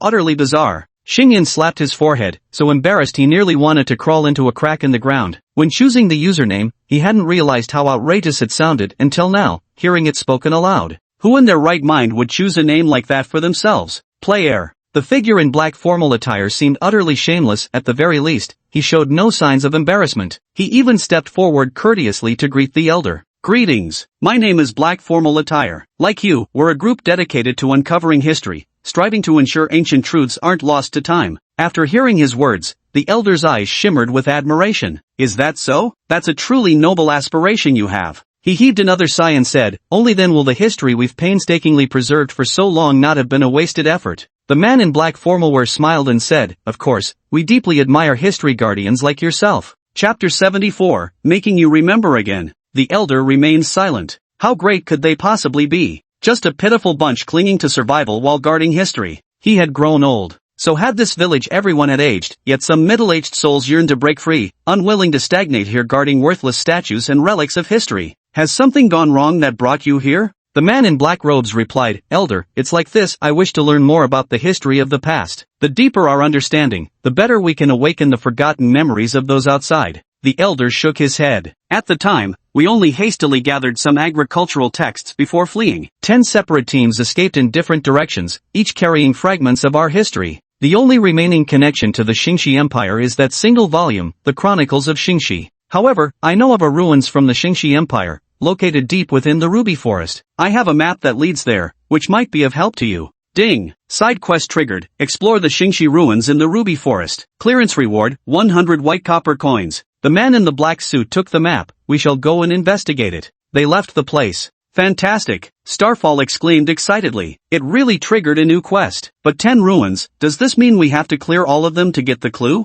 Meanwhile, Black Attire unfolded the map to check the location of Ruby Forest and how far it was from their current position. To their surprise, they discovered Ruby Forest was situated right behind Pano Town. That entirely depends on the designer's intention, he remarked. Some game designers enjoy tormenting players by scattering clues across 10 different zones, requiring players to complete all of them before finally gathering all the clues. However, given how hardcore this game is, if the 10 ruins are too far apart, players would waste a considerable amount of time just traveling on foot alone. An open-level main quest shouldn't stall players for this long. Although Dark Musician speculated this way, he couldn't guarantee whether the designers would intentionally bottleneck the players. Shin Wushu truly didn't do it on purpose. While monitoring the players' progress, he immediately set out when they obtained the Ruby Forest location. Along the way, he eliminated some monsters that were clearly far too powerful for the players. Finally, deep within Ruby Forest, he discovered the ruins buried beneath the earth. The place was strewn with jagged rocks covered in green moss and creeping vines. These stones were originally arranged in a seemingly orderly formation, likely part of some ritual array, but unfortunately now lay in ruins. He raised his hand and touched one of the rocks, carefully examining it. Boom! The stone suddenly trembled as the moss upon its surface burned away in intense heat, turning to ashes and revealing the dark stone beneath. The scattered and shattered stones that had fallen rose up once more, piecing themselves back together. A stone formation was thus restored to completion. Shin Wushu directly extracted the residual patterns from its surface, redrawing and replicating it. He discovered this formation was actually a teleportation array, and its destination led precisely into the ancient ruins. Shin Wushu stepped directly into the formation. A flash of light passed. His figure vanished. When he reappeared, he had already arrived at a relic site hundreds of meters underground. The entrance to the ruins was in utter chaos. Numerous skeletal remains lay scattered haphazardly across the ground. Traces of battle still surrounded the area. Shin Wushu extracted their memories, then frowned after a moment. So this is the truth of history. The ruins had long been destroyed, along with their guardian who was slain. All the treasures, statues, everything had been carted away, leaving only wreckage behind. Nothing remained. Thus, history itself was lost. Still, he couldn't merely send the players away empty-handed. Shin Wushu glanced at the bones scattered on the ground. Actually, the reason this world has endured for so long owes much to that Imperial Lord. You shouldn't have forgotten him, even if he did commit some wrongs. No matter. Since you've forgotten, I'll just have to make you remember again. In an instant, Shin Wushu made his decision. At this moment, in Laning City, Whalefall unreturned and the others went to the library in search of history. But after searching through all the shelves, they couldn't find any books related to the Xingxi era. The books only recorded the history of the new era. As for the time before the new era, it was merely glossed over as the Dark Ages. It only mentioned that the human race struggled to survive in the darkness, thereby establishing many nations. Have you found it? Whalefall Never Returns asked. No, replied Eclipse. Gwazi, there's not a single record of it. The Wilderness Hunter, if this quest hadn't been triggered, I wouldn't have believed such history truly existed. Wooden Doll, should we go ask the librarian? The librarian was an old man who appeared to be in his 70s. A head of gray hair and a pair of reading glasses, though in reality he's only 60 years old. By the standards of humanity in this world, he should still be in the prime of his life. Yet now he stands withered like dry wood, frail with age. He's still considered fortunate, holding a leisurely job in the big city, spared from hunger, poverty, and the threats of monsters and wild beasts out in the wilderness. In small villages like that, the average lifespan doesn't even reach 30. The number of children who die young is beyond counting. Human life is as cheap as grass. In this world, life is the least valuable thing. Those ordinary people were merely tools for the nobles to amass wealth. Common folk not only faced hunger, poverty, pollution, and monster attacks, but also endured layer upon layer of exploitation by these nobles. Whalefall returned wasn't someone who particularly cared about game lore, nor was he an especially emotional person, but even he found it hard to stomach after seeing how people lived in this world. Keep in mind, even in major cities like Lanning City, there were clear distinctions between slums and affluent districts, not to mention those more impoverished towns and villages. To say that human resources aren't actually scarce, but most of them are allocated to the upper and middle classes, leaving less than a tenth for those at the bottom. Yet the lower class population far outnumbers the middle and upper classes combined. Go ask. Whalefall sighing let out a sigh, steadying his complicated emotions. How did playing a game turn me so sentimental? Perhaps it's because this game's modeling feels too real. The townsfolk's daily lives, their movement patterns, even their facial expressions and gestures, they all feel like living, breathing people rather than strings of cold data. Alright, let me go. The wooden doll volunteered enthusiastically, raising its hand. He didn't pay attention when going to find the administrator. Behind the nearby bookshelf stood a nobleman dressed in luxurious clothing. He had been observing this group for quite some time. While Whalefall and the others were searching for books and discussing, they made no deliberate attempt to conceal their actions, frequently mentioning the words Xingxi epic in their conversations. An ordinary person might not grasp the meaning of Xingxi epic, but he was different. As a noble from Olympus, his family possessed a collection of surviving books from before the new era. Chapter 75 The Forbidden That Must Not Be Touched. Therefore, this nobleman, Dylan, the eldest son of the Gus family, had been designated as the next Viscount's heir. His status granted him privileges such as hearing from his own father's lips certain ancient secrets passed down through generations, and all the taboos and powers that must not be offended. Among them, anything related to people, events, or writings of the Xingxi era. In Olympus, it is an absolute taboo that must never be mentioned. As a child, he had once ventured into the family library out of curiosity to browse books about this history. Yet all the recorded contents merely offer ambiguous accounts. Everything that occurred during that era remains vague, save for one sentence. A monarch committed an unforgivable sin, offending all races, even including the long-lived ones. He atoned with his death, which ultimately won humanity forgiveness from the other races, thus allowing mankind to cling to its wretched existence. As for other matters, they must not be mentioned, nor spoken of. When he was caught sneaking into the library to read historical texts, Dylan was scolded loudly by his father for the first time and even severely punished, and warned, if he still wanted to be the heir, he'd better take all the contents of those books he'd seen to the grave. Otherwise, if even a whisper got out and others found out, both Dylan himself and the entire Gus family would be dragged down to hell. Young Dylan was so terrified he tearfully promised he would forget everything he'd just witnessed, but his father stopped him. Viscount Gus's exact words were, if you forget this taboo, there will inevitably come a day when you inadvertently violate it and bring calamity upon our entire family. I want you to remember it permanently, and pay the price for today's curiosity and recklessness. From this day onward, you must subject yourself to the strictest discipline. I will have people monitoring you at all times and arrange for your training. You must develop an extraordinary tolerance for alcohol, never getting drunk in any setting, and build immunity to various narcotics. Train your mental fortitude to resist hypnosis and other methods of control, ensuring you never babble in your sleep or reveal anything that shouldn't be disclosed. Thus began Dylan's wretched life. Every day thereafter, Dylan was haunted by regret for his foolish curiosity in probing so-called history, and that prohibition was successfully imprinted deep within the recesses of his mind. Not for a moment did he dare forget it, nor could he afford even a moment's laxity. Thus it was. So when Dylan, in this ordinary library, suddenly heard someone discussing the Dawnstar era with reckless abandon, how astonished, absurd, and bizarre he felt inside. At first, he thought it might be some noble family's junior, who hadn't received their elders' warnings and rashly came searching after overhearing some news. But after secretly observing for a while, he realized those people didn't seem like nobles at all, their faces were unfamiliar, not anyone from the circles he knew. Dylan seemed to have discovered a whole new world. He watched these fearless people with concealed glances. How bold they were! An unspeakable urge surged within him. Over the years, forced to endure all kinds of training, his mindset had long since changed. Outwardly, he was the heir who could make his father proud, but deep within his heart, a monster was quietly growing. The more they forbade him to seek the truth, his curiosity and interest grew ever deeper. Perhaps it began merely as a fleeting curiosity from his youth. Had it not been for the years of education and torment he endured, he might have long cast those histories aside. But those teachings and torments, while deepening his impressions and restricting his movements, yet made him grow increasingly curious about this history,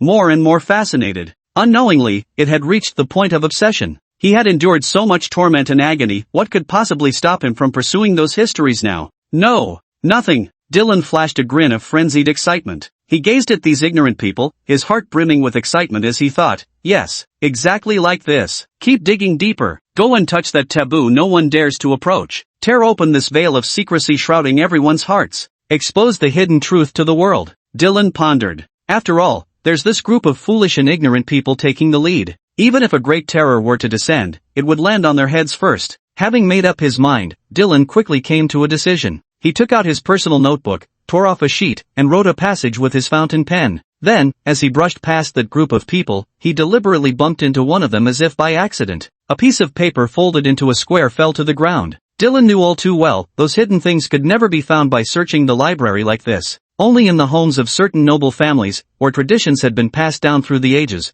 would there still be books documenting that era. A library accessible to everyone for casual browsing would never house books containing such hidden knowledge. The royal family of Orenpes would never allow such a mistake to occur. Therefore, on their own, these people could never obtain any clues. In that case, why not let him stoke the flames a little? After Dylan left the note, he departed swiftly from the place. He had to ensure he stayed uninvolved. But he would continue observing the unfolding events from the shadows. And Whalefall not returning and the others were quite disheartened. They hadn't found any clues they were looking for in the library. The teammates back in the beginner village have already found leads. Are we really going to find nothing? Could it be that there are no mission clues here at all? Do we need to return to the beginner village instead? It's impossible for only one map to contain the clues. Since this mission involves a nation's history and even touches upon ancient secrets, there must be more than one location with leads. Maybe it's hidden too well, or perhaps it's not in the library. Do we need to search elsewhere? The group gathered together to discuss. Just then, Ichen was abruptly bumped into by an NPC passerby.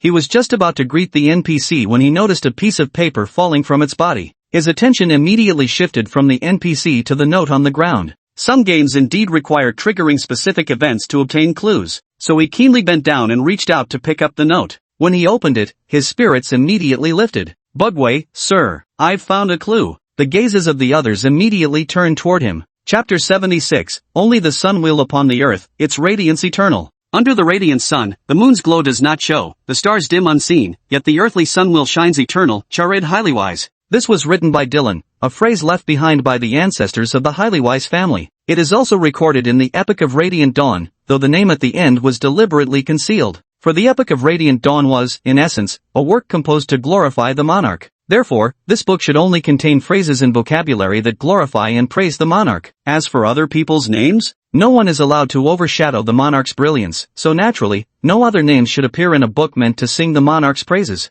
The ancestors of the Gus family once had the honor of having a line or two written about them in the books of the Xingxi era. Dylan certainly wouldn't do anything to bring disgrace upon his own family. No matter how much he loathed his father and his family, he was still a member of the Gus family, its glory and shame were his own. Charid Helway, that name sounds somewhat familiar. Ichen racked his brains trying to recall, but couldn't quite remember where he'd encountered it. The others also tried to help jog his memory, yet none of them could recall where they might have come across that name before. Just as everyone was deep in thought, Wazzy suddenly clapped his hands and exclaimed, I remember now. Didn't we pass by a commercial street when we entered the city? One of the jewelry shops there had High Airway printed at the end of its signboard. When signs were mentioned, Ichen recalled as well, that's right. I saw that name on a fabric store's sign too. Whalefall nodded and said, it seems this Hailway must be nobility from Layer City. Jewelry stores and fabric shops are highly profitable, yet not everyone can afford their wares. To own such shops in a large city like Leia, the people behind them must surely have the power to protect their interests. Bugue and the others left the library, wandered around the city of Leia for a while, and actually managed to locate the residence of the Harvey family in the end.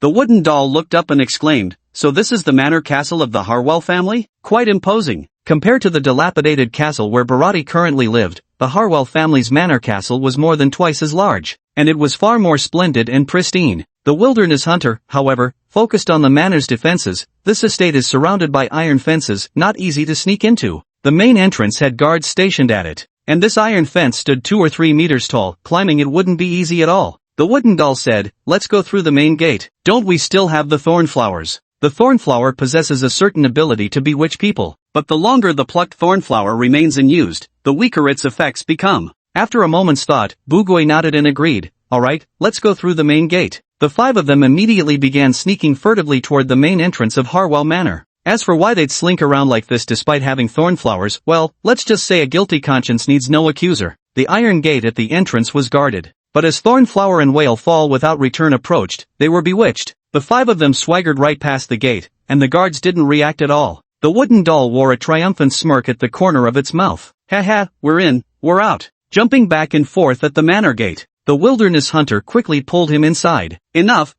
stop fooling around. We need to focus on finding historical clues. Guozi nodded. Right, this manor villa is so huge. Who knows if there are secret passages or tunnels inside. Finding history related to the Xingxi era will probably take a lot of effort. Ichen added, at least we have a lead now. It's better than being completely in the dark and knowing nothing. The group stealthily followed the servants and slipped back into the manor villa once more. Little did they expect that the moment they stepped into the estate, they had already been spotted by several awakened. As an established aristocratic family, the House of Hellway naturally maintains several awakened in their service. Compared to the Night Watch Association established in the Taberzi Kingdom, its members face far greater dangers. The awakened who are supported by Hareville and other nobles only need to serve the nobles and protect their safety. They don't have to deal with various calamitous monsters, making their roles much safer than that of the Night Watchers. Hidden in the shadows was a figure draped in black robes, face wrapped in bandages, revealing only a single left eye. He held a sniper rifle in his hands, and the moment Whale Fall No Return and the others stepped into the manor, he had already turned the muzzle towards them. A cold glint flashed in his eyes. Without a moment's hesitation, he pulled the trigger the instant the 5 stepped into the corridor. Bang! The bullet, shrouded in a layer of calamity, was fired at an extremely swift and stealthy angle. It passed right through Ichen's head. Whale Fall Never Return and the other 3 reacted just as swiftly. Thanks to the popularity of various shooting games, these streamers who were gaming veterans had all played at least 1 or 2 shooter titles. Coupled with their now heightened auditory senses, they quickly pinpointed the direction of the gunfire from the sound alone. They immediately rolled several times, scrambling to find cover. As for Ichen, he had already logged off. On the team interface, Ichen's avatar had turned gray. Damn it, it's an ambush. The wooden doll clutched its head as it did several frantic rolls, taking shelter behind a flower vase. This corridor offered no place to hide. The space was cramped, with little cover to hide behind. This was precisely why the hidden awakened had not acted against them the moment they entered. If Whale Fall and his group had acted immediately upon entering, they might have been able to react and escape, perhaps 1 or 2 getting away. From the perspective of the awakened hiding in the shadows, those who could sneak past the guards at the entrance must be peculiar. Perhaps they were a group of awakened as well. The awakened adjusted his position and lined up his next target once more. Bang! Another gunshot rang out. The fruit fell down without making a sound, neatly logged off. Whale Fall No Return leaned against the corner of the wall. He forcefully knocked on the wall with his hand. The wall was made of stone, quite sturdy. There was no way to break through it barehanded. Yet the window above, though seemingly an escape route. Yet he knew all too well that if he dared to stand up, he might become the next target. Careless of me. I didn't expect anyone here could resist the allure of the Thornflower. Whale Fall No Return was prepared for all 5 of them to be hung back up again. Fortunately, since the main thorn plant was planted, their NPC panels as members of the Chaos faction allow them to choose to respawn near the main thorn plant. Chapter 77, the Thornflower's overpowered skill reappears. Even if they die, they'll just have to endure the 3-hour death penalty at most. After passing 3 hours, they'll be back in fighting form. So thought Ding Luo Bugue. This corridor was absolutely lethal. Without any cover, there was nowhere to run. They could only be picked off one by one. Even hiding behind vases and ornamental trees couldn't stop the penetrating bullets from claiming lives. Bang! The 5th gunshot rang out. 5 corpses now lay in the hallway. The gloomy corridor had transformed into a passage of death, devouring all who dared to enter. The awakened one in the shadows blew on the gun barrel without even glancing in that direction. He had absolute confidence in his skills. No one can survive under the muzzle of his gun. Just as he was about to withdraw and vanish back into the darkness, waiting for the next unsuspecting intruder to arrive, suddenly, a faint, ethereal chime of music drifted through the air. His scalp prickled with unease. Instantly, his guard was up. He glanced around, trying to locate the source of that haunting melody. Click, click. The hallway floor seemed to shift slightly, followed by cracks appearing one after another across the stone-paved surface. A streak of black, akin to a sprouting green shoot breaking through the soil, emerged from the floor. In the blink of an eye, it grew from 1 centimeter to over a meter tall. What? The hidden awakened one was visibly shaken. The floor was paved with extremely hard stone, where ordinary plants would never sprout. Moreover, it had grown so tall in such a short time. Magic vegetation. It must be magical vegetation. Magic plants are chaotic monsters born when flora is tainted by calamitous energies. One particularly thorny issue is that under the influence of the corrupting source, the demonic plant's roots have already burrowed deep underground, making them extremely difficult to eradicate. Where one demonic plant appears, its roots have already spread densely underground for 100 miles in every direction. Getting rid of it was harder than reaching the heavens, and once it cannot be eradicated, it will threaten the lives of all living creatures nearby. Damn it! The awakened one in the shadows sent out a message. All awakened individuals within the Harway family were notified. To his surprise, 5 corpses lay in the corridor, perfect doorstep delivery for demonic plants. Why was it unmoved? Wasn't it attracted by the scent of blood emanating from the corpse? The eerie music still hadn't stopped. Meanwhile, the 5 members of Whalefall Never Return, who should have been forcibly logged out by now, remained in the game. He was shocked to find himself plunged into darkness before his eyes. Yet he hadn't been completely logged out. Instead, his viewpoint now hovered near the ceiling, looking down at everything in the corridor from above.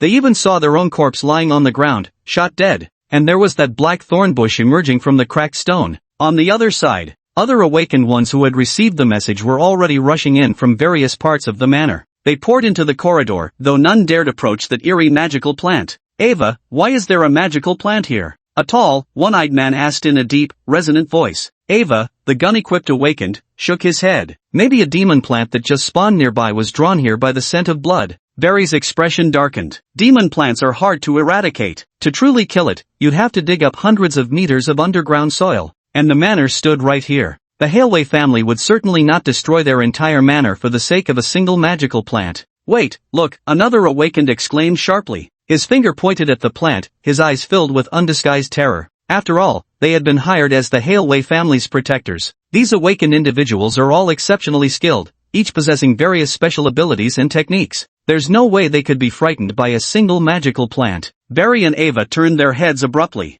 They saw the black bramble-like magical plant slowly sprouting a crimson flower bud. So vibrant, so beautiful. On each petal's surface, one could clearly see veins pulsing with crimson blood. Enchantingly bewitching. As they gazed, they gradually fell into a trance. They seemed to see a blood-colored hell unfolding from that flower bud. Countless dirges surged into their ears. The flower bloomed completely. A tiny figure stood at the center of the pistil, arms outstretched as if conducting something. The morning music slowly played under its rhythmic command. Several awakened stood dazed, as if bewitched, their bodies beginning to sway unsteadily. They even started lightly dancing along with the funeral dirge. Meanwhile, the flowers absorbed the calamity from their bodies, stopping only after devouring 90% of it. Then the flowers began to release a red mist. The mist started enveloping the 5 corpses, and after absorbing the red vapor, their head and body wounds miraculously began to heal. To the astonishment of Whalefall No Return and the others, their consciousness was abruptly yanked back into their own bodies. When he awoke once again,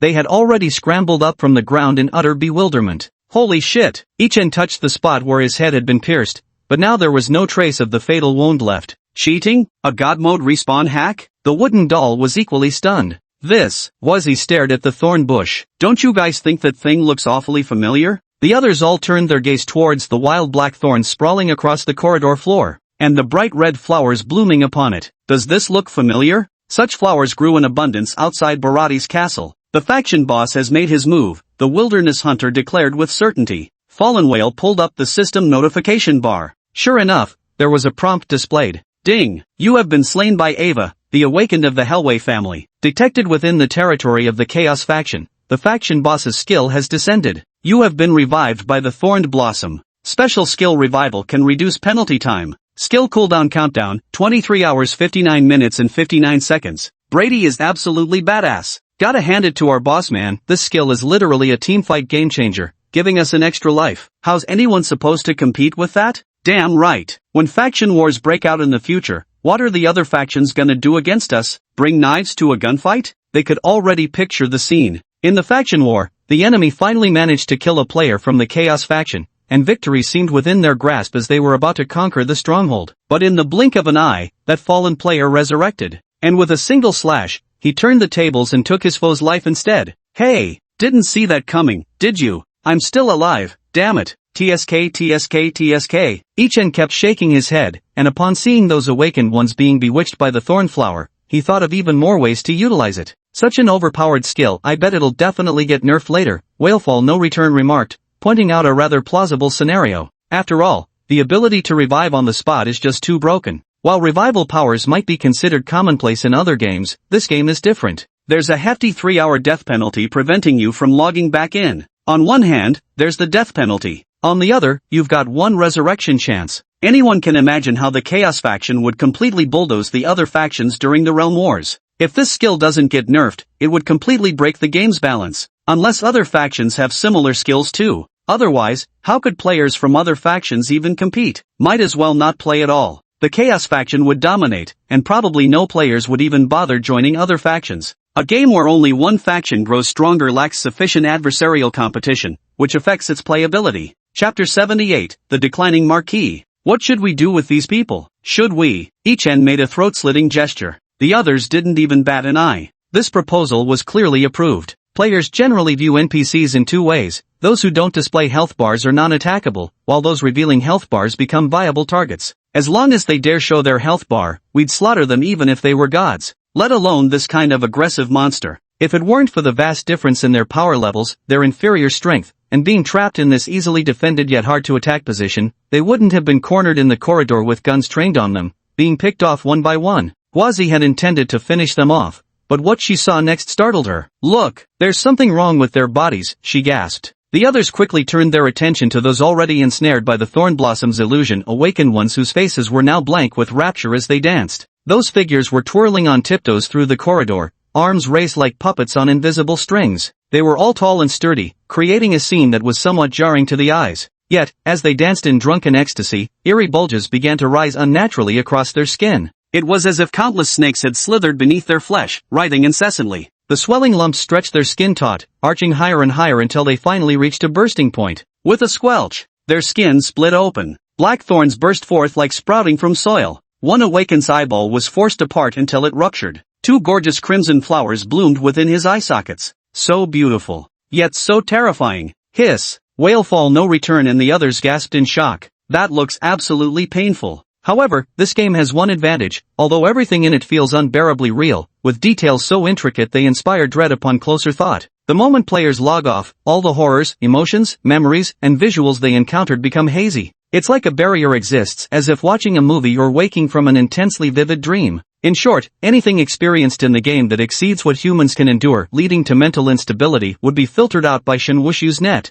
Of course, these anomalies that could drive the people of the Orenpe's continent to madness had relatively little impact on the players. At most, it was like enduring a bad dream. It consumes some mental energy, which typically recovers after a period of time. The reason people in this world are so prone to madness and physical distortion is likely tied to the laws or forces governing this reality. Under the uneasy gazes of the 5 players, the thorns within these awakened individuals finally burst through their flesh, breaking past the skin to suckle on blood and flesh. In an instant, towering brambles shot upwards, piercing through the ceiling. They grew unchecked. A few thin strips of human skin drifted down slowly before settling on the ground. No one noticed. Is this game really allowed to be this explicit? Ichen was dumbfounded. Not that kind of explicitness, but rather another sort. I don't know if it's because of our tolerance levels, or if the game has imposed restrictions on such emotions, but we're seeing such outrageous scenes without experiencing any physical or psychological discomfort, said Wailfall No Return. Had we witnessed such a scene in reality?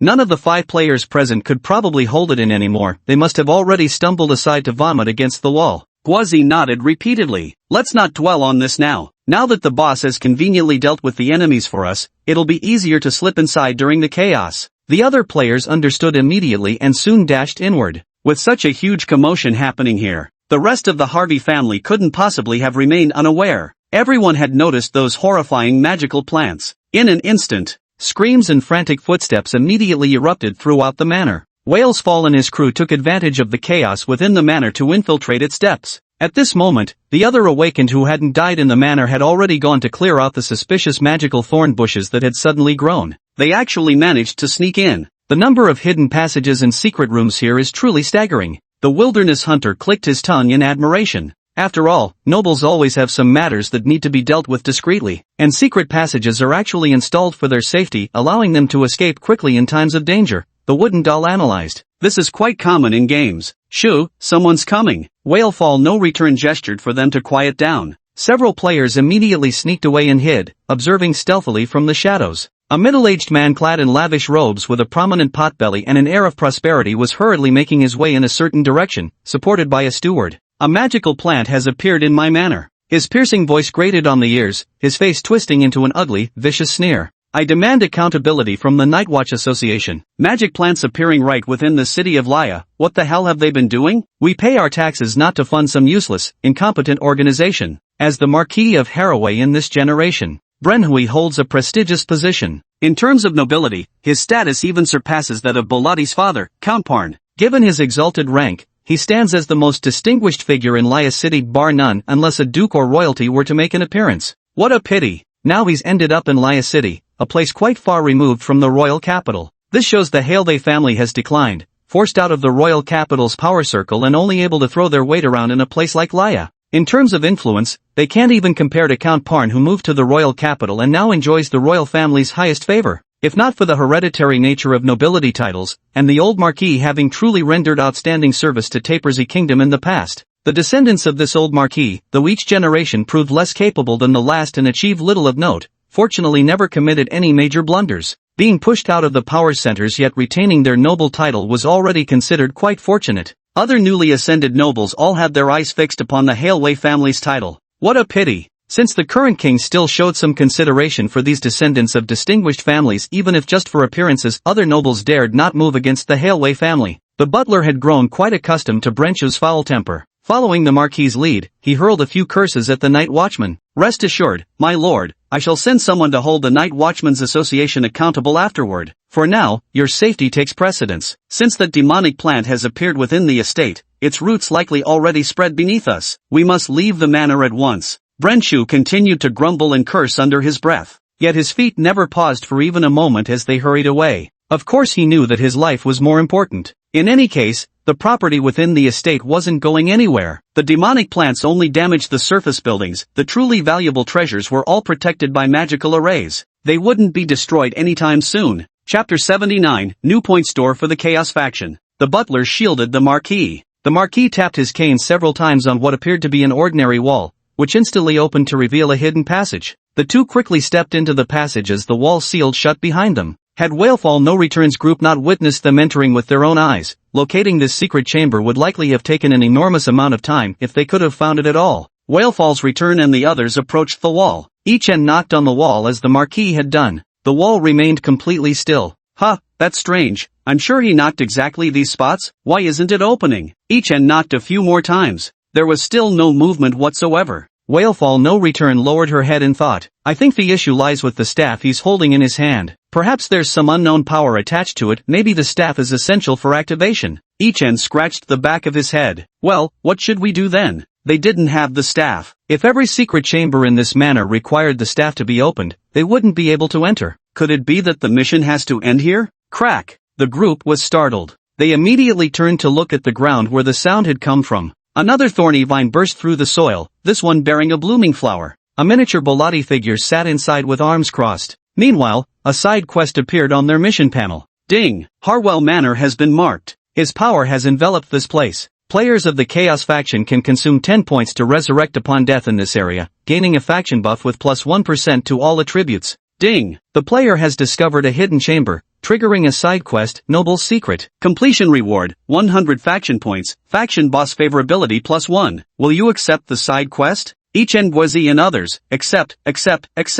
And there's such good fortune? Whalefall never returns, consuming points to resurrect? Seems like faction points will be quite valuable in the future. It would likely form an entire industry chain. Non-combat players would grind quests to earn faction points, then combat players would purchase these points from them using in-game currency. When faction wars break out, it all comes down to whether their combat players have stockpiled enough points. At that point, even if the Chaos faction has fewer members, their home field advantage would make them nearly impossible to overthrow. This is also Whalefall not returning speculation. This game might not necessarily initiate faction wars. After all, it's completely different from other online games. Just this level of realism alone is unmatched by any other game. Fruit, then what should we do now? Even if we accepted the quest, we can't get in, can we? Wooden Doll glanced at the wall, then looked at the shrunken faction boss Bolati standing atop the blooming flowers of the thorny plant. A bold guess arose. You say since these thorns are growing here, they must be helpful for the mission, right? Let's think outside the box. If faction points can be used for resurrection,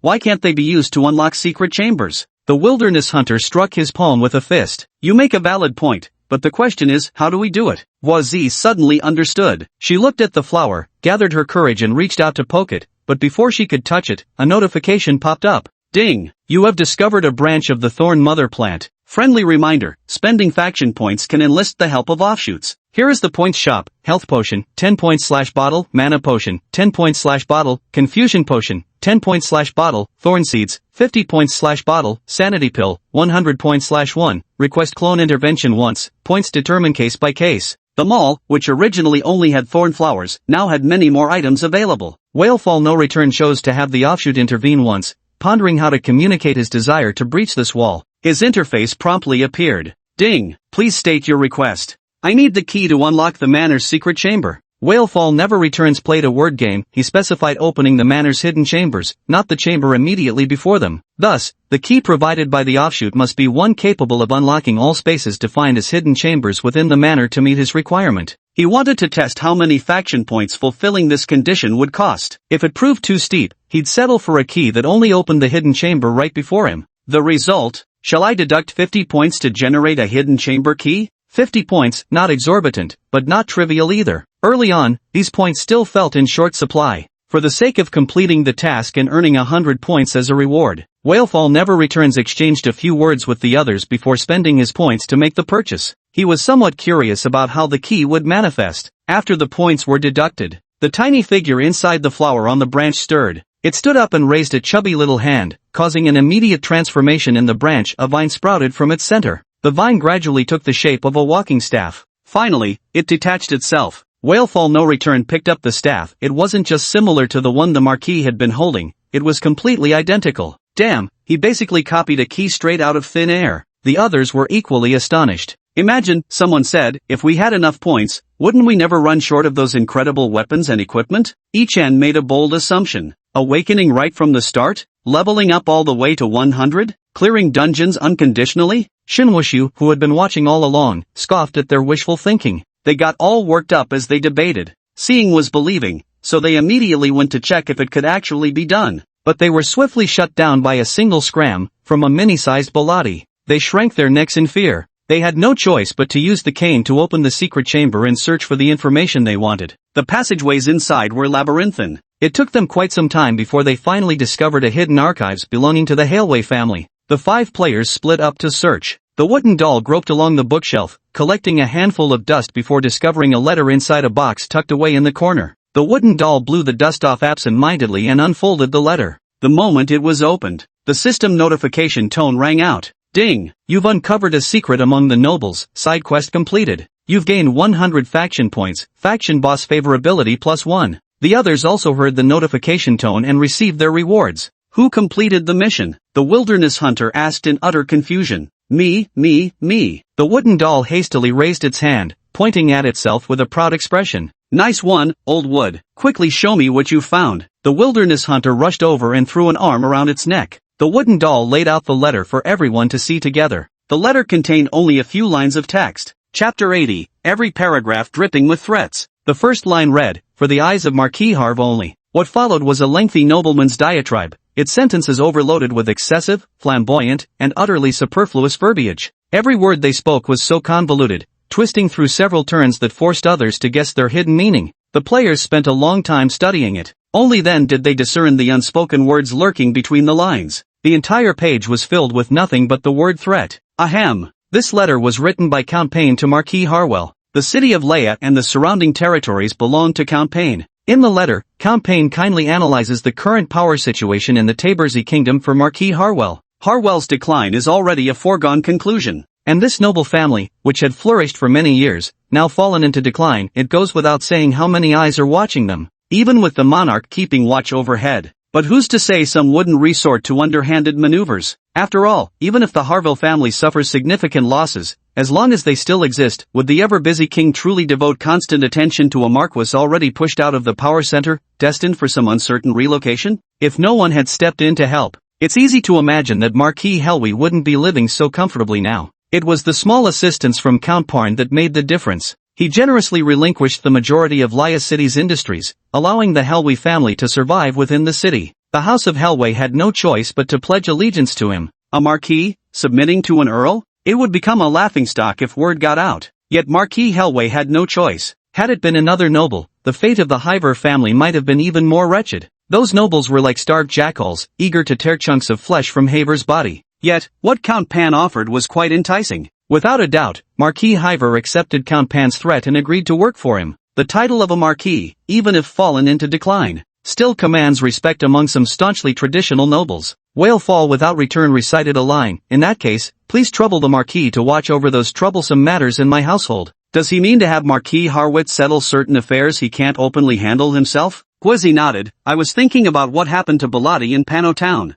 Thinking about it now, something feels off. We all know the NPCs in this world have remarkably realistic intelligence algorithms, each with their own unique logic governing their daily routines, speech, and behavior patterns. Given how this game strives for such realism, it's quite odd that Bilotti was murdered in the town while the others involved remained completely indifferent. Some game narratives are designed exactly like that. For example, if the world is about to be destroyed, but the players never arrive or trigger the key plot, would the world theoretically be destroyed for real? What about crucial NPCs facing life-threatening dangers? Will they die if the players don't save them? It really depends on the game's design. Some can justify it logically, while others simply give up trying. Some designs are quite clever, preventing players from ever realizing this truth. We had already speculated that Boroddy's death was actually a conspiracy. In fact, I even suspect Count Pan was behind everything. The Divine Eye Society and the residents of Pano Town were merely the blades used to kill Boroddy, and the fact that the Divine Eye Society dared to act against Boroddy despite Count Pan's influence shows, as evident from this letter, just how formidable Count Pan's power and status truly were. He could even make a marquis of higher status than himself bow in submission. Such a position, if not at its zenith, at least guaranteed that as long as Count Pan truly doted on Boroddy, as his designated heir, the Eyes of God Association wouldn't dare lay a finger on Boroddy, even if they had 10 times the courage. The Eyes of God Association was indeed arrogant, but their actions within the kingdom of Taberzi had already stirred widespread discontent. Many were waiting for the chance to wipe them out. If they dared to openly attack a noble of Taberzi, it would be like poking a hornet's nest. Forget Count Pan, even the king and the other nobles would hunt them down without mercy. The Divine Eye Society will no longer be able to exist within the borders of Taporsia. They will either be destroyed, or forced to withdraw from Taporsia and seek survival in other nations. Unless Count Pan becomes involved. As long as he doesn't investigate further, or even helps cover it up. With the heir's death, and even his own father indifferent, no one would go out of their way to scrutinize whether a powerful and well-positioned earl had any shady dealings. Damn it, I knew he was no good. The wilderness hunter slammed the table in outrage, his indignation on Borodyl's behalf boiling over. These 5 players, having once portrayed NPCs or perhaps participated in that particular storyline, knew of Borodyl's tragic fate. Their hearts held sympathy and regret for Borodyl, though they understood he was merely lines of code, his tragic tale likely crafted by game designers to emotionally wound players. Yet despite this knowledge, they couldn't help but instinctively align themselves with Borodyl's cause. And those who caused Bilotti to meet such an end, the Eye of God Association and the people of Pano Town, were grinding their teeth in hatred. Now, everyone in Pano Town has turned into withered bones, while the Eye of God Association still has a large group of so-called cloud players who, after merely watching the footage, keep clamoring that they must be included in a dungeon, eager and red-eyed with anticipation. One can imagine that if they could actually play this game, and if there really were a dungeon themed around raiding the Eye of God Association, the players would trample that raid into oblivion. Gwizzy didn't feel too good either. She recalled the gentle, perfect young master she had seen in those memory fragments. He could only sigh at the unscrupulous game developers. They continued searching and eventually uncovered several clues about the Xingxi era. Their mission here was essentially complete. Yet in places unknown to the players, after confirming that Bilotti wouldn't pose a threat to Laya City, Cleefit and his group needed to return to the royal capital. Moreover, with the inexplicable surge of the calamity source, the royal capital kept urging them to come back. Thus, they boarded the fastest magic airship back to the royal capital. It took roughly 3 or 4 days. Kleist and his party disembarked from the airship and headed home for a brief respite. Crescent presented his calling card and went to visit Count Parn. Immersive translate. Earl Payne's mansion. A young man in his 20s stood gracefully by the desk, offering a steaming cup of water infused with a few leaves of magical plants known for their invigorating effects, dispelling fatigue and sharpening the mind. Meanwhile, Count Parn sat at the desk, a quill poised in his hand as he prepared to write. Father, you've been working so hard. You should rest for a while. The young man wore a smile, his every movement exuding noble elegance. Though his gestures seemed natural, they subtly carried an air of practiced imitation. Chapter 81, The Divine Eye Association's Conspiracy. Count felt Payne lowered his head in deep thought. After a long while, he slowly raised his gaze to look at this heir, the one he had always cherished most and been most satisfied with, his most outstanding successor. Augustus wore a refined and flawless smile. Humbly holding the tea in his hands, he waited for Count Payan to receive it from him. Count Pan vaguely responded and took the tea from his hand to drink. The tea, infused with magical plant leaves, had a refreshing and invigorating effect. After drinking it, Count Pan felt his mind clear, his fatigue dissipate, and his thoughts become considerably sharper. Augustus, my dear child. Count Pan patted his hand reassuringly. Don't worry, I've already sent someone to deal with that matter. I won't allow anyone to pose a threat to you. Count Pan hardened his heart, a vicious glint flashing through his eyes. Even if that person had once been his child. But how could a child born from someone he never loved compare to the last memento left behind by his most cherished one? Not to mention this person might threaten the safety and status of his current favorite heir. Upon hearing Count Pan's words, Oglaith visibly brightened. He cozied up to the Count affectionately, showering him with playful endearments. After putting on a convincing father-son act of affection, he finally took his leave. After leaving the study, the flawless smile vanished instantly from Augustus's face. His face was dark with a shadow of malice in his eyes, so terrifying that a passing maid accidentally dropped and shattered a vase. Panicked, she knelt on the floor amidst the shards, kowtowing repeatedly for mercy. Augustus didn't even glance at her, merely flicking his fingers in a swift gesture. From the shadows, a figure clad in black silently emerged behind the maid. A hand clamped over her mouth. Quickly, she was dragged into the darkness. The entire process was completely silent. Augustus strode swiftly down to the second floor, arriving at a hidden chamber. Pressing a mechanism, he entered. Inside stood a black-clad figure wearing a divine eye mask. How is it? Oglaith's expression darkened. What else? He hasn't noticed anything. The black-clad man replied, that's for the best. He's crucial to our plans. We're at the final stage now, we can't afford any mistakes. Oglaith took a deep breath. I know. What about the other side? Some complications there. The men we sent over ran into trouble. Something went wrong? What happened? Didn't you eliminate him? How could you mess this up? Oglaith's face darkened instantly. Baladi had always been a thorn in his side. The black-clad man, calm down. They were indeed too careless. Who would have thought that after all these years, that guy could reappear in the form of an undead? The people stationed in Pano Town were merely small fries to the Divine Eye Association. So their deaths didn't cause much of a stir within the Divine Eye Society. After all, they were merely weaklings who had barely reached the threshold of awakening. Their deaths mattered little.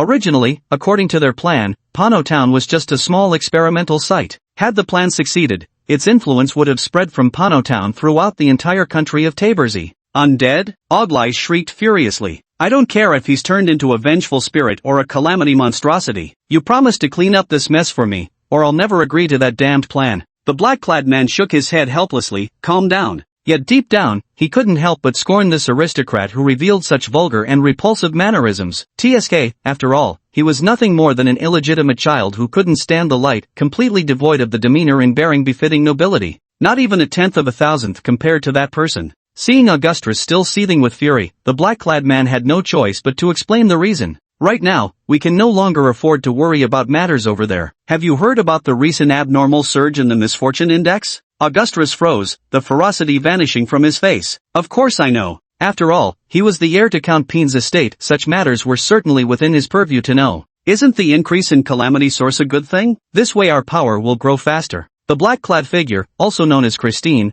looked at him with an expression reserved for fools. In his view, Augustus, whether in the past or present, could never compare to that person. Be it talent, status, appearance, bearing, temperament, or intelligence. That gentleman was simply too kind-hearted by nature, making it utterly impossible for him to wallow in the mire with them, which was why they chose to prop up a narrow-minded, brainless villain instead. Christine had spent several years with that young master and believed he understood the man's character well enough. He was someone as transparent and pure as a blossoming flower, a truly beautiful soul. But alas, his thoughts drifted to the shattered puppet he'd previously dispatched. The corners of Kristen's lips couldn't help but lift upward. He was back. Seeing Kristen remain silent, Auguste felt somewhat displeased. A mere steward dared to ignore him like this. If Kristen weren't from the Eye of Divinity Association, he would have already. Auguste suppressed his temper. The Eye of Divinity Association wasn't someone he could afford to provoke right now, especially since he still needed them to handle certain matters. So Oglaith suppressed the curses threatening to burst forth and calmly asked again,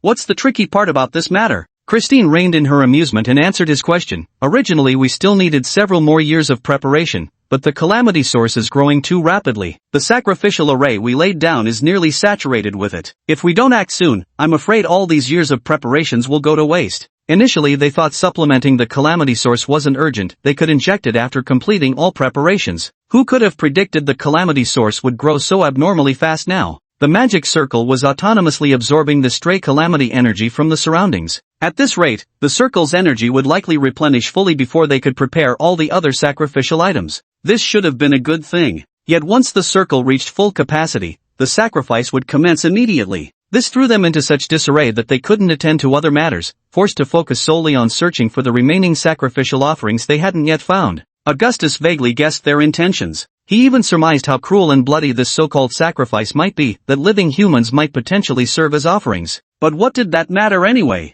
Augustus thought cold-bloodedly that as long as he could achieve his goal, securing his position as the heir to the earldom, he could one day become a count, even a marquis. The lives of others meant nothing to him. Then you'd better hurry up. Indeed, but rest assured, once we finish our business here, a mere evil spirit won't be able to cause any trouble. That would be perfect. The two exchanged a smile. Yet Augustus's eyes brimmed with ambition and nauseating desire, whereas Christine's gaze concealed nothing but disdain. Chapter 82, The Shameless Wretch Consumed by Greed. Here, the two were plotting in the dark chamber. On the other side, Count Fürth sat in his study. His cloudy eyes seemed to flicker with clarity, and after a long pause, a single tear slowly rolled down his cheek. Oh, my dear Lisa. But this moment of clarity ended too quickly. He merely paused briefly, seemingly completely unaware of what had just happened to him, and continued lowering his head to handle the complicated affairs of the Earl's household and some tedious matters of Tabor Sky. The years had left their marks on the once handsome Earl's face. His hair, which once shimmered with brilliant gold under sunlight, had now become dry and dull, while wrinkles had begun to etch themselves across his face. The skin on the back of his hand had grown slack. Yet upon closer inspection, one could still discern traces of its former glory, though now, alas, it bore the marks of age. He could not resist the deepening curse and could only sink slowly into its grasp. Count,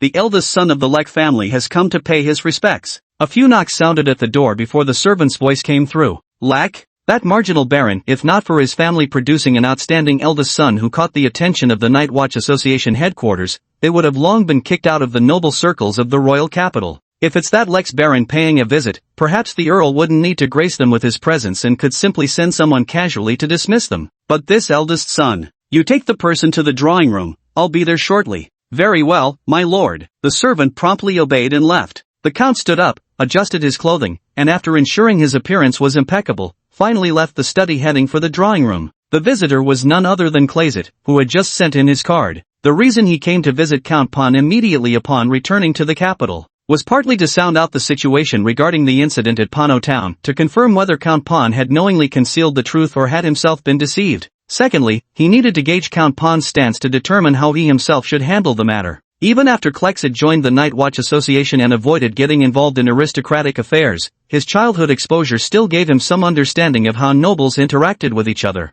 The aristocracy was full of convoluted complexities and intricate matters. This incident was a prime example. If the legitimate heir of Count Parn had been schemed against and died, only to be replaced by a bastard, it would have caused an uproar among nobles with lesser influence. But the current king holds Earl Parn in great esteem, even showing subtle intentions to elevate his title. The death of an earl's heir, as long as Earl Parn doesn't make an issue of it, would likely be lightly acknowledged and just as lightly dismissed by the king. Clakesight's heart was tangled with complex emotions. Though he had vowed to his teammates that he would report Bilatti's murder to the king, he couldn't guarantee that the king or any of the nobles would actually punish the conspirators upon learning the truth. Klexit didn't have to wait long. Soon, Count Parn walked in from outside, wearing an aristocratic pseudo-smile that gave him an overall stern appearance. No wonder you're the rising talent favored by the Night Watch Association, truly an exceptional appearance and distinguished bearing. You flatter me, Count Parn. If anyone maintains their former glory, it's unquestionably you. The two nobles exchanged a few pleasantries. Count Payne had refrained from inquiring about Klexit's purpose all along. Being relatively young and driven by his objective, Klexit was the first to speak up. Count Payne, a few days ago, you commissioned a task at the Night Watchmen's Association. Oh, Count Payne slightly raised his eyes as if pondering. It seems there was such a matter. What's the matter? Did something go wrong with this mission? After some deliberation, Klexit chose to speak directly. Yes, there was indeed a slight mishap with that mission. Count Pawn's eyes glinted with murky darkness. You're the genius favored by the Night Watch Association. A wraith of that level shouldn't have given you trouble. He knows. Klexit's heart skipped a beat. Cresset's brows involuntarily furrowed as he continued. At first, we also thought it was merely a newly awakened evil spirit. But later, we discovered this matter has completely exceeded our capacity to resolve. It has already grown to a Category 3 entity. Category 3? Count Pan's voice rose slightly, as if even he hadn't anticipated such a development. How is this possible? That worthless piece of... He abruptly cut himself off, seeming to realize his loss of composure. Count Pan hastily collected himself, clearing his throat. Cough, cough. Since it's already beyond what you can handle, then send other members of the Night Watch who can deal with it as soon as possible. After all, that place is not only my territory but also part of the kingdom of Tapersy. If anything were to happen, it would be a colossal disaster for the people living there. Count Payne resorted to lofty moral arguments and even leveraged the safety of the commoners in his territory to pressure the Night Watch Association. After all, he had already assigned the task to the Night Watch Society. No matter what incident or situation arises, the Night Watchers Association has the obligation and responsibility to resolve it. As for the mission objective exceeding the scope of the commission, he'll just have to pay extra. There's no better solution than letting the Night Watchers Association handle such matters. Kryzet also forced a smile and agreed, but his heart sank. He had already tested the waters. Count Payne was absolutely aware of this matter, yet he still wanted to know how exactly Count Payne viewed that evil spirit, Bolati. So, he tentatively asked, then, do you know the identity of that evil spirit? Count Parn looked at him with a stiff, insincere smile. Speaking of which, it's rather an embarrassment of my own making. In the folly of youth, I committed some inexcusable errors, and left behind an unholy bastard. That bastard was greedy and shameless, not only coveting power and wealth but also ambitiously seeking to usurp the rightful heir's position. No doubt his own delusions led him to ruin. He died out there in the wilderness. Alas, he refused to yield. The evil spirit's revival was meant for bloody plunder and murder. Bastard? Greedy and shameless? Power-hungry for wealth and status? Ambitious and scheming? No matter which term he considered, Klesikt couldn't associate any of them with that noble and elegant Borodil. A bold thought occurred to Klesikt. Could it possibly be? What was your illegitimate child's name? Humph. That wretch's name is truly unspeakable, but since you asked, his name was Air. Ha! Suddenly, Count Pan's face, previously composed as he spoke with Klesikt, twisted in visible agony as if enduring some unbearable torment. He let out a monstrous sound, veins bulging on his face and hands. Ah! Crescent was startled. Just as she was about to check on him, the servants guarding outside heard the commotion and slammed the door open, rushing in. Count! What's wrong? What happened? Chapter 83 The Unfortunate Crescent. After the servant entered, they saw Count Parn clutching his head, howling in continuous agony. And because the incident occurred so abruptly, only the Count and Crescent remained in the study. No one knew why the Count was injured. After rushing over, they naturally formed a circle around the Count, protecting him while also isolating him from Klesikt. They eyed Klesikt, the outsider, with wariness. Meanwhile, they stepped forward to examine what had happened to the Count. Count! An awakened one approached the Count, wanting to check if he had been attacked. Crescent was stunned as well. He hurriedly used malice to investigate, only to discover that the Count's malice currents were unusually chaotic. It didn't seem like self-inflicted damage, but rather as if he'd been attacked. Klesikt sensed something was wrong. He hadn't detected anyone making a covert move against the Count earlier. As for the Count, who'd risen to this position, rumors said his talents were exceptional, and he'd repeatedly distinguished himself in battlefield achievements. Without question, his capabilities were beyond doubt. Neither of them noticed who had struck, meaning the assailant lurking in the shadows possessed either terrifying strength or unfathomably treacherous methods. The most crucial point was, if anything happened to the Count, he would be the prime suspect facing the brunt of suspicion. Being detained for merely a few days would be the least of his worries. He would likely endure considerable suffering before the true perpetrator was uncovered. Cursed luck, Klesikt muttered inwardly. He could only carefully recall every detail from before, hoping to find a way to clear his own suspicion. Wait a minute? A coincidence? Or maybe, just as the Count was about to utter that name, he suddenly suffered another attack. Judging by his symptoms, it almost seems like, just as something flashed through Klesekt's mind, Augustus rushed in with an anxious expression. Father, what's wrong with father? His face was full of urgency, clearly deeply concerned about the Earl's condition. The servant hastily replied, we don't know. The Count was just speaking with this young master from the Lek family. By the time we rushed in, the master had already turned like this. Augustus glanced at Klesikt, a flicker of envy flashing deep in his eyes. Of course he recognized this genius. A baron doomed to be exiled from the royal capital, simply because he produced an extraordinarily talented heir favored by the Night Watch Association headquarters, was granted special pardon and the right to reside in the capital. It once sparked heated discussions throughout the royal capital. Everyone praised this genius, saying things like, if only my son were like Klesikt, and with such a son, the family's prosperity is just around the corner. During that period, the playboys in the royal capital had to keep their heads down, or else they'd face a severe beating from their fathers. Even he was compared to that genius. Though none dared say it to his face, Augustus knew many believed him inferior to Klesikt. Others whispered that while the Earl possessed formidable power, his heir lacked talent, and the Earl's estate would surely decline under the next successor. Auguste gnashed his teeth in fury, wishing he could slaughter every gossipmonger who spread such rumors. Yet even so, he couldn't deny the painful truth in their words. His talent is inferior to Crestet's. Thus, when meeting this renowned capital genius for the first time today, Auguste showed no outward signs, but was inwardly consumed by intense jealousy and hatred. Send for the physician. Until then, may young Master Leahy retire to the guest chambers for rest. Augustus handled the situation with apparent grace. Crescendo offered no resistance. They escorted him to a guest room under the guise of rest, effectively placing him under house arrest, all while waiting for the doctor to arrive. Augustus dismissed the servants. The doctor placed his hand on the Count's head for a moment. The Count then quieted down, closing his eyes as he slipped into slumber. Augustus asked, "How?" "The Earl's mental strength and willpower are formidable, but don't worry, he can't break free. I've reinforced the suggestions and memory overlays on him." "Good. Add several more layers. He absolutely must not remember. Rest assured, we don't want any accidents derailing the plan either." "What do you intend to do with that member of the Lahir family?" Auglais narrowed his eyes. "What? Are you trying to meddle in this too?" The doctor appeared to be quite ordinary in appearance. Pushing up his glasses, he smiled and said, "He's someone valued by the Night Watchers Association. If you lay a hand on him, you'll likely face serious pressure from them." Augustus snorted coldly. He also knew there was little he could do to Clayset right now. At most, he could detain him for a few days and make him suffer a bit. He dared not do anything more than that. "I know my limits. When does your plan go into action?" "Soon. Within these few days. Then I'll wait and see." Immersive translate. The players scurried about in all directions, circling around with Shin Wushu for lap after lap. They practically ran the entire perimeter of the newcomer village several times over. They even died a few times in the process, once coming dangerously close to a total party wipe.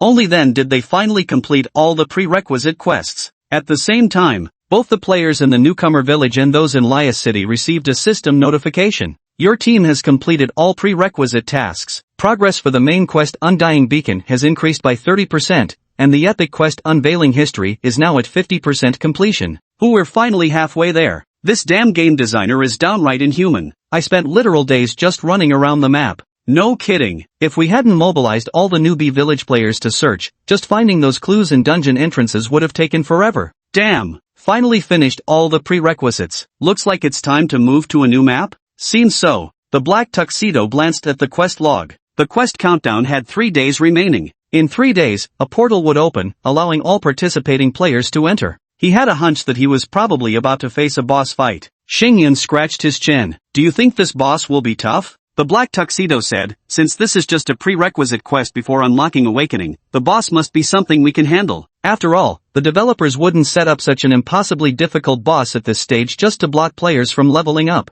Right now, players can't even attempt Awakening, let alone progress to leveling up. Most players haven't even left the beginner village yet. The game designers wouldn't make this barrier boss too overpowered, otherwise how would anyone play the game? I think even if players can't defeat it, there'll definitely be a scripted death sequence. After all, we've completed all the prerequisite quests up to this point, so our mission progress should be basically the same. Aha, that makes sense. The players in the team were all eagerly awaiting that day's arrival. Chapter 84. Until all that madness disperses. Several days passed in the blink of an eye. Through the players' hard work and construction efforts, the beginner's village had developed quite well, with concrete everywhere, orderly houses, and clean streets. The small town had a somewhat modern vibe. Starfall and Black Tuxedo's group. They had been looking forward to this day for a long time. When the countdown on the mission ended, every member in the team clicked to teleport and entered the dungeon. Ding! Large-scale dungeon mission, his resurrection has begun. Will you accept the team mission to join the dungeon raid?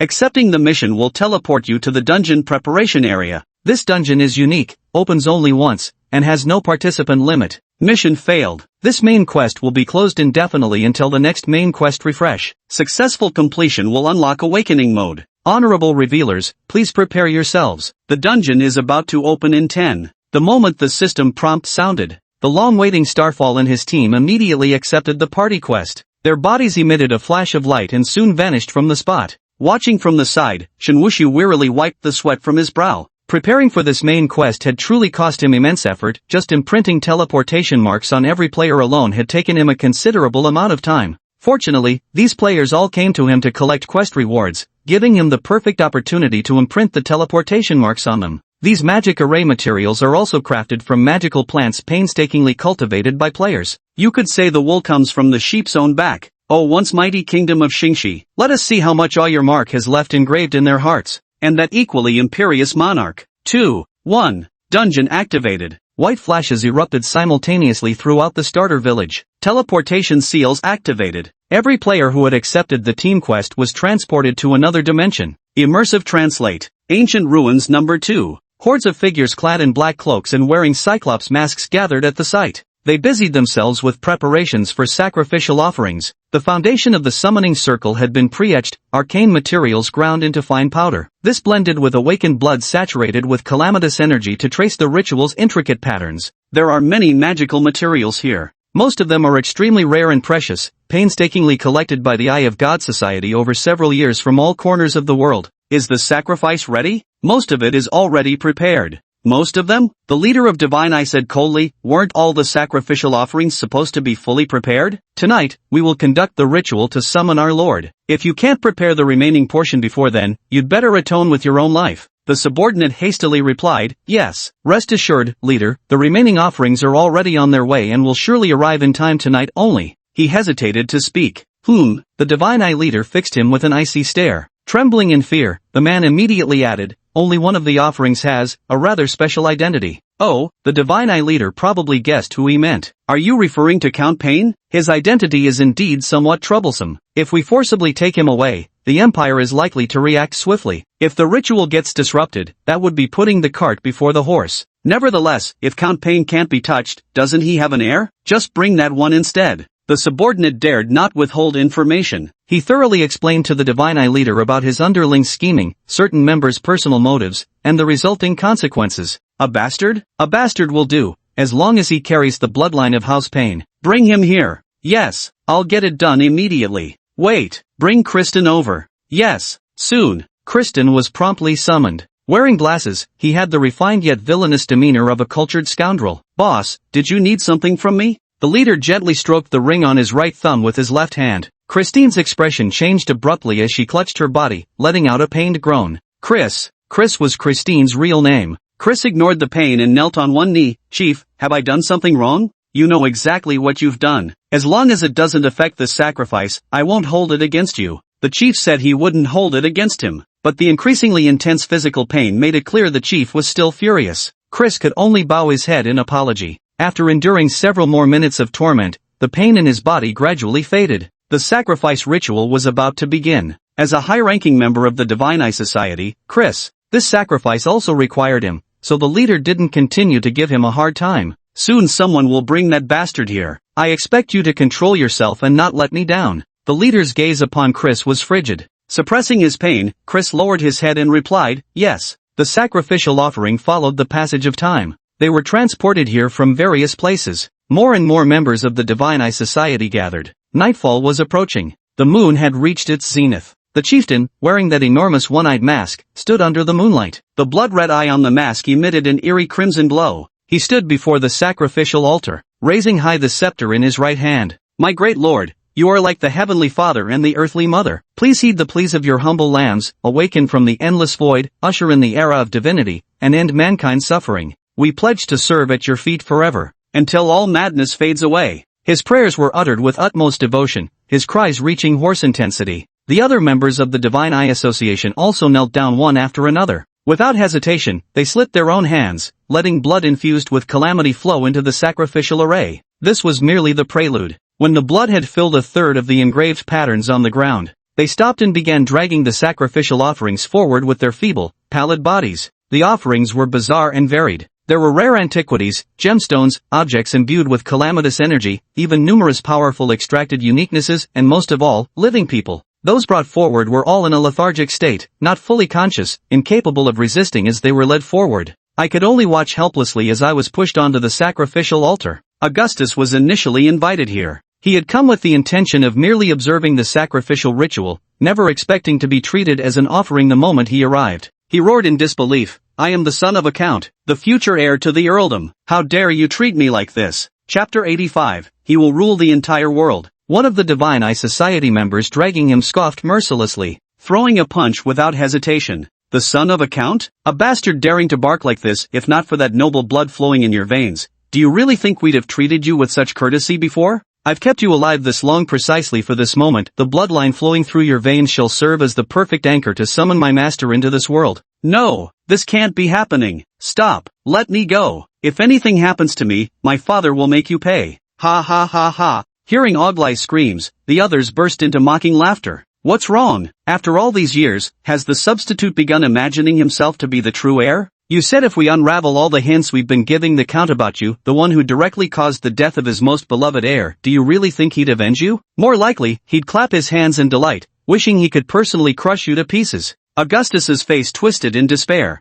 His eyes widened, and his throat emitted a hoarse gasping sound, but not another word could escape his lips. He knew he was finished. If his father had truly regained his consciousness, then his own death wouldn't have stirred the Count's desire for revenge. And as long as the Divine Eye Society pinned everything on him, only his death could extinguish the Count's wrath. Finally, with all his remaining strength, he roared out, "No! If I die, none of you will escape unscathed. Don't forget, even if I caused Barati's death, it was you who carried it out. He won't let you off either. If I die, we all die together. The entire Divine Eye Society will perish with me." Chris walked over slowly. Augustus saw him as if grasping a lifeline. "Kristen, save me." Chris gave a low chuckle and said to him, "Sorry, but you're not even 1/10,000th of him, you wretched thing." His eyes were ice-cold with indifference. Ever since the organization sent him to the Earl's residence, it was actually to secretly investigate whether the Earl's lineage was the inheritor of that ancient bloodline they had uncovered. A bloodline passed down from antiquity. According to legend, they carried within them the faintest vestige of the sun god's divine lineage. Using it as a medium, the summoning ritual would call forth the ancient sun god.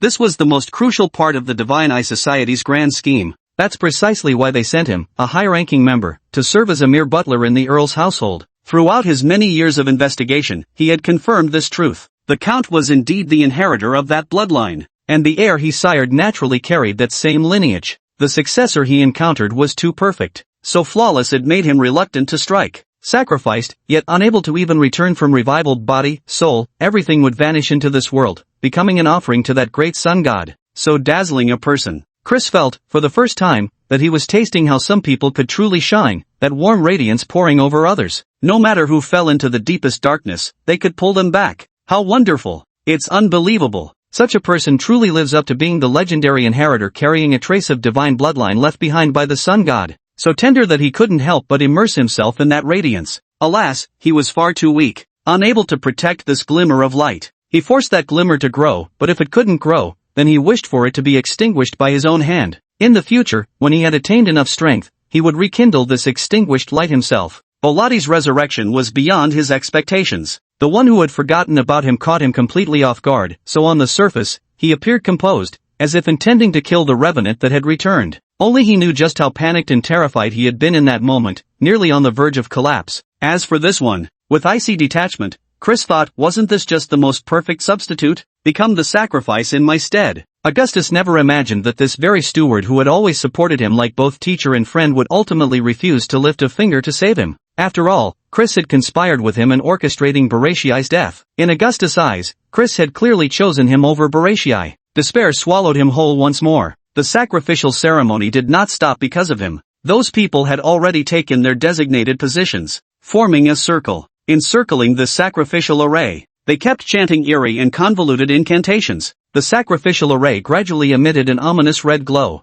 The pungent stench was unbearable. This didn't seem like they were summoning the sun god, a deity that sounded righteous, warm, and just. Instead, the summoning scene looked more like an attempt to call forth some kind of evil god. The Divine Eye Society had prepared for this moment far too long. There was no stopping them now. Among them were the most heinous criminals, greedy and cunning individuals, as well as impractical dreamers dissatisfied with humanity's current plight who sought to change and save the world. Such was the motley crew that had gathered together. All for the leader's ambition to awaken the deity, harness its power to quell the rampant chaos, and restore humanity's supremacy to its peak glory from 3,000 years ago. Crush all those alien races beneath our feet. By then, he'd reign as king, second only to the deity, with all bowing before him. He would rule the entire world. This is the leader's truest ambition. The sacrificial ritual begins. The celestial phenomena shift dramatically. The sky turns ashen and overcast. The stars are veiled. The moon hanging in the heavens splits in two, one real, one illusory. Both emanate an eerie crimson glow.